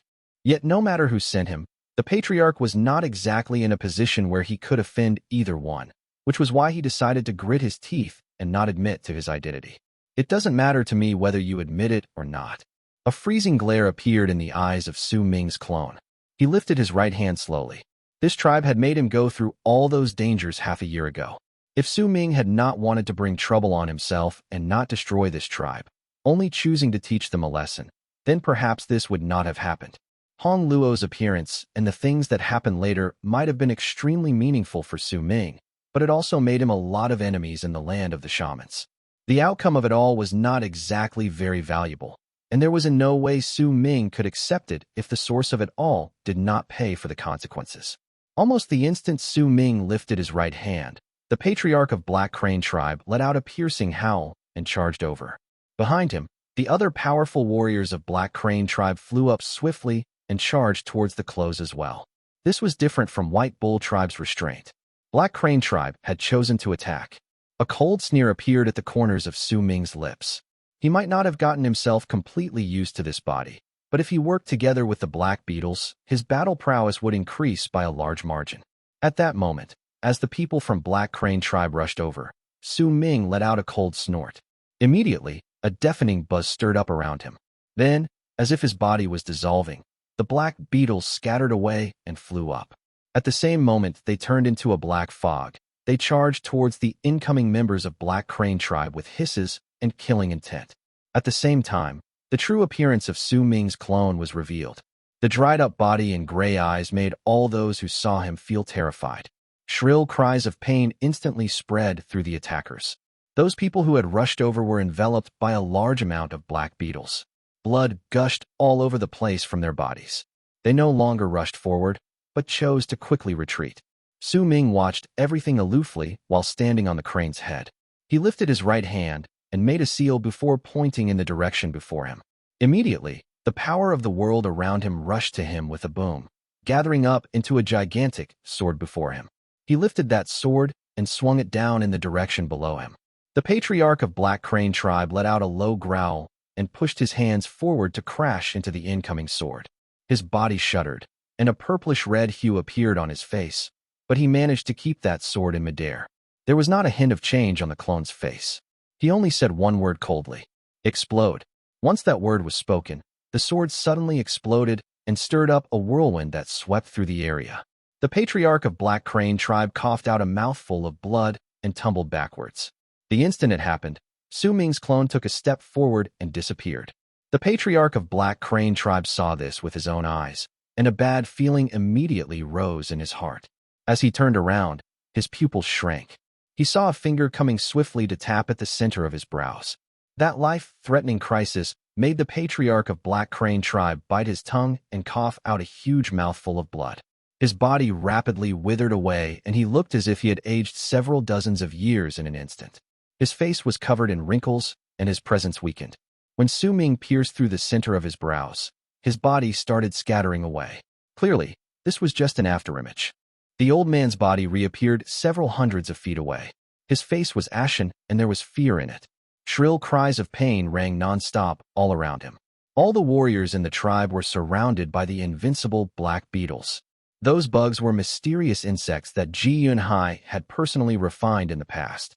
It could be said that these bugs had also given him that fiendish reputation in the shaman tribe. There was in no way such a small tribe like this would be able to kill these bugs so easily. After all, Even Su Ming had only been able to make these bugs fall asleep once he isolated Ji Yunhai's body. Sacred Progenitor of Black Crane, I offer my blood to you as a sacrifice. Please awaken. When the patriarch of Black Crane tribe saw his tribe's warriors dying, his eyes became bloodshot. He tore open his chest ferociously and ripped out his own heart right before Su Ming, without caring about his blood flowing out, nor his life force gradually diminishing. That heart was still beating as the old man held it high above his head. A sharp look appeared on Su Ming's face. Immediately, he heard a large number of voices crying out similar words by his ears.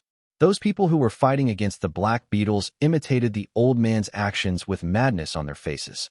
They tore open their chests, ripped out their hearts, and held them high in the air.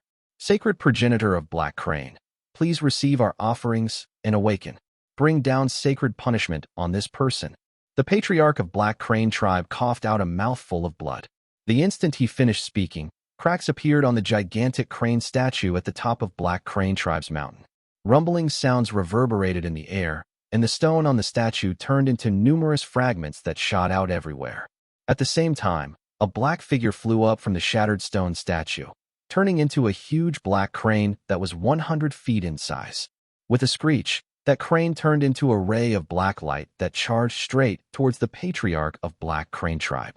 It bit down on his heart and swallowed it. Once it did so, the black light shone once again, and in the span of a few breaths, the crane devoured all the offered hearts. Then with a chilling gaze, it looked towards Su Ming. You're just a puppet at the Berserker soul realm. You're not fit for me to attack you. Leave, or else I won't mind making you stay and have you become my toy. As that cold voice came from the black crane's mouth, an incredibly powerful presence swiftly spread around. That presence was so powerful that it made the weather change slightly, and even the clouds looked as if they had become duller. Su Ming's pupils shrank. He stared at the gigantic black crane, and uncertainty rose in his heart. Sir Sacred Progenitor, you can't let him leave. The old man who had lost his heart was strangely not dead. He was lying down by the side at that moment, struggling to speak. All right, I'll give you the span of 10 breaths. If you don't leave, then I might change my mind and make you stay. I'll have you know that it's been several tens of thousands of years since I last killed someone. The presence within the gigantic black crane increased once again. It looked at Su Ming in a manner of a person looking down on someone else as it spoke slowly. Su Ming's eyes sparkled. Then he spread his divine sense swiftly to envelope the area, also scanning through the big crane before he eventually gathered it at the small remaining stone left from the shattered stone statue on the mountain. Divine sense. The expression of the gigantic black crane changed. When it saw Su Ming staring at the remaining half of the stone statue, panic immediately appeared in its eyes, but it disappeared in the blink of an eye, turning instead into ghastliness. You're not leaving? Fine. Then stay. As the huge crane spoke, its presence became stronger once again. Rumbling sounds rang in the air. The wind and clouds tumbled about, and its body grew larger once again, making it now look 1,000 feet in size. Its voice was like a tidal wave that spread in all directions. Yet Su Ming turned a deaf ear to its words and did not even spare it a glance. He walked towards the remaining half of the stone, lifted his right hand, and placed his hand on it. You? What are you doing? Stop. Let's talk peacefully, bro. Chapter 412, Small Chick. When Su Ming pressed down on that remaining half of the stone statue, cracks immediately appeared on it. As cracking sounds appeared along with the spread of the cracks, the black crane that had already become 1,000 feet big charged towards Su Ming with a huge gust of wind from behind him. I gave you a wide path to tread, but you didn't take it. There was no road leading to hell, but you forced your way into it. I'm going to kill you. With a ferocious expression, the 1,000 feet black crane closed in on Su Ming with its gigantic body in an instant, bringing with it a murderous aura. With a flap of its wings, that strong gust of wind immediately forced the people on the ground to be pushed back incessantly. However, when that wind fell on Su Ming, it only managed to make him stop for a moment and did nothing else. He turned his head around and cast a glance at the 1,000 feet black crane, then lifted his right hand and struck down the cracked half of the stone statue. The instant his palm struck, the eyes of the nascent soul in Su Ming's body sparkled. A mighty power surged from his arm into the stone statue with a bang. The stone statue immediately shattered in pieces and the fragments shot in all directions, but there was nothing in there. Su Ming could not help but frown. He had scanned that statue with his divine sense previously, and had clearly felt a faint wave there. It was this wave that stirred up the power of the world in the area and made it turn into that big crane in midair. Fine. Your grandpa crane will give you one more chance. If you leave immediately, then I will let this slide. If you don't, then don't blame me for attacking you. I'm telling you, I'm very powerful. The 1,000 feet crane seemed to have let out a sigh of relief and stared at Su Ming in midair while speaking sternly. Su Ming's eyes sparkled. He turned around swiftly, and with one step, he arrived at the previously shattered rock at a lightning-fast speed. He grabbed one of the stones. Then the illusionary shadow of a palm appeared on his right hand. With one squeeze, that illusionary shadow also seized that rock, and with a bang, that rock immediately shattered. There was nothing inside. But Su Ming did not stop there. In a flash, he arrived at another rock, then did the same thing he'd done previously. He crushed it again. You bully. Panic and terror rose in the 1,000 feet large crane in the sky. It looked as if it was beyond rage. With a flap of its wings, it let out a piercing screech. You must think I'm full of empty threats. That's why you're not scared. All right, looks like I have to go back on the promise I made years ago. Once I beat you up, let's see whether you still think that way. As the 1,000 feet crane cried out shrilly, it started spinning in midair, and as it did so, black feathers instantly shot out from the vortex. Su Ming had his hand around a stone at that moment. Once he crushed it, he immediately felt something dangerous charging towards him. He did not turn his head back, but took a step forward, and his body immediately disappeared. When he reappeared, he was already 100 feet away from his previous spot. With a bang in the sky, the ground trembled, a countless number of rocks and dust rolled down the mountain, and a gigantic pit formed below. At the same time, feathers flew out swiftly from that deep pit. They whistled as they flew into the air and charged towards Su Ming. Haha, now you see how powerful I am, right? Well, even if you want to leave now, it's too late. There was smugness in the crane's voice coming from the sky. At that moment, it changed once again and transformed into a vortex. This time, even more feathers charged out and went towards Su Ming. The entire sky was practically filled with black feathers. All of them were incredibly sharp, and as they whistled in the air, they chased after Su Ming.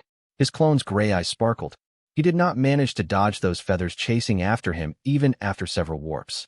In fact, as he continued dodging, there were already 7 to 8 feathers that had managed to pierce his body. They quickly melted and turned into wisps of black smoke that seeped into his body, going straight for his nascent soul. Su Ming let out a sharp cry. His body flashed once again, and he reappeared on the ground. The feathers in the sky came after him. The instant they charged towards him from midair, he stretched his arms out wide, and immediately, the black beetles turned into black clouds that came towards him in an instant. Before those feathers managed to pierce through Su Ming, the black beetles had already covered his entire body, causing the clone to return to being covered head to toe in black, regaining his tall and big man's appearance. Booming sounds shot up once again, and the feathers fell on Su Ming's body like rain, causing the ground beneath his feet to shatter because of it. The earth sank in, and Su Ming also fell into that pit, sinking further and further down. The feathers stabbed his body, turning into black smoke that tried to seep through the dense black beetles and crawl into him. In the blink of an eye, booming sounds from the pit filled the air. When all the feathers disappeared, the members of Black Crane Tribe who had witnessed everything immediately cheered. The large crane in midair also looked incredibly pleased with itself. It flapped its wings and let out a few fake coughs. Due to the promise I made in the past, I originally did not want to injure him heavily, but this person did not appreciate my kindness. Oh well, remember to offer me more sacrifices. I'm tired now. I need to. As the large crane spoke, its voice suddenly died down, and it narrowed its eyes to the point that it looked as if it wanted to squeeze its eyeballs out of its sockets. It whipped its head around to look at the pit underneath. Right before its eyes, it saw a pressure spreading from the pit, and it was soon followed by a brilliant flash. As that light shone, a small person about the size of a palm could be seen floating within. That person's face was dark, and he no longer bore Ji Yunhai's appearance. That small person was naturally Su Ming's nascent soul. The body of this type of nascent soul was something the people of Black Crane Tribe had never seen before. Once they saw it, they were all taken aback, and the patriarch, who had lost his heart but was still alive, also widened his eyes. Nascent soul, you're an immortal. Damn it. How dare a nascent soul like you fly out at your level? Go back. Do you know that just a gust of wind of Een and your nascent soul will shatter? Why you? Go back. The large crane immediately cried out in a panic. Su Ming's nascent soul floated out of the pit, and with sparkling eyes, he looked at the screaming crane. The crane was greatly different in his eyes now. It was just an illusion, and only the black feather in its body was real. Ignoring the black crane, Su Ming immediately lowered his head and swept his gaze through the land with a dark light in his eyes. Then with one step, he immediately warped away. When he reappeared, he was already on a broken stone located not too far away. He seized at the air with his tiny hand, and immediately, that stone charged towards his palm. Bro, let's have a proper talk. Don't. The large crane immediately cried out, and as it screamed, before Su Ming managed to catch the stone that was being sucked to his hand, that stone exploded and shattered on its own. A black ray of light flew out from within, and inside that light was a small black crane that was the size of a fist. The small crane looked incredibly cute. It did not have a lot of feathers, only a few. At first glance, it did not look like a crane, but instead was more like a long-necked chick that had its feathers plucked out. At that moment, the small crane looked like it was in a state of panic. It charged forth, as if it wanted to run away, but with a glint in his eyes, Su Ming's nascent soul swiftly gave chase. The small crane let out a shrill cry, and it became much faster, charging straight towards the large crane in the sky. At the same time, the large crane in the sky shuddered, and its body instantly began fading away, eventually turning to a feather, and when the small crane wanted to seize it with its mouth, Su Ming's nascent soul opened his mouth wide, and a ray of green light shot out. It was naturally the small Virescent sword, and it was charging at a speed much faster than Su Ming's to appear before the small crane. The few feathers on the small crane's body immediately stood up. It let out a shrill cry and no longer bothered about that black feather. With one turn, it ran off into the distance swiftly, and with just a few flashes, it disappeared without a trace. Su Ming's nascent soul grabbed the black feather, then fixed his gaze at the spot where the small crane disappeared, quickly giving chase. Damn it! I am the sacred beast of celestial Tao. I could have killed a puny nascent soul cultivator like you with just one breath. Now, the cranes have fallen, and the land of the Berserkers is being trampled by others. Why you? Just you wait. The small crane immediately shot forth and avoided that ray of green light that charged by its side. It shuddered in fear, and its pathetic look made it seem even more like it was a long-necked small chick that had lost its feathers. It became even faster. Su Ming's nascent soul was right behind and continued with his relentless pursuit. He had already naturally seen through the strangeness of the crane. It should be from the Immortal tribe, and now that he ran into it, he would definitely not let it go so easily. You were the one who forced me. I'll fight you. When the chick saw Su Ming closing in, it found that the green rays were becoming more frequent, and coupled with the dejection it felt, along with its very important feather being snatched away, that small chick. The more the small crane thought about it, the more upset it became. At that moment, it turned around and madness blossomed in its eyes. Celestial Tao, sacred light, it cried out in a shrill voice, opening its mouth wide to breathe out a puff of air at Su Ming. That puff of air was invisible, and the instant it was exhaled, a strong light shone out of nowhere. The power of the world around them was absorbed towards them, causing the ray of light to shoot through hundreds of thousands of feet as if it was the sun. It did not rush towards Su Ming, but exploded abruptly between the two of them. There were no booms, only an almost violent gust of wind blowing past. There was a powerful propelling force contained in that wind, pushing Su Ming's nascent soul back. At the same time, the small crane also let out a shrill cry of pain. It was pushed back, causing its speed as it escaped to increase exponentially, and in the blink of an eye, it disappeared. When did this damn sacred light of celestial Tao become so weak? I wasn't boasting earlier. I could destroy a world with just one breath, but now, I can't even kill a small nascent soul cultivator. Just you wait. I'm a bird that holds onto my grudges. A lot. Immensely. As the small crane left, its voice also gradually became weaker. As for Su Ming, he was pushed back by that violent gust of wind, and his nascent soul was left several tens of thousands of feet away. He executed several warps, and only then did he manage to avoid the impact of the force. Yet even so, his nascent soul had already become quite transparent because of it. He stood in midair, not bothered by the transparent condition and weakness of his nascent soul. Instead, Su Ming stared in the direction the small crane had ran off to. Then after some time, he let out a cold harumph and turned around to leave. Chapter 413, Crystal Fusion. The patriarch of Black Crane Tribe was now ashen pale. He stared at the sky with a blank look, and a bittersweet smile appeared on his lips. He knew that he would definitely die, and he could not blame anyone for this. If it was not because of his own greed over the shaman crystals that caused him to try and destroy White Bull Tribe, he would have not brought such a disaster on his own head. By his side, most of his tribe members who had offered up their hearts had died. The remaining few old people were by the patriarch's side, and their faces were ashen, their presences weak. Patriarch, please cast the spell quick. We're begging you. Don't stall anymore. We have to cast the spell quick, according to the spell our ancestors left for us. You won't die. There was a middle-aged man kneeling before the patriarch of Black Crane Tribe at the moment, and that man was speaking anxiously. I have to die. If I don't die, then their grudges won't disappear. If I can buy the tribe's peace with my death, then there is at least value in my death. This is my fault. I shouldn't have been greedy for the shaman crystals. Huh. The patriarch of Black Crane Tribe said in a pained voice. He had lived for a long time and was the patriarch of a tribe, so he was definitely not a stupid person. He knew perfectly well that this time he had to die. Patriarch. Sorrow filled the middle-aged man and the other tribe members' faces. Enough. This is already decided. Once I die, take out the 3 sacred feathers of our tribe and offer it to the man. Use them in hopes for exchanging for the tribe's safety, and then take our people away. We will have to migrate before the date. From now on, you are the patriarch of your tribe. Blood poured down from the patriarch's lips as he looked at the middle-aged man kneeling before him. Grief was clear on the man's face. He did not speak. Remember this. Do not think about taking revenge. The patriarch of Black Crane Tribe gave a broken smile, and he fell to the side, dead. He could originally live, but he could not.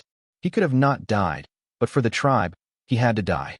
As he died, the old men who had lost their hearts also breathed their last. Most of the powerful shamans in Black Crane Tribe were gone.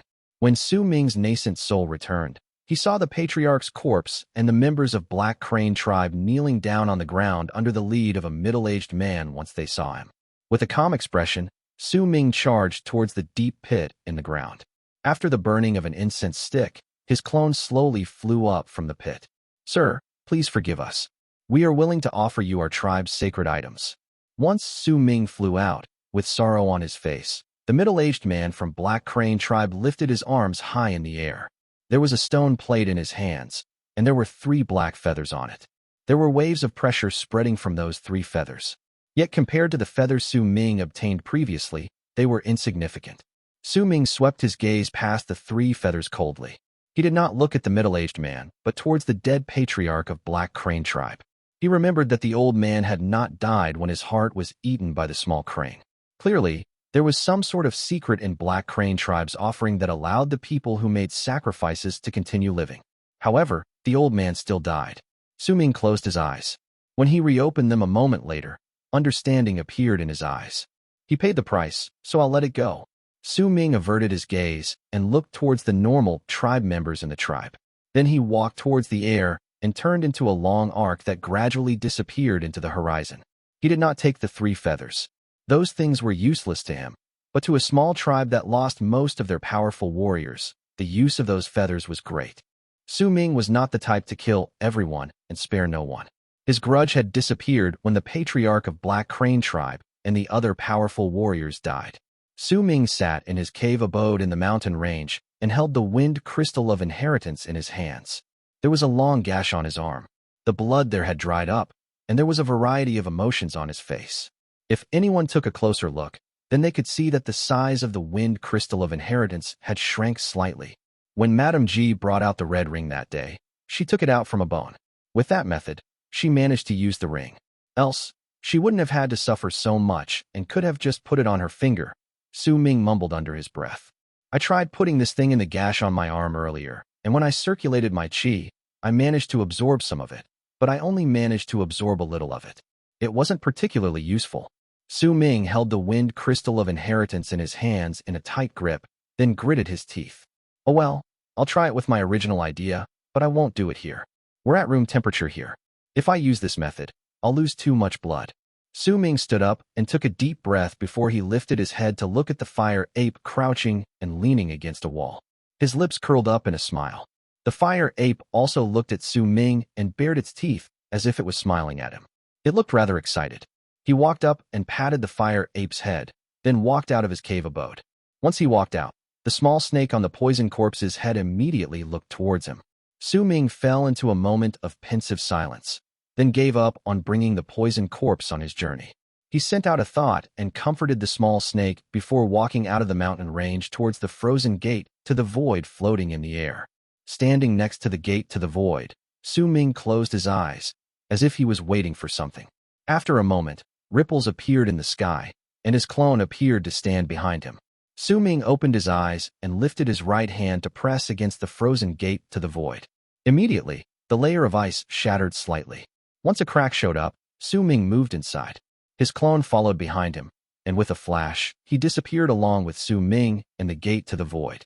The deep parts of the black seawater and the endless glacier were still as dark as ever. There were numerous living beings sealed in the glacier, keeping their former appearances of when they were alive. They looked as if they were struggling. The silence around the area seemed to have been there for countless amount of years. The only things that would appear in that black seawater were the occasional creatures of the sea swimming past the area. In an ice mountain above the glacier was a frozen gate. At that moment, as that gate shone with a dark light, two figures appeared. Naturally, it was Su Ming and his clone. Once they appeared, they did not move, and it was clear that they were also frozen. It would not be until a few days later when the ice cracked and shattered that Su Ming and his clone would be able to move about in that ice mountain. The freezing air chilled Su Ming's bones, and he felt as if his flesh and blood were about to freeze. The circulation of his blood had become a lot slower. His clone stood by the side, with those black beetles around. Coupled with the fact that this puppet was originally dead to begin with, it was only natural that he did not fear the cold. As his aura of death fused with the freezing air, he could move around with much more nimbleness and ease compared to Su Ming. His eyes shone brilliantly, and he was prepared to protect his host. Su Ming sat down on the ice in the area where he could move around with no problems. He closed his eyes and waited for a few hours. When his body was almost frozen, he opened his eyes, and as he lifted his right hand, the wind crystal of inheritance appeared. At the same time, his clone opened his mouth and spat out a ray of green light that turned into a small sword. That sword charged towards Su Ming under the control of his nascent soul. With a bang, the small sword stabbed Su Ming's back. The frozen body caused Su Ming to be numb towards the pain and to be at ease with it. He only frowned slightly, but did not make a sound. The small sword stabbed into his back and started cutting apart his flesh downwards, revealing a small part of his spine inside. Blood spilled out and seeped into the ice. Due to the freezing air, there was not much blood. However, even if the body was frozen, the pain still made Su Ming's breathing quicken. There were 4 vertebrae on Su Ming's spine that were shining with a blue light. Those were his Berserker bones. As the small sword stabbed into his flesh, a glint appeared in the clone's eyes. He lifted his right hand, and the wind crystal of inheritance in Su Ming's hand floated and circled above his head once before charging straight to his back, plunging itself deep into the opened wound. Once it touched the 5th vertebrae on Su Ming's spine, the crystal stuck itself closely there. Su Ming's face was pale. His entire body might be frozen, but there was still sweat beading on his forehead. However, there was determination on his face. His right hand was trembling when he lifted it up. He seized at the air, and immediately, half of the lightning crystal of inheritance appeared in his hand. He hesitated for a moment, then gritted his teeth. Immediately, that lightning crystal of inheritance shone and flew up to plunge into the wound on his back, right at his 6th vertebrae. When Su Ming forced both of the crystals of inheritance into his body, as if he was planting them in himself, he closed his eyes and dispersed the power he was using to resist the cold. His body was slowly covered by ice, and eventually, his entire body froze up, and he turned into an ice statue. Su Ming's clone sat by the side and observed the surroundings vigilantly, protecting his host. Time trickled by. Su Ming had no idea how long he would need to complete this slightly insane action of his. In fact, if he did not have his clone by his side, it would be difficult for him to do this. The slightest lapse of attention when he was doing this would perhaps make him freeze to death in his weakness. Due to his nascent soul, his clone could sense his host's condition. Once in a while, he would send a warm wave of power into Su Ming's body, causing him to remain alive while encased in ice. He would be in a state of life and death, which would cause the blood on his back to slowly freeze up so that he could gradually absorb the crystal's power and gain an epiphany towards them. At that moment, Su Ming's back looked horrifying. His spine was partially revealed, and his flesh was ripped apart. There was a small amount of blood flowing out, but his flesh and blood were slowly growing back and recovering. However, even if he was recovering, the protruding wind and lightning crystals of inheritance still looked horrifying. Yet as time passed by, and as the wounds slowly recovered, the wind crystal of inheritance from the two protruding crystals gradually shrank. Su Ming still had his eyes closed. As pain showed on his face, confusion would sometimes show as well, and occasionally, he would look like he was thinking hard about something, and at other times, he would look delighted. The wind crystal of inheritance became smaller, right until one day sometime in the future, the protruding wind crystal of inheritance had shrank by a large half. The remaining part might still be protruding from Su Ming's back, but if no one took a closer look, it would be difficult for them to notice it. On this day, in Su Ming's mind, a storm stirred up, and it was the storm of inheritance. Chapter 414, 3 Styles of Wind Separation. There was a layer of fog in the gray sky, and there seemed to be a sea of clouds tumbling about in the area. No one would be able to tell whether this was the sea of the sky, or whether it was the sea of the ground at just one glance. Su Ming could not sense his own body. It was as if he had turned into a gust of wind in the sea of clouds and floated in the world, not knowing where he wanted to go. Perhaps a long time had passed, or perhaps it had just been a moment. Su Ming, whose mind was a little muddled at that point, suddenly saw a long-haired man sitting in the endless sea of white and gray clouds before him. That man was tall and thin. He was dressed in green, and his hair was very long. He might not look handsome, but there was an elegant grace about him, especially his long and narrow eyes. They looked like the eyes of a woman, and those eyes that seemed like they belonged on a phoenix was an unforgettable sight.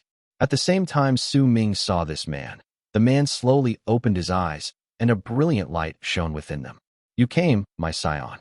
Su Ming's mind trembled. His slightly muddled mind suddenly cleared up, and he remembered that he was absorbing the wind crystal of inheritance in the glacier. He also remembered the storm that stirred up in his head at the end, along with himself appearing in this sea of clouds like a spirit once that storm was over. This sort of inheritance is only privy to the first scion. You will be the only one who can see me. The scions after you will not see me, but they will see you. The man with the long and narrow eyes stated slowly in a gentle voice. I am the Wind Berserker. I have become a saint after understanding the power of wind. I fought with the god of Berserkers against the 9th great Aeon in the great world containing all regions. Everywhere we went, there was no one who did not dare worship us. Now, what remains in this place is a fragment of my will that I left behind when I was about to leave the 9th Aeon in the great world with the god of Berserkers to search for other Aeons in hopes of seeking a chance for a breakthrough. I left the fragment behind so that the future generation may inherit my title as the Wind Berserker. The power of the Wind Berserker changes all the time, and it can't be inherited in one go. That's why I separated it into 3 divine abilities. If you can master them all, then you will have understood a fifth of what it means to be the Wind Berserker. The first of the 3 styles of wind separation is Sun Genesis. The man with the long and narrow eyes spoke slowly, and the moment he said those last words, his eyes sparkled. He lifted his right hand and waved it at the sky above the sea of clouds. Push aside the clouds in the sky, and you can make the sea of clouds stir. You can make the sun reveal itself. All you need to activate the power of Sun Genesis is wind. As his words echoed in the air, the sea of clouds started tumbling ferociously and turned into a giant vortex. With the man as the center, the vortex encircled such a huge area that it seemed endless, and with booming sounds, it started spinning. Su Ming stood by the side and watched the sea of clouds spinning. He could even imagine that if anyone looked up from the ground at that moment, they would definitely find themselves witnessing a terrifying sight, a sight where all the clouds in the sky started spinning and turning into a vortex. Where does wind come from? The man with the long and narrow eyes smiled. Wind comes when I wave my arms, and I channel it to the sky to move the sea of clouds. When the sea of clouds turns into a vortex, the wind will come back several times stronger. More accurately speaking, Sun Genesis is divided into 3 levels. The first is wind propelling. The second is wind borrowing, and the final level is sun genesis. The man with the long and narrow eyes clenched his right fist, and the instant he formed that fist, the sea of clouds around them that had turned into a vortex, with a rumble, rushed towards the man. Eventually, as Su Ming's mind trembled, he saw the vortex disappearing into the man's right fist. It was as if the entire process of him clenching his fist happened during the instant the endless sea of clouds rapidly gathered towards him. It was just as if the man was holding the endlessly rotating sea of clouds in his right hand. It was as if he now held the boundless power of the wind in the world in his hand. Sun Genesis. With his right fist, the man punched forward gently, seemingly without any power. But when that punch was delivered, a violent gust of wind that could not be described with words erupted forth. It felt as if a shocking thunder had crackled during a quiet dawn, as if the storm spanning 100,000 feet had erupted on the quiet surface of a sea, as if an ear-splitting boom had resounded in a meadow. The violent gust of wind turned into a wind dragon. As it roared, it charged out and tore through the sky, causing a gigantic pit to appear in the air. The wind dragon roared, then crawled into the pit and disappeared. The second style, Lunar Burial. The wind Berserker narrowed his eyes, and a green glare appeared within them. I personally like this style a lot. I didn't create this style on my own either. I gained an epiphany for it from an ancient legend. I also went to a lot of ancient ruins to examine them so that I could finally produce this ancient legend. I believe that this art had existed since the beginning but was only lost in time. I am merely restoring it slightly. In older times, there was a legend that said that when the ancients die, they are not buried in the sky or the earth. They are instead buried in the wind. The wind is their coffin. A smile appeared on the man's lips, but it looked rather sinister. He pointed at the ground with 2 fingers of his right hand. When Su Ming lowered his head to look, the ground underneath suddenly turned indistinct. It did not last long, and the ground became clear once again. But once it became distinct, what appeared before Su Ming was no longer the ground he'd seen previously. Instead, it had turned into a place filled with people. A large number of people whose clothes and appearances could not be seen clear were now on the ground. They all prostrated themselves, and Su Ming heard words he could not understand coming out from their mouths in the form of buzzing sounds. From the sky, he could see that these people numbered to several tens of thousands. They stood close to each other and formed a gigantic circle. The center was empty except for a gigantic wooden tower. At the top of the tower was a bound corpse that hung high in the sky. "Look closely, my scion," the man with the long and narrow eyes suddenly said. Su Ming immediately looked down with rapt attention, forcing down his shock, not shifting his eyes from the spot. The tens of thousands of people surrounding the giant wooden tower on the ground started moving slowly. All of them were walking and looking at the sky. It was as if the circle they had formed was spinning. This scene sparked curiosity in Su Ming's heart. He could not tell just what sort of connection these people's actions had with lunar burial. However, as time passed by, the tens of thousands of people on the ground gradually stopped walking slowly and started running. The tens of thousands of people running all together caused the circle to start spinning even faster. Could it be that the vortex is formed when the people run, and that's how they form wind? A sharp glint appeared in Su Ming's eyes. As the tens of thousands of people ran, a wave of hot air spread from all these people. This was a wave that naturally came to be as their chi circulated in their bodies. Perhaps the hot air from a singular person would not be much, but when tens of thousands of people ran together, it would look incredibly distinct. Once that hot air spread from their bodies, it started floating into the sky slowly. At the same time, several hundreds of people immediately shot up from the running crowd and charged into the sky to stand above the bound corpse on the gigantic wooden tower. These hundreds of people sat down cross-legged over there, and a chilling aura spread from their floating bodies. That chilling air immediately spread through the area, causing the place to abruptly turn cold. What happened next took Su Ming completely by surprise. With his own eyes, he saw the chilling air that was seeping out of these hundreds of people descend to the area underneath, and during that process, that chilling air instantly clashed with the hot air floating upwards. The instant they clashed, a violent gust of wind appeared out of nowhere, stirring up sharp whistling sounds. At the same time, the tens of thousands of people on the ground opened their mouths and shouted one word: burial. The voice shook the sky, causing the tens of thousands of people to run even faster, and more hot air spread from their bodies. The hundreds of people sitting cross-legged and floating in the sky also opened their eyes at that moment and roared simultaneously. Lunar! The moment they shouted, a larger amount of chilling air spread out and descended to the area underneath. Once it clashed with the hot air, the wind started interacting as if they were convecting heat, and it gave birth to stronger wind. The wind swept past the land and blew against the corpse bound on the gigantic wooden tower, causing the dead man's blood and flesh to rapidly dry up from that indescribably man-made wind, eventually turning into skin and bones, ending up as a dried-up corpse. That was not the end. As the words burial and lunar were repeatedly shouted, the wind became stronger, and after an unknown amount of time passed by, as Su Ming's heart was shaken to the core, he saw the dried-up corpse turning to ashes. As the wind was born, the ashes disappeared into the world, and once they disappeared, this scene, which was clearly from a ritual, returned to being indistinct and disappeared from Su Ming's eyes. That is lunar burial, the man with the long and narrow eyes said. Su Ming looked at the muddled ground that had returned to how it originally was with a blank stare, and his heart was in chaos, as if there were waves crashing against it.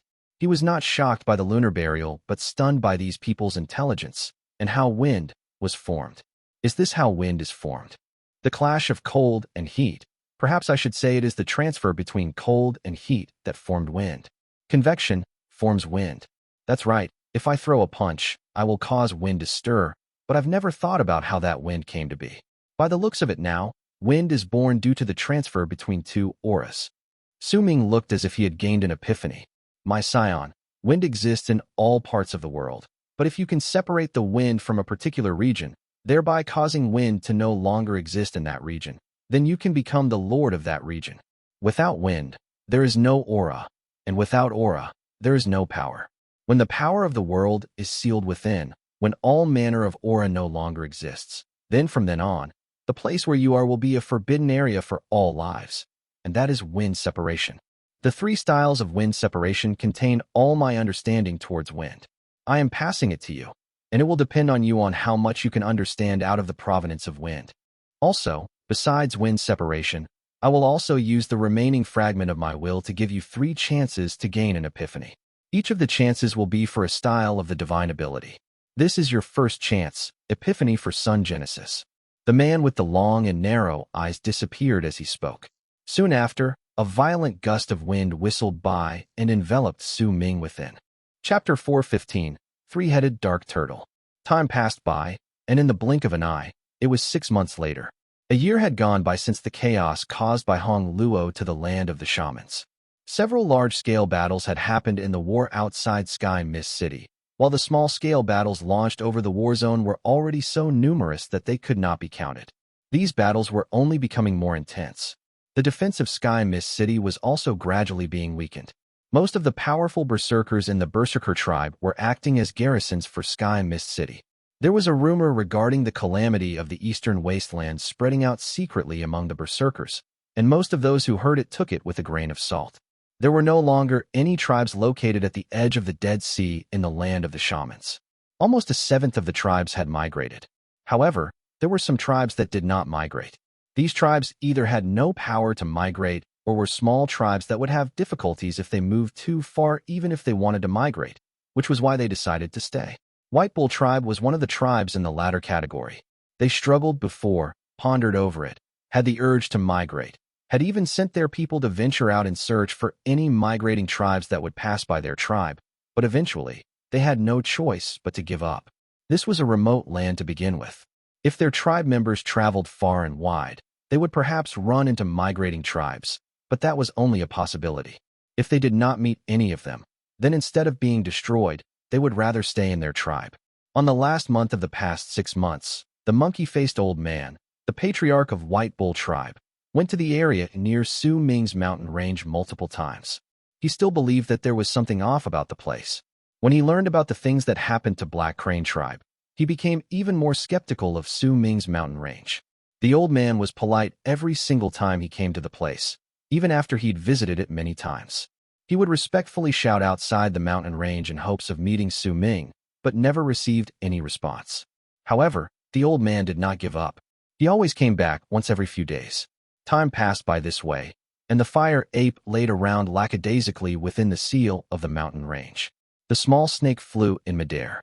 As for the poison corpse, he continued standing at the entrance of the cave abode and never moved once during those 6 months. The ice on the frozen gate to the void still remained during that half a year. It continued releasing cold air and never melted. Su Ming was sitting cross-legged in the ice mountain located in the glacier surrounded by black seawater. His body was completely frozen up. His clone had protected him for half a year. There was no longer any blood flowing out of Su Ming's back. His wound had slowly recovered during the 6 months. By now, there was only a bump that could be seen belonging to the lightning crystal of inheritance. As for the wind crystal of inheritance, it practically could not be seen anymore. There were 4 berserker bones in Su Ming's spine, but at that moment, the 5th vertebrae was shining with a green light, and it seemed as if it had already transformed. Its appearance might not have changed, but it gave people a similar feeling to the wind crystal of inheritance. It was as if the shrunken wind crystal of inheritance had been absorbed by the 5th berserker bone. Another month passed by. On this day, the layer of ice surrounding Su Ming, who had isolated himself there for 7 months, suddenly shook. At the same time it started shattering and cracking, Su Ming opened his eyes slowly. The instant he opened his eyes, besides the profundity in his gaze that already existed before, there was also a vortex that looked like a whirlwind in his eyes. At the same time, the layer of ice around him shattered with a bang, causing Su Ming to regain mobility. He silently sensed the changes in his body, and he could clearly feel that he had become much stronger compared to how he was before he isolated himself, and more importantly, Sun Genesis, Su Ming lowered his head and looked at his right hand. There was a brilliant flash in his eyes. In the one chance he had to gain his epiphany during his entire process of understanding the inheritance of the Wind Berserker, he had tried countless times to cast Sun Genesis. In that sort of condition to gain his epiphany, Su Ming had a feeling that he had been reborn in that illusion filled with wind. He lightly formed a fist and stood up slowly. The instant he stood up, the clone behind him also did the same. Su Ming did not turn his head back, but instead stared at the shell of the ice mountain and the glacier before him. After a moment of pensive silence, his gaze fell at the spot sealing the green-scaled man 800 feet away. After thinking for some time, Su Ming lifted his right hand and touched the layer of ice before him. Immediately, it cracked. After another moment, it shattered, and black seawater instantly surged in. But the instant the seawater surged in, Su Ming had already walked out of the ice mountain. His clone also followed behind him. He did not bother about the ice mountain behind him. A wave of pressure descended on them in that black seawater, causing Su Ming to sink, but his expression was calm as he walked forward slowly. He walked forward until he was 800 feet away from the ice mountain. When he arrived at the place sealing that green-scaled man, Su Ming once again felt the difference between his current self and his previous self. Before he fused with the wind crystal of inheritance, walking 800 feet was already his limit, but now, he felt that he could still walk several dozens of feet forward. As he stared at the ice mountain sealing the green-scaled man, Su Ming furled his right hand into a fist and punched. At the same time, his clone behind him took a step forward and pointed at the ice through the water. Immediately, densely packed circles of cracks appeared on the layer of ice Su Ming punched. Green light flashed, and the small sword flew out from his clone to stab into the crack. At that moment, Su Ming lifted his right hand, and when the sword retreated, he pressed his palm on the ice once again. The process repeated several times, and as the cracks on the layer of ice slowly spread outwards, the crushed ice also fell off. Su Ming's spirits lifted, and he increased his speed. By working with his clone, they gradually dug a hole in the ice mountain, and behind that hole was the black wooden club with 9 teeth held by the green-scaled man. As the layer of ice continuously became thinner, and when he was just 3 inches away from the tip of the club, suddenly, a strong current shot forth from the black seawater above the glacier. At the same time, Su Ming heard a muffled growl. Soon after, a gigantic, muddled figure charged forth from the black seawater. As it closed in, its low growl shook the glacier, causing the seawater to roll, and the pressure formed made Su Ming's heart shake. His eyes sparkled.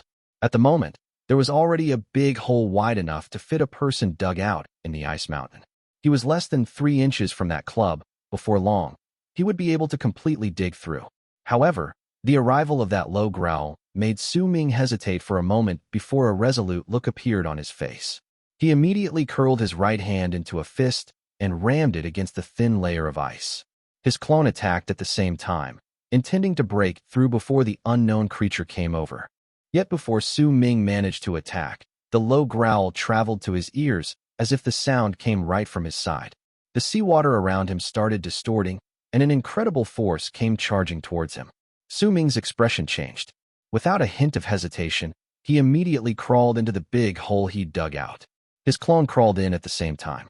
The moment they blocked the entrance, Su Ming found out, to his shock, that the entire glacier shuddered. His pupils shrank, and he saw a gigantic, ferocious beast with an astonishing presence appearing in the seawater. It was a two-headed dark turtle. Two of its gigantic heads were outside its shell and were coldly staring at the layer of ice where Su Ming had hid himself. The moment a fierce glint appeared in its eyes, it swung its tail, and immediately, another head rose on its tail. This was not a two-headed turtle, but a three-headed dark turtle. Its body was not really that big, only 1,000 feet in size. It stood on the glacier and not many ripples formed from its aura could be seen. However, the presence of its chi left Su Ming afraid. Roar! The three heads of that dark turtle roared at Su Ming at the same time. However, it only stood and roared. It did not do anything else. Su Ming hid himself in the layer of ice. His clone was slightly further ahead, and they were both sealed up by the newly recovered ice mountain. As Su Ming looked at the three-headed dark turtle outside, he groaned internally. However, gradually, Su Ming noticed something strange about this dark turtle. The creature only roared and did not attack him. This stunned Su Ming momentarily. He remained in pensive silence for a moment. As he saw the ice mountain gradually sealing up, he lifted his right hand and punched the newly returned 3-inch thick layer of ice behind him. Cracks echoed in the air, and the layer of ice became only 2 inches thick. It was also at that moment that the three-headed dark turtle roared even more furiously, as if it had gone mad. It took a big step forward, and at the same time it got closer to the ice mountain. Its tail charged towards the ice mountain with a whistle, but it did not hit the ice. Instead, once it swung down beside the ice mountain, the dark turtle's face became even more savage, and it started growling lowly as it glared at Su Ming. The power of its chi makes it clear that it has incredible power, and it's a power so strong that I've never seen its like before, but it looks as if it doesn't know any divine abilities. A glint appeared in Su Ming's eyes, and by its previous actions, could it be that this creature cannot destroy the ice mountain here? Could it be that it's the guardian beast of the place? A thought bloomed in Su Ming's heart, and he moved closer to the thin layer of ice. Immediately, the dark turtle outside roared even more fiercely. It swung its tail back and forth, letting out piercing howls. Su Ming immediately shrank back, putting some distance between himself and the thin layer of ice. The dark turtle clearly relaxed and no longer looked at Su Ming, but instead stared at the green-scaled man that was several inches away from Su Ming, sealed within the thin layer of ice. Su Ming was incredibly nervous at the moment, but his head was calm. Once he saw the dark turtle's actions, he knew that the longer he stayed in the place, the worse it would be for him. That was why he sent a thought to his clone. His clone immediately lifted 2 fingers and tapped at the ice behind them. As it was just a short time since that ice was formed, that one tap immediately broke a small hole. A black beetle instantly flew out and crawled into that hole. Su Ming stared at the bug.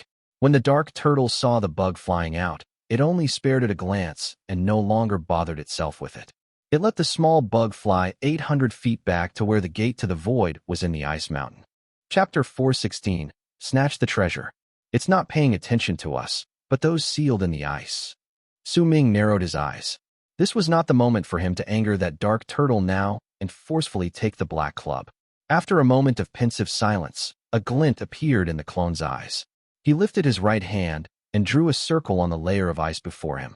With one press, the circle instantly shattered, and then he took a step outside to walk out of the hole in the ice mountain.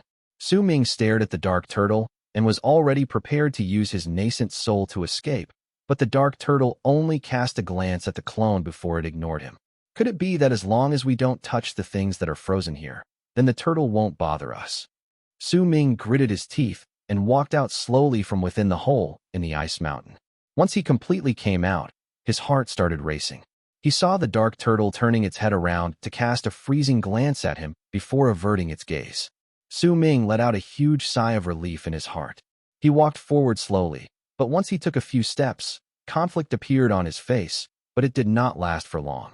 Su Ming did not stop moving, and as he continued moving forward, his clone immediately moved back and crawled into the hole in the ice mountain.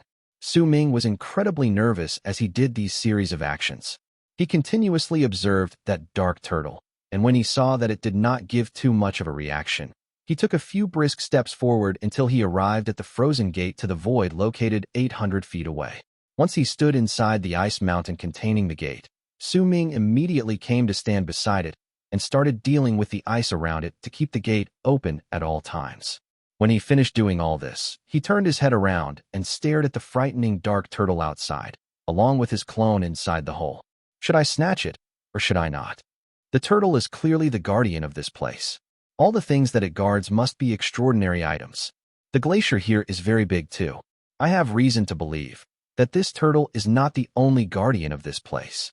Besides, when I broke open the ice mountain sealing that green-scaled man last time, that turtle had not appeared.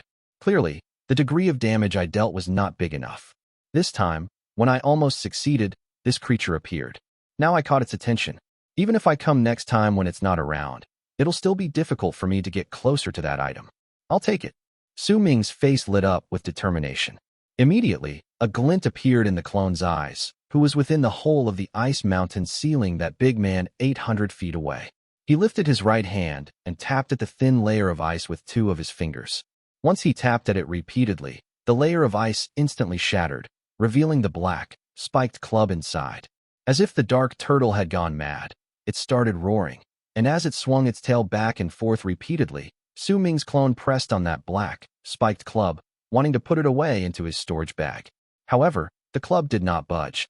He could not put it into his storage bag. With burning resolution, Su Ming immediately made his clone repeatedly break through the ice with his two fingers. When half of the black spiked club was revealed, the clone took hold of it and tore it out. A loud bang reverberated through the area, and the gigantic black wooden club was dragged out. The dark turtle roared and blocked the ice mountain's exit. There was a murderous look in its eyes as it roared, but at that moment, Su Ming took a step forward and rushed out several hundreds of feet. At that instant, his clone let out a piercing shriek, and as if it was burning, all the power of his cultivation erupted forth, and he used it all in warping. He rushed forth with that black wooden club, and then his body, along with that wooden club, instantly disappeared. The instant he disappeared, the dark turtle was stunned. At the same time around, 500 feet away, Su Ming's clone appeared. He looked as he usually did, but Su Ming's nascent soul inside had already shrunk quite considerably. It also looked rather unstable, as if it was about to dissipate and turn back into a core. When the clone appeared, Su Ming caught it and charged forth with a whistle in the water towards the ice mountain containing the gate to the void with his absolute fastest speed. The dark turtle whipped its head around and let out a livid roar. It lifted its right leg and stomped on the ground. Immediately, the glacier shook and ice needles shot up from the ground. They also came from under the ground from all around Su Ming. As he continued charging forth, they shot out with banging sounds, turning into a fence of ice needles trying to block his path. At the same time, the turtle's tail swung forth with a whistle in the water, bringing with it a shocking wave. With that one sweep, the seawater parted. All the ice needles that did not manage to block Su Ming were all shattered by the dark turtle's tail, but it did not slow down at all. Instead, the tail traveled forth even faster towards Su Ming. The dark turtle's hatred towards Su Ming had clearly reached incredibly heights. It did not just swing its tail forth, but also opened its mouth wide and blew a puff of white air at him.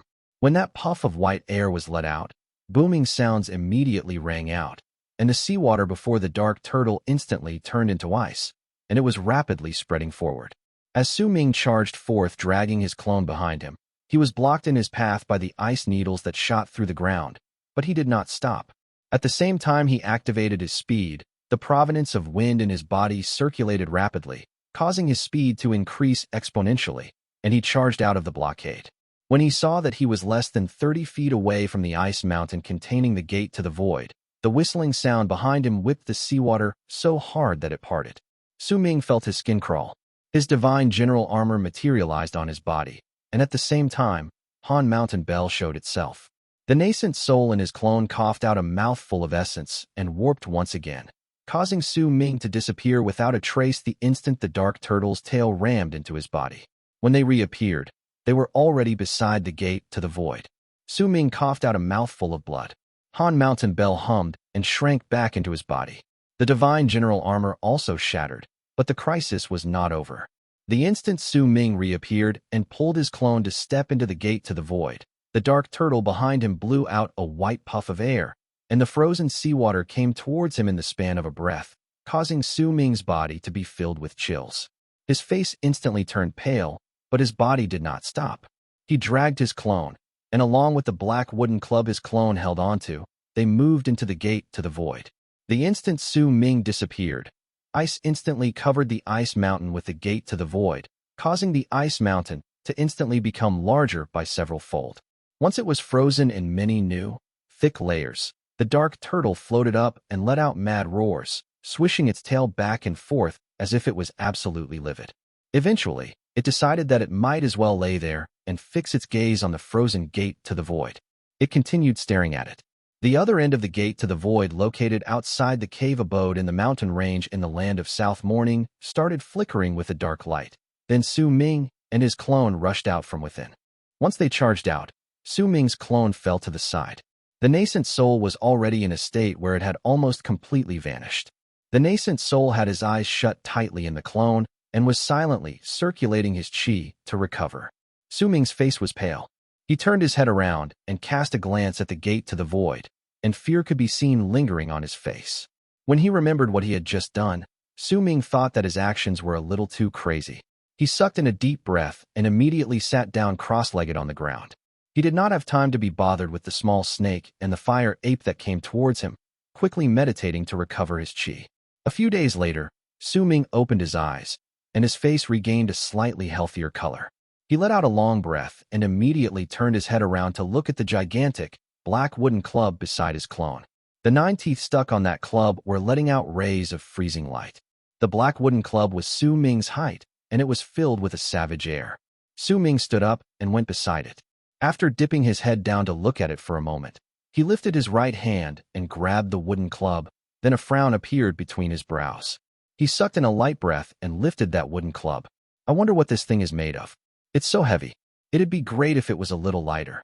Su Ming gave it a few simple swings, and once those swings brought up whooshing sounds from the movements, he went on to place the wooden club down, but his body suddenly jolted, and he widened his eyes to stare at weapon in his hands. He lifted it up once again, then swung it around himself once. Astonishment surfaced in his eyes. It grew lighter? Become lighter. Just a little lighter still.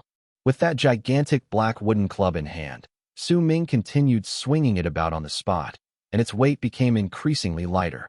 Eventually, Su Ming practically could not feel its weight at all. Once he lifted it up, he leaped into the air and rammed the club against the ground.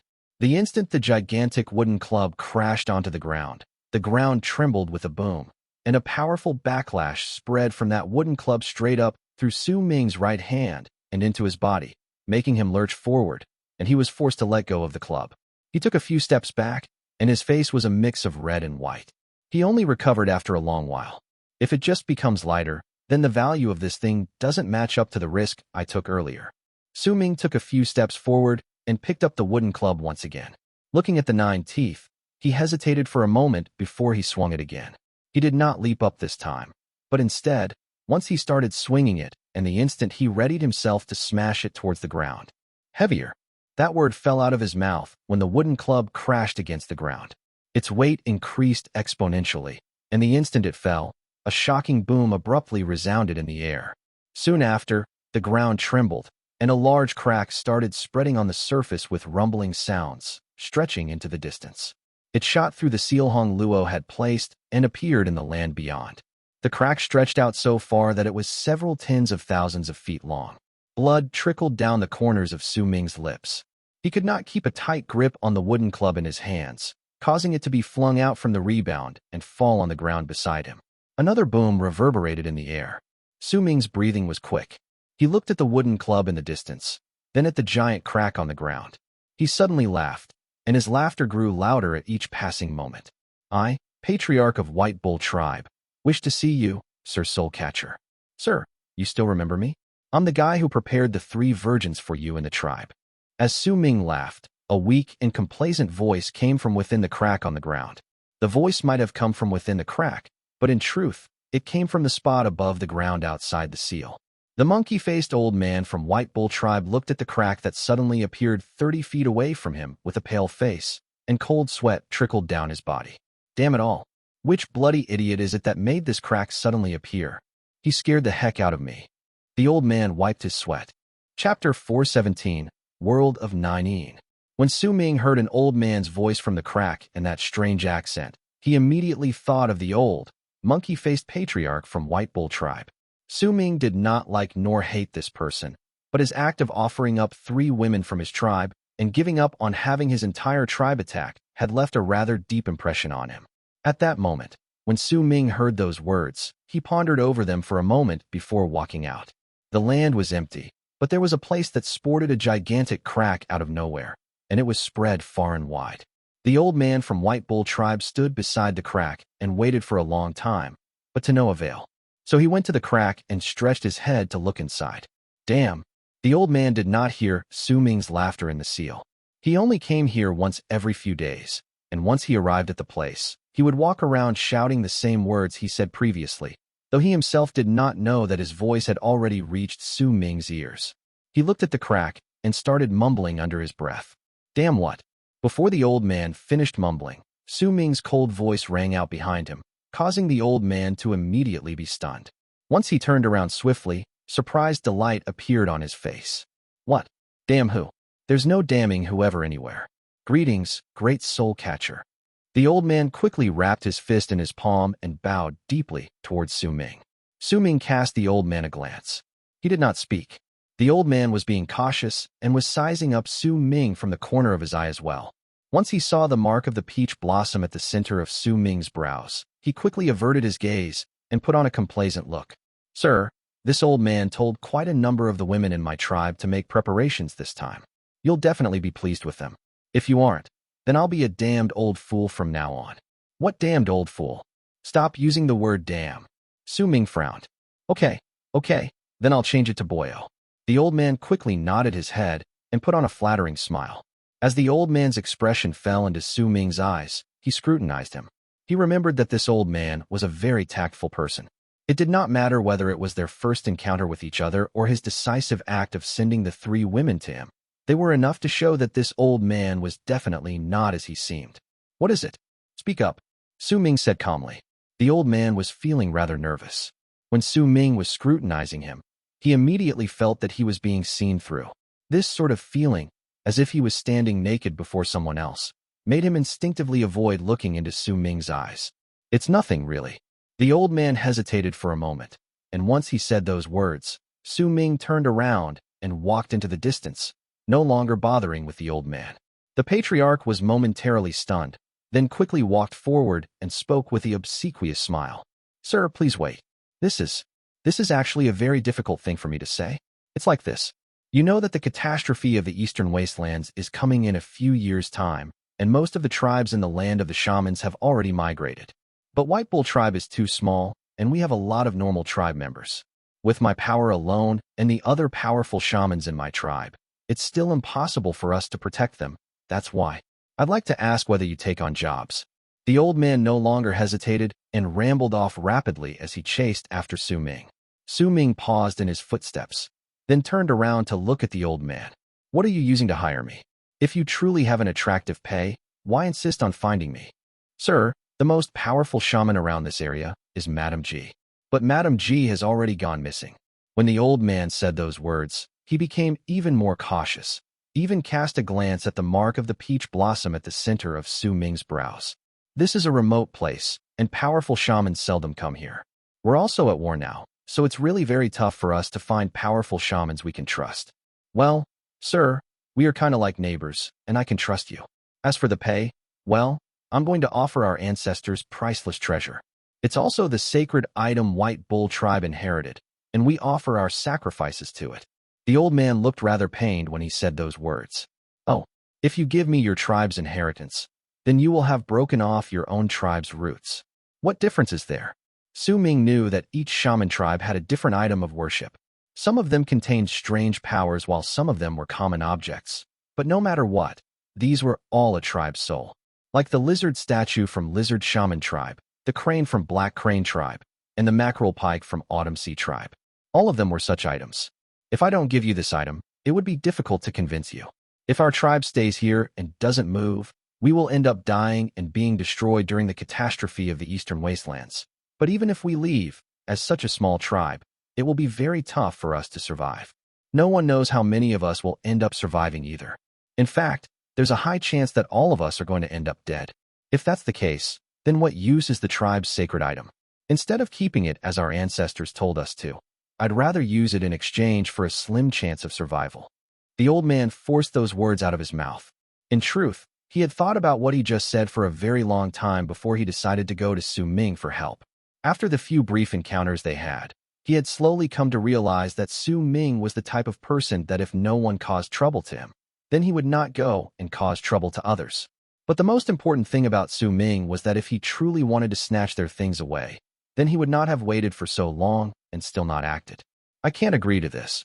I'm not leaving this place for some time. Su Ming remained silent for a moment before he shook his head. When the old man heard his words, he looked rather disappointed, but judging by his looks, it seemed that he expected Su Ming to give that answer and was already prepared for it. He spoke once again. I understand that you have your problems. How about this? I won't need you to protect us when we migrate. I just need some of your time to help 2 of my tribesmen to pass the seal of soul catchers. I'll still use the sacred item of our tribe as pay. Sir, how's that sound? Seal of soul catchers? How should I help? Tell me the details, but I might not agree to it. This was the first time Su Ming heard of that term. Sir, you are a soul catcher. You should have gone through the seal of soul catchers before. The old man from White Bull tribe was suddenly stunned, and a faint sparkle appeared in his eyes. I've gone through the seal of soul catchers before, but I didn't have anyone helping me, nor have I helped anyone before. Su Ming looked as calm as ever as he provided a vague explanation. Sir, you must have come from a big tribe. No wonder you don't know about this helping thing. Huh. Welp, you can hear it as a joke. The chances for soul catchers to appear in small tribes like mine are very tiny. Even if they appear, most of them won't be able to clear the seal of soul catchers alone and obtain the soul catcher legacy. That's how hiring powerful shamans to help came about. The old man put on a confused look on his face before he spoke with a wry smile. It'll be the month of spirits next month. Sir, you know that the month of spirits is the month of inheritance for soul catchers, set by the god of Shaman's temple. During that month, all the tribes that have the potential to become soul catchers will sense the call from the god of Shaman's temple, and the soul catcher's relocation will be activated with the mysterious power of the god of Shaman's temple. Right now, I managed to identify 2 of my tribe members who might have a soul catcher's constitution. They will be sent by the power of the god of Shaman's temple to the world of Nine. If it is their destiny, then they will be acknowledged by the candle dragon there and begin their path as soul catchers. Sir, I hope that by using the power of relocation as a draw, you will go with them and help them so that they would successfully become soul catchers. Once the old man from White Bull tribe finished speaking, he looked at Su Ming nervously. This was the final method he could think of. If Su Ming did not agree to it, then White Bull tribe would have to forcefully migrate. Su Ming remained silent for a moment before he shook his head. He did not have knowledge about this, and once he heard about it, he found that there was nothing too attractive about it for him. Sir, this is the first time you're helping someone become soul catchers. Honestly, from what I know, there are many soul catchers who willingly use the chance to be relocated to the world of Nine with those who have a soul catcher's constitution during the month of spirits. Because every soul catcher can only be actively involved in the relocation once, and it is during the first time they go there. If these soul catchers want to enter the world of Nine from then on, they will need to rely on the power of relocation from the people by their side, drawing them in. In fact, it's not just soul catchers. Spirit mediums, thought soothsayers, and the other shamans will also use the chance to enter, because you must surely know about that legend saying that there is a corpse of a candle dragon buried in the world of Nine. In fact, there is one more legend telling that the mysterious curse came from the world of Nine. Since this world was an ancient ruin to begin with, when it was first discovered, there are quite a few places that the members of the shaman tribe have not explored. There is only a small part in the world that is used for us to obtain the cultivation method of a soul catcher. Only after we discovered the place did we start researching the curse. The old man spoke in extreme detail. With his intelligence, he would have not have spoken in such detail if he was speaking to another shaman. After all, this was not exactly a secret among the shamans. However, it was clear that the old man was speaking in such detail because he, with his intellect, had caught onto a faint trail that there was something off about Su Ming. However, to him, Su Ming's origins did not matter. His only concern was his tribe's survival. Besides, Su Ming's power had caused the old man to pretend as if he knew nothing even after discovering those clues. He would not tell others about it, and bring disaster to his own tribe either. There was the ghost of a smile on Su Ming's lips. He looked at the old man and did not speak. The old man let out a fake cough and continued speaking. The Berserkers should also be looking for ways to enter the world of Nine, because there is a plant called Nine Abyss Flower in that place. It can increase the chances of survival during the life and death disaster they have to go through when they enter the Berserker soul realm, achieving great completion in the bone sacrifice realm. Also, there are plenty of serendipitous encounters in the world of Nine. The old man continued speaking, but Su Ming still remained with that ghost of a smile on his lips, and it made the old man rather scared. "Tell me your real motive," Su Ming said slowly. "About that, I wouldn't dare hide it from you, sir. My goal is that once those two tribe members of mine obtain the cultivation method to become soul catchers, then with their potential, they might be sought after by some middle-sized tribes. It'll be best if they take those two away, and as a price, help our tribe migrate. If we can't manage to do it, and the two of them are still taken away, they will still be able to continue passing down the line of our tribe. Even in the worst-case scenario, if the two of them can find other powerful shamans and form a deal for us, it'll still be better than our current situation." The old man spoke with a wry smile. After a moment of hesitation, he suddenly lifted his right hand and grabbed something from his bosom. When a dark light flashed, a round object appeared in his hand. "This item is the sacred item of my tribe. Please take it first." When Su Ming swept his gaze past that round object, his pupils shrank and a large storm raged in his heart.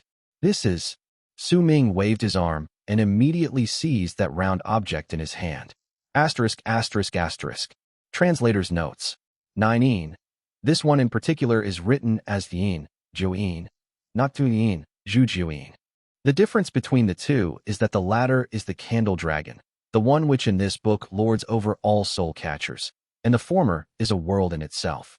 The word Yin first appeared as the Yin Junjing, Juyin Jinjing, and was translated as Nine Manual, while actually no, it was officially translated as Juyin Jinjing in Jin Yang's Condor trilogy. So please don't confuse the Candle Dragon and Nine. They're both different things, and the Candle Dragon has an extra word in front. Chapter 418. It's that thing. When the old patriarch of White Bull tribe saw Su Ming actually losing his cool, he was momentarily stunned before he became ecstatic. He was not in any sort of pain from parting with the sacred item. No matter how strange and mysterious of a treasure this was, it could not match with the importance of his tribe members in his heart. If he had to choose, even if he would one day come to know that this item left behind by his ancestors in his tribe for generations was an incredible treasure, he would still not regret his decision. As long as more of his people could survive through this disaster, then there would come a day where the children in his tribe would grow up, and the adults of the tribe would have a chance to see themselves grow white hair. If he could do this, then he could give up on everything. To him, this was the biggest meaning in his life ever since he became patriarch. At the same time he felt that ecstasy in his heart, the old man also felt uneasy. This was the first time he ever saw Su Ming being unable to control his own emotions. When he seized that item, the old man had a misconception that if he retracted his hand, he would definitely bring about a massive storm of killing intent on himself. The old man took a few steps back and wrapped his fist in his palm before bowing towards Su Ming. As Su Ming observed his tribe's sacred item, the old man spoke respectfully. "It doesn't matter whether you will help the weak White Bull tribe. This item will belong to you. But on behalf of the 379 people in the tribe, I beg for you to have compassion on us and help us this once." As he moved back, this old man, this patriarch of White Bull tribe, this person, who was not very attractive, had a sharp mouth and the cheeks of a monkey, knelt down before Su Ming. He was the patriarch of White Bull tribe. He had his pride. He was a medial shaman. He had his own dignity. In truth, if his tribe did not exist, even if he died, he would die standing. He would not kneel easily. Yet at that moment, for his own tribe, for the familiar faces there, for the young voices calling him Grandpa Patriarch, for the young adults he watched grow up in the tribe, he knelt down. He would never forget how his people treated him kindly when he was young, even though he was ugly. He would also never forget himself having a crush on the most beautiful girl in the tribe when he was a young man. Even less so could he forget the previous patriarch appointing him as the patriarch the moment of his death. That kindly gaze and hopeful eyes, all of these things were his warmth. They were the most important things in his life. For his tribe, it did not matter whether he had to kneel and beg, did not matter whether he had to offer up his tribe's sacred item, did not matter whether he had to come under question for his actions by his entire tribe. In fact, he could already imagine that when his people discovered that their sacred item was gone, and that the sacred item placed in the tribe right at that moment was a counterfeit he made, they would probably hate and hold a grudge against him for the rest of their lives. However, he chose to bear through all this, to silently bear through everything, all for the sake of the continuity of his tribe. Su Ming was his only hope. Su Ming's gaze slowly moved from White Bull Tribe's sacred item in his hand to the patriarch of White Bull Tribe kneeling over there. The intelligence the old man showed was something gained by him through time. His resolution was a part of his personality. Su Ming might not know all that he had done for his tribe, but he could still somewhat tell some of the things he did. I am your only hope. After a long while, Su Ming spoke slowly. Even if the old man was a shaman and Su Ming himself came from the Berserkers, even if both of their races were at war, but the old man's actions reminded Su Ming of his elder. The old man kneeling on the ground nodded lightly. Su Ming was silent for a moment before he asked, "What if I wasn't here? I would choose to merge with Black Crane Tribe, even if the price would be huge. In fact, I can already imagine that Black Crane Tribe will search for the strongest shaman in this area, Madam G. Honestly, if Madam G really came looking for trouble, I would still have a way for her to stop." The old man lifted his head and looked at Su Ming. His wrinkles and that monkey face made him radiate with wisdom and age at that moment. There was also a deeply rooted fatigue showing on him. If those two tribe members of yours cannot find a tribe that will find them to be an asset or manage to find any powerful shamans who are willing to help you migrate from this place, what will you do? Su Ming asked calmly. The old man remained silent, and after a long moment, a smile appeared on his face, and he said softly, "This will be our tribe's fate, then. If that's the case, I will stay here with my people and watch the calamity of the eastern wastelands come upon us. As we head to our destruction, we will sing our ancient folk songs, dance the dances passed down in our tribe. Death isn't really that terrifying." Su Ming looked at the old man, and respect gradually appeared on his face. This was a person who deserved his respect. Even if he was a shaman, when he said those things, Su Ming could not feel any hint of deception in his words. If he did not truly have those thoughts, even if he said those words, it would be difficult to convince anyone. "Bring your tribe members here on the eve of the month of spirits." Su Ming closed his eyes, then when he reopened them, he spoke with a flat tone before turning around to the sealed mountain range. A wave of ripples spread through the now empty-looking place, and he disappeared. The old man from White Bull Tribe watched Su Ming leave, and gratitude appeared on his face.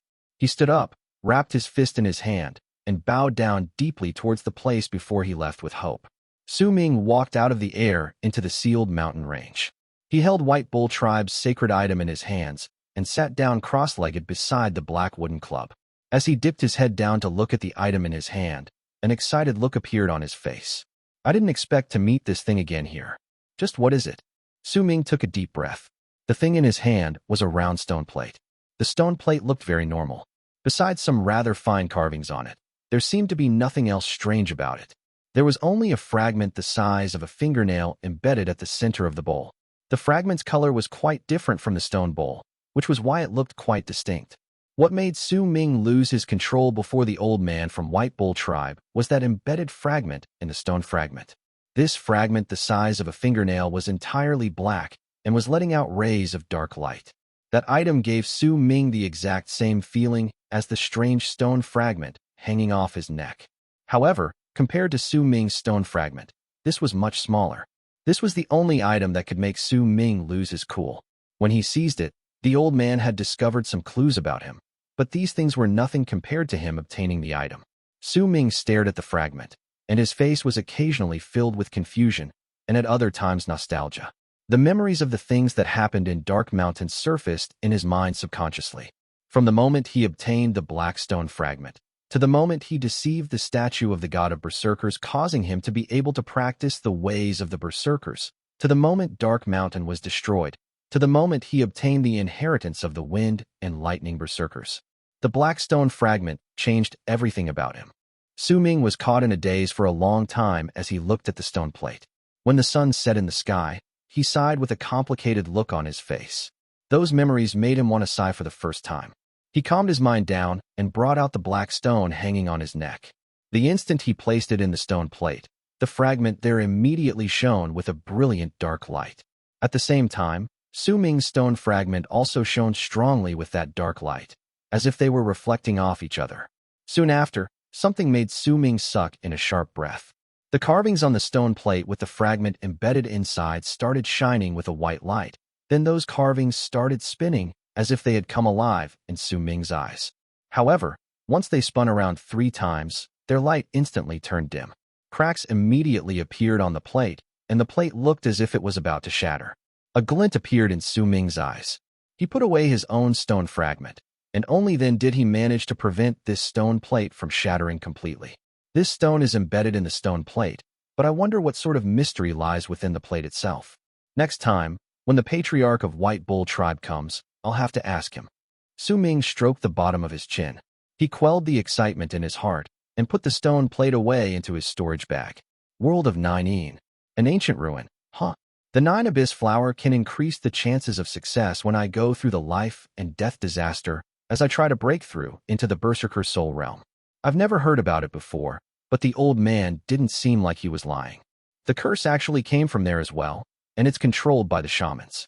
If that's the case, then there should be some ancient treasure in the world of 9, such as. Su Ming lowered his head and looked at the red ring on his finger. He did not have time to examine this thing up till now. The Berserkers are also thinking of ways to enter. Huh? Perhaps I'll be able to see some familiar faces there, along with those from the shaman tribe. When he thought of the shamans, Su Ming felt a slight headache pounding in his head. The chaos Hong Luo caused made him not know what to say if he ran into Wan Qiu and the others. He thought about it for a moment, then shook his head and no longer thought about this troublesome thing. He knew that he could not go to the glacier in the Dead Sea for the time being, and the fusion of the lightning crystal of inheritance would not be complete within a short time as well. As he waited for the people from White Bull tribe coming over, Su Ming decided to examine the curse. At the same time, he also went on to stabilize his control over the 3 styles of wind separation that he'd gained from the inheritance of the Wind Berserker. Also, he had to examine that black wooden club which he had snatched after going through that incredible danger to see whether there were any other uses to it. Besides these, his nascent soul in his clone was also heavily injured. He would need to pay a lot of attention to nurse it back to health. However, the power of the world in this place was thick. Even if he did not have any spirit medicine, he could still lighten the injuries he sustained slowly. Most of the month passed by in the blink of an eye. During those 20-odd days, the injuries the clone sustained recovered slightly. Su Ming's nascent soul was no longer in a constant state of scattering away. It might still be rather weak, but it regained its liveliness. As for the black wooden club, while Su Ming could not find a way to put it away into a storage bag, he found out that not only could he change the item's weight at will, he could also change its size. Once he shrank it down, he could bring it with him. There was also the matter with that red ring. There was a power contained within it that made Su Ming rather enthralled as he examined it. The power of the curse was incredibly great, causing Su Ming to still be unable to make heads or tails of it in the midst of his confusion. However, every single time his mind was immersed in that ring, he would be caught in a daze. During one morning, Su Ming emerged from his immersion in that ring. There was still a dazed look on his face, and he only snapped out of it after a long moment. The power of the curse. He mumbled softly. Suddenly, his expression changed, and he lifted his head to look at the spot outside the seal. After a moment, the voice of the old man from White Bull tribe traveled forth faintly from the area outside. Sir Soul Catcher, I, the patriarch of White Bull tribe, would like to meet you. I brought the tribe members with the Soul Catcher's constitution here. Su Ming stood up and waved his arm. Immediately, the small snake flew towards him and disappeared on him. At the same time, the poison corpse turned into a ray of black light, and Su Ming put him away into his storage bag. His nascent soul instantly flew out from his clone and once it crawled into the top of his skull, he put away Yunhai along with the black beetles that returned to slumber once again. Only then did he lift his right hand and point forward at a moderate speed. Immediately, ripples appeared in the air before him, and a gap formed up. The old man from White Bull tribe brought a boy and a girl, both of whom looked nervous, and walked over. Chapter 419, The Boy and Girl. When the old man from White Bull tribe, the boy, and the girl entered the sealed area of the mountain range, Su Ming had already put on that black mask on his face and hid his appearance. He stood there dressed head to toe in black robes. Due to the freezing air still remaining in his body and the layer of ice freezing the gate to the void, this place was freezing compared to the burning world outside. Once the boy and girl anxiously entered the place, they instinctively shuddered. Their breaths came out in white puffs, and their gazes were filled with respect as they looked towards Su Ming. This medial soul catcher had left too deep an impression on them. The scene of the red-haired Su Ming going to their tribe that day was carved deep into their memories. Sir, these are the two children. The patriarch of White Bull tribe took a few steps forward and wrapped his fist in his palm before bowing towards Su Ming. The first quarter of the hour of spirits tomorrow will be the start of the month of spirits. The god of Shaman's temple will cast the ancient spell, and all the children with the blood of soul catchers in the entire land of the shamans will sense that faint pull. Then, with the call coming from their blood as soul catchers and the pull from the soul stone, they will be able to be relocated from this place. You will also need soul stones to leave. As the old man from White Bull tribe spoke, he brought out 3 white rocks from his bosom. The 3 stones were round and looked as if they were sparkling slightly, but they were not transparent. The 3 soul stones were passed down through generations in White Bull tribe. It was specially made for those with a soul catcher's constitution to activate their power as soul catchers. The old man from White Bull tribe placed all of them respectfully by the side. Sir, once you help these 2 children completely obtain the cultivation method for soul catchers, you can just send them back to the shaman city. You must definitely be thinking of going alone after that. No matter what time, you can come back using the soul stone at any place with a shaman tower in the world of Nine. The old man bowed deeply to Su Ming once again, and when he lifted his head, he looked towards the boy and girl. A stern look appeared on his face. Listen well, the both of you. You must listen to the soul catcher during this trip. If you don't obey his orders, and if you harbor any ulterior motives, then think of your tribe. Sir, if these 2 children don't obey your commands, you have the right to kill them. If they are not willing to care about the troubles of the tribe, then it's better for this sort of person to die in the word of Nine. Respect immediately appeared on the girls' and boys' faces. They voiced their compliance with their heads lowered, their hearts beating nervously. Sir, if you would please. The old man from White Bull tribe cast the boy and girl a complicated look, then eventually looked at Su Ming. Let them stay? You can leave now, Su Ming said slowly. The old man from White Bull tribe cast another look at the boy and girl once more, then turned around swiftly and walked outside. But the instant he was about to leave the sealed area, Su Ming suddenly opened his mouth. The old man paused in his footsteps and turned his head around to look at Su Ming. It has been generations since anyone has been able to control this item. However, it is recorded in our tribe's ancient records that this item will choose its own owner. Its biggest use is tracking. As for its origins, I'm already looking into it. As the old man spoke, he hesitated for a moment and brought out a wooden slip from his bosom, then sent it out gently. The wooden slip floated towards Su Ming, then once he held it in his hand, he scanned it with his divine sense, and he nodded his head. The old man bowed towards him and walked out of the sealed area. As the ripples filled the air, his body disappeared, and Su Ming, along with the boy and girl, were the only ones left.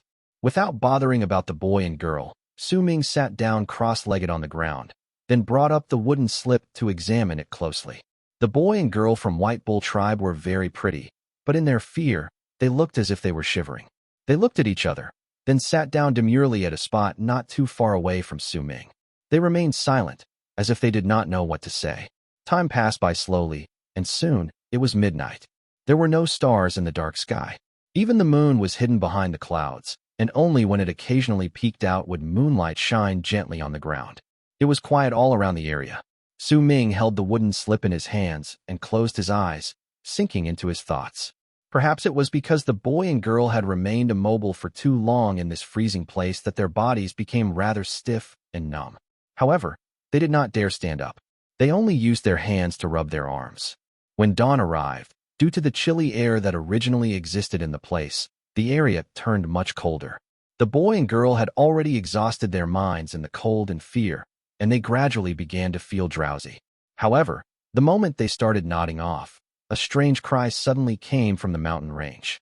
The sound came too suddenly, causing the boy and girl to be instantly shocked awake. When they looked over nervously, they saw a fiery red figure charging towards them through the dark from the mountain range not too far away. When it got closer, the boy and girl saw that the creature was a fire-red ape.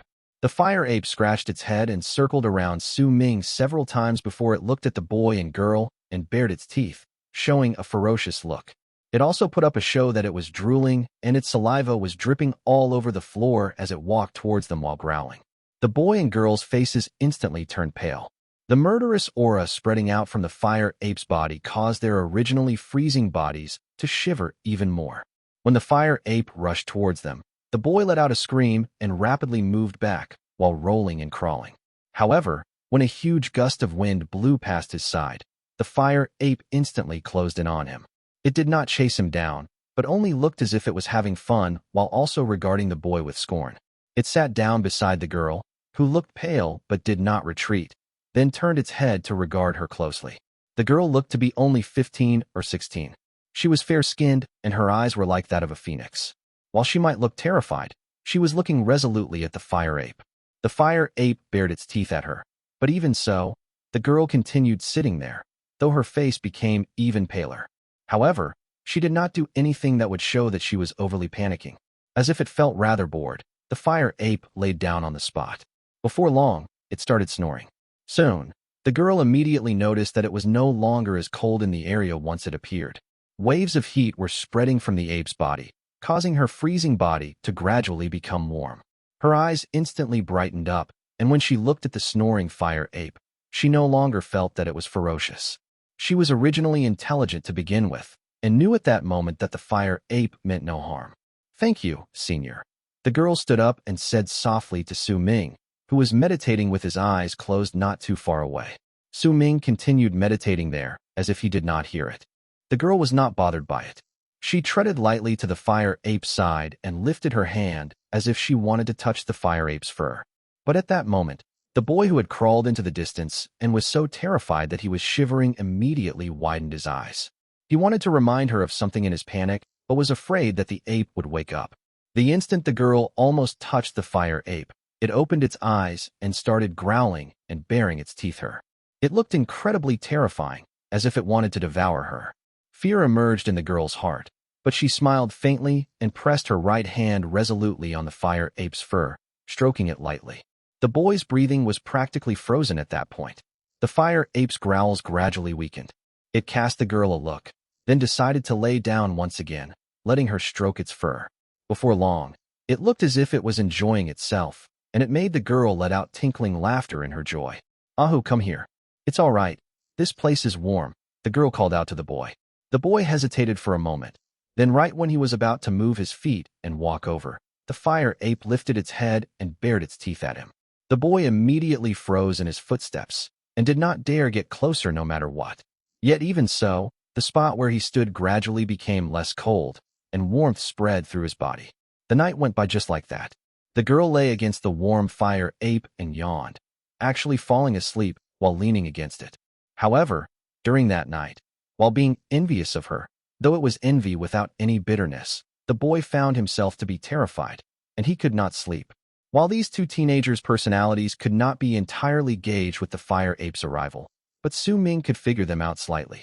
When the first rays of sunlight fell in the morning, he opened his eyes and swept his gaze past the boy and girl. The boy is just envious. There's no jealousy or bitterness in him. He might be weak-willed, but when he saw his companion doing something so risky, he panicked. He's an honest fellow, but he needs to go through some hardships to become a stronger person. As for the girl, this child is bold, but sensitive. She can tell from the details that as long as she doesn't make any mistakes, she won't be in danger. She can also tell that I made the fire ape come to get rid of the cold for them. In fact, once she makes a decision, she won't give up easily. If she can continue being like this, then she might be able to go farther than the boy in her path of cultivation. However, that sort of personality makes her rather stubborn, and it might cause her to show extremist behavior. She's also the type to easily believe in other people, and she's rather childish.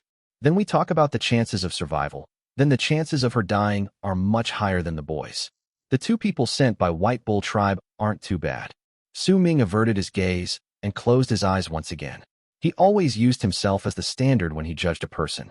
Time flowed by once again, and when noon arrived, the boy and girl had already woken up. The fire ape was nowhere to be found. The instant Su Ming opened his eyes once again, the 3 white soul stones placed before him suddenly shone with a gentle light. It was as if they had absorbed the rays of the sun from the sky. However, that light was not strong. Su Ming cast them a look and lifted his right hand to wave it at the sky. Immediately, a gap appeared in the seal in the air, causing sunlight to descend downwards without any obstructions, illuminating the 3 soul stones. The boy and girl had also stood up and were looking at the 3 soul stones nervously. Say, Senior, can we go over? The one who spoke was the girl. Her voice was weak. Clearly, in her eyes, Su Ming was still a person who deserved respect. Once Su Ming nodded his head, the girl took a few brisk steps forward and sat down beside the 3 soul stones. The boy followed close behind with slightly shivering legs before he sat down. The two of them closed their eyes at the same time. Then after they did something, the 3 soul stones immediately shone with a piercing light. The light spread outwards swiftly, and once it enveloped Su Ming, it shot into the sky in a strong ray. The light lasted for the time it takes for an incense stick to burn before it gradually disappeared. As the light dissipated, Su Ming, along with the boy and girl, also disappeared. The gap in the seal in the sky also started closing up gradually, and only then did the place regain its peace and quiet. When that strong ray of light rose, the old man lifted his head to look at the sky, while within White Bull Tribe, and an expectant look appeared on his face. The hope of White Bull Tribe lies in the both of you. Asterisk, asterisk, asterisk. Translator's notes. Soul stones are not spirit stones. Chapter 420, World of 9 The world of 9 was discovered by the 9 tribe when the shaman tribe just appeared in the land. It is one of the bigger ruins left behind from ancient times. It seems to be located in a different dimension compared to the world of the Berserkers. 9 is contained in its name because the 9 tribe was the one who explored the place and occupied a small region within the area. From then on, it became the territory of the god of shamans' temple, and they built the one and only city belonging to us shamans in this place. The name of the city is Shaman City. The boy's somewhat young voice rang in Su Ming's ears lightly. In this place, there was a gray sky, covered by tumbling clouds. Occasionally, bolts of lightning would flash past. Thunder boomed in the sky, and due to the clouds sinking because of their heavy weight, it gave people an oppressive feeling. The word "een" is due to the dense aura of death contained in this place when it was first discovered. That aura of death could instantly kill a living person, and there are a lot of dangers and threats in this place as well. That's why it was named een. As the boy whispered, Su Ming swept his gaze past the area. They were in a mountain forest filled with fog. There were no leaves on the trees in the forest, but those trees were not dried up. Instead, they had quite the hideous appearance, looking like fingers on a person's hands, and they were scattered all over the mountain range. The world of 9 is so big that us shamans have only occupied a tiny part of it. However, the discoveries we made in several spots in this place allowed 3 types of cultivation to appear among us. One of them are the soul catchers. This cultivation method was discovered when our ancestors found a candle dragon's complete carcass. Even if there are some records about ancient ferocious beasts like this that only exist in legends, most of those records are incomplete. Most people believe they were just rumors as well. It is impossible for there to be a being that can bring daylight by opening its eyes, then plunge the world into darkness by closing its eyes. We thought this was just a myth created by the ancients because they did not understand how day and night works. However, the discovery of this corpse changed everything. The boy's breathing quickened and anxiety appeared in his eyes as he spoke quickly. Su Ming sat cross-legged on a mountain rock while looking at the hideous mountain forest before him. The boy stood by his side. As for the girl, she was currently tied up by the branches of a big tree several hundreds of feet away. Her face was pale, and she was struggling nonstop. There was a knife in her hands, and that knife was stuck in that tree. Green liquid seeped out of it. Continue, Su Ming said languidly. The candle dragon might be dead, but there is a powerful will left in its complete carcass. The ancestors of shamans discovered that only certain people with certain constitutions can absorb a hint of that will into their bodies and use it for their cultivation. With the body as the foundation, the person will practice the divine abilities contained within the candle dragon's will. This is the origins of soul catchers. But for some unknown reason, the candle dragon's corpse cannot be brought out of this place. That's why we hold the legacy of the month of spirits once every decade. On the beginning of the month of spirits, each tribe will bring out the soul stones they've prepared and let the tribe members who can let these soul stones shine enter the world of 9 through the power of the soul stones activated by the god of shaman's temple spell. The boy's voice was trembling. He saw that the girl's face had turned stark white, and she seemed like she was already losing her grip on the knife. There was even a hint of the aura of death on her face. However, she was still struggling. "Senior, please save Lon Lon. She's going to die. She should know that she made a mistake now. Please." Su Ming's expression still remained as calm as ever. He cast a cold glance at the boy and stated, "Continue." The boy shuddered. Then, after remaining silent for a while, he spoke softly once again. "Besides the candle dragon's corpse, they also discovered an altar here. That altar is made of a creature's skull. Rumors say that it's incredibly big. There's a power contained in that altar that won't lose to the candle dragons. That power is not a will, but is instead a strange power that cannot be described.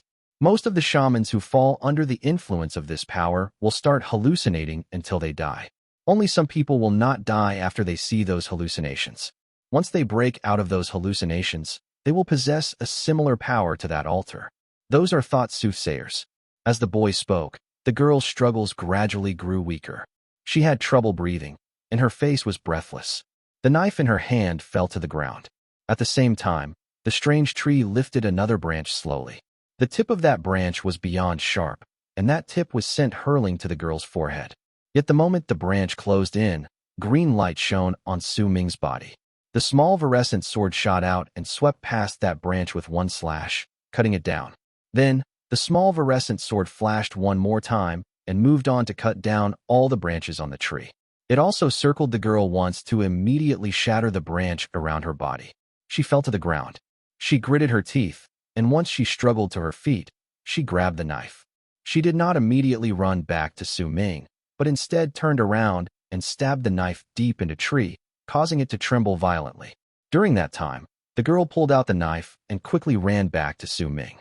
When she was 10 feet away from him, she fell to her knees with a crash and her head lowered. She was still pale. "Senior, I made a mistake." "What is your mistake?" Su Ming cast the girl a glance. There were many bruises on her skin, and she was also covered in her own blood. "I should not have gone for the knife on the tree due to my own greed after we were relocated here and before you said anything about it, then went 100 feet away from you to try and get it. Please give me one more chance. I won't be so reckless anymore." The girl had her head bowed down. Fear was still lingering on her face. The thing that had happened just now made her truly feel death and despair. "You didn't do anything wrong." With a profound gaze, Su Ming looked at the girl through the mask. She was taken aback. She lifted her head to look at Su Ming, and confusion appeared on her face. "If you want to obtain something, then you must pay for it. If the reward is great, then the price for it will be greater. Riches will only be gained if you take risks. If you like this knife, then you must be prepared to pay the price when you take it. Your experience about that encounter is that price. Think about it carefully. I might have made a promise with your patriarch, but I will only save you 3 times, Su Ming stated calmly. You are bold, but sensitive. You knew that even if you ran into danger, I would save you. You are better than him in this regard. However, even though you are still weak, you have already become very reliant on others and are not cautious enough, nor do you have much awareness of the threats around you. In this regard, you cannot compare to him." Su Ming averted his gaze from the girl and looked at the gray sky in the distance. "Ahu, continue speaking." The boy cast a concerned look at the girl kneeling on the ground, then lowered his head and voiced his obedience before he continued speaking beside Su Ming. "The third place is a mass grave that is the burial ground for an unknown number of corpses. The thickness of the aura of death over there is said to be so thick that it has already gained physical form. That spot is the birthplace of spirit mediums. Those with the spirit medium's constitution are said to be able to sense the grief of the deceased over there, and from there, begin to pity the dead while becoming cold towards the living, and they will gain the power of death from that feeling. The area of 1,000,000 lis about the shaman city is shaman territory. It is also where the shamans have set their roots in this land. The area past that 1,000,000 lis is forbidden grounds. All the tribe members who come to this place are not allowed to step into the forbidden grounds. Few of those who step outside manage to survive. As the boy continued speaking, the girl sat down beside Su Ming, and the words he had told her previously echoed in her head. She dipped her head down to look at the knife in her hands, as if she was absorbed in her own thoughts. As the month of spirits arrives, there will be different people with soul catchers' constitutions who will be sent to different locations within the shaman's territory here, and none of them will be able to control where they are sent to. However, once they arrive, they must remember 3 things. 1. Do not try and explore the area. Check the mark on the soul stone quickly and head to Shaman City with the fastest speed possible. Over there, register your identity and your tribe to obtain the map and items provided by the god of Shaman's temple. Only then will you be able to start your journey to obtain the cultivation method of soul catchers. 2. It is forbidden for any shamans to fight amongst themselves. All shamans who have not completed their journey and obtained the cultivation method of soul catchers are not allowed to form alliances with those from other tribes who have also come for the journey. Forming alliances and joining teams can only be done after we have completed our journey and obtained the cultivation method for soul catchers. 3. Do not be greedy. Once you completed your journey and obtained the cultivation method for soul catchers, immediately head back to Shaman City. Once he said those words, the boy cast Su Ming a glance. When he saw that Su Ming still looked as calm as ever, he continued speaking. There are several types of dangers in the world of Nine. The first type is invaders from other worlds. It would be difficult for us to avoid killing each other if we ran into them. The second type is from the tribes of the shaman tribe itself. Since there are less than 100 who complete the journey and obtain the cultivation method for soul catchers during each month of spirits, we can deduce somewhat that there might be a set amount of people who can obtain the cultivation method for soul catchers. Perhaps if there are too many people, it will be difficult for us to absorb a sufficient amount of the Candle Dragon's will. But there might be other reasons as well, so we have to be careful of the other shamans. The third is the numerous seals in this place, along with the threats caused by the countless amounts of ferocious beasts here. The boy stopped speaking for a moment. Senior, I've finished speaking. My patriarch told me to tell you these after I came here. I didn't miss a single world. I already memorized this countless times in the tribe. As the boy spoke, he looked at Su Ming nervously. Su Ming looked as calm as ever, but he was feeling rather displeased. The patriarch from White Bull tribe didn't mention that there would be fights between other shamans here. If that's the case, he won't be able to complete this task so easily. However, due to his respect for the old man from White Bull tribe and the fact that he was shocked by the item the old man brought out, since Su Ming agreed to help, he would not say much about it. He stood up and said flatly, "Check where Shaman City is and how far it is from here. We'll go and register your tribe there first. We won't stay for long after that. We'll be leaving the city immediately." The girl immediately brought out the soul stone from her bosom, bit her finger, forced out a drop of blood, and pressed her finger on the soul stone. The stone immediately shone with a weak light that showed them the way. "We need to travel approximately 300,000 lis from here." The girl let out a sigh of relief and pointed in the direction of the strange forest. They were already considered lucky to be able to be sent to a spot 300,000 lis away from Shaman City, under the circumstances that they could be randomly relocated within an area of 1,000,000 lis. "Let's go." Su Ming walked forward calmly. Green light shone on him, and the small sword circled around them to protect the boy and girl as they followed him into the strange forest.